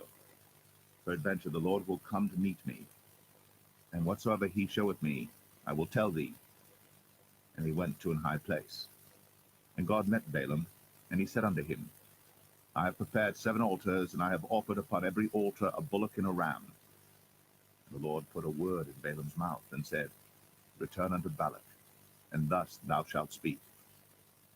And he returned unto him, and lo, he stood by his burnt sacrifice, he and all the princes of Moab. And he took up his parable, and said, Balak the king of Moab hath brought me from Aram out of the mountains of the east, saying, Come, curse me, Jacob, and come, defy Israel. How shall I curse whom the Lord hath not cursed? Or how shall I defy whom the Lord hath not defied? For from the top of the rocks I see him, and from the hills I behold him. Lo, the people shall dwell alone, and shall not be reckoned among the nations. Who can count the dust of Jacob, and the number of the 4th part of Israel? Let me die the death of the righteous, and let my last end be like his. And Balak said unto Balaam, What hast thou done unto me? I took thee to curse mine enemies, and behold, thou hast blessed them altogether. And he answered and said, Must I not take heed to speak that which the Lord hath put in my mouth? And Balak said unto him, Come, I pray thee, with me unto another place, from whence thou mayest see them. Thou shalt see but the utmost part of them, and shalt not see them all. And curse me them from thence. And he brought him into the field of Zophim, to the top of Pisgah, and built 7 altars, and offered a bullock and a ram on every altar. And he said unto Balak, Stand here by thy burnt offering, while I meet the Lord yonder. And the Lord met Balaam, and put a word in his mouth, and said, Go again unto Balak, and say thus. And when he came to him, behold, he stood by his burnt offering, and the princes of Moab with him. And Balak said unto him, What hath the Lord spoken? And he took up his parable, and said, Rise up, Balak, and hear. Hearken unto me, thou son of Zippor. God is not a man, that he should lie, neither the son of man, that he should repent. Hath he said, and shall he not do it? Or hath he spoken, and shall he not make it good? Behold, I have received commandment to bless, and he hath blessed, and I cannot reverse it. He hath not beheld iniquity in Jacob, neither hath he seen perverseness in Israel. The Lord his God is with him, and the shout of a king is among them. God brought them out of Egypt. He hath, as it were, the strength of an unicorn. Surely there is no enchantment against Jacob, neither is there any divination against Israel. According to this time it shall be said of Jacob and of Israel, What hath God wrought? Behold, the people shall rise up as a great lion, and lift up himself as a young lion. He shall not lie down until he eat of the prey, and drink the blood of the slain. And Balak said unto Balaam, Neither curse them at all, nor bless them at all. But Balaam answered and said unto Balak, Told not I thee, saying, All that the Lord speaketh, that I must do? And Balak said unto Balaam, Come, I pray thee, I will bring thee unto another place. Peradventure it will please God that thou mayest curse me them from thence. And Balak brought Balaam unto the top of Peor, that looketh toward Jeshimon. And Balaam said unto Balak, Build me here 7 altars, and prepare me here 7 bullocks and 7 rams. And Balak did as Balaam had said, and offered a bullock and a ram on every altar.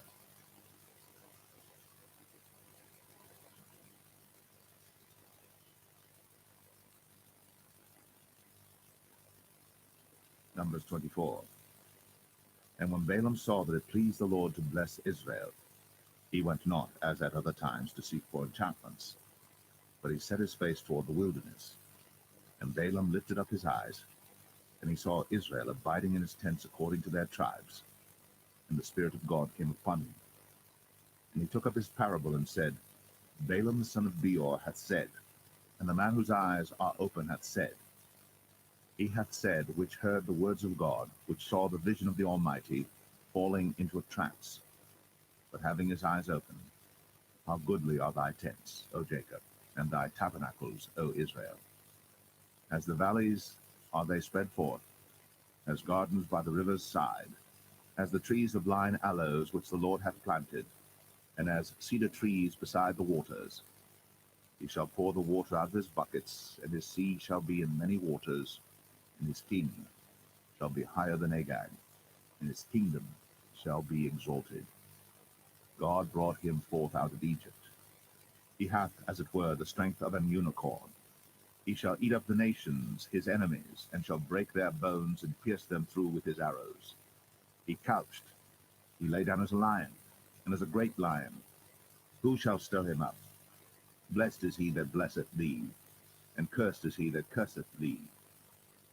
And Balak's anger was kindled against Balaam, and he smote his hands together. And Balak said unto Balaam, I called thee to curse mine enemies, and behold, thou hast altogether blessed them these 3 times. Therefore now flee thou to thy place. I thought to promote thee unto great honor, but lo, the Lord hath kept thee back from honor. And Balaam said unto Balak, Spake I not also to thy messengers which thou sentest unto me, saying, If Balak would give me his house full of silver and gold, I cannot go beyond the commandment of the Lord, to do either good or bad of mine own mind. But what the Lord saith, that will I speak. And now behold, I go unto my people. Come therefore, and I will advertise thee what this people shall do to thy people in the latter days. And he took up his parable and said, Balaam the son of Beor hath said, and the man whose eyes are open hath said, he hath said, which heard the words of God, and knew the knowledge of the Most High, which saw the vision of the Almighty, falling into a trance, but having his eyes open. I shall see him, but not now. I shall behold him, but not nigh. There shall come a star out of Jacob, and a scepter shall rise out of Israel, and shall smite the corners of Moab, and destroy all the children of Sheth. And Edom shall be a possession, Sire also shall be a possession for his enemies. And Israel shall do valiantly. Out of Jacob shall come he that shall have dominion, and shall destroy him that remaineth of the city. And when he looked on Amalek, he took up his parable and said, Amalek was the first of the nations, but his latter end shall be that he perish forever. And he looked on the Kenites, and took up his parable, and said, Strong is thy dwelling place, and thou puttest thy nest in a rock. Nevertheless, the Kenites shall be wasted, until Asher shall carry thee away captive. And he took up his parable, and said, Alas, who shall live when God doeth this? And ships shall come from the coast of Chittim, and shall afflict Asher, and shall afflict Eber, and he also shall perish forever. And Balaam rose up, and went, and returned to his place. And Balak also went his way.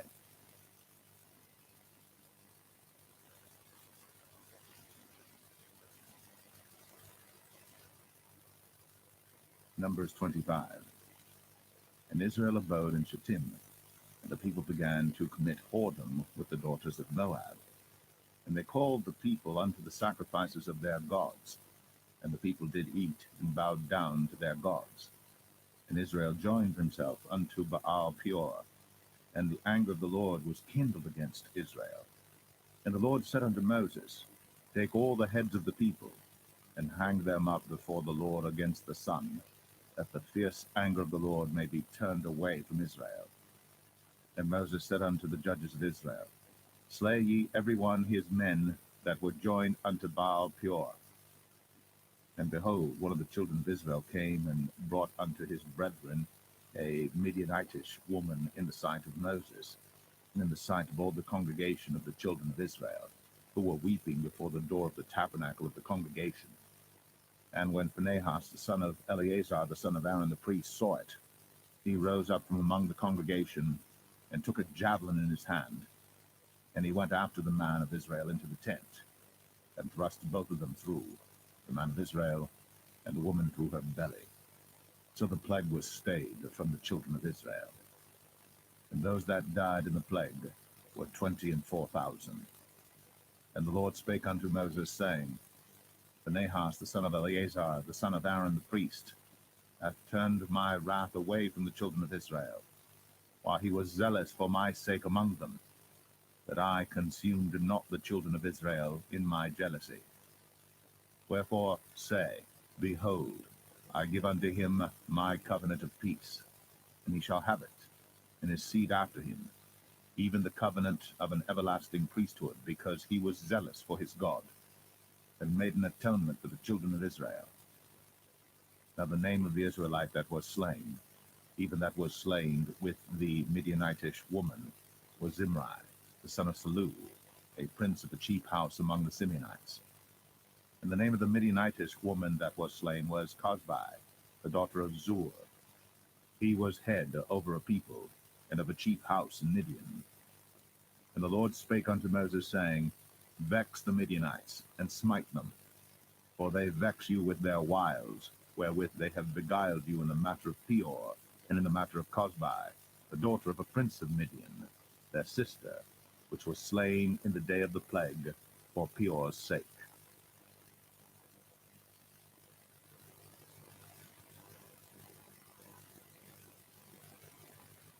Numbers 26.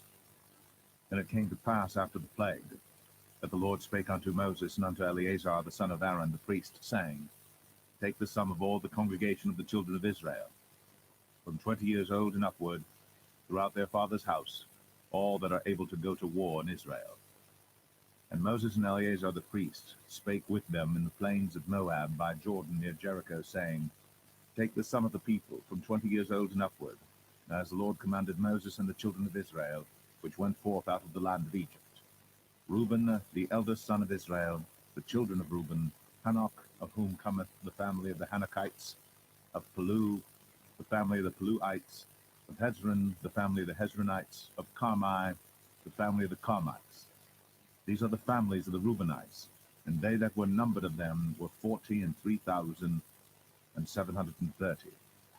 And the sons of Palu, Eliab, and the sons of Eliab, Nemuel, and Dathan, and Abiram. This is that Dathan and Abiram which were famous in the congregation, who strove against Moses and against Aaron in the company of Korah, when they strove against the Lord. And the earth opened her mouth, and swallowed them up together with Korah, when that company died. What time the fire devoured 250 men, and they became a sign. Notwithstanding, the children of Korah died not.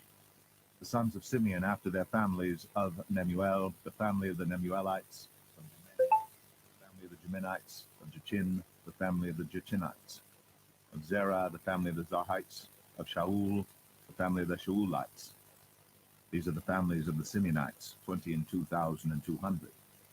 The children of Gad after their families, of Zephon, the family of the Zephonites, of Haggai, the family of the Haggites, of Shunai, the family of the Shunites, of Ozni, the family of the Oznites, of Eri, the family of the Erites, of Arad, the family of the Aradites, of Arali, the family of the Aralites. These are the families of the children of Gad according to those that were numbered of them, 40,005. Sons of Judah were Er and Onan, and Er and Onan died in the land of Canaan. And the sons of Judah after their families were, of Shelah, the family of the Shelonites, of Pharez, the family of the Pharzites, of Zerah, the family of the Zarhites. And the sons of Pharez were of Hezron, the family of the Hezronites, of Hamul, the family of the Hamulites. These are the families of Judah according to those that were numbered of them, 16,500. Of the sons of Issachar after their families, of Tola, the family of the Tolaites, of Pua, the family of the Punites, of Jeshub, the family of the Jeshubites, Of Shimron, the family of the Shimronites. These are the families of Issachar, according to those that were numbered of them, 304,300. Of the sons of Zebulun, after their families, of Sered, the family of the Sardites, of Elon, the family of the Elonites, of Jaleel, the family of the Jaleelites. These are the families of the Zebulunites, according to those that were numbered of them, 305,500. Sons of Joseph, after their families, were Manasseh and Ephraim. Of the sons of Manasseh, of Machir, the family of the Machirites, and Machir begat Gilead. Of Gilead come the family of the Gileadites. These are the sons of Gilead. Of Jezer, the family of the Jezerites. Of Helek, the family of the Helekites. And of Azriel, the family of the Azrielites. And of Shechem, the family of the Shechemites. And of Shemida, the family of the Shemidites. And of Hefer, the family of the Heferites. And Zelophehad, the son of Hefer, had no sons, but daughters. And the names of the daughters of Zelophehad were Malah and Noah, Hoglah, Milcah, and Tirzah. These are the families of Manasseh, and those that were numbered of them, 52,700. These are the sons of Ephraim after their families. Of Shuthelah, the family of the Shuthelites. Of Becher, the family of the Bachrites. Of Tahan, the family of the Tahanites. And these are the sons of Shuthelah. Of Iran, the family of the Iranites. These are the families of the sons of Ephraim, according to those that were numbered of them, 32,500. These are the sons of Joseph after their families. The sons of Benjamin after their families, of Bela, the family of the Belites. Of Ashbel, the family of the Ashbelites. Of Ahiram, the family of the Ahiramites. Of Shaphan, the family of the Shuphamites. Of Hupham, the family of the Huphamites. And the sons of Bela were Ard and Naaman. Of Ard, the family of the Ardites. And of Naaman, the family of the Naamites. These are the sons of Benjamin after their families. And they that were numbered of them were 45,600. These are the sons of Dan after their families. Of Shuham, the family of the Shuhamites. These are the families of Dan after their families. All the families of the Shuhamites, according to those that were numbered of them, were 304,400. Of the children of Asher after their families. Of Jimnah, the family of the Jimnites. Of Jesui, the family of the Jesuites. Of Beriah, the family of the Berites. Of the sons of Beriah, of Heber, the family of the Heberites. Of Malchiel, the family of the Malchielites. And the name of the daughter of Asher was Sarah. These are the families of the sons of Asher, according to those that were numbered of them, who were 53,400. Of the sons of Naphtali after their families. Of Jaziel, the family of the Jazielites. Of Gunai, the family of the Gunites. Of Jezer, the family of the Jezerites. Of Shalem, the family of the Shalemites. These are the families of Naphtali according to their families, and they that were numbered of them were 45,400. These were the numbered of the children of Israel, 600,1,730. And the Lord spake unto Moses, saying, Unto these the land shall be divided for an inheritance according to the number of names. To many thou shalt give the more inheritance, and to few thou shalt give the less inheritance. To every one shall his inheritance be given according to those that were numbered of him. Notwithstanding the land shall be divided by lot. According to the names of the tribes of their fathers they shall inherit. According to the lot shall the possession thereof be divided between many and few. And these are they that were numbered of the Levites after their families. Of Gershon, the family of the Gershonites. Kohath, the family of the Kohathites. Of Merari, the family of the Merarites. These are the families of the Levites. The family of the Libnites. The family of the Hebronites. The family of the Malites. The family of the Mushites. The family of the Korathites. And Kohath begat Amram. And the name of Amram's wife was Jochebed, who her mother bare to Levi in Egypt. And she bare unto Amram Aaron and Moses, and Miriam their sister. And unto Aaron was born Nadab and Abihu, Eleazar and Ithamar. And Nadab and Abihu died when they offered strange fire before the Lord. And those that were numbered of them were 23,000, all males, from a month old and upward. But they were not numbered among the children of Israel, because there was no inheritance given them among the children of Israel. These are they that were numbered by Moses and Eleazar the priest, who numbered the children of Israel in the plains of Moab by Jordan near Jericho.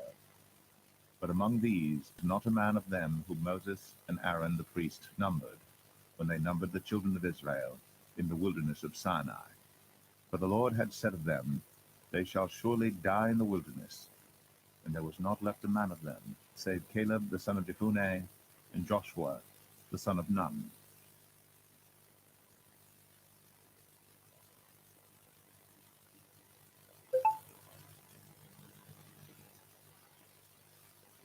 Numbers 27.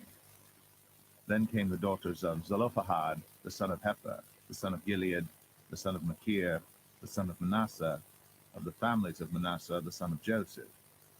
And these are the names of his daughters, Mahlah, Noah, and Hoglah, and Milcah, and Tirzah. And they stood before Moses, and before Eleazar the priest, and before the princes and all the congregation, by the door of the tabernacle of the congregation, saying, Our father died in the wilderness, and he was not in the company of them that gathered themselves together against the Lord in the company of Korah, but died in his own sin, and had no sons. Why should the name of our father be done away from among his family, because he hath no son? Give unto us therefore possession among the brethren of our father. And Moses brought their cause before the Lord. And the Lord spake unto Moses, saying, The daughters of Zelophehad speak right. Thou shalt surely give them a possession of an inheritance among their father's brethren, and thou shalt cause the inheritance of their father to pass unto them.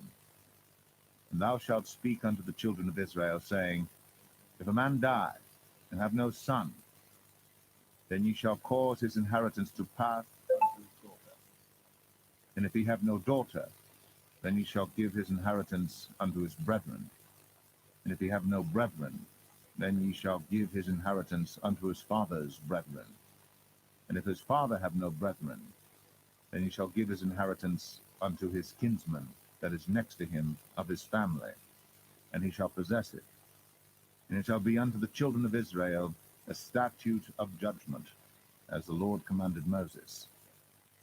And the Lord said unto Moses, Get thee up into this Mount Abarim, and see the land which I have given unto the children of Israel.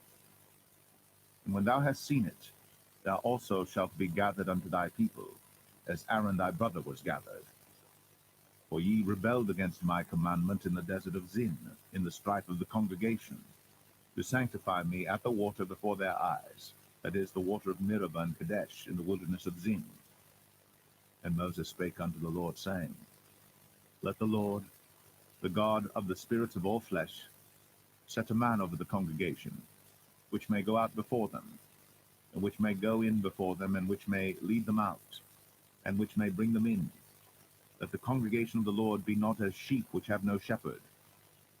And the Lord said unto Moses, Take thee Joshua the son of Nun, a man in whom is the Spirit, and lay thine hand upon him, and set him before Eleazar the priest, and before all the congregation, and give him a charge in their sight. And thou shalt put some of thine honor upon him, that all the congregation of the children of Israel may be obedient. And he shall stand before Eleazar the priest, who shall ask counsel for him after the judgment of Urim before the Lord. At his word shall they go out, and at his word they shall come in, both he and all the children of Israel with him, even all the congregation. And Moses did as the Lord commanded him. And he took Joshua, and set him before Eleazar the priest, and before all the congregation.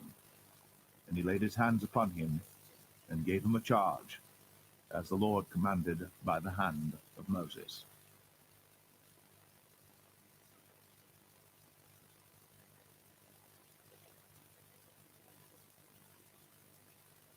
Numbers 28. And the Lord spake unto Moses, saying, Command the children of Israel, and say unto them, My offering, and my bread for my sacrifices made by fire, for a sweet savour unto me, shall ye observe to offer unto me in their due season.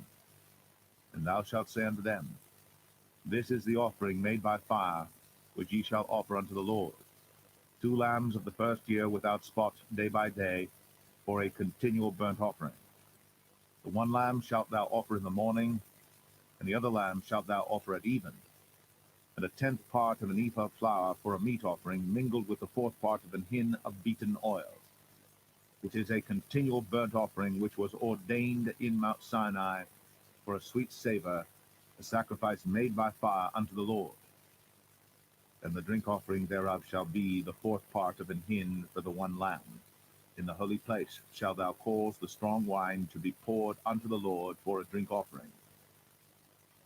And the other lamb shalt thou offer at even, as the meat offering of the morning, and as the drink offering thereof. Thou shalt offer it, a sacrifice made by fire, of a sweet savor unto the Lord. And on the Sabbath day 2 lambs of the first year without spot, and 2 tenth deals of flour for a meat offering mingled with oil, and the drink offering thereof. This is the burnt offering of every Sabbath, beside the continual burnt offering and his drink offering. In the beginnings of your months ye shall offer a burnt offering unto the Lord, 2 young bullocks and 1 ram, 7 lambs of the first year without spot, and 3 tenth deals of flour for a meat offering mingled with oil for 1 bullock, and 2 tenth deals of flour for a meat offering mingled with oil for 1 ram, and a several tenth deal of flour mingled with oil for a meat offering unto 1 lamb, for a burnt offering of a sweet savor, a sacrifice made by fire unto the Lord. And their drink offering shall be half an hin of wine unto a bullock, and the third part of an hin unto a ram, and a fourth part of an hin unto a lamb. This is the burnt offering of every month throughout the months of the year. And 1 kid of the goats for a sin offering unto the Lord shall be offered, beside the continual burnt offering and his drink offering. And the 14th day of the first month is the Passover of the Lord. And the 15th day of this month is the feast. 7 days shall unleavened bread be eaten. In the first day shall be an holy convocation. Ye shall do no manner of servile work therein. But ye shall offer a sacrifice made by fire for a burnt offering unto the Lord, 2 young bullocks and 1 ram, and 7 lambs of the first year. They shall be unto you without blemish. And their meat offering shall be of flour mingled with oil. 3 tenth deals shall ye offer for a bullock, and 2 tenth deals for a ram. A several tenth deal shalt thou offer for every lamb throughout the 7 lambs, and 1 goat for a sin offering, to make an atonement for you. Ye shall offer these beside the burnt offering in the morning, which is for a continual burnt offering. After this manner ye shall offer daily throughout the 7 days the meat of the sacrifice made by fire, of a sweet savor unto the Lord. It shall be offered beside the continual burnt offering and his drink offering. And on the 7th day ye shall have an holy convocation. Ye shall do no servile work. Also in the day of the first fruits, when ye bring a new meat offering unto the Lord, after your weeks be out, ye shall have an holy convocation. Ye shall do no servile work. But ye shall offer the burnt offering for a sweet savor unto the Lord, 2 young bullocks, 1 ram, 7 lambs of the first year, and their meat offering of flour mingled with oil, 3 tenth deals unto 1 bullock, 2 tenth deals unto 1 ram, a several tenth deal unto 1 lamb, throughout the 7 lambs, and 1 kid of the goats, to make an atonement for you. You shall offer them beside the continual burnt offering and his meat offering. They shall be unto you without blemish, and their drink offerings.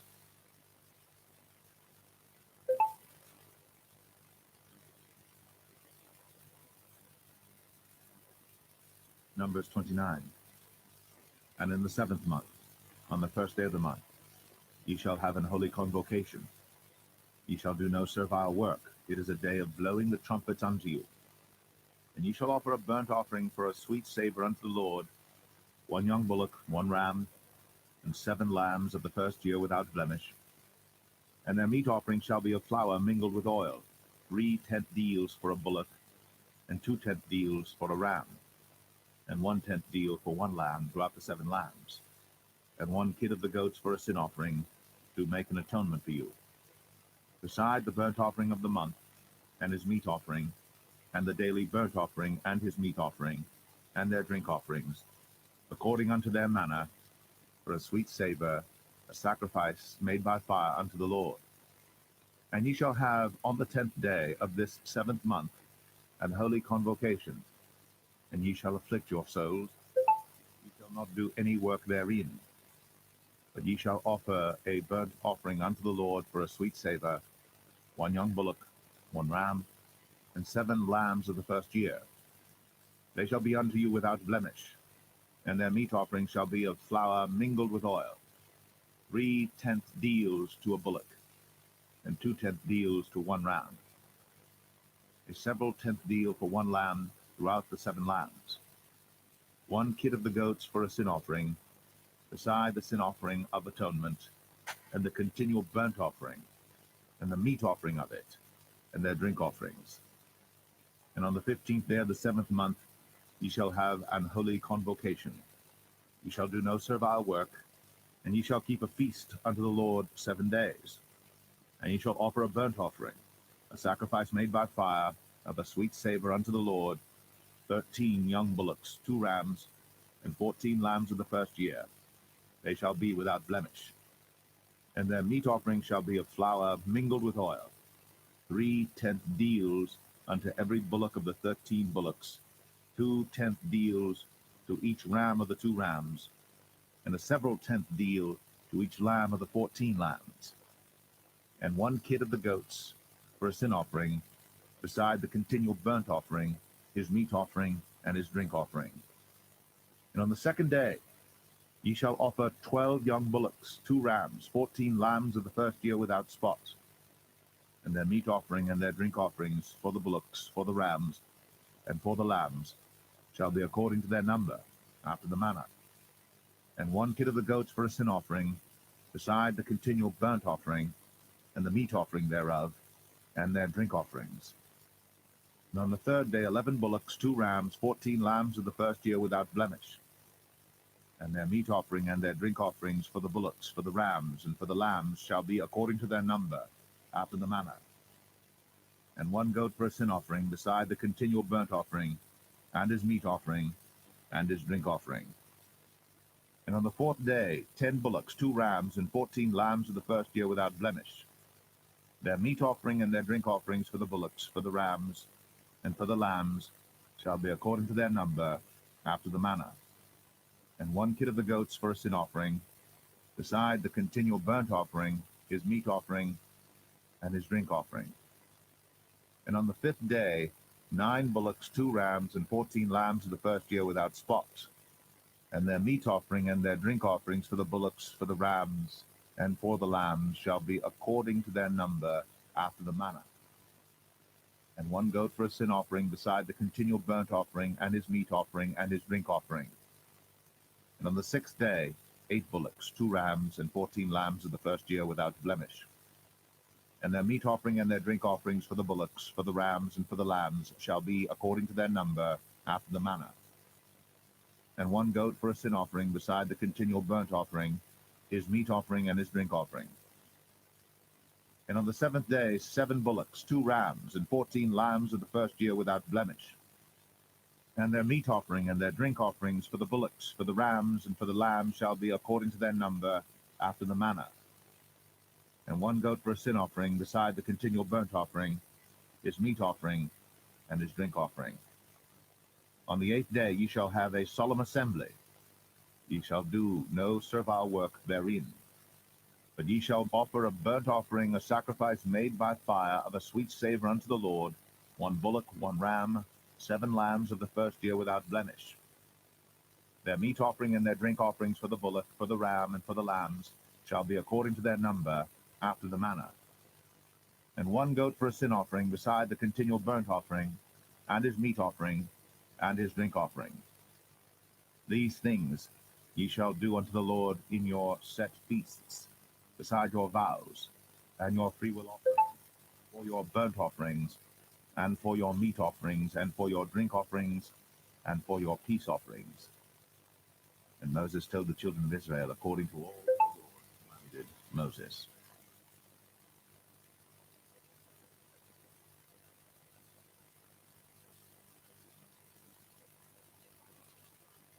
Numbers 30. And Moses spake unto the heads of the tribes concerning the children of Israel, saying, This is the thing which the Lord hath commanded. If a man vow a vow unto the Lord, or swear an oath to bind his soul with a bond, he shall not break his word. He shall do according to all that proceedeth out of his mouth. If a woman also vow a vow unto the Lord, and bind herself by a bond, being in her father's house in her youth, and her father hear her vow, and her bond wherewith she hath bound her soul, and her father shall hold his peace at her, then all her vows shall stand, and every bond wherewith she hath bound her soul shall stand. But if her father disallow her in the day that he heareth, not any of her vows, or of her bonds wherewith she hath bound her soul, shall stand, and the Lord shall forgive her, because her father disallowed her. And if she had at all an husband, when she vowed or uttered aught out of her lips, wherewith she bound her soul, and her husband heard it, and held his peace at her in the day that he heard it, then her vows shall stand, and her bonds wherewith she bound her soul shall stand. But if her husband disallowed her on the day that he heard it, then he shall make her vow which she vowed, and that which she uttered with her lips, wherewith she bound her soul, of none effect, and the Lord shall forgive her. But every vow of a widow, and of her that is divorced, wherewith they have bound their souls, shall stand against her. And if she vowed in her husband's house, or bound her soul by a bond with an oath, and her husband heard it, and held his peace at her, and disallowed her not, then all her vows shall stand, and every bond wherewith she bound her soul shall stand. But if her husband hath utterly made them void on the day he heard them, then whatsoever proceeded out of her lips concerning her vows, or concerning the bond of her soul, shall not stand. Her husband hath made them void, and the Lord shall forgive her. Every vow, and every binding oath to afflict the soul, her husband may establish it, or her husband may make it void. But if her husband altogether hold his peace at her from day to day, then he establisheth all her vows, or all her bonds which are upon her. He confirmeth them, because he held his peace at her in the day that he heard them. But if he shall any ways make them void after that he hath heard them, then he shall bear her iniquity. These are the statutes which the Lord commanded Moses, between a man and his wife, between the father and his daughter, being yet in her youth, in her father's house.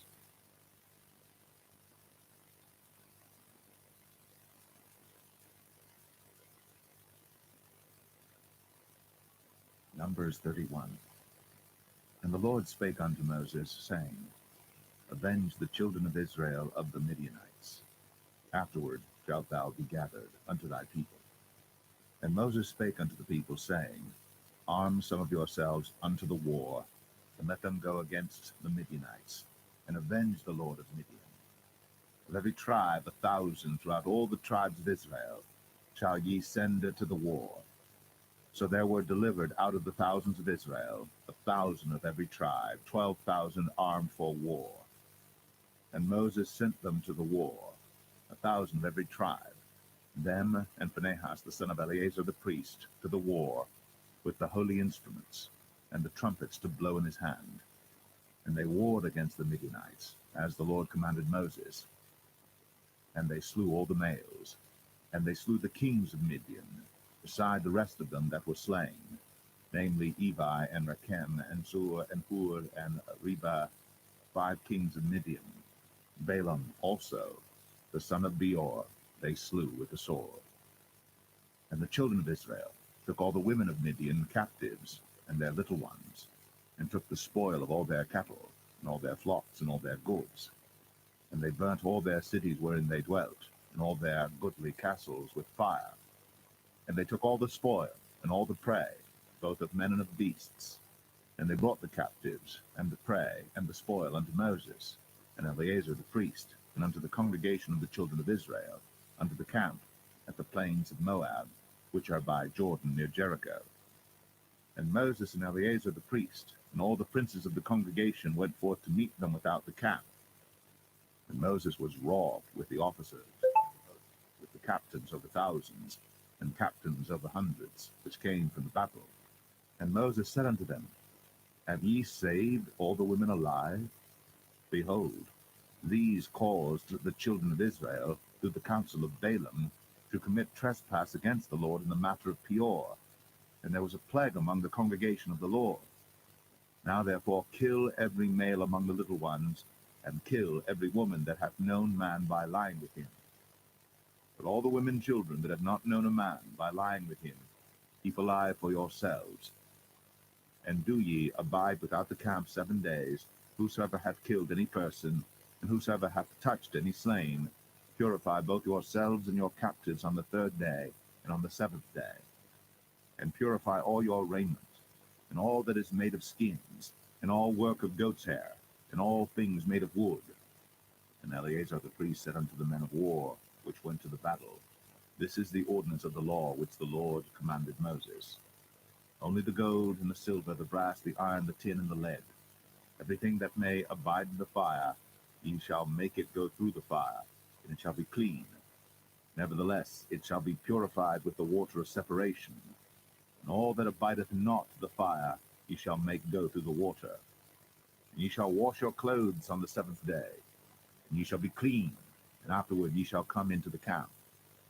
And the Lord spake unto Moses, saying, Take the sum of the prey that was taken, both of man and of beast, thou and Eleazar the priest, and the chief fathers of the congregation, and divide the prey into 2 parts, between them that took the war upon them, who went out to battle, and between all the congregation, and levy a tribute unto the Lord of the men of war which went out to battle, 1 soul of 500, both of the persons, and of the beeves, and of the asses, and of the sheep. Take it of their half, and give it unto Eleazar the priest, for an heave offering of the Lord. And of the children of Israel's half, thou shalt take 1 portion of 50 of the persons, of the beeves, of the asses, and of the flocks, of all manner of beasts, and give them unto the Levites, which keep the charge of the tabernacle of the Lord. And Moses and Eleazar the priest did as the Lord commanded Moses. And the booty, being the rest of the prey which the men of war had caught, was 600,000 and 70,000 and 5,000 sheep, and 312,000 beeves, and 1,000 asses, and 32,000 persons in all, of women that had not known man by lying with him. And the half which was the portion of them that went out to war was in number 300,000 and 37,000 and 500 sheep. And the Lord's tribute of the sheep was 615, and the beeves were 36,000, of which the Lord's tribute was 312. And the asses were 30,500, of which the Lord's tribute was 301. And the persons were 16,000, of which the Lord's tribute was 32 persons.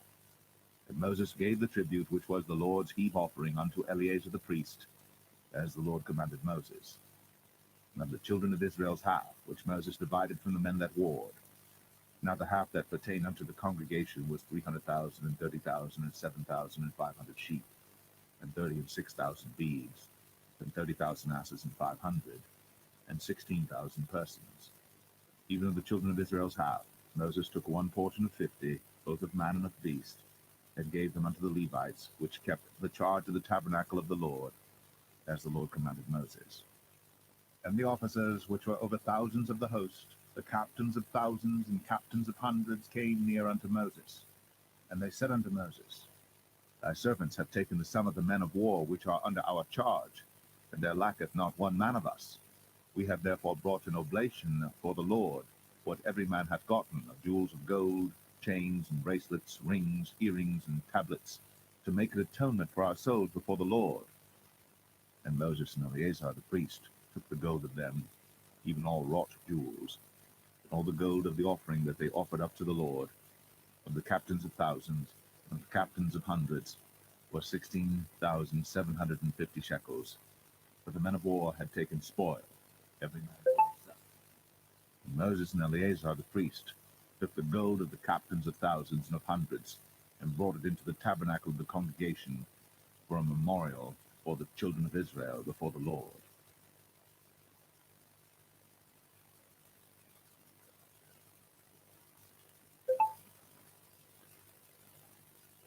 Numbers 32. Now the children of Reuben and the children of Gad had a very great multitude of cattle.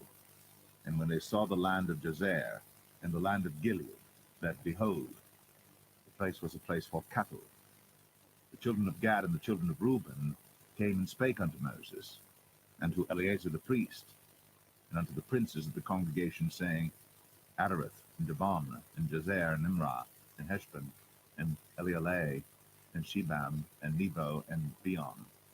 Even the country which the Lord smote before the congregation of Israel is a land for cattle, and thy servants have cattle. Wherefore said they, If we have found grace in thy sight, let this land be given unto thy servants for a possession, and bring us not over Jordan.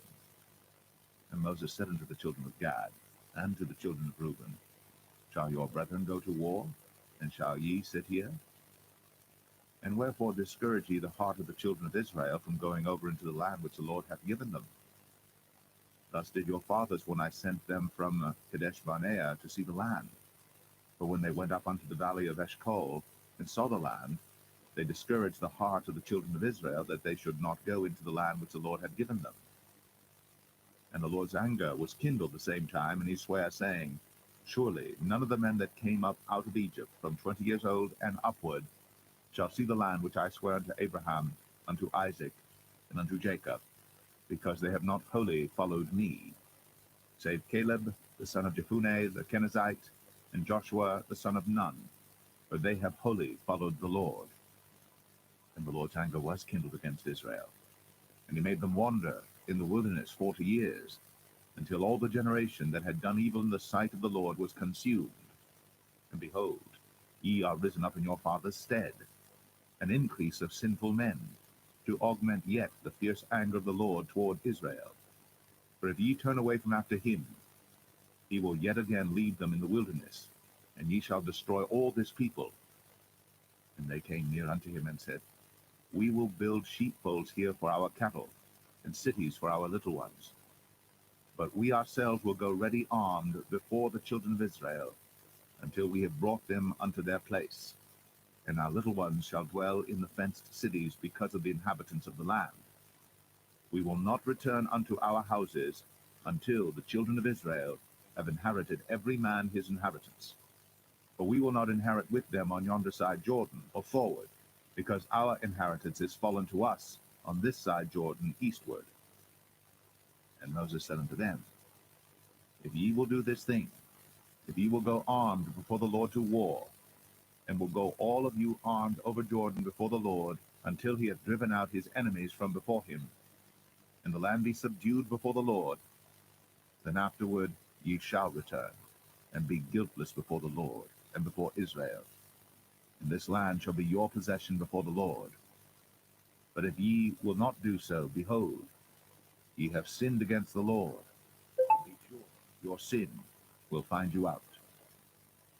Build you cities for your little ones, and folds for your sheep, and do that which hath proceeded out of your mouth. And the children of Gad and the children of Reuben spake unto Moses, saying, Thy servants will do as my Lord commandeth. Our little ones, our wives, our flocks, and all our cattle shall be there in the cities of Gilead.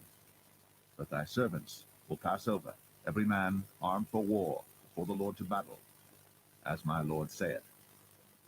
So concerning them Moses commanded Eleazar the priest, and Joshua the son of Nun, and the chief fathers of the tribes of the children of Israel.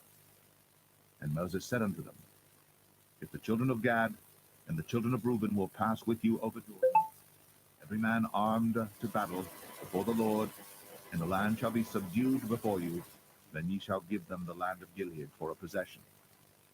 But if they will not pass over with you armed, they shall have possessions among you in the land of Canaan. And the children of Gad and the children of Reuben answered, saying, As the Lord hath said unto thy servants, so will we do. We will pass over armed before the Lord into the land of Canaan, that the possession of our inheritance on this side Jordan may be ours.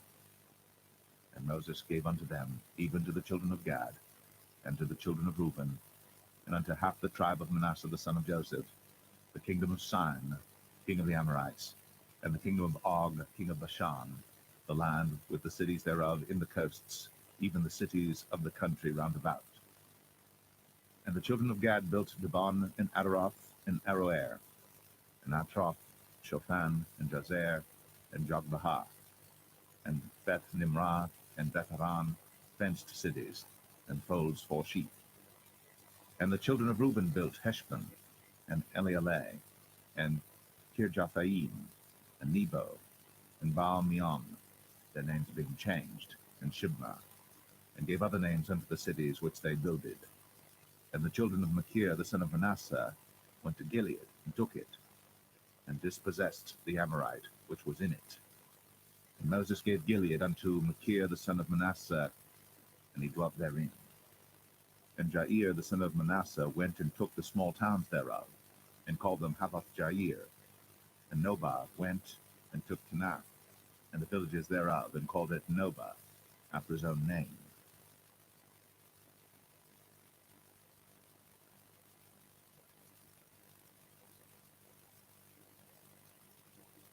Numbers 33. These are the journeys of the children of Israel, which went forth out of the land of Egypt with their armies under the hand of Moses and Aaron. And Moses wrote their goings out according to their journeys by the commandment of the Lord. And these are their journeys according to their goings out. And they departed from Ramses in the first month, on the 15th day of the first month. On the morrow after the Passover, the children of Israel went out with an high hand in the sight of all the Egyptians. For the Egyptians buried all their firstborn, which the Lord had smitten among them. Upon their gods also the Lord executed judgments. And the children of Israel removed from Ramses, and pitched in Succoth. And they departed from Succoth, and pitched in Etham, which is in the edge of the wilderness. And they removed from Etham, and turned again unto Pi-hahiroth, which is before Baal-zephon, and they pitched before Migdol. And they departed from before Pi-hahiroth, and passed through the midst of the sea into the wilderness, and went 3 days' journey in the wilderness of Etham, and pitched in Marah. And they removed from Marah, and came unto Elim, and in Elim were 12 fountains of water, and 70 palm trees, and they pitched there. And they removed from Elim, and encamped by the Red Sea. And they removed from the Red Sea, and encamped in the wilderness of Sin. And they took their journey out of the wilderness of Sin, and encamped in Dophkah. And they departed from Dophkah, and encamped in Alush.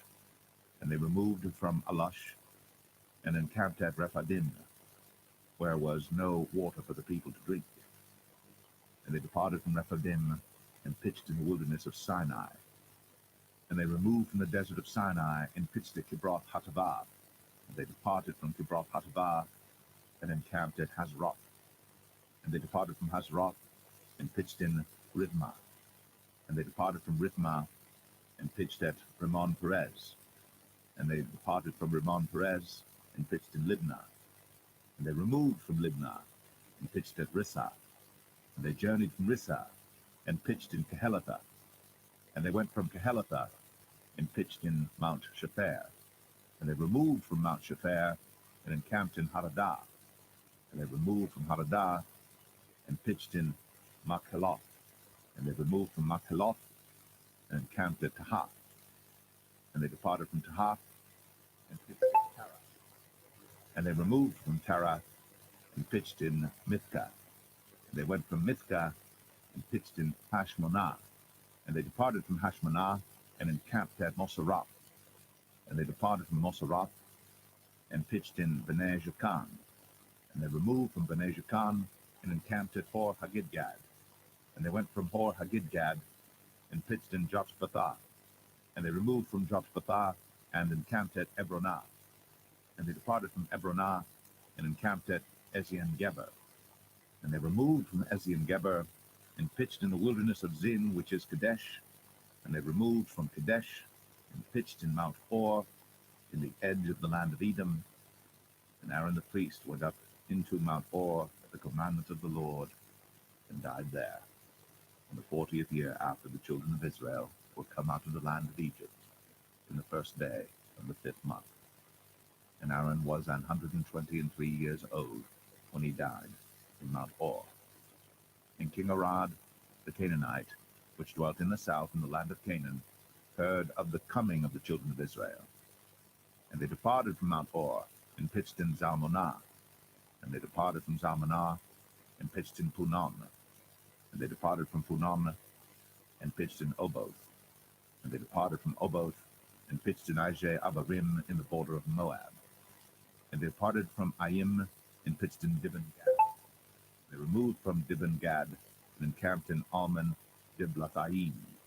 And they removed from Almon Diblathaim, and pitched in the mountains of Abarim before Nebo. And they departed from the mountains of Abarim, and pitched in the plains of Moab by Jordan near Jericho. And they pitched by Jordan from Beth Jeshimoth even unto Abel Shittim in the plains of Moab.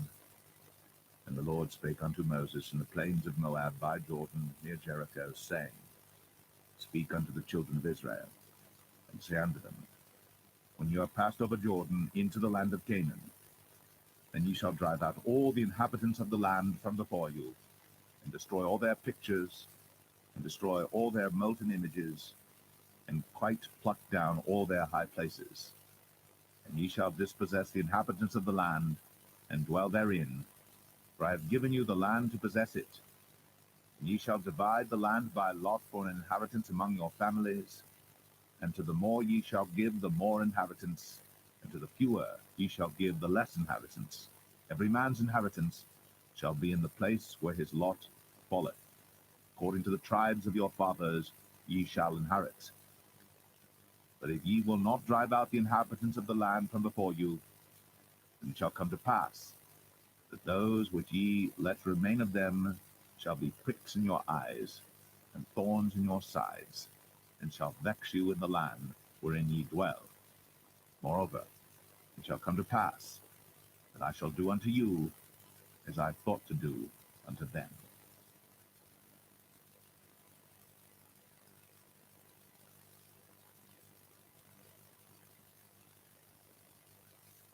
Numbers 34. And the Lord spake unto Moses, saying, Command the children of Israel, and say unto them, When ye come into the land of Canaan, this is the land that shall fall unto you for an inheritance, even the land of Canaan, with the coasts thereof. Then your south quarter shall be from the wilderness of Zin, along by the coast of Edom, and your south border shall be the outmost coast of the salt sea eastward. And your border shall turn from the south to the ascent of Akrabim, and pass on to Zin, and the going forth thereof shall be from the south to Kadesh Barnea, and shall go on to Hazar Adar, and pass on to Asman. And the border shall fetch a compass from Asman unto the river of Egypt, and the goings out of it shall be at the sea. And as for the western border, ye shall even have the great sea for a border. This shall be your west border, and this shall be your north border. From the great sea ye shall point out for you Mount Hor.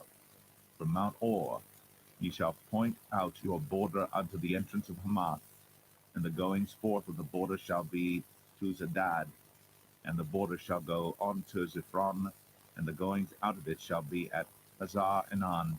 This shall be your north border.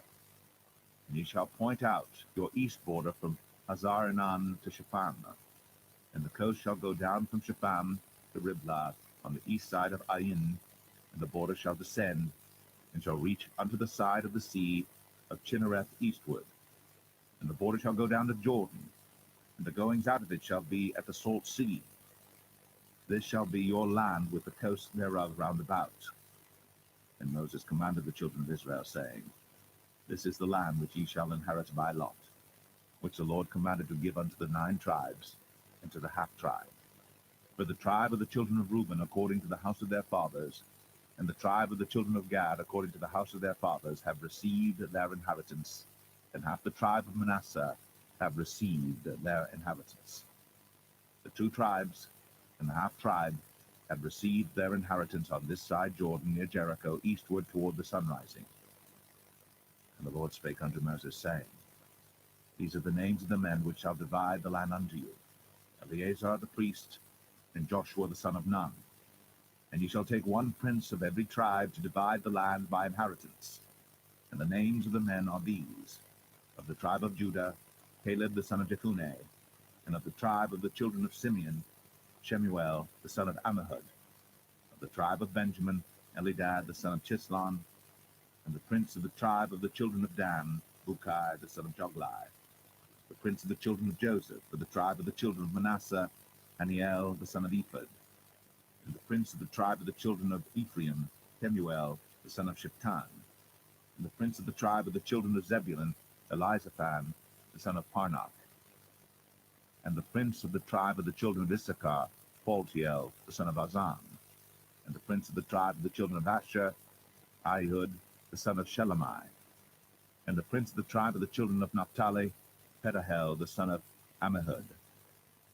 These are they whom the Lord commanded to divide the inheritance unto the children of Israel in the land of Canaan.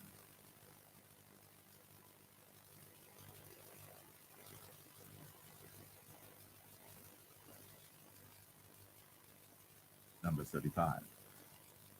And the Lord spake unto Moses in the plains of Moab by Jordan near Jericho, saying, Command the children of Israel, that they give unto the Levites of the inheritance of their possession cities to dwell in. And ye shall give also unto the Levites suburbs for the cities round about them. And the cities shall they have to dwell in, and the suburbs of them shall be for their cattle, and for their goods, and for all their beasts. And the suburbs of the cities, which ye shall give unto the Levites, shall reach from the wall of the city and outward 1,000 cubits round about.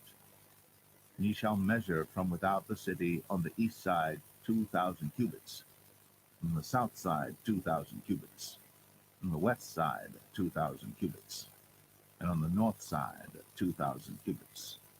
And the city shall be in the midst. This shall be to them the suburbs of the cities. And among the cities which ye shall give unto the Levites, there shall be 6 cities for refuge, which ye shall appoint for the manslayer, that he may flee thither. And to them ye shall add 42 cities.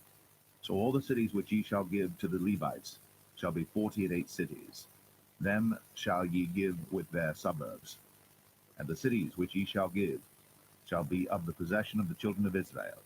From them that have many ye shall give many, but from them that have few ye shall give few. Every one shall give of his cities unto the Levites according to his inheritance, which he inherited. And the Lord spake unto Moses, saying, Speak unto the children of Israel, and say unto them, When ye be come over Jordan into the land of Canaan, then ye shall appoint you cities to be cities of refuge for you, that the slayer may flee thither, which killeth any person at unawares. And they shall be unto you cities for refuge from the avenger, that the manslayer die not, until he stand before the congregation in judgment. And of these cities which ye shall give 6 cities, shall ye have for refuge. Ye shall give 3 cities on this side Jordan, and 3 cities shall ye give in the land of Canaan, which shall be cities of refuge. These 6 cities shall be a refuge, both for the children of Israel, and for the stranger, and for the sojourner among them, that every one that killeth any person unawares may flee thither. And if he smite him with an instrument of iron, so that he die, he is a murderer. The murderer shall surely be put to death. And if he smite him with throwing a stone, wherewith he may die, and he die, he is a murderer. The murderer shall surely be put to death. Or if he smite him with an hand weapon of wood, wherewith he may die, and he die, he is a murderer. The murderer shall surely be put to death. The revenger of blood himself shall slay the murderer. When he meeteth him, he shall slay him.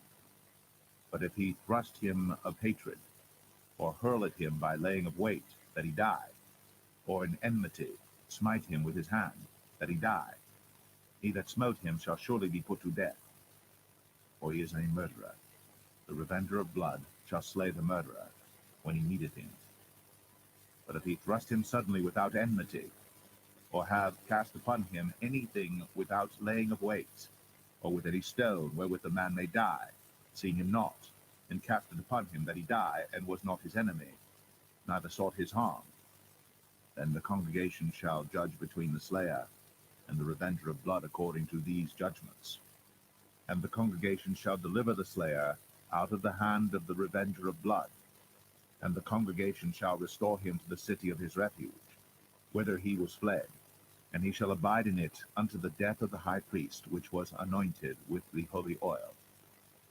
But if the slayer shall at any time come without the border of the city of his refuge, whither he was fled, and the revenger of blood find him without the borders of the city of his refuge, and the revenger of blood kill the slayer, he shall not be guilty of blood, because he should have remained in the city of his refuge until the death of the high priest.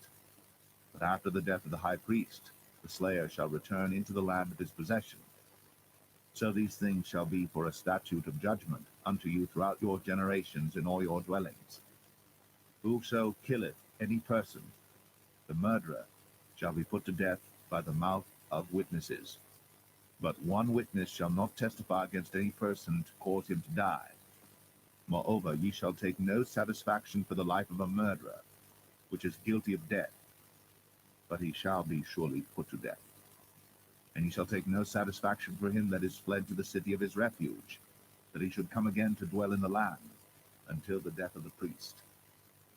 So ye shall not pollute the land wherein ye are, for blood it defileth the land, and the land cannot be cleansed of the blood that is shed therein, but by the blood of him that shed it. Defile not therefore the land, which ye shall inhabit, wherein I dwell. For I, the Lord, dwell among the children of Israel.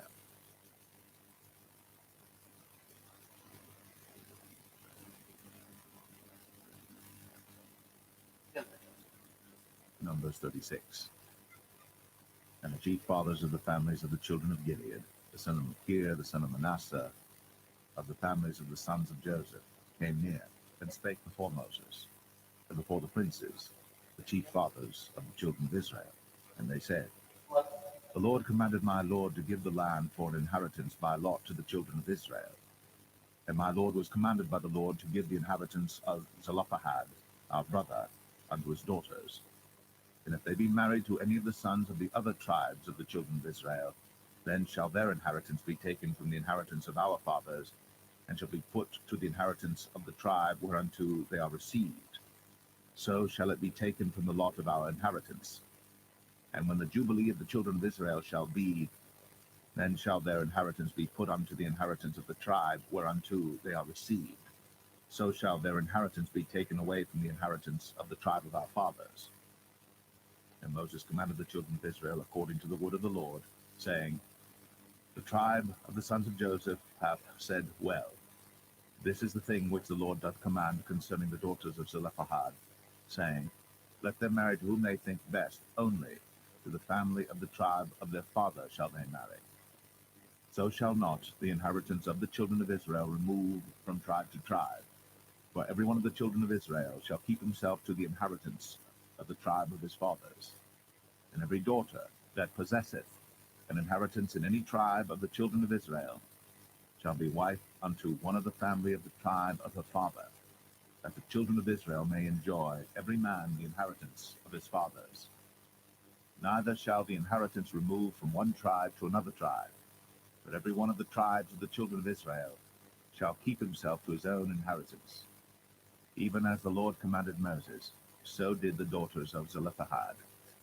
For Mahlah, Tirzah, and Hoglah, and Milcah, and Noah, the daughters of Zelophehad, were married unto their father's brothers' sons. And they were married into the families of the sons of Manasseh, the son of Joseph, and their inheritance remained in the tribe of the family of their father.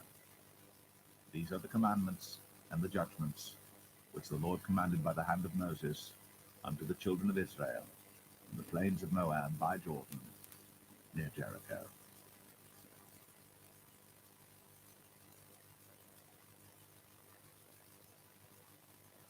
The Book of Deuteronomy, chapter 1.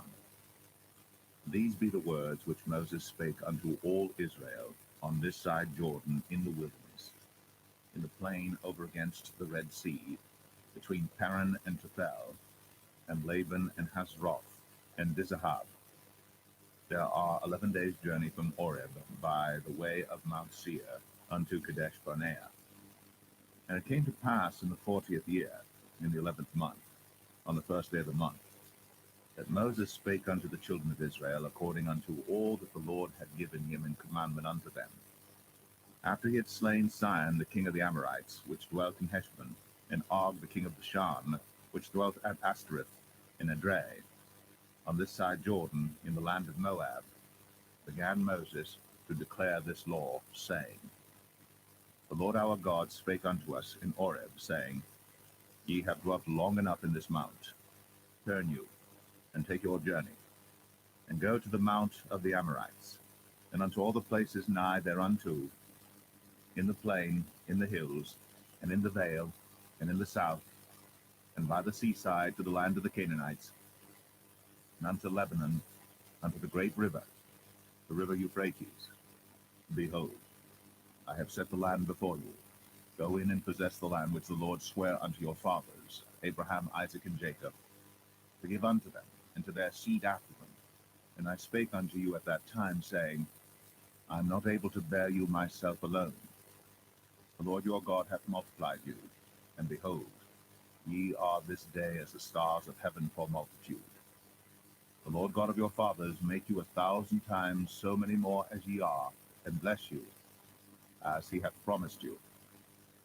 How can I myself alone bear your cumbrance, and your burden, and your strife? Take you wise men and understanding, and known among your tribes, and I will make them rulers over you. And he answered me and said, The thing which thou hast spoken is good for us to do. So I took the chief of your tribes, wise men and known, and made them heads over you, captains over thousands, and captains over hundreds, and captains over 50s, and captains over 10s, and officers among your tribes. And I charged your judges at that time, saying, Hear the causes between your brethren, and judge righteously between every man and his brother, and the stranger that is with him.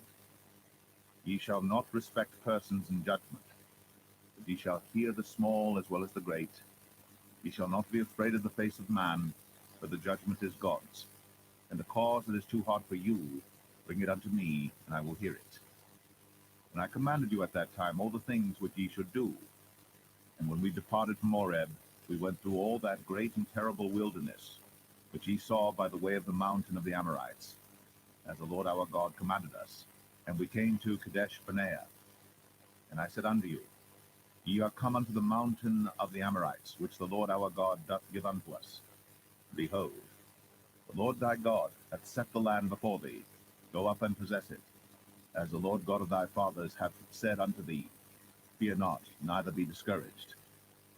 And ye came near unto me, every one of you, and said, We will send men before us, and they shall search us out the land, and bring us word again by what way we must go up, and into what cities we shall come. And the saying pleased me well. And I took 12 men of you, one of a tribe. And they turned and went up into the mountain, and came unto the valley of Eshcol, and searched it out. And they took of the fruit of the land in their hands, and brought it down unto us, and brought us word again, and said, It is a good land which the Lord our God doth give us. Notwithstanding ye would not go up, but rebelled against the commandment of the Lord your God.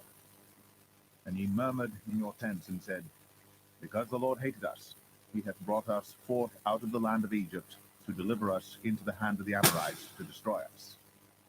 Whither shall we go up? Our brethren have discouraged our heart, saying, The people is greater and taller than we. The cities are great, and walled up to heaven.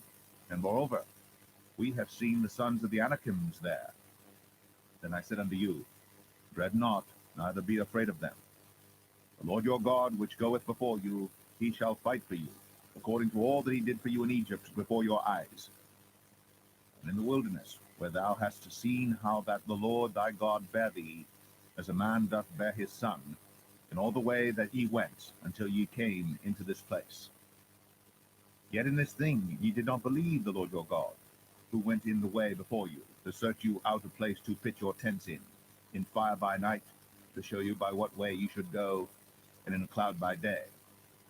And the Lord heard the voice of your words, and was wroth, and sware, saying, Surely there shall not one of these men of this evil generation see that good land, which I swear to give unto your fathers. Save Caleb the son of Jephunneh, he shall see it. And to him will I give the land that he hath trodden upon, and to his children, because he hath wholly followed the Lord. Also the Lord was angry with me for your sakes, saying, Thou also shalt not go in thither.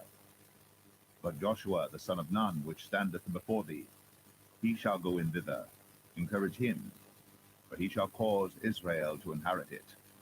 Moreover, your little ones, which he said should be a prey, and your children, which in that day had no knowledge between good and evil, they shall go in thither, and unto them will I give it, and they shall possess it. But as for you, turn you, and take your journey into the wilderness by the way of the Red Sea. Then ye answered and said unto me, We have sinned against the Lord. We will go up and fight, according to all that the Lord our God commanded us. And when ye had girded on every man his weapons of war, ye were ready to go up into the hill. And the Lord said unto me, Say unto them, Go not up, neither fight, for I am not among you, lest ye be smitten before your enemies. So I spake unto you, and ye would not hear, but rebelled against the commandment of the Lord, and went presumptuously up into the hill. And the Amorites which dwelt in that mountain came out against you, and chased you as bees do, and destroyed you in Seir, even unto Hormah. And ye returned and wept before the Lord. But the Lord would not hearken to your voice, nor give ear unto you. So ye abode in Kadesh many days, according unto the days that ye abode there.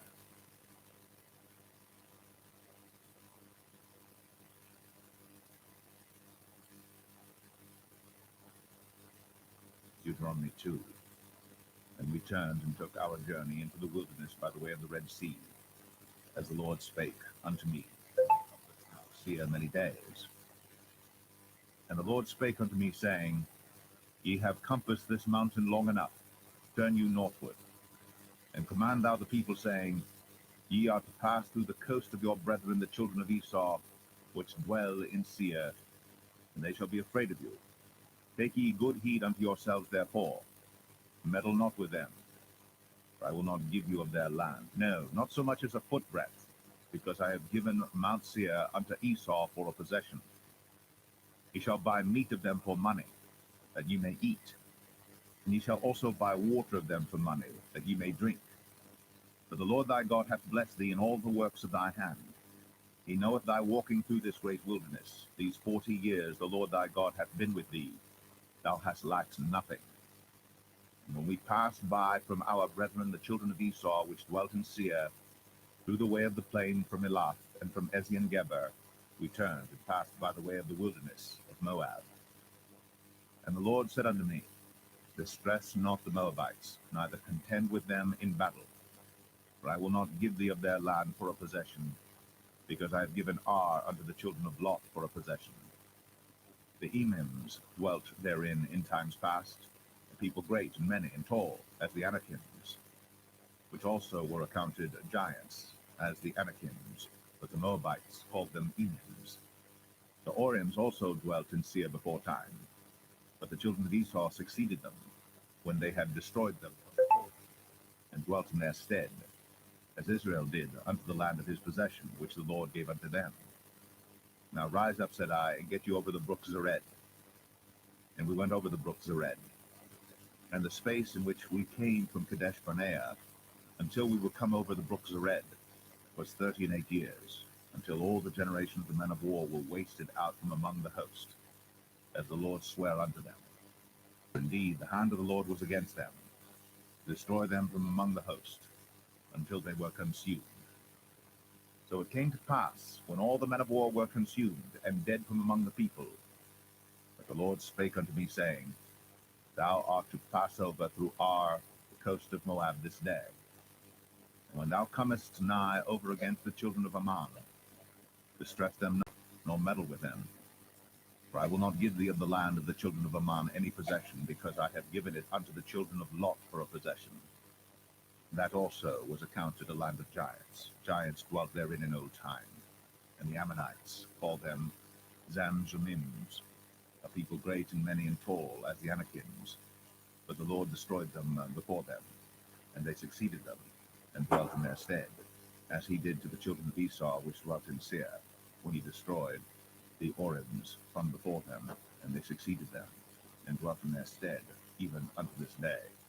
And the Avims, which dwelt in Hazarim, even unto Azar, the Captorims, which came forth out of Captor, destroyed them, and dwelt in their stead. Rise ye up, take your journey, and pass over the river Arnon. Behold, I have given into thine hand Sihon the Amorite, king of Heshbon, and his land. Begin to possess it, and contend with him in battle. This day will I begin to put the dread of thee and the fear of thee upon the nations that are under the whole heaven, who shall hear report of thee, and shall tremble, and be in anguish because of thee. And I sent messengers out of the wilderness of Kedemoth on Sihon, king of Heshbon, with words of peace, saying, Let me pass through thy land. I will go along by the highway. I will neither turn unto the right hand nor to the left. Thou shalt sell me meat for money, that I may eat, and give me water for money, that I may drink. Only I will pass through on my feet. As the children of Esau which dwelt in Seir, and the Moabites which dwell in Ar did unto me, until I shall pass over Jordan into the land which the Lord God giveth us. But Sihon, king of Heshbon, would not let us pass by him. For the Lord thy God hardened his spirit, and made his heart obstinate, that he might deliver him into thy hand, as appeareth this day. And the Lord said unto me, Behold, I have begun to give Sihon and his land before thee. Begin to possess, that thou mayest inherit his land. Then Sihon came out against us, he and all his people, to fight at Jahaz. And the Lord our God delivered him before us, and we smote him, and his sons, and all his people. And we took all his cities at that time, and utterly destroyed the men, and the women, and the little ones of every city. We left none to remain. Only the cattle we took for a prey unto ourselves, and the spoil of the cities which we took, from Aroer, which is by the brink of the river of Arnon, and from the city that is by the river, even unto Gilead. There was not one city too strong for us. The Lord our God delivered all unto us. Only unto the land of the children of Ammon thou camest not, nor unto any place of the river Jabbok, nor unto the cities in the mountains, nor unto whatsoever the Lord our God forbade us.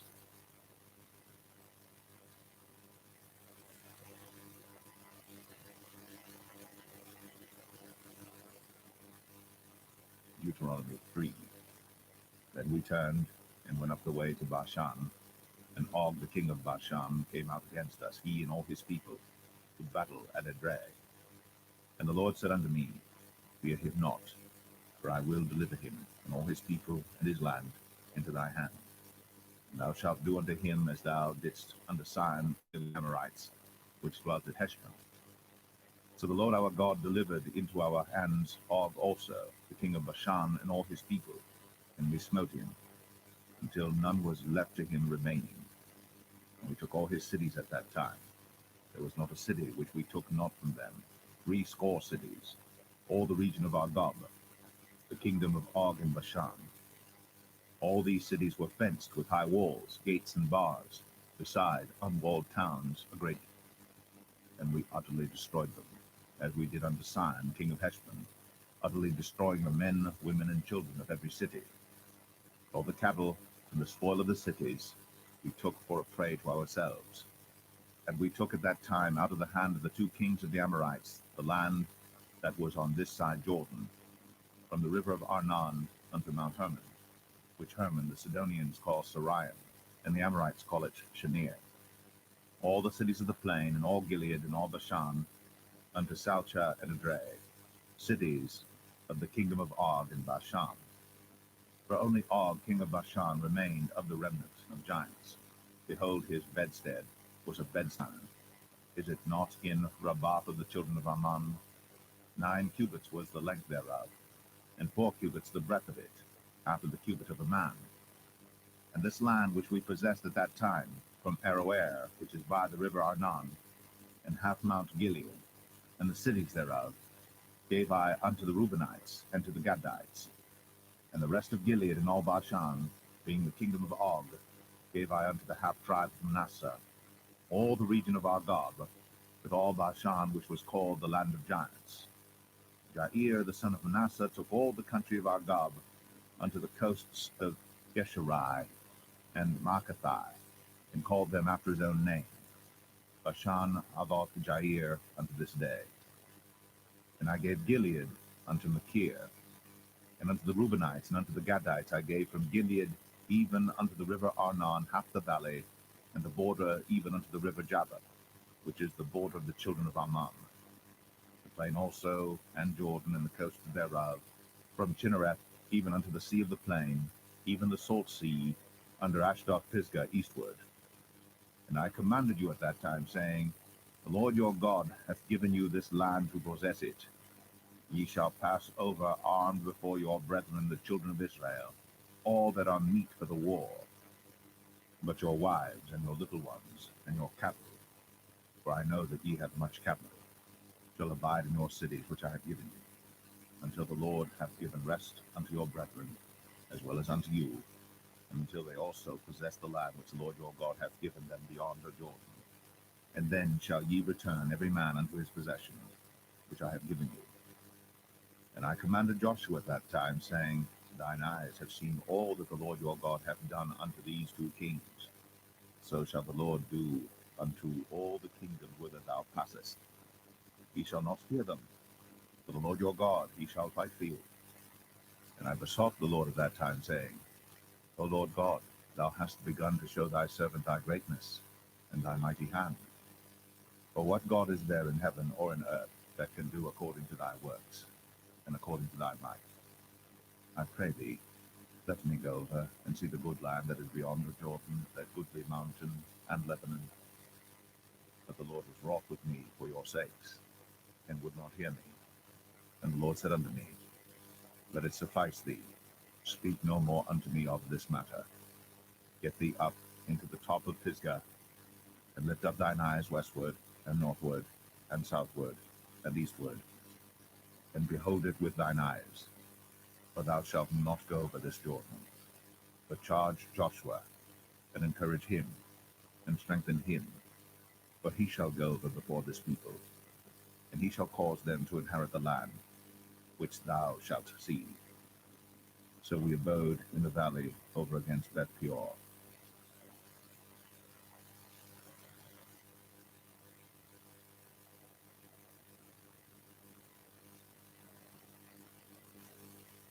Deuteronomy 4. Now therefore hearken, O Israel, unto the statutes, and unto the judgments which I teach you, for to do them, that ye may live, and go in and possess the land which the Lord God of your fathers giveth you.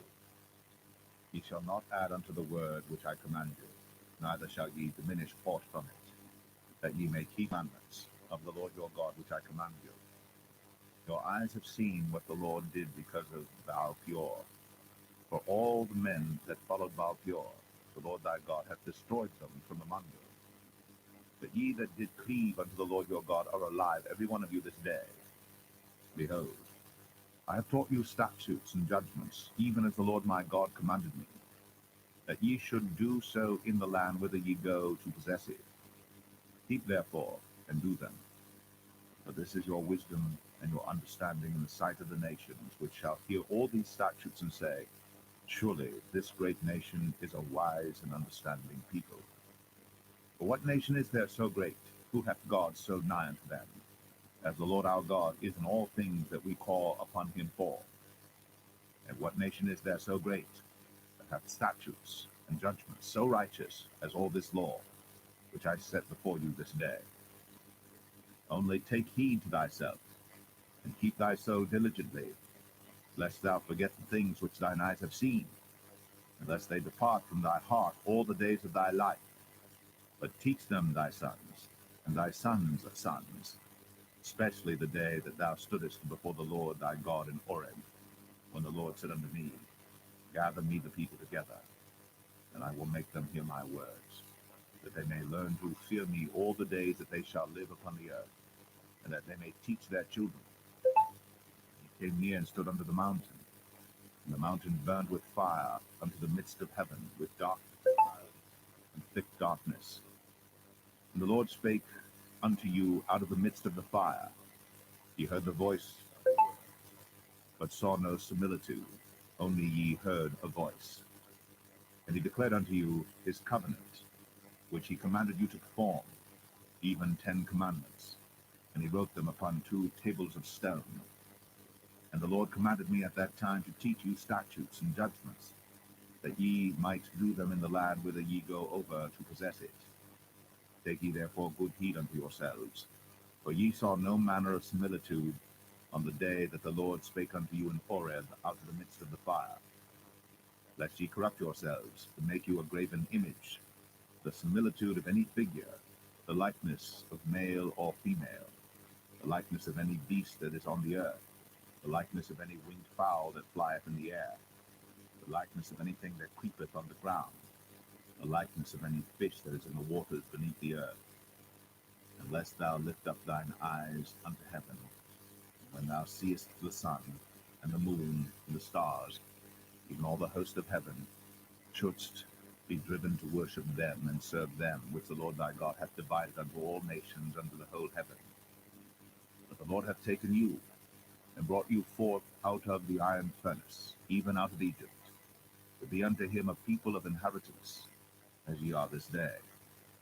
Furthermore, the Lord was angry with me for your sakes, and sware that I should not go over Jordan, and that I should not go in unto that good land, which the Lord thy God giveth thee for an inheritance.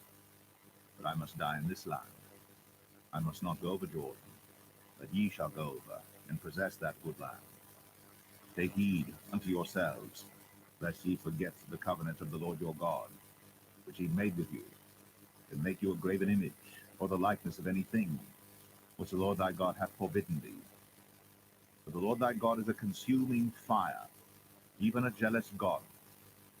When thou shalt beget children, and children's children, then ye shall have remained long in the land, and shall corrupt yourselves, and make a graven image, or the likeness of any thing, and shall do evil in the sight of the Lord thy God, to provoke him to anger. I call heaven and earth to witness against you this day, that ye shall soon utterly perish from off the land whereunto ye go over Jordan to possess it. Ye shall not prolong your days upon it, but shall utterly be destroyed. And the Lord shall scatter you among the nations. Ye shall be left few in number among the heathen, whither the Lord shall lead you. And there ye shall serve gods, the work of men's hands, wood and stone, which neither see, nor hear, nor eat, nor smell. But if from thence thou shalt seek the Lord thy God, thou shalt find him, if thou seek him with all thy heart and with all thy soul. When thou art in tribulation, and all these things are come upon thee, even in the latter days, if thou turn to the Lord thy God, and shalt be obedient unto his voice. The Lord thy God is a merciful God. He will not forsake thee, neither destroy thee, nor forget the covenant of thy fathers which he swore unto them.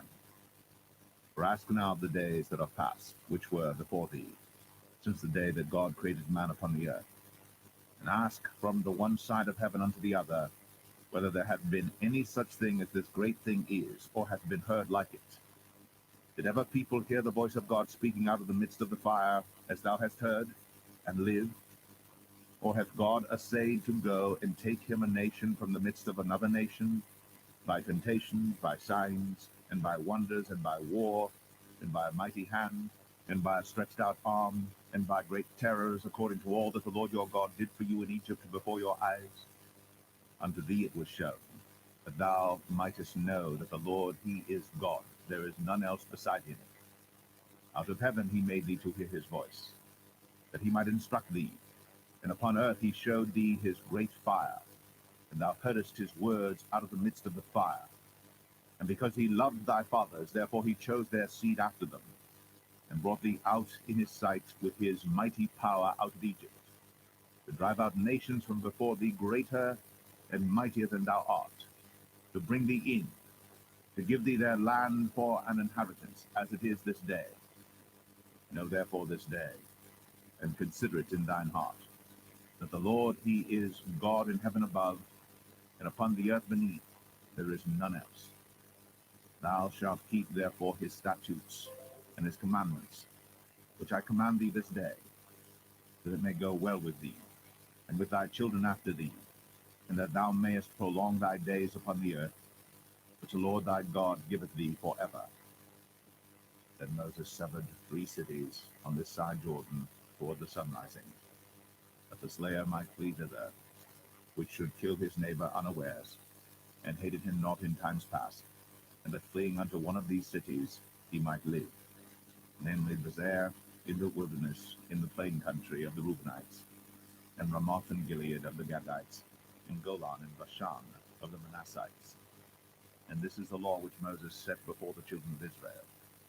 These are the testimonies and the statutes and the judgments which Moses spake unto the children of Israel after they came forth out of Egypt. On this side Jordan, in the valley over against that Peor, in the land of Sihon, king of the Amorites, who dwelt at Heshbon, whom Moses and the children of Israel smote after they were come forth out of Egypt. And they possessed his land, and the land of Og, king of Bashan, 2 kings of the Amorites, which were on this side Jordan toward the sunrising, from Aroer, which is by the bank of the river Arnon, even unto Mount Sion, which is Hermon, and all the plain on this side Jordan eastward, even unto the sea of the plain, under the springs of Pisgah.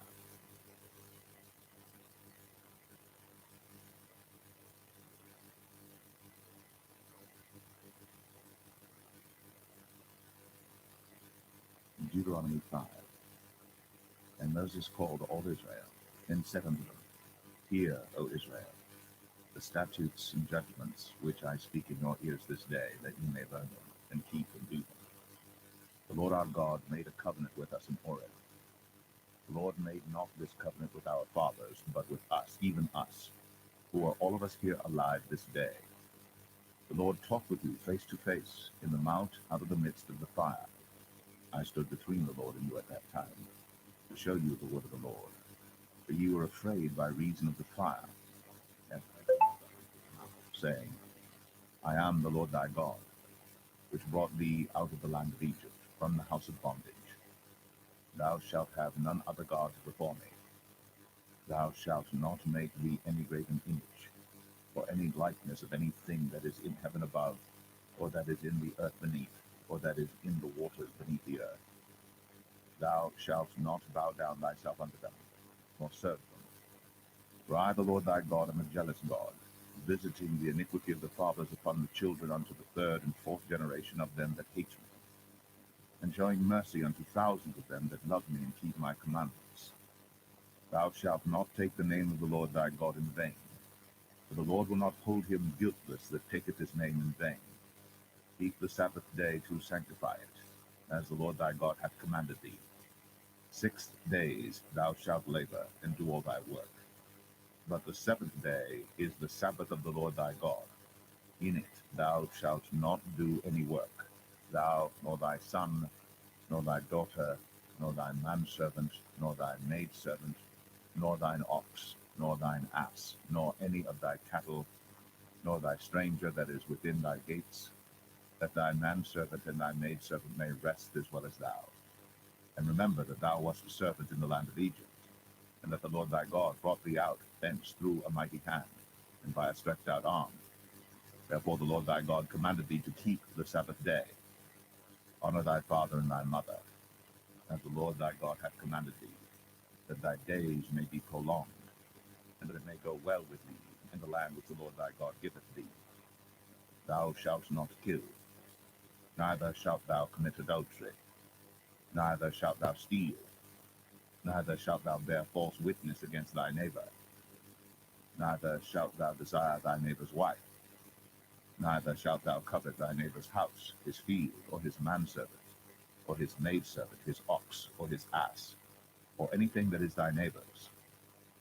These words the Lord spake unto all your assembly in the mount out of the midst of the fire of the cloud, and of the thick darkness, with a great voice. And he added no more. And he wrote them in 2 tables of stone, and delivered them unto me. And it came to pass, when ye heard the voice out of the midst of the darkness, for the mountain did burn with fire, that ye came near unto me, even all the heads of your tribes and your elders, and ye said, Behold, the Lord our God hath shown us his glory and his greatness, and we have heard his voice out of the midst of the fire. We have seen this day that God doth talk with man, and he liveth. Now therefore, why should we die?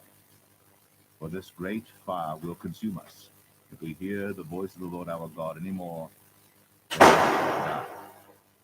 For who is there of all flesh that hath heard the voice of the living God speaking out of the midst of the fire, as we have, and lived? Go thou near, and hear all that the Lord our God shall say. And speak thou unto us all that the Lord our God shall speak unto thee. We will hear it and do it. And the Lord heard the voice of your words, when ye spake unto me. And the Lord said unto me, I have heard the voice of the words of this people, which they have spoken unto thee. They have well said all that they have spoken. Oh, that there was such an heart in them, that they would fear me, and keep all my commandments always, that it might be well with them, and with their children forever. Go say to them, get you into your tents again. But as for thee, stand thou here by me, and I will speak unto thee all the commandments, and the statutes, and the judgments, which thou shalt teach them, that they may do them in the land which I give them to possess it. Ye shall observe to do therefore as the Lord your God hath commanded you. Ye shall not turn aside to the right hand or to the left. Ye shall walk in all the ways that the Lord your God hath commanded you, that ye may live, and that it may be well with you, and that ye may prolong your days in the land which ye shall possess.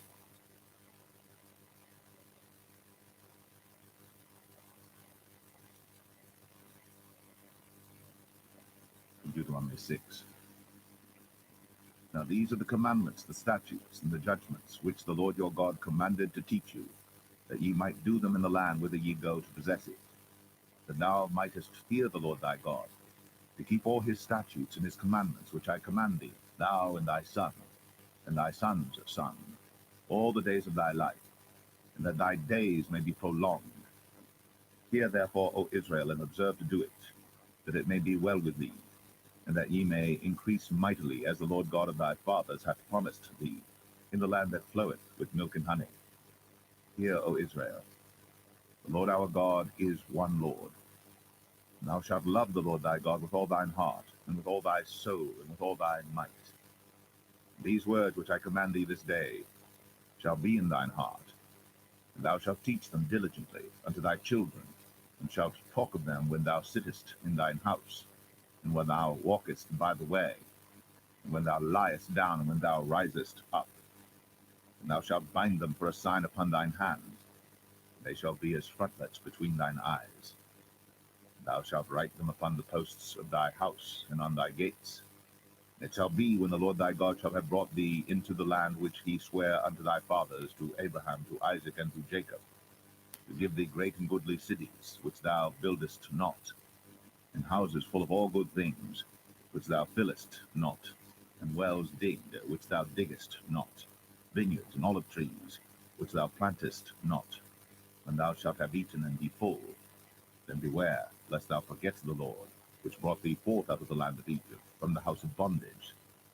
Thou shalt fear the Lord thy God, and serve him, and shalt swear by his name. Ye shall not go after other gods, of the gods of the people which are round about you. For the Lord thy God is a jealous God among you, lest the anger of the Lord thy God be kindled against thee, and destroy thee from off the face of the earth. Ye shall not tempt the Lord your God, as ye tempted him in Massah. Ye shall diligently keep the commandments of the Lord your God, and his testimonies, and his statutes, which he hath commanded thee. And thou shalt do that which is right and good in the sight of the Lord, that it may be well with thee, and that thou mayest go in and possess the good land which the Lord sware unto thy fathers, to cast out all thine enemies from before thee, as the Lord hath spoken.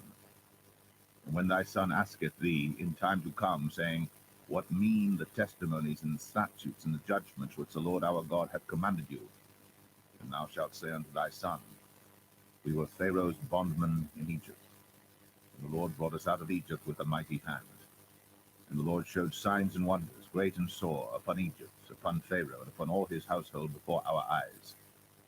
And he brought us out from thence, that he might bring us in, to give us the land which he sware unto our fathers. And the Lord commanded us to do all these statutes, to fear the Lord our God, for our good always, that he might preserve us alive, as it is at this day. And it shall be our righteousness, if we observe to do all these commandments before the Lord our God, as he hath commanded us.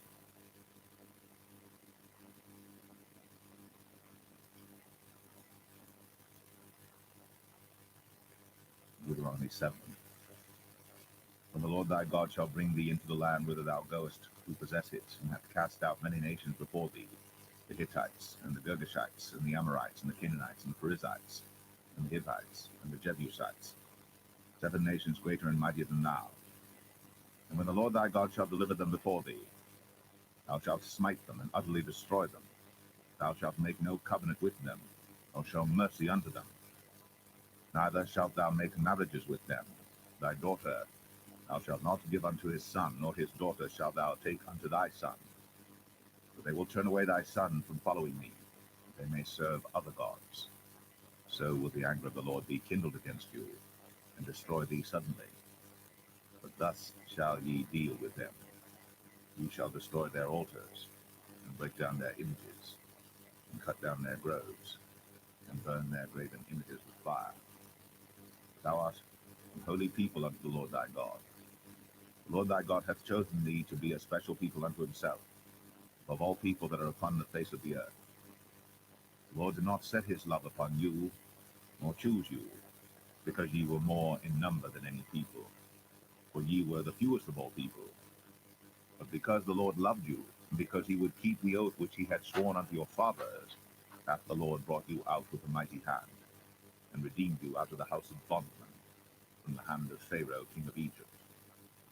Know therefore that the Lord thy God, he is God, the faithful God, which keepeth covenant and mercy with them that hate him, and keep his commandments to 1,000 generations, and repayeth them that hate him to their face, to destroy them. He will not be slack to him that hateth him. He will repay him to his face. Thou shalt therefore keep the commandments, and the statutes, and the judgments, which I command thee this day to do them. Wherefore it shall come to pass, if ye hearken to these judgments, and keep and do them, the Lord thy God shall keep unto thee the covenant, and the mercy which he sware unto thy fathers. And he will love thee, and bless thee, and multiply thee. He will also bless the fruit of thy womb, and the fruit of thy land, thy corn, and thy wine, and thine oil, the increase of thy kine, and the flocks of thy sheep, in the land which he sware unto thy fathers to give thee. Thou shalt be blessed above all people. There shall not be male or female barren among you, or among your cattle. And the Lord will take away from thee all sickness, and will put none of the evil diseases of Egypt, which thou knowest, upon thee, but will lay them upon all them that hate thee. And thou shalt consume all the people which the Lord thy God shall deliver thee. Thine eye shall have no pity upon them, neither shalt thou serve their gods, for that will be a snare unto thee. Thou shalt say in thine heart, These nations are more than I. How can I dispossess them? Thou shalt not be afraid of them, but shalt well remember what the Lord thy God did unto Pharaoh and unto all Egypt, the great temptations which thine eyes saw, and the signs and the wonders, and the mighty hand, and the stretched out arm, whereby the Lord thy God brought thee out. So shall the Lord thy God do unto all the people of whom thou art afraid. Moreover, the Lord thy God will send the hornet among them, until they that are left and hide themselves from thee be destroyed. Thou shalt not be affrighted at them, for the Lord thy God is among you, a mighty God and terrible. And the Lord thy God will put out those nations before thee by little and little. Thou mayest not consume them at once, lest the beasts of the field increase upon thee. But the Lord thy God shall deliver them unto thee, and shall destroy them with a mighty destruction until they be destroyed. And he shall deliver their kings into thine hand, and thou shalt destroy their name from under heaven. There shall no man be able to stand before thee until thou hast destroyed them. The graven images of their gods shall ye burn with fire. Thou shalt not desire the silver or gold that is on them, nor take it unto thee, lest thou be snared therein. For it is an abomination to the Lord thy God. Neither shalt thou bring an abomination into thine house, lest thou be a cursed thing like it. But thou shalt utterly detest it, and thou shalt utterly abhor it, for it is a cursed thing.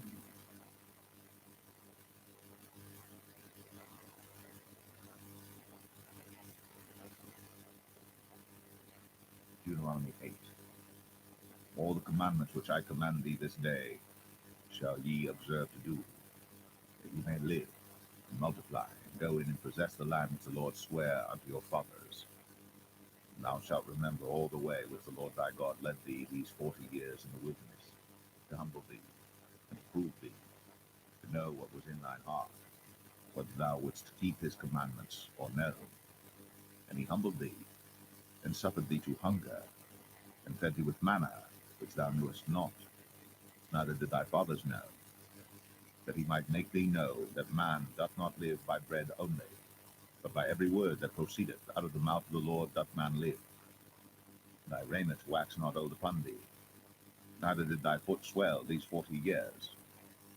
Thou shalt also consider in thine heart that, as a man chasteneth his son, so the Lord thy God chasteneth thee.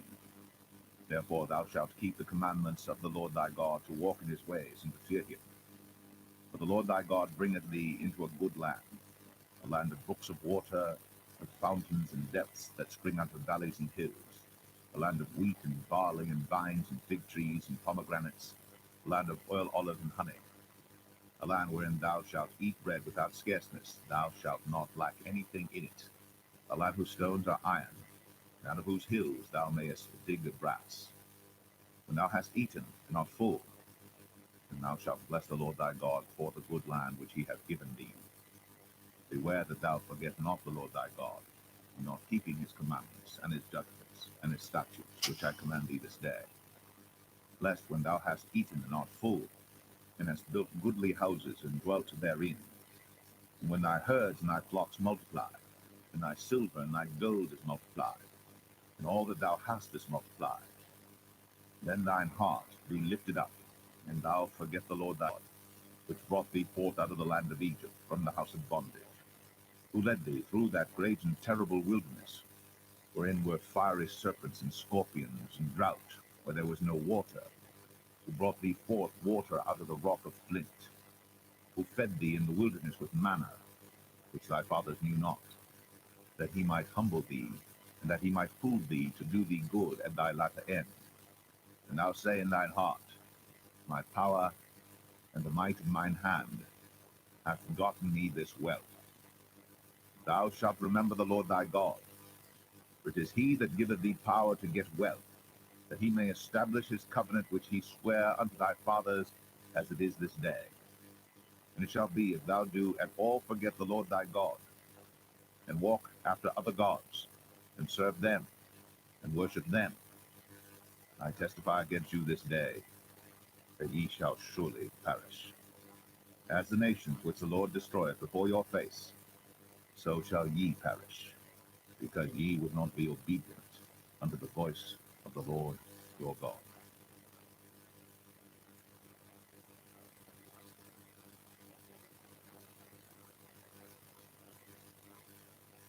Deuteronomy 9.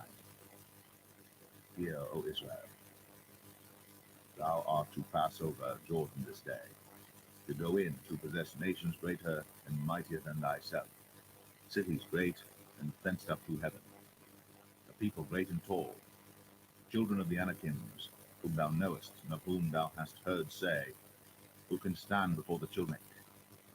Understand therefore this day that the Lord thy God is he which goeth over before thee as a consuming fire. He shall destroy them, and he shall bring them down before thy face. So shalt thou drive them out, and destroy them quickly, as the Lord hath said unto thee. Speak not thou in thine heart, after that the Lord thy God hath cast them out from before thee, saying, for my righteousness the Lord hath brought me in to possess this land.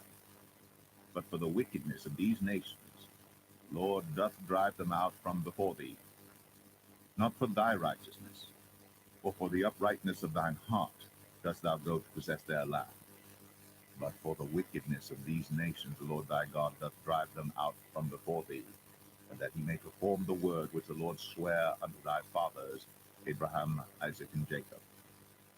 Understand therefore that the Lord thy God giveth thee not this good land to possess it for thy righteousness, for thou art a stiff-necked people.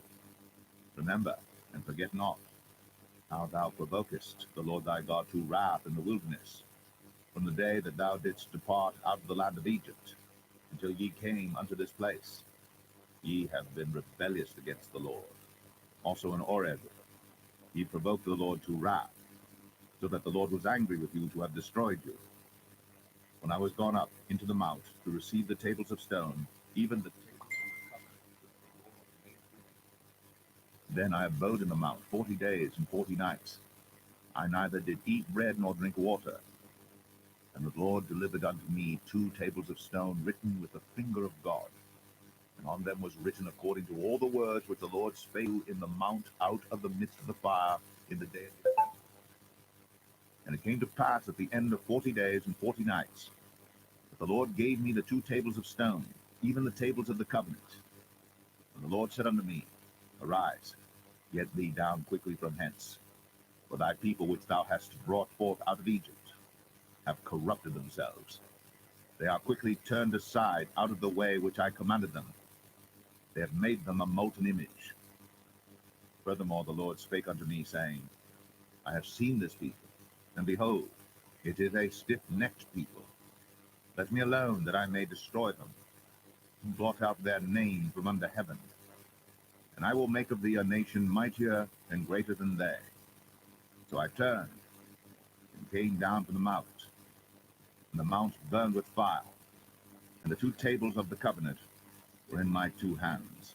And I looked, and behold, ye had sinned against the Lord your God, and it made you a molten calf. Ye had turned aside quickly out of the way which the Lord had commanded you. And I took the 2 tables, and cast them out of my 2 hands, and brake them before your eyes. And I fell down before the Lord as at the first 40 days and 40 nights. I did neither eat bread nor drink water, because of all your sin which ye sinned in doing wickedly in the sight of the Lord, to provoke him to anger. But I was afraid of the anger and hot displeasure, wherewith the Lord was wroth against you to destroy you. But the Lord hearkened unto me at that time also. And the Lord was very angry with Aaron to have destroyed him. And I prayed for Aaron also the same time. And I took your sin, the calf which ye had made, and burnt it with fire, and mounted it very small, until it was as small as dust. And I cast the dust thereof into the brook that descended out of the mount. And at Taberah, and at Massah, and at Kibroth Hattaavah, ye provoked the Lord to wrath. Likewise, when the Lord sent you from Kadesh Barnea, saying, Go up and possess the land which I have given you, then ye rebelled against the commandment of the Lord your God, and ye believed him not, nor hearkened to his voice. Ye have been rebellious against the Lord from the day that I knew you. Thus I fell down before the Lord 40 days and 40 nights, as I fell down at the first, because the Lord had said he would destroy you. I prayed therefore unto the Lord, and said, O Lord God, destroy not thy people and thine inheritance, which thou hast redeemed through thy greatness, which thou hast brought forth out of Egypt with a mighty hand. Remember thy servants Abraham, Isaac, and Jacob. Look not unto the stubbornness of this people, nor to their wickedness, nor to their sin. Lest the land whence thou broughtest us out say, Because the Lord was not able to bring them into the land which he promised them, and because he hated them, he hath brought them out to slay them in the wilderness. Yet they are thy people, and thine inheritance, which thou broughtest out by thy mighty power, and by thy stretched out arm.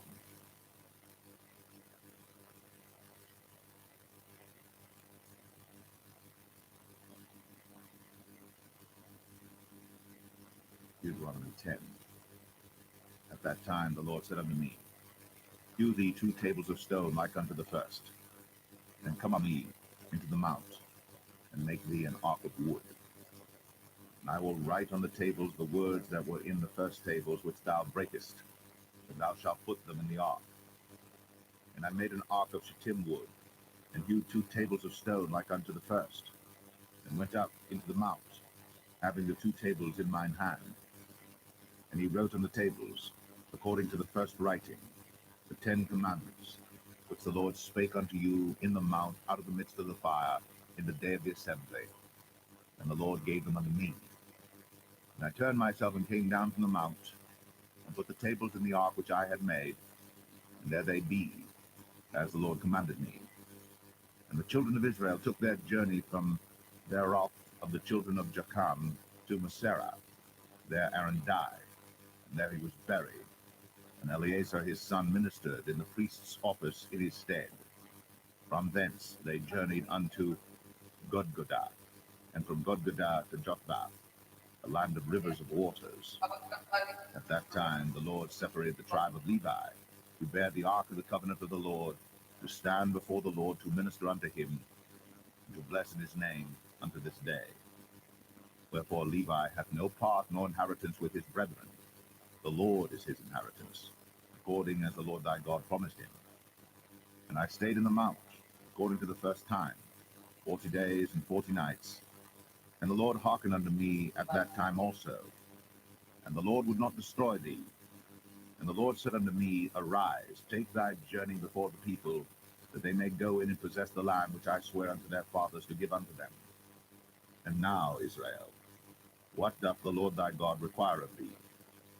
But to fear the Lord thy God, to walk in all his ways, and to love him, and to serve the Lord thy God with all thy heart and with all thy soul, to keep the commandments of the Lord and his statutes, which I command thee this day for thy good. Behold, the heaven and the heaven of heavens is the Lord's thy God, the earth also with all that therein is. Only the Lord had a delight in thy fathers to love them, and he chose their seed after them, even you above all people, as it is this day. Circumcise therefore the foreskin of your heart, and be no more stiff-necked. For the Lord your God is God of gods and Lord of lords, a great God, a mighty and a terrible, which regardeth not persons, nor taketh reward. He doth execute the judgment of the fatherless and widow, and loveth the stranger, in giving him food and raiment. Love ye therefore the stranger, for ye were strangers in the land. Thou shalt fear the Lord thy God. Him shalt thou serve, and to him shalt thou cleave, and swear by his name. He is thy praise, and he is thy God, that hath done for thee these great and terrible things, which thine eyes have seen. Thy fathers went down into Egypt with 70 persons, and now the Lord thy God hath made thee as the stars of heaven for multitude.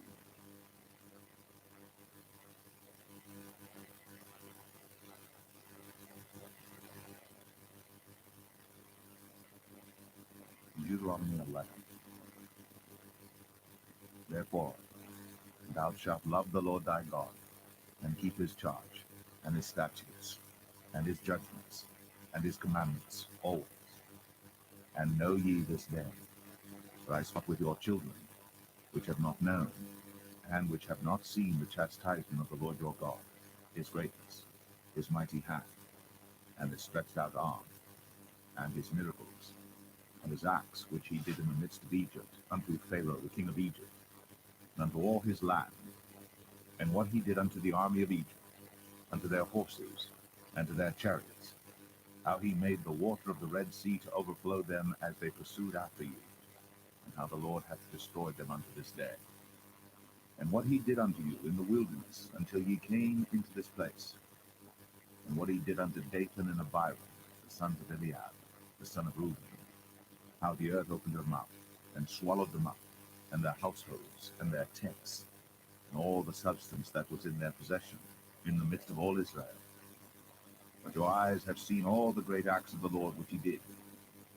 Therefore shall ye keep all the commandments which I command you this day, that ye may be strong, and go in and possess the land, whither ye go to possess it, and that ye may prolong your days in the land, which the Lord sware unto your fathers to give unto them and to their seed, a land that floweth with milk and honey. For the land whither thou goest in to possess it is not as the land of Egypt, from whence ye came out, where thou sowedst thy seed, and waterest it with thy foot, as a garden of herbs. For the land whither ye go to possess it is a land of hills and valleys, and drinketh water of the rain of heaven, a land which the Lord thy God careth for. The eyes of the Lord thy God are always upon it, from the beginning of the year even unto the end of the year. It shall come to pass, if ye shall hearken diligently unto my commandments, which I command you this day, to love the Lord your God, and to serve him with all your heart with all your soul. And I will give you the rain of your land in its due season, the first rain and the latter rain. And thou mayest gather in thy corn, and thy wine, and thine oil. And I will send grass in thy fields for thy cattle, that thou mayest eat and be full. Take heed to yourselves, that your heart be not deceived, and ye turn aside and serve other gods, and worship them. And then the Lord's wrath be no rain, and that the land yield not her fruit, unless ye perish quickly from off the good land which the Lord giveth you. Therefore shall ye lay up these my words in your heart and in your soul, that they may be as frontlets between your eyes. Ye shall teach them your children, speaking of them when thou sittest in thine house, and when thou walkest by the way, when thou liest down, and when thou risest up. And thou shalt write them upon the doorposts of thine house, and upon thy gates, that your day be multiplied, and the days of your children in the land of which the Lord sware unto your fathers to give them, as the days of heaven upon the earth. For if ye shall diligently keep all these commandments which I command you, to do them, to love the Lord your God, to walk in all his ways, and to cleave unto him, then will the Lord drive out all these nations from before you, and ye shall possess greater nations, and mightier than yourselves. Every place whereon the soles of your feet shall tread shall be yours, from the wilderness and Lebanon, from the river Euphrates, even unto the uttermost sea shall your coast be. There shall no man be able to stand before you. For the Lord your God shall lay the fear of you and the dread of you upon all the land that ye shall tread upon, as he has said unto you. Behold, I set before you this day a blessing and a curse. A blessing, if you obey the commandments of the Lord your God, which I command you this day, and a curse, if you will not obey the commandments of the Lord your God, but turn aside out of the way which I command you this day, to go after other gods, which ye have not known. And it shall come to pass, when the Lord thy God hath brought thee in unto the land whither thou goest to possess it, that thou shalt put the blessing upon Mount Gerizim, and the curse upon Mount Ebal. Are they not on the other side Jordan, by the way where the sun goeth down, in the land of the Canaanites, which dwell in Champaign over against Gilgal, beside the plain of Moreh? For ye shall pass over Jordan to go in to possess the land which the Lord your God giveth you. And ye shall possess it, and dwell therein. And ye shall observe to do all the statutes and judgments which I set before you this day.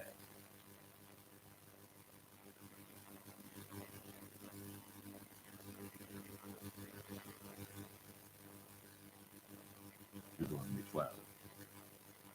These are the statutes and judgments which ye shall observe to do in the land, which the Lord God of thy fathers giveth thee to possess it, all the days that ye live upon the earth. Ye shall utterly destroy all the places wherein the nations which ye shall possess served their gods, upon the high mountains, and upon the hills, and under every green tree. And ye shall overthrow their altars, and break their pillars, and burn their groves with fire. And ye shall hew down the graven images of their gods, and destroy the names of them out of that place. Ye shall not do so unto the Lord your God, but unto the place which the Lord your God shall choose out of all your tribes to put his name there, even unto his habitation shall ye seek, and thither thou shalt come. And thither ye shall bring your burnt offering, and your sacrifices, and your tithes, and heave offerings of your hand, and your vows, and your freewill offerings, and the firstlings of your herds and of your flocks. And there ye shall eat before the Lord your God, and ye shall rejoice in all that ye put your hand unto, ye and your households, wherein the Lord thy God hath blessed thee. Ye shall not do after all the things that we do here this day, every man whatsoever is right in his own eyes. For ye are not as yet come to the rest, and to the inheritance which the Lord your God giveth you. Over Jordan, and dwell in the land which the Lord your God giveth you to inherit.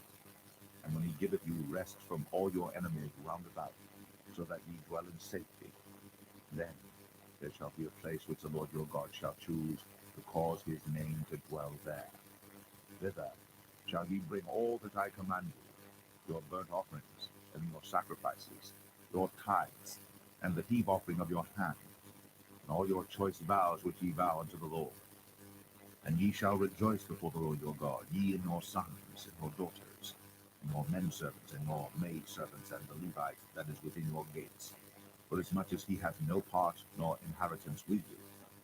Take heed to thyself, that thou offer not thy burnt offerings in every place that thou seest, but in the place which the Lord shall choose in one of thy tribes, there thou shalt offer thy burnt offerings, and there thou shalt do all that I command thee. Notwithstanding, thou must kill and eat flesh in all thy gates, whatsoever thy soul lusteth after, according to the blessing of the Lord thy God which he hath given thee. The unclean and the clean may eat thereof, as of the roebuck, and as of the hart. Only ye shall not eat the blood. Ye shall pour it upon the earth as water. Thou mayest not eat within thy gates the tithe of thy corn, or of thy wine, or of thy oil, or the firstlings of thy herds, or of thy flock, nor any of thy vows which thou vowest, nor thy freewill offerings, or heave offering of thine hand. But thou must eat them before the Lord thy God in the place which the Lord thy God shall choose, thou and thy son, and thy daughter, and thy manservant, and thy maidservant, and the Levite that is within thy gates. And thou shalt rejoice before the Lord thy God in all that thou puttest thine hands unto. Take heed to thyself that thou forsake not the Levite as long as thou livest upon the earth. And the Lord thy God shall enlarge thy border, as he hath promised thee. And thou shalt say, I will eat flesh, because the soul longeth to eat flesh. Thou mayest eat flesh, whatsoever thy soul lusteth after. If the place which the Lord thy God hath chosen to put his name there be too far from thee, then thou shalt kill of thy herd and of thy flock, which the Lord hath given thee, as I have commanded thee. Thou shalt eat in thy gates whatsoever thy soul lusteth after, even as the roebuck and the hart is eaten, so thou shalt eat them. The unclean and the clean shall eat of them alike. Only be sure that thou eat not the blood, for the blood is the life. Thou mayest not eat the life with the flesh. Thou shalt not eat it. Thou shalt pour it upon the earth as water. Thou shalt not eat it, that it may go well with thee, and with thy children after thee, and thou shalt do that which is right in the sight of the Lord. Only thy holy things which thou hast, and thy vows, thou shalt take, and go unto the place which the Lord shall choose. And thou shalt offer thy burnt offerings, the flesh and the blood, upon the altar of the Lord thy God. And the blood of thy sacrifice shall be poured out upon the altar of the Lord thy God, and thou shalt eat the flesh. Observe and hear all these words which I command thee, that it may go well with thee, and with thy children after thee forever, when thou doest that which is good and right in the sight of the Lord thy God. When the Lord thy God shall cut off the nations from before thee, whither thou goest to possess them, and thou succeedest them, and dwellest in their land, take heed to thyself that thou be not snared by following them, after that they be destroyed from before thee, and that thou inquire not after their gods, saying, how did these nations serve their gods? Even so will I do likewise.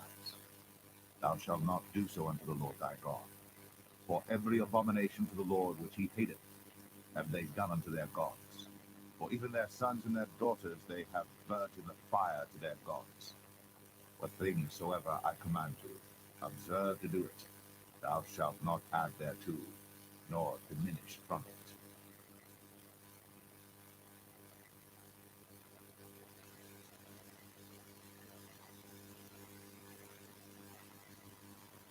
Deuteronomy 13.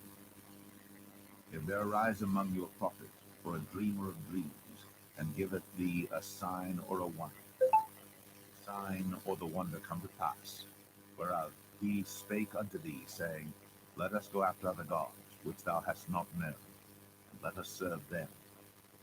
Thou shalt not hearken unto the words of that prophet, or that dreamer of dreams.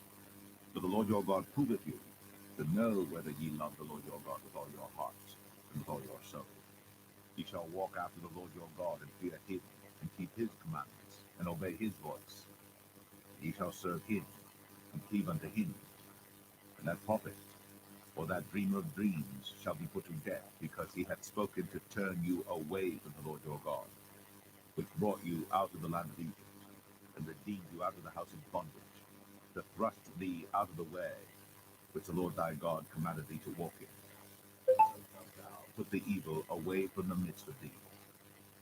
If thy brother, the son of thy mother, or thy son, or thy daughter, or the wife of thy bosom, or thy friend, which is as thine own soul, entice thee secretly, saying, Let us go and serve other gods, which thou hast not known, thou nor thy fathers, namely of the gods of the people which are round about you, nigh unto thee, or far off from thee, from the one end of the earth even unto the other end of the earth.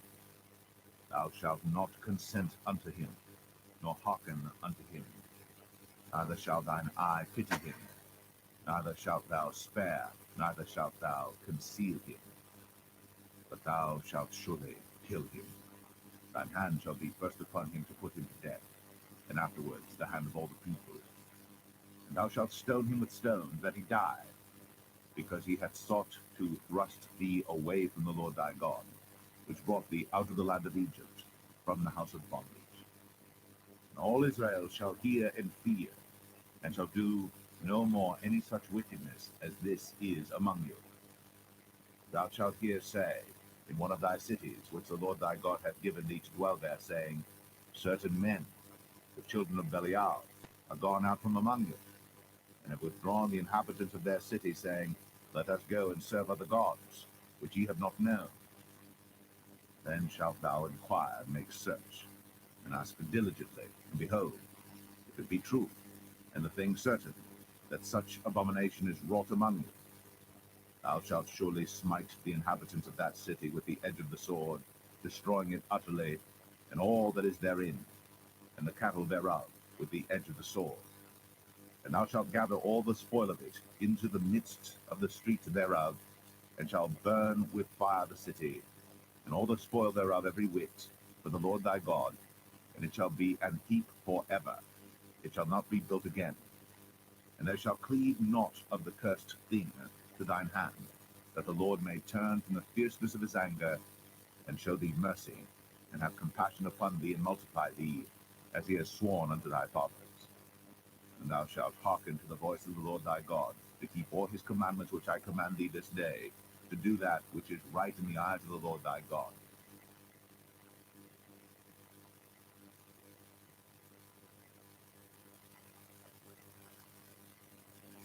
Deuteronomy 14. Ye are the children of the Lord your God. Ye shall not cut yourselves, nor make any baldness between your eyes for the dead.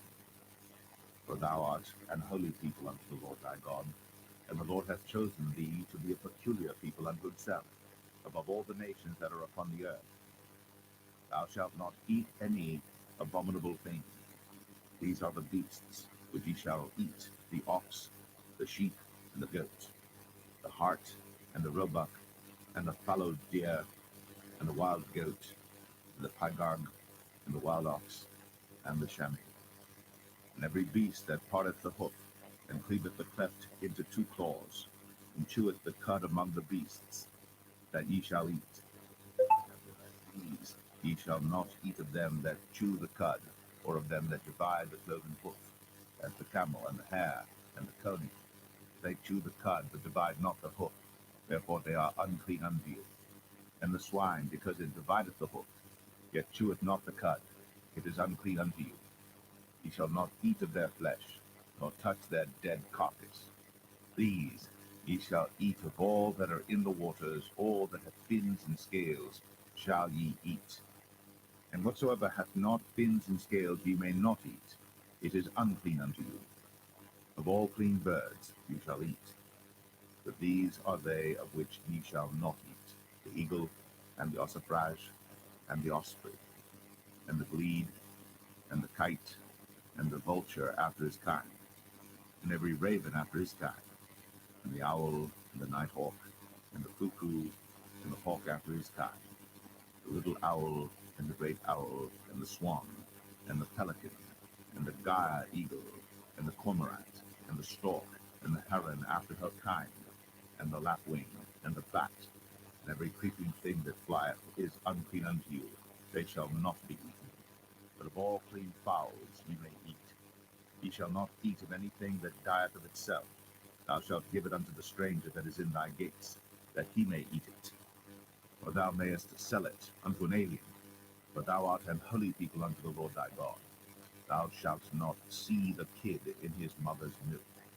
Thou shalt truly tithe all the increase of thy seed, that the field bringeth forth year by year.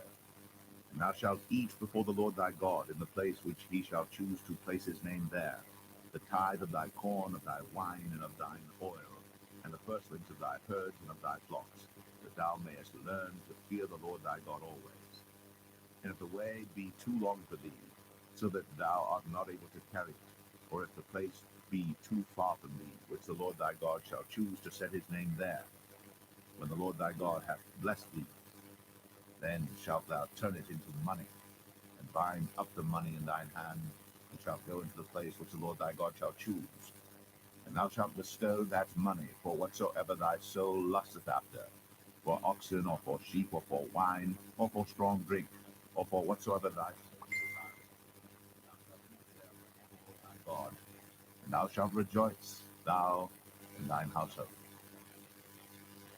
And the Levite that is within thy gates, thou shalt not forsake him, for he hath no part nor inheritance with thee. At the end of 3 years thou shalt bring forth all the tithe of thine increase the same year, and shalt lay it up within thy gates. And the Levite, because he hath no part nor inheritance with thee, and the stranger, and the fatherless, and the widow, which are within thy gates, shall come, and shall eat and be satisfied, that the Lord thy God may bless thee in all the work of thine hand which thou doest.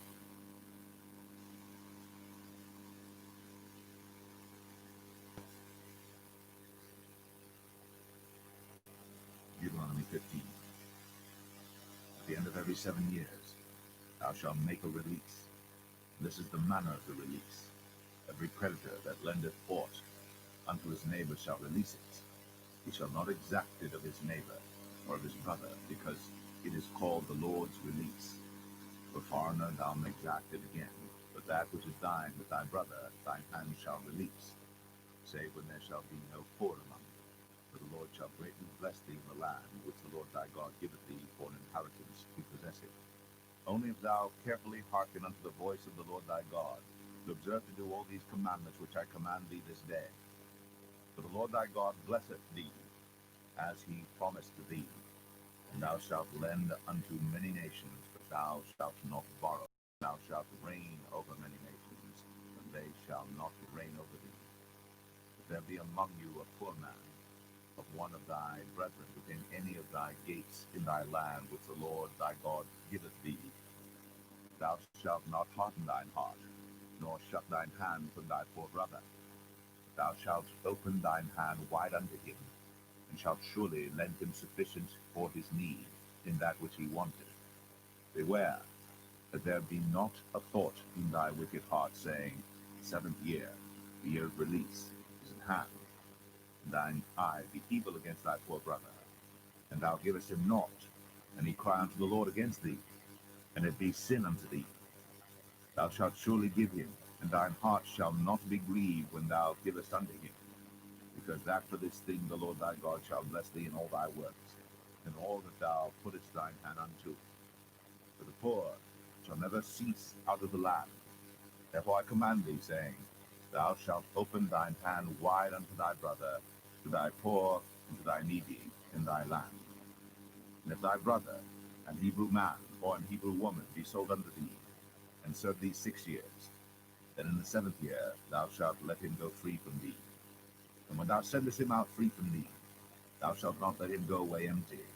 Thou shalt furnish him liberally out of thy flock, and out of thy floor, and out of thy winepress.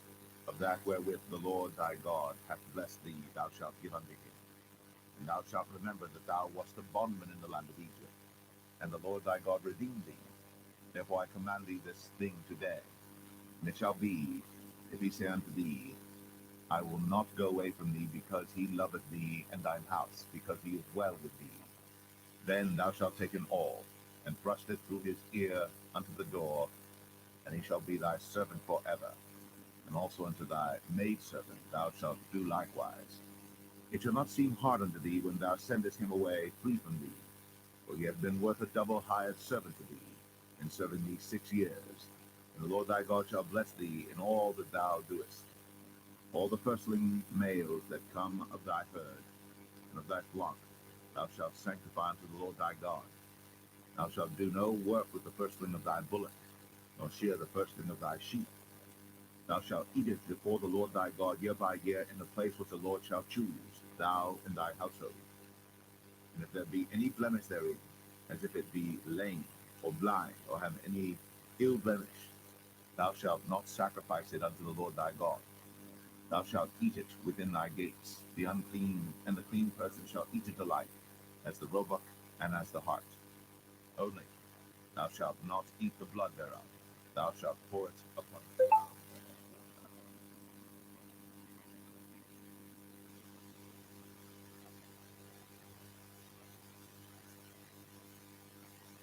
Deuteronomy 16. Observe the month of Abib, and keep the Passover unto the Lord thy God. For in the month of Abib the Lord thy God brought thee forth out of Egypt by night. Thou shalt therefore sacrifice the Passover unto the Lord thy God, of the flock and the herd, in the place which the Lord shall choose place his name there. Thou shalt eat no leavened bread with it. 7 days shalt thou eat unleavened bread therewith, even the bread of affliction. For thou camest forth out of the land of Egypt in haste, that thou mayest remember the day when thou camest forth out of the land of Egypt all the days of thy life.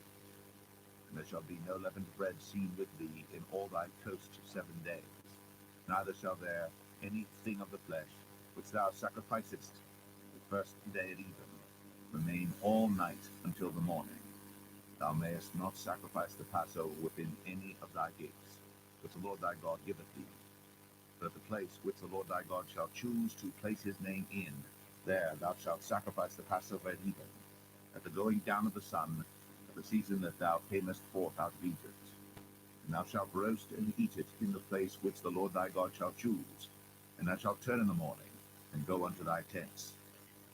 6 days thou shalt eat unleavened bread, and on the 7th day shall be a solemn assembly to the Lord thy God. Thou shalt do no work therein. 7 weeks shalt thou number unto thee. Begin to number the 7 weeks from such time as thou beginnest to put the sickle to the corn. And thou shalt keep the feast of weeks unto the Lord thy God with a tribute of a freewill offering of thine hand, which thou shalt give unto the Lord thy God, according as the Lord thy God hath blessed thee. And thou shalt rejoice before the Lord thy God, thou and thy son, and thy daughter, and thy manservant, and thy maidservant, and the Levite that is within thy gates, and the stranger, and the fatherless, and the widow, in the place which the Lord thy God hath chosen to place his name there. Thou shalt remember that thou wast a bondman in Egypt, and thou shalt observe and do these statutes. Thou shalt observe the Feast of Tabernacles 7 days. After that thou hast gathered in thy corn and thy wine. And thou shalt rejoice in thy feast, thou and thy son, and thy daughter, and thy manservant, and thy maidservant, and the Levite, the stranger, and the fatherless, and the widow, that are within thy gates. 7 days shalt thou keep a solemn feast unto the Lord thy God in the place which the Lord shall choose, because the Lord thy God shall bless thee in all thine increase, in all the works of thine hands. Therefore thou shalt surely rejoice. 3 times in a year shall all thy males appear before the Lord thy God in the place which he shall choose, in the feast of unleavened bread, in the feast of weeks, in the feast of tabernacles, and they shall not appear before the Lord empty. Every man shall give as he is able, according to the blessing of the Lord thy God which he hath given thee. Judges and officers shalt thou make thee, which the Lord thy God giveth thee throughout thy tribes, and they shall judge the people with just judgment. Thou shalt not wrest judgment. Thou shalt not respect persons, neither take a gift, for a gift doth blind the eyes of the wise, and pervert the words of the righteous. That which is altogether Just shalt thou follow, that thou mayest live, and inherit the land which the Lord thy God giveth thee. Thou shalt not plant thee a grove of any trees near unto the altar of the Lord thy God, which thou shalt make thee. Neither shalt thou set thee up any image, which the Lord thy God hateth.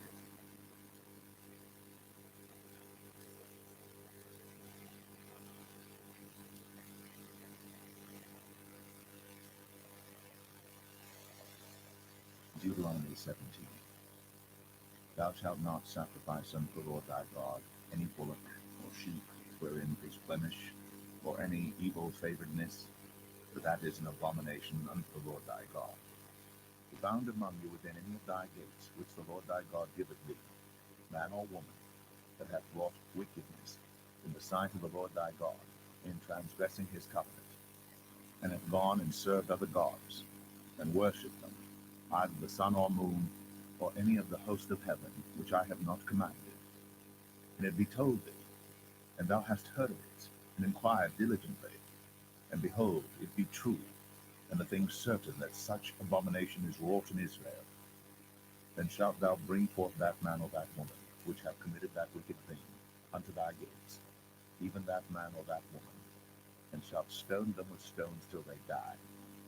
At the mouth of 2 witnesses or 3 witnesses shall he that is worthy of death be put to death. But at the mouth of 1 witness he shall not be put to death. The hands of the witnesses shall rest upon him to put him to death, and afterward the hands of all the people.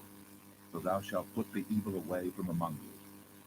If there arise a matter too hard for thee in judgment, between blood and blood, and between plea and plea, and between stroke and stroke, being matters of controversy within thy gates, then shalt thou arise, and get thee up into the place which the Lord thy God shall choose. And thou shalt come unto the priests, the Levites, and unto the judge that shall be in those days, and inquire, and they shall show thee the sentence of judgment.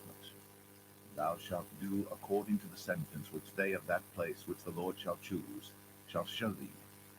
And thou shalt observe to do according to all that they inform thee, according to the sentence of the law which they shall teach thee, and according to the judgment which they shall tell thee, thou shalt do. Thou shalt not decline from the sentence which they shall show thee, to the right hand nor to the left. The man that will do presumptuously, and will not hearken unto the priest that standeth to minister there before the Lord thy God, or unto the judge, even that man shall die. And thou shalt put away the evil from Israel. And all the people shall hear and fear, and do no more presumptuously. And thou art come unto the land which the Lord thy God giveth thee, and shalt possess it, and shalt dwell therein, and shalt say, I will set a king over me, like as all the nations that are about me. Thou shalt in any wise set him king over thee. Whom the Lord thy God shall choose, one from among thy brethren shalt thou set king over thee. Thou mayest not set a stranger over thee, which is not thy brother. For he shall not multiply horses to himself, nor cause the people to return to Egypt, to the end that he should multiply horses. For as much as the Lord hath said unto you, ye shall henceforth return no more that way. Neither shall he multiply wives to himself, that his heart turn not away. Neither shall he greatly multiply to himself silver and gold.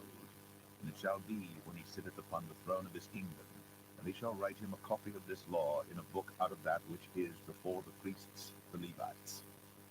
And it shall be with him. He shall read therein all the days of his life, that he may learn to fear the Lord his God, and for the words of this law and these statutes to do them, that his heart be not lifted up above his brethren, and that he turn not aside from the commandment to the right hand or to the left, to the end that he may prolong his days in his kingdom, he and his children, in the midst of Israel.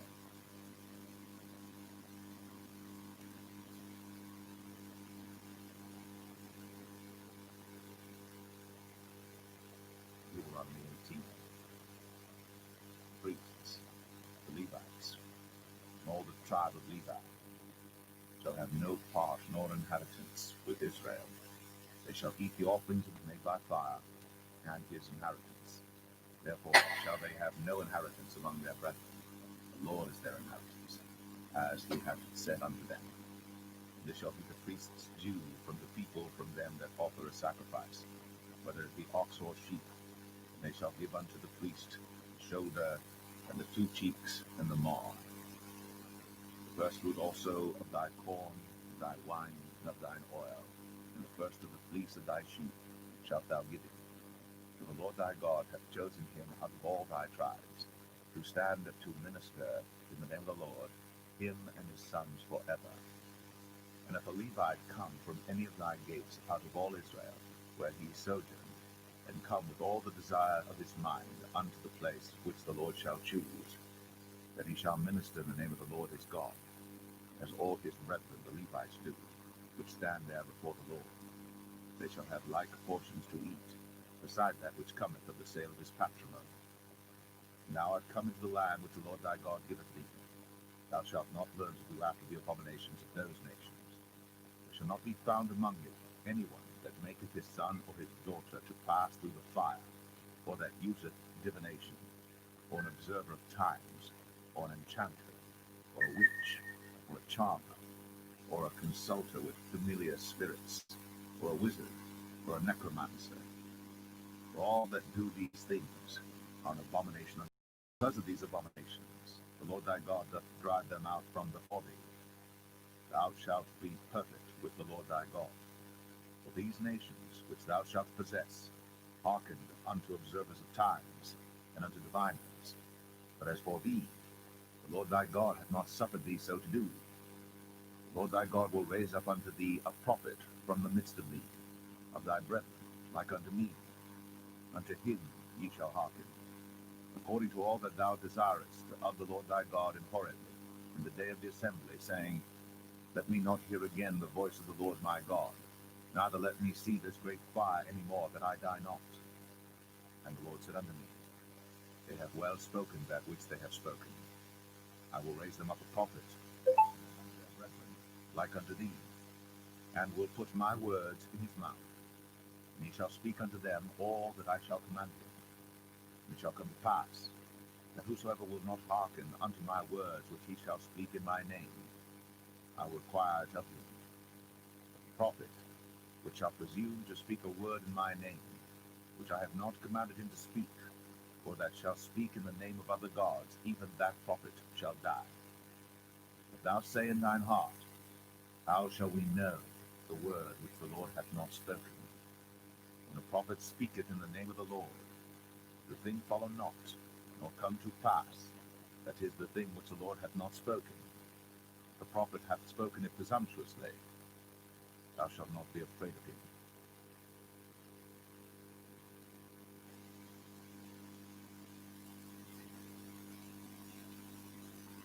Deuteronomy 19.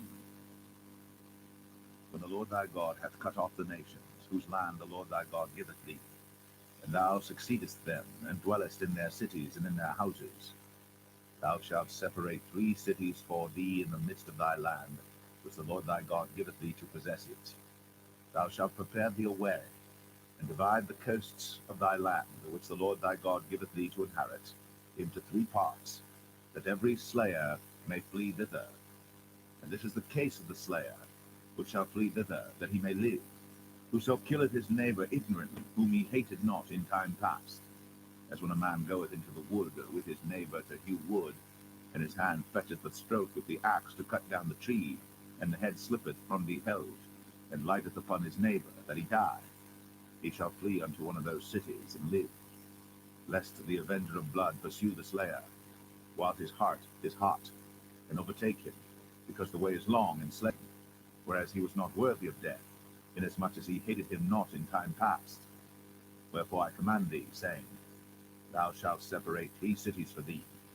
And if the Lord thy God enlarge thy coast, as he hath sworn unto thy fathers, and give thee all the land which he promised to give unto thy fathers, if thou shalt keep all these commandments, which I command thee this day, to love the Lord thy God, and to walk ever in his ways, then shalt thou add 3 cities more for thee, beside these 3, that innocent blood be not shed in thy land, which the Lord thy God giveth thee for an inheritance, and so blood be upon thee. But if any man hate his neighbor, and lie in wait for him, and rise up against him, and smite him mortally, that he die, and fleeth into one of these cities, then the elders of this city shall send and fetch him thence, and deliver him into the hand of the avenger of blood, that he may die. Thine eye shall not pity him, but thou shalt put away the guilt of innocent blood from Israel, that may go well with thee. Thou shalt not remove thy neighbour's landmark, as they of old time have set in thine inheritance, which thou shalt inherit in the land that the Lord thy God giveth thee to possess it. One witness shall not rise up against a man, or for any sin, in any sin that he sinneth. At the mouth of 2 witnesses, or at the mouth of 3 witnesses shall the matter be established. If a false witness rise up against any man to testify against him that which is wrong, and both the men between whom the controversy is shall stand before the Lord, before the priests and the judges, which shall be in those days. And the judges shall make diligent inquisition, and behold, if the witness be a false witness, and hath testified falsely against his brother, then shall ye do unto him as he had thought to have done unto his brother. So shalt thou put the evil away from among them. And those which remain shall hear and fear, and shall henceforth commit no more any such evil among you. And thine eye shall not pity, but life shall go for life, eye for eye, tooth for tooth, hand for hand, foot for foot.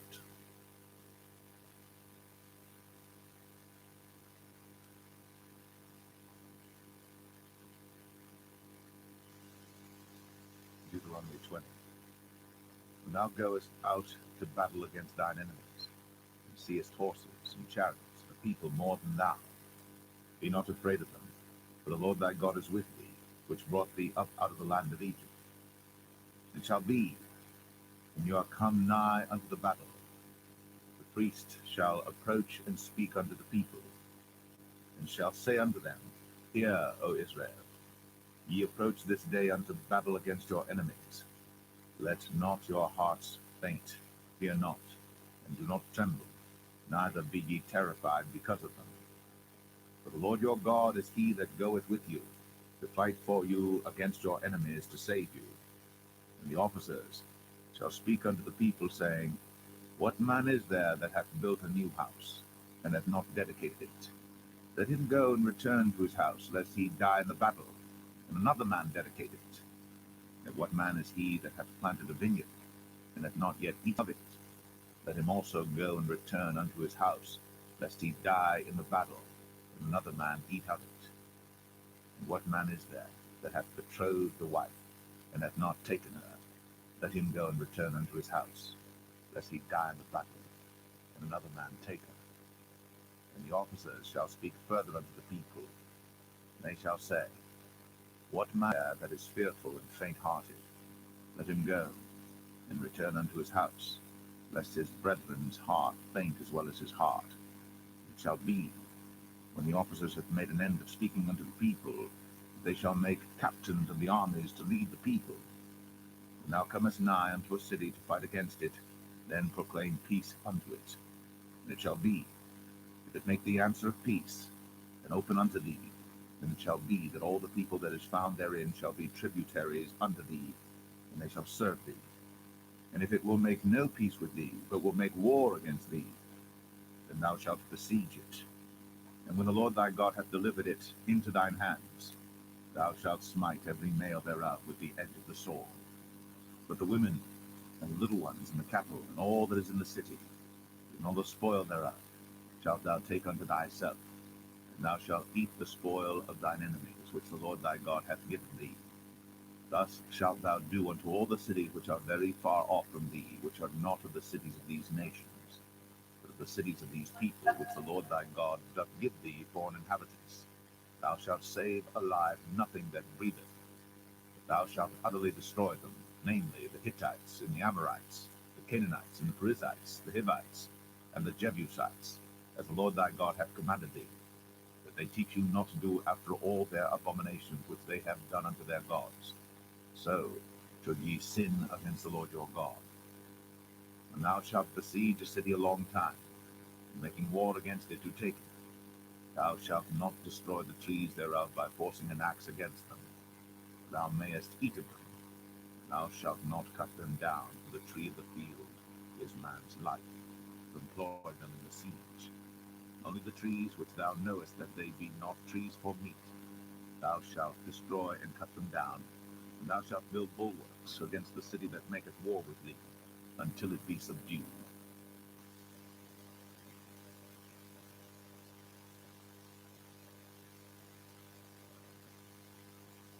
Deuteronomy 21. If one be found slain in the land which the Lord thy God giveth thee to possess it, lying in the field, and it be not known who hath slain thee, then thy elders and thy judges shall come forth. They shall measure unto the cities which are round about him that is slain. It shall be the city which is next unto the slain man. Even the elders of that city shall take an heifer, which hath not been wrought with, and which hath not drawn in the yoke. And the elders of that city shall bring down the heifer unto a rough valley, which is neither eared nor sown, and shall strike off the heifer's neck there in the valley. And the priests, the sons of Levi, shall come near. For them the Lord thy God hath chosen to minister unto him, and to bless in the name of the Lord. And by their word shall every controversy, every stroke be tried.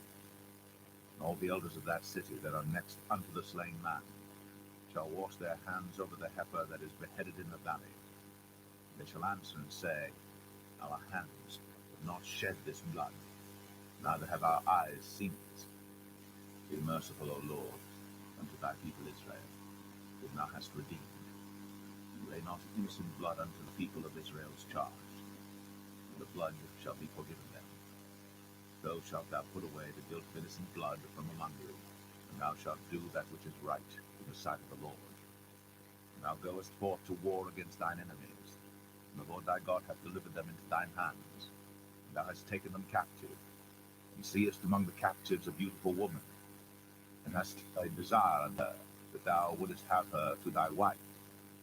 And thou shalt bring her home to thine house, and she shall shave her head, and pare her nails.